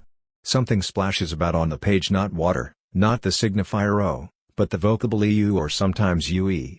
It has no determined place in the world or on the page. The beautiful impression that strikes Derrida is not the conscious strategy of an aesthetic ear for the harmonies of language. It relates to the mysteries of writing. By what divining does the writer choose and place words? By what intuition does the reader lend them tone and accent? Perhaps the point here is the mysterious force of a certain mobilizing elation, a eugraphia that works magic. For example, O, water, gives rise to the fires, FEUX, of love OG 262 DG 371. Derrida invites us to a page, and even if it is no doubt the most beautiful in the essay, the page is a dry place, one of the LEUX rarities. Where it is necessary, according to Rousseau, to rejoin one another. Say are you near, DG 371 and dig wells creu ser. With the help of Sixus, especially her readings in Portrait of Jacques Derrida and in Sister, one gets the confidence to insist to the iterated letter or vocable in writing is not ornament or accident but a repetition that unbeknownst and without the accustomed trappings of scholarship, may be recognized in time as itself what Derrida's commentary on Rousseau calls the movement of a birth, the continuous advent of presence. It's a movement that defies narration from a single point of view because of the particular relation it has to the experience of continuity and discontinuity. Derrida explains that before the festival at the Waterhole, where ardent youth will lose its wildness, dance and sing and fall in love, people are in the state of pure nature with no experience of the continuous, they are unaware. Afterwards, the experience of the discontinuous begins. A lot depends on Derrida's emphasis here, it's not the words exactly. The change is a matter of how things are experienced as well as what is experienced. We all know how it is one is changed, and the world is changed. How on earth do you measure this or give a synopsis of it? The point though is the true cradle of nations. The digging of wells is the origin of societies and languages in warm countries. It happens among the young of both sexes, girls who fetch water for the 170. Genesis and structure of the essay. Household, boys who water their herds. Sixus emphasizes Derrida's lifelong youth, and to read him, I would say, it is important to retain the eyes and heart of the young person who is capable of seeing and being touched by novel objects and able to feel, keenly, the pleasure of not being alone, which is so strangely important in the solitary activity of reading. One should note also that there are animals there at the dawn of language, human society and the erotic experience of sexual difference. The animality of the letter guides us to the waters of writing. There is a herd of vocables coming to drink. Rousseau's repetition of the vowel vocable eu recalls for us the limit where, Derrida says, according to Rousseau's imaginary history, language. Lang ue, is instituted, on sti to ae, but still remains pure song, a language of pure, pure, accentuation, a sort of neum, and eumi, without the articulation of consonants OG 262 DG 370. A faint lowing across the words. I would have liked to have sung eu for you here, or mood it, but the French sound does not carry well into English. Eheu. I have had to point it out, and emphasize the importance of certain words in EU. Say are you near, gather creu ser to dig burko de peu plus cradle of nations lang ue language jeu nes young abreu verily ur est trupo x watering the animals yeu exis co eu or hard nouveau x nu seul alone. The harmony and togetherness of form and content that are associated with close reading are not there in my reading. It doesn't work, feels a little dry, messy, but perhaps the gathering at the spring-fed pool will be enough. Rousseau's account of water becoming more necessary is a story of the constitution of the object and its value, told with both irony and a kind of naivety. At the Waterhole eyes, accustomed to the same sights, object, since infancy, began to see with increased pleasure. The heart is moved by these novel objects OG 262 DG 371. The jet of objet in this context suggests jet stow, the gushing of springs, the playing of fountains, splashing against Latin ob the eyes, against the heart. The word object and Rousseau's emphasis on the Waterhole as the birthplace of exogamous love takes me back to Melanie Klein, Fritz in the animated letters of Fritz's writing fantasies. Fritz reads. I interrupt myself here to ask whether reads is the right word. Is reading the right term for this investment of letters as pictures, as marks, in the most unprincipled way? Questions that some readers will be quicker to answer than others. Fritz reads these letters without regard for their function as parts of the signifier. 171. He escapes the dead hand of good writing, the kind of writing that anticipates its own proper reading. There are all sorts of jets and wells and pools and writing holes dug, scraped, written where water comes and where people come together and surprising things start to happen. For Fritz the pen was also a boat, the copybook a lake. OG 333N. 37. These elaborations of picture script are, Klein maintains, still active in the fantasies of every individual child. They mark of Grammatology, and Rousseau's essay on the origin of languages, apart from scholarship, the history of ideas, literary criticism and other arid places. 172. Chapter 4. From of the supplement to the source. The theory of writing. Jean Gaston, Kafka, Literature and Metaphor OG 271 to DG 383. For in the midst of his reading of Rousseau, Derrida offers a brief and unexpected reflection on literary modernity OG 272. After noting that Rousseau sees language as originarily metaphorical, Derrida quotes from the essay on the origin of languages: just as the first motives that made man speak were passions, his first expressions were tropes. Figurative language arose first, proper, or literal, meaning was found last. OG 271 Essay 253. Derrida then turns to literary modernity and its attempts to mark literary specificity against subjugation to the poetic, that is to say to the metaphoric. OG 272. Derrida raises the question here of low specificity literaire DG 383, of the claim to a particular or unique identity for literature that is defined by its resistance to the metaphorical and the figurative. He goes on to note this modern protestation can be triumphant or, in Kafka's manner, denuded of all illusion, despairing, and no doubt more lucid. OG 272. Derrida cites a passage from Kafka's journals from 1921 in which he laments that writing is dependent on metaphors. From a letter: during this dreary winter I warm myself by it. Metaphors are one thing which makes me despair of writing. Schreiben. Writing's lack of independence: it depends on the maid who tends to the fire, on the cat warming itself by the stove, even on that poor old human being warming himself. These are all autonomous activities, ruled by their own laws. Only writing is helpless, cannot live in itself, is a joke and a despair. Trans. Mod. 173. It is worth noting that Blanchot had cited this passage from Kafka's diary in The Space of Literature 1955, though he omitted the first two lines on Metaphor 72. This omission suggests that Kafka's despair is prompted by writing's lack of independence in relation to objects in reality and their autonomous activities: the maid tending the fire, the cat warming itself by the stove. As Blanchot observes before quoting Kafka, doesn't the humblest reality of the world have a solidity lacking in the strongest work? 72. Blanchot's name does not appear in a Grammatology, which is surprising, not least because in the book to come 1959 he had observed that Rousseau was desperate to write against writing, associating it with a power of strangeness under the threat of which he will little by little lose all stable rapport with the self. Rousseau 42.3 cf. Derrida, Ear of the Other 77.8. Before quoting from Kafka's journal, Derrida offers his own remarkably condensed analysis of this passage: this modern protestation can be triumphant or, in Kafka's manner, denuded of all illusion, despairing, and no doubt more lucid literature which lives by being outside of itself, in the figures of a language which from the start are not its own, would die as well by returning to itself in the non-metaphor. La littérature qui vit d'être hors d'elle-même, dans les figures d'un langage qui d'abord n'est pas le sien, mourait aussi bien de rentrer en soi dans la non-métaphore. OG 272 DG 383, Trans. Mod. Literature only lives by being outside itself. Literature lives by being outside of itself through its dependence on metaphor. Metaphor. Here describes the figures of a language that cannot belong to literature, that have never belonged to literature as a figure or language of its own. According to Derrida, literature can only remain alive by maintaining a relation to what will always keep it outside of itself. If it returns to itself through the non-metaphor, the literal, the proper, the literal or proper relationship between literature, reality, and language, if there is one, it will cease to be literature. The joke and the despair, the restraint and the possibility of literature. Derrida suggests that metaphor never allows literature to claim itself as a pure absence in relation to reality and language. It is always more and less than language. 174. The theory of writing. Forbes Morlock, The Subject of Reading 6. OG 275 6 DG 390.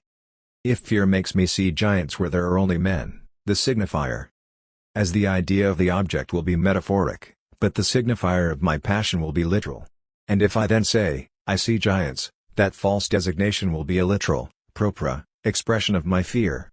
For in fact I do see giants and there is a sure truth there, analogous to what Descartes analyzes in the Reguli phenomenologically. The proposition I see yellow is unexceptionable. Error becomes possible only in the judgment the world is yellow. OG 275 60 G 390, trans. Mod. We have come full circle. Catachresis, the metaphor of an eye of which there is nothing propra, nothing literal, no letter. And if I then say I see giants, that false designation will be a literal expression of my fear. For in fact I do see giants. Rousseau and Derrida are giants and there is a sure truth there. How am I, are we, is one, ever to read of grammatology? Forbes Morlock, the subject of reading 7 OG 277 DG 393. Absolute fear would then be the first encounter of the other as other than myself and as other than itself. I can answer the threat of the other as other than myself only by transforming it into another than itself, through altering it in my imagination, my fear, or my desire. Upon meeting others, a savage man will initially be frightened, say sera d'abord effray, OG 277 DG 391, trans. Mod. Quoting Rousseau, SI 381. As if themselves staging the first encounter of the other as other, Derrida's words continue until they meet another's, Rousseau's. Another, first encounter. Here as everywhere is the question of reading. The book that is so famous for articulating and disarticulating a science of writing cannot stop exploring the question what is reading? Its heterogeneous parts are bound by this question and its practice, but these seem hardly to be spoken of in the literature of writing. Unlike writing, reading is so hard to speak of. We may imagine that we can close our eyes to it and choose not to read as we can decide not to paraphrase or explicate, to offer 175. A commentary or an interpretation. A reading, though, cannot be decided. It is always too late to ask the question what is reading? Because reading, whatever it may be, is not entirely conscious, voluntary or intentional. It has always, initially, happened. In the surprise of that encounter, the subject of reading has yet to be decided. Like Derrida and Rousseau, the subject of reading, he, she, it, I, one, is a savage man. We read in absolute fear. The threat of the other as other is always also a matter of the ear, which cannot close. The I and the I, the J and the Ju. The play cannot be stopped. A reading alters faithfully. It is equal to, but never the equivalent of, the text it reads. We may learn that all readers are equal afterwards, but reading is equal to what it reads from the first. Peggy Kamov, on Naivete OG 296 7 DG 417 18. This I, then, would not be naive. What does that mean? Naivete lives, if it can be called living in an imaginary space, a space presumed to be native or natural. Naive is likewise derived from native us, not is born, one that is just there, given, self-evident. Naïve, says the Dictionnaire Lettré, is what simply retraces the truth or nature, without artifice and without effort. To point to a naive philosophy of the idea sign is thus almost redundant if it means a thinking of the sign as representation of a given natural or true presence. And of course this is what Derrida means, but I want to insist on the dimension of naivete as an imaginary space presumed to be uninhabited and uninscribed, a natural space that is simply given according to a naive or native ecology, if you will, of representation. In this sense, naivete is a place in which one may live as if in a nature untouched by artifice and effort, which are, again and naively, thought to be proper to man. Naivete, then, would be something like the proper name of unthinking and unthought inhabitation, whether one situates its representations in a natural ecology or a political economy. Here, for example, is Derrida drawing out the links between linguistic and political representation, which he will read through the Social Contract and the Letter to d'Alembert, the latter being perhaps Rousseau's most virulently misogynistic work, a fact I mention not just in passing. All Rousseau's thinking is in a sense a critique of representation, in the linguistic sense as much as in the political one. But at the 176. The theory of writing. Same time, and here the entire history of metaphysics is reflected. This critique lives in the naivete of representation. It supposes that representation both follows on a primary presence and restitutes a final presence. No one tries to figure anything out about presence and representation within presence. By criticizing representation as loss of presence, by expecting from it a reappropriation of presence, by making of it an accident or a means, one installs oneself in the self-evidence of the distinction between presentation and representation. In the effect of this split, one criticizes the sign by installing oneself in the self-evidence and the effect of the difference between signified and signifier. That is to say, without thinking, the productive movement of the effect of difference, the strange graphic of difference, Derrida emphasizes only effect. OG 296 DG 417-18, trans. Mod. I cite this long passage not because its argument is unfamiliar, on the contrary, it follows the central nerve of grammatology's argument regarding representation, the metaphysics of presence, and Rousseau's repetition of its unthinking assumptions. Rather, I want to stress how determining for Derrida's thought here are the figures, but perhaps it would be better to call them wild metaphors of living in and installing oneself in. These are what one could call modes of inhabitation that, when they naively take up precedence in self-evidence, when they, as Derrida puts it, live in naivete, cannot begin to think from where they are. This is certainly not to reinforce some idea about a deconstructive mode of thought as hyper-sophistication of artifice that confounds common sense. Once again, on the contrary, it takes a lot of artifice, albeit naturalized as self-evidence, not to see with that eye opening onto the outside, the eye that, from wherever one speaks, is forced to open at the center of speech, for the voice has already been invested, set in motion, called up, and marked in its essence by a certain spatiality. OG 290 DG 409-10, trans. Mod. ANN SMOC, theater without theater. OG 302-13 DG 428-41 Rousseau proposes a theater with no theater to it. A stage without a show, without theater, with nothing to see. OG 306 Derrida explains this odd idea of theater minus the show visibility, for Rousseau, 177. Separates the living voice from itself and infects it with death. As spectacle, theater is akin to theorems which need only be looked at and make no reference at all to a spoken language, a live voice. It is true that a theater audience hears the actors it sees addressing it. Theater ties visibility to speech again, and for this reason it looks superior potentially, at least to the standard situation where the public is addressed mainly in writing, via books, Rousseau says, and rarely any more out loud. What has become of the space for us to hear each other? Dans quel espace pourra-t-on encore s'entendre? Derrida asks, adopting Rousseau's perspective. DG 429 OG 304. Maybe theater, since it joins visibility to speech again, could make room for us to hear one another once more, to communicate directly among ourselves, entering fully into our mutual accord. What Rousseau has in mind for the theater, then, is a continuation of the unanimous assembly of citizens, the lyrical aspect of the general will, as Starobinsky puts it. OG 306 Starobinsky, Law Transparence 119. The spectators will be their own show, make it so that each sees and loves himself in the other, so that all will be better united. Letter to D'Alembert, cited in OG 307. But for the sake of the public joy this theater would be the sight of, all the theater must be drained out of it. What will be shown in these entertainments? Nothing, if you please. OG 307. It is best to stage nothing, because any scene is a representation. Theater, Derrida shows, provokes the same hostility in Rousseau that representative politics do. No sooner is there a play than the play of replacement and repetition has already taken over the weird economy of the supplement, the shoring up of presence by an auxiliary deficiency. Immediate, unadulterated communication is doomed. This means that theater is its own sickness. Derrida's analysis shows Rousseau purging it of itself. And he locates the unlikely project of a stage without a show, without theater within Rousseau's more general commitment to being as a presence originally and naturally at one with itself, having no give, no slack, no play to it at all, unless by a misfortune afflicting it from outside. Rousseau tries to keep the contaminating outside out. He guards being against all the risk and expenditure, all the gambling implied in the French word jeu, as if presence didn't depend on the outside within it that puts it in play and exposes it to death. But the thought of a theater without theater, and Rousseau's blithe proposal to put nothing on a stage could suggest a different angle. 178. The theory of writing. As Derrida observes, Rousseau's propositions don't all have to be interpreted in exactly the way he himself most often seems to urge.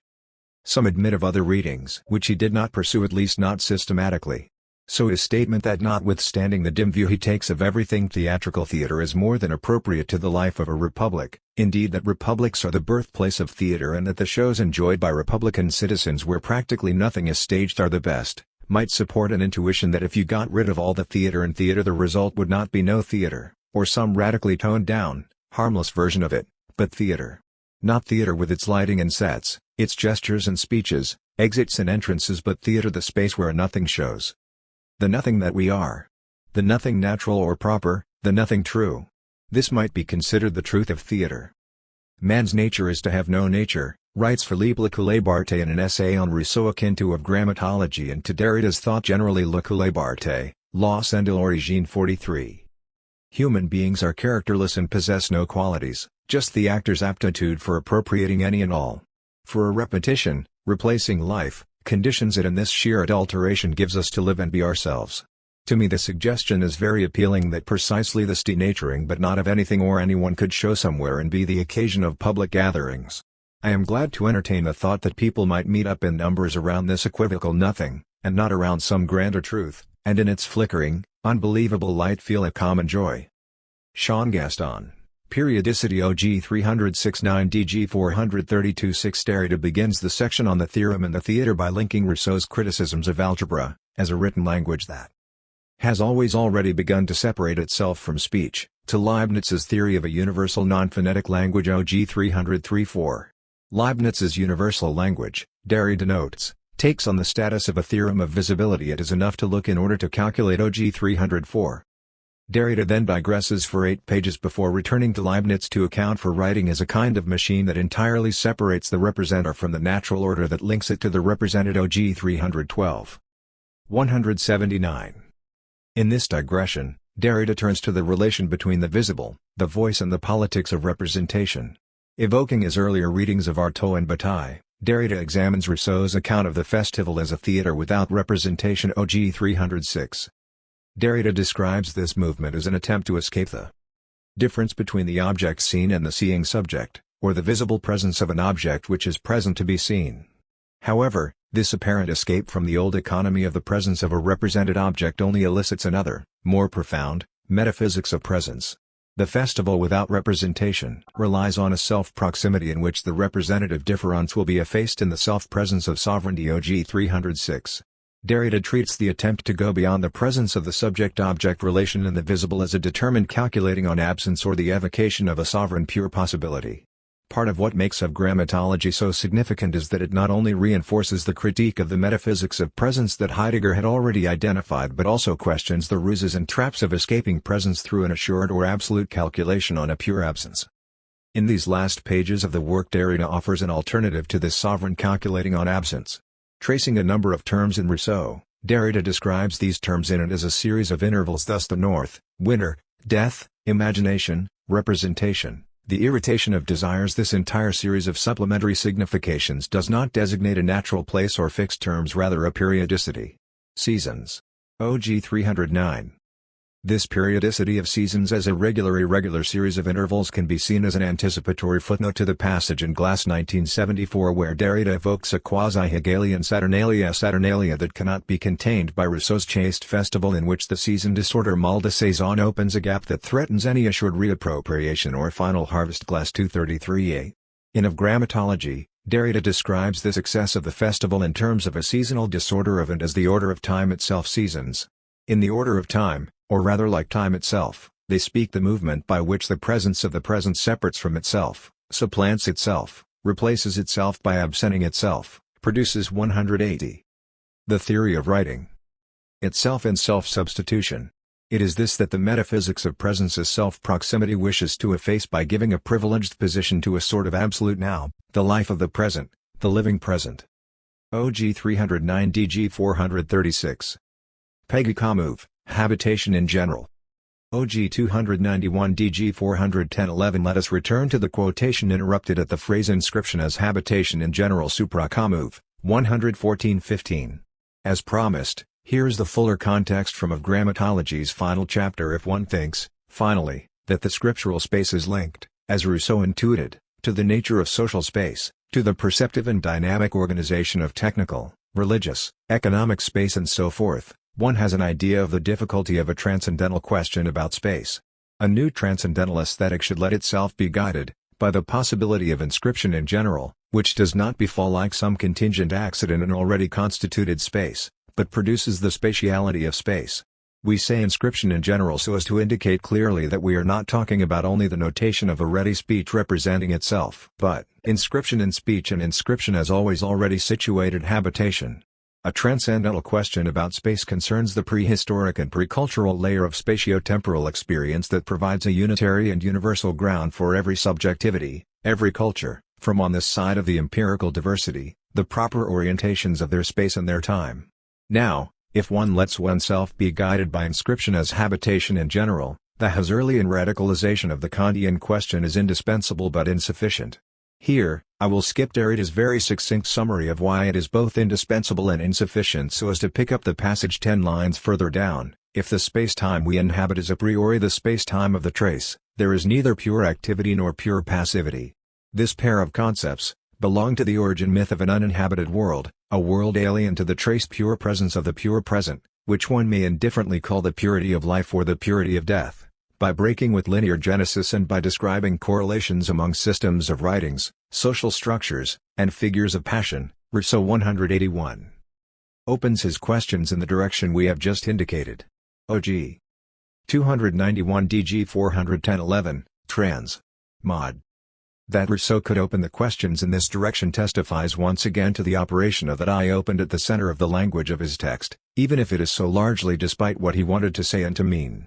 This eye keeps watch for the other inhabitants of a same space, not all of whom are giants or men, that is, not all of whom are beings comparable to or the same as himself, for some are undoubtedly women, some, apparently not human at all, neither women nor men, can approach or flee humans as they will, some cannot flee but are held captive, either for enforced labor or enforced reproduction in view of human food production, some are rooted in place, some fly or flow through space, some appear to be inanimate, and they alone do not seem to experience what is called death, although they can undergo transformation, disintegration, even disappearance. The disappeared ones, whether animate or inanimate, do not ever return as they were before death or destruction, yet because they can leave marks, the habitation is an archive, ever-changing, of retention and pretension, a ground for the inscription of all those who come to inhabit it, whether they are born there, or migrate there, or fall somehow to this piece of ground from out of the air. As we read, a habitation is space of general inscription, the possibility of the gram structures the movement of its history according to rigorously original levels,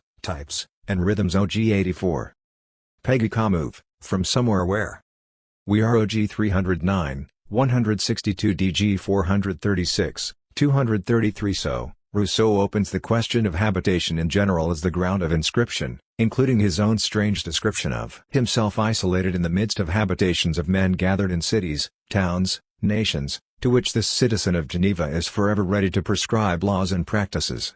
The strangest prescriptions, perhaps, are those consigned to his open letter to D'Alembert in 1758, which responds energetically to D'Alembert's article on Geneva in the Encyclopedia. More or less in passing, D'Alembert had deplored the ban on theatrical spectacles in Jean Calvin's adopted hometown.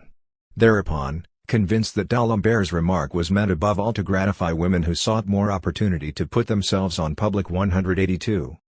The theory of writing display. Rousseau unleashes a misogynistic fury, lacing it with fairly ludicrous recommendations on how to supplement the lack of theatre, the institution which has inevitably had, Rousseau asserts, such a corrupting effect on women's morals and, consequently, the morals of any city that tolerates it. Unless I am mistaken, this strange text is not cited in of Grammatology until very near the end, in the next to the last section of the last chapter, the theorem and the theatre, where it undergoes a succinct but probing X-ray of some of its more striking symptoms. One of these, however, Derrida merely points to, almost without comment. It is included in a note in which Rousseau imagines the kind of misimpressions of its author's tastes readers of this very text are liable to form. He anticipates 3 such misapprehensions, but as Derrida points out, he corrects 2 of them and makes only one exception to his disclaimers. Rousseau writes, then, based on this work, people will not fail to say this man is crazy about dancing. I am bored by dancing. He cannot bear the drama. I love drama with a passion. He has an aversion for women. On this point, I will be only too well justified. OG 309 DG 436, trans. Mod. Citing Lettre 120 note, I will let my reading hypothesis come to rest there, on Rousseau's confession of a justifiable aversion for women, for l'habitation des femmes, which Derrida asks his readers to remark, without too much risk of misapprehension, so it may then be reframed within the immense general inhabitation that is of grammatology. More than 40 years have passed since this text first affirmed its principle. One must begin somewhere where we are. OG 162 DG 233, trans. Mod. Today, it is still time to begin there. 183. Intervals. Derrick Attridge. I honestly can't remember when I first encountered of Grammatology. It's one of those works one feels one has always lived with. The truth, however, is that I spent many years doing research on Elizabethan poetry and questions of prosody before I started to take a serious interest in Derrida, though I was well aware of his work thanks to conversations during my graduate student years with a research fellow at Cambridge, Jonathan Culler. My heavily annotated copy of Gayatri Spivak's translation of De la Grammatology is the third printing of 1978, so I guess my purchase took place a year or two after that date, and I suspect it was with the encouragement of two new colleagues at the University of Southampton who arrived around that time, Maud Ullman and Robert Young, that my careful reading occurred. I began teaching an advanced class on Finnegan's Wake at about the same time, and the two experiences fed into and enhanced one another, permanently transforming my intellectual life. Geoffrey Bennington. I had read a very little Derrida in 1976-77, as a third-year undergraduate spending a year teaching in France, led to him from structuralism via Barthes until Kell. I returned to Oxford in the fall of 1979 determined to bring the revolution with me, and duly met the editors of the Oxford Literary Review who were already building the barricades. My first true read-through of De la Grammatology, a copy bought, I believe, at Compendium Books in Camden, took place only in the summer of 1978. After graduation, as I embarked on graduate work in the French 18th century, I imagined the move 184. From undergraduate to graduate status as one of becoming a professional, and now being a professional, it seemed important actually to read and understand the thinkers whose names I had brandished happily up until then. I took many careful pages of notes I still have but never consult, carefully underlined in pencil passages I thought were important, and made tentative marginal annotations, some of which I have subsequently erased out of embarrassment. My reading experience was that vivid mixture of excitement and panic that I later realized just as the experience of reading. This is probably the text of Derrida's I have read most often, and certainly the one I can most readily quote from memory, and contains one of my favorite sentences of Derrida's, for its inner parenthetical remark anticipating its own: and la rationalite mais il faudrait peut-être abandonner ces mots pour la raison qui après être à la fin de cette phrase qui commande l'écriture ainsi élargie et radicalisée. Ne plus issue dans logos et à l'inaugurer la destruction, non pas la démolition mais la désédimentation, la deconstruction de toutes les significations qui ont leur source dans celle de logos DG 21. Timothy Clark. I'm personally uncomfortable with the request to narrate my first encounter with of Grammatology. This has about it the feeling of a cult of academic celebrity. Little did I know, when I first met John back in 1977, auditioning for a small part, or of the suffocating monumentalization already informing too many similar books in memory of Derrida. For the record, I first heard of the book in 1978, while deciding what further course to take in my English literature and language degree at Exeter College, Oxford University. I chose the controversial option on literary theory. My tutor, Jonathan Wordsworth, expressed his annoyance at this choice but gave me the phone number of an academic who would advise on the course and on summer reading. This turned out to be his ex-wife, Anne Wordsworth. What books should I read? Well, of Grammatology I suppose. Claire Connors. There was no coup de foudre for me, more a series of après-coups. I first began to read of Grammatology as a first-year undergraduate in Oxford in 1991, at the suggestion of my tutor Robert Smith. In the 185. Conservative, predominantly historicist culture of the Oxford English faculty, reading Derrida, and this was the first of Derrida's texts I'd encountered, had the easy glamour of rebellion about it. But it was such hard work. I read slowly, pegging away, looking up words. What's an exergue? What's cuneiform mean? Baffled by all the proper names I didn't know, all the other writers quoted. It was stymieing. For the first time I couldn't write my weekly essay. Every sentence I wrote failed to match or meet what I'd been reading, seemed to need hedging and qualifying. Only later, on rereading, did I start to feel the rhythm of the writing more, and to understand the book's generosity as well as its exigent rigor. That was also when I first took notice of the so helpful sentence that begins "We must begin wherever we are," a phrase from which I continue to take courage. Paul Davis. The Derrida texts I read first in the early to mid-1980s were Speech and Phenomena, Violence and Metaphysics, and Wissa and Grammatology. I had been told that of Grammatology put these and other seemingly secondary readings into the context of a primary philosophical project.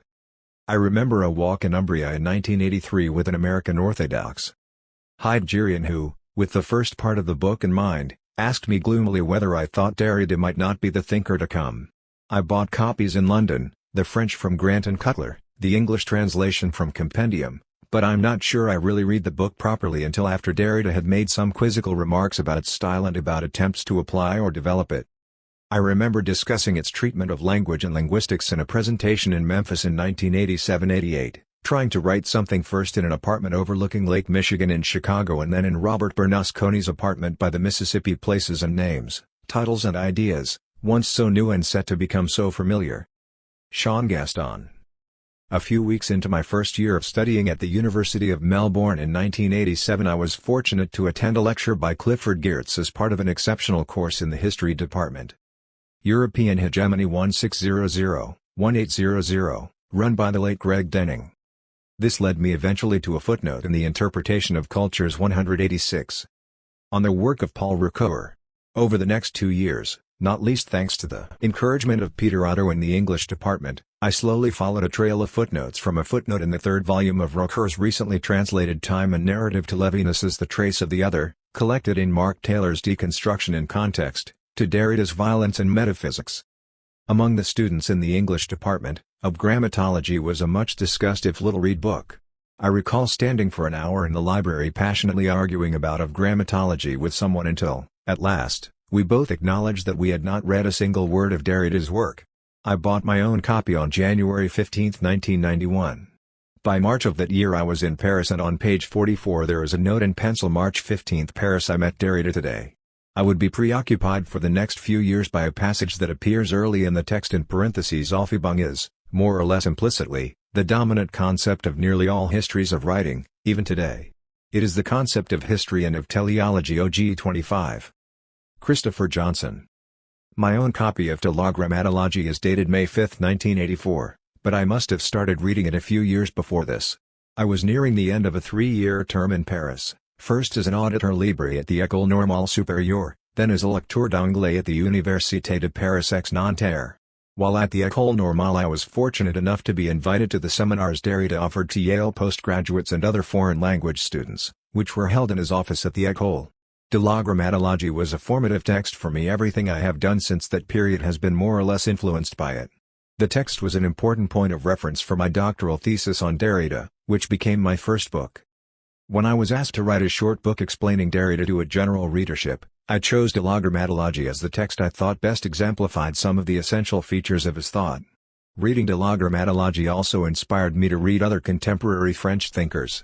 Derrida's reading of Lévi-Strauss, for example, made me want to find out more about the wider intellectual context of De la Grammatology, which led to a monograph on Lévi-Strauss and structuralism. Finally, I was fascinated by the way De la Grammatology referenced different developments in post-war science in 187. Technology, for instance, evolutionary theory and cybernetics, which enabled new ways of thinking the human. This has become the subject of my most recent research on French cybernetics and the prehistorian André Leroy-Gourhan. Peggy Kamouv. I have recounted once in print already the first time I saw De la Grammatology in 1971, during graduate study at Cornell in Romance Studies. A young professor held a copy out to the neophytes and said, "You must read this." So I don't want to repeat the same story. But there are so many stories that were set in motion for me by reading, trying to read, struggling to read this book. First, there was the luck of timing. I was just beginning doctoral studies, which had not been a long-hatched plan but a mad decision after another life and another plan had suddenly been cut short. I was starting again from nothing and nowhere, it seemed. Did I notice then, on page 233, the sentence that begins "One must begin somewhere where we are"? I can't recall, but today it gives me great pause to think about this extraordinary affirmation with which Derrida departed from a whole tradition of philosophy but also of the most everyday thinking that dismisses as inessential the experience of all of life's accidents. Secondly, there was Rousseau, and the reading of Rousseau. De la Grammatology inducted me into an enduring attraction for Rousseau's work, which also set the course I followed through a doctoral dissertation and beyond. Thirdly, there was the idea that the most serious things comprise what Derrida understands as play, that is, risk, chance, movement, uncertainty. Rousseau puts play out of play, one reads on page 439, as if he or anyone else could simply choose that, as if the play of the world would just respond to someone's desire. Sure, who wouldn't want to put play out of play? That is the purest desire. But, then, there is still necessity, and De la Grammatology taught me to remember necessity. Ian MacLachlan. During my undergraduate year in France in the early 1980s, A route through various literary theoretical titles in the Sore Points series. Barthes, Jeanette, Todorov had led me to Telquel's Théorie d'ensemble and Derrida's L'écriture et la différence, both of which seemed terribly 188. Glamorous and also more or less impenetrable to me, there being a close correlation between these two qualities, no doubt. A couple of years later, as I was embarking on doctoral work on Roger Laporte, I picked up a second-hand copy of De la Grammatology, the first part of which, in its exploration of writing and the idea of the book, seemed to connect more readily with the recent French literature and theory I'd been reading, and it sent me back to certain essays in L'écriture et la différence and forward, particularly to La Dissémination and La Carte Postale. L'écriture avant la lettre remains the part of De la Grammatology that I return to most often as here, in fact. J. Hillis Miller. I read the first version of Part 1 of De la Grammatology when it came out in the journal Critique December 1965 January 1966. Eugenio Donato, then my colleague at Johns Hopkins, first told me about Derrida and advised me to read him in Critique. Donato, a remarkable scholar, kept up with the latest developments in Paris. I then bought and read the book itself. My copy is inscribed with my name and, below that, Paris February 5, 1968. My copy of L'écriture et la différence says Paris February 6, 1968. Why one day later? Did I go back the next day and buy the second book? L'écriture et la différence contains of course the French original of the lecture Derrida gave at the Hopkins Symposium of 1966. I have no memory of what I was doing in Paris on February 5, 1968, or on 6th of February for that matter. When I got home to our house in Roland Park in Baltimore, I read De la Grammatology, bit by bit, in the early mornings, at a table in a bright sun porch behind our kitchen. Passages here and there are marked in red pencil, though why just those sentences is no longer entirely clear to me. The book is pretty battered, with the cover held on by Scotch tape. I was, as they say, bouleversed by De la Grammatology, as I had been by the preliminary version in Critique, and by my first encounter with Derrida at the famous Hopkins Symposium on the Languages of Criticism and the Sciences of Man on 18 October 21, 1966. My overturning was drawn out over several years. I can hardly yet say that I am not inhabited by logocentric ways of thinking. Who can? In any case, what Derrida says in Of Grammatology overturned all my Polish assumptions about criticism of consciousness, the idea, that is, that all the works of a given author form a whole based 189 on a unique cogito and transmitted in the act of reading from the consciousness of the author to the consciousness of the reader by way of representational language, that is, written language transparently representing consciousness. I could see, on those sunny mornings, that either Pillay or Derrida might be right, but not both. Reading De la Grammatology was a crisis in my life, a sharp division between before and after. Forbes Morlock. My earliest memory an afternoon, my sophomore dorm room, reading my first bit of the book, perhaps even Spivak's introduction, and thinking with excitement, this is harder than Hegel. Derrida was teaching on campus, demands students were giving brilliant courses on Rousseau, but the reading was for a course on the pre-Socratics and post-structuralism taught by a classics professor in the philosophy department. I can't remember whether the whole book was assigned. I read it all. An essay question referred to the logic of the supplement. And I found I had to try to find the words if they were Derrida's in the text. It feels like I have been looking for and finding things often not together in it ever since. Everything is there. Today my copy of the Whiteman-Weed edition is one of the very few books it gives me pleasure just to hold, open or closed. Michael Nas. Though I first began to read Of Grammatology in 1985 as a second-year graduate student at SUNY Stony Brook, it was not until the academic year 1988-89 that I really began to study it. That was the year I was fortunate enough to spend a year in Paris, thanks to a fellowship from the French government, writing my dissertation and attending every Wednesday afternoon Derrida's seminar at the École Normale Supérieure. To prepare for that seminar and to make sure I would arrive early enough to get a seat, I met several hours in advance at a cafe just a block away from the seminar with two good friends from Stony Brook, James Clark and Steve Michelman. We met there to discuss Derrida's ongoing seminar on friendship, but also to read together, line by line, Of Grammatology. That little cafe on the Rue d'Ulm just south of the Pantheon thus became for us all a site of friendship and intense study of this important work. 190. More than 2 decades later, those weekly meetings around Of Grammatology in anticipation of Derrida's seminar on the politics of friendship remain for me a model of what is best in philosophical dialogue and what is most valuable, though also most fragile, in friendship. I have been breathing the air and living off the memories of those days ever since. Jean-Luc Nancy. Dans les années 60, nous lisons beaucoup la revue critique. Elle offrait beaucoup moins qu'aujourd'hui des numéros thématiques, mais c'était l'actualité de la pensée en tous les sens possibles qui passait par là. Un jour j'ai vu l'article de Derrida qui était la première version du premier chapitre de la Grammatologie. J'ai su tout de suite que ce qui m'avait déjà frappé dans la voix et le phénomène s'est confirmé il y avait là un penseur vivant qui me faisait entendre la voix vivante. Présent j'ai fait exprès de la dire dans des termes concrets le plus souvent irrésistibles pour lui, du travail philosophique. Ni Deleuze, ni Lévi-Strauss ni m'avaient donné cette impression très particulière. L'écriture, j'ai la vise tout de suite comme auteur. Question. Elle n'a me un souci envers le sens que je ne savais pas exprimer. L'année suivante, j'ai rencontré le collègue Barthe, à Strasbourg. Nous avions lu, entendu, pour la même chose, la même actualité. Et puis c'est fut 68. Derrida n'était pas en 68, mais il n'y savait pas à quel point, en fait, l'ouverture de sa pensée était aussi celle de cette audace de présent en 68. In the 1960s we'd often read the review critique. It had far less in the way of themed issues than nowadays, but its pages contained what was current in thought, in every possible sense. One day I saw the article by Derrida that was the first version of the first chapter of De la Grammatologie. I knew immediately that it confirmed what had already struck me in La Voix et le Phénomène. Here was a living thinker in whom I could hear the living, present voice. I'm deliberately saying it in terms that are often thought to be unacceptable to him, a philosophical work. Neither Deleuze nor Lévi-Strauss had given me that very specific impression. Writing was something that I took on board straight away as being our question. It named a concern with sense that I didn't yet know how to express. The next year, I was to meet Le Collègue Barthe, in Strasbourg. We had both read, heard, perceived the same thing, the same sense of what was 191. Current. And then it was 68. Derrida wasn't a so-called soixante-huitard, but he didn't realize the extent to which, in fact, the opening of his thought was also the opening of the beyond that was suddenly present in 68. Nicholas Royal. I first saw Derridas of Grammatology on a display shelf in Blackwell's bookshop, Broad Street, Oxford, when I was an undergraduate, probably in 1977.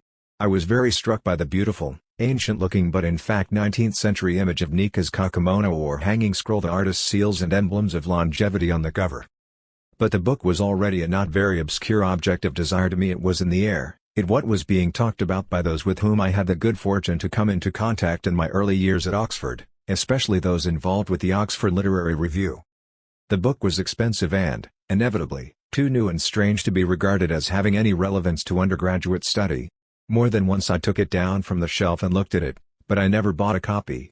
Then one night in the college bar I saw it, evidently left behind by someone, along with a couple of other books. One of these was Blanchot's Death Sentence. I don't recall the other. The evening went by and no one came to collect them. I stole it, I confess. If the original owner should ever happen to read these words, please let me know and I will gladly provide a replacement.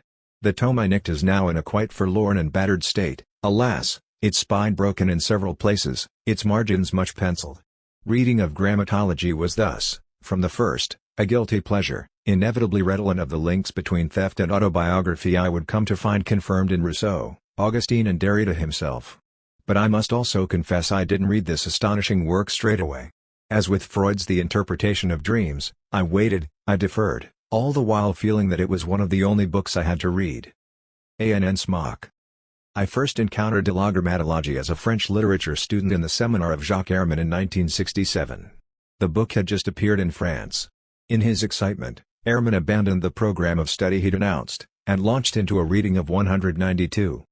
The second part of Grammatology with us. I cannot claim to have been anything like equal to this experience.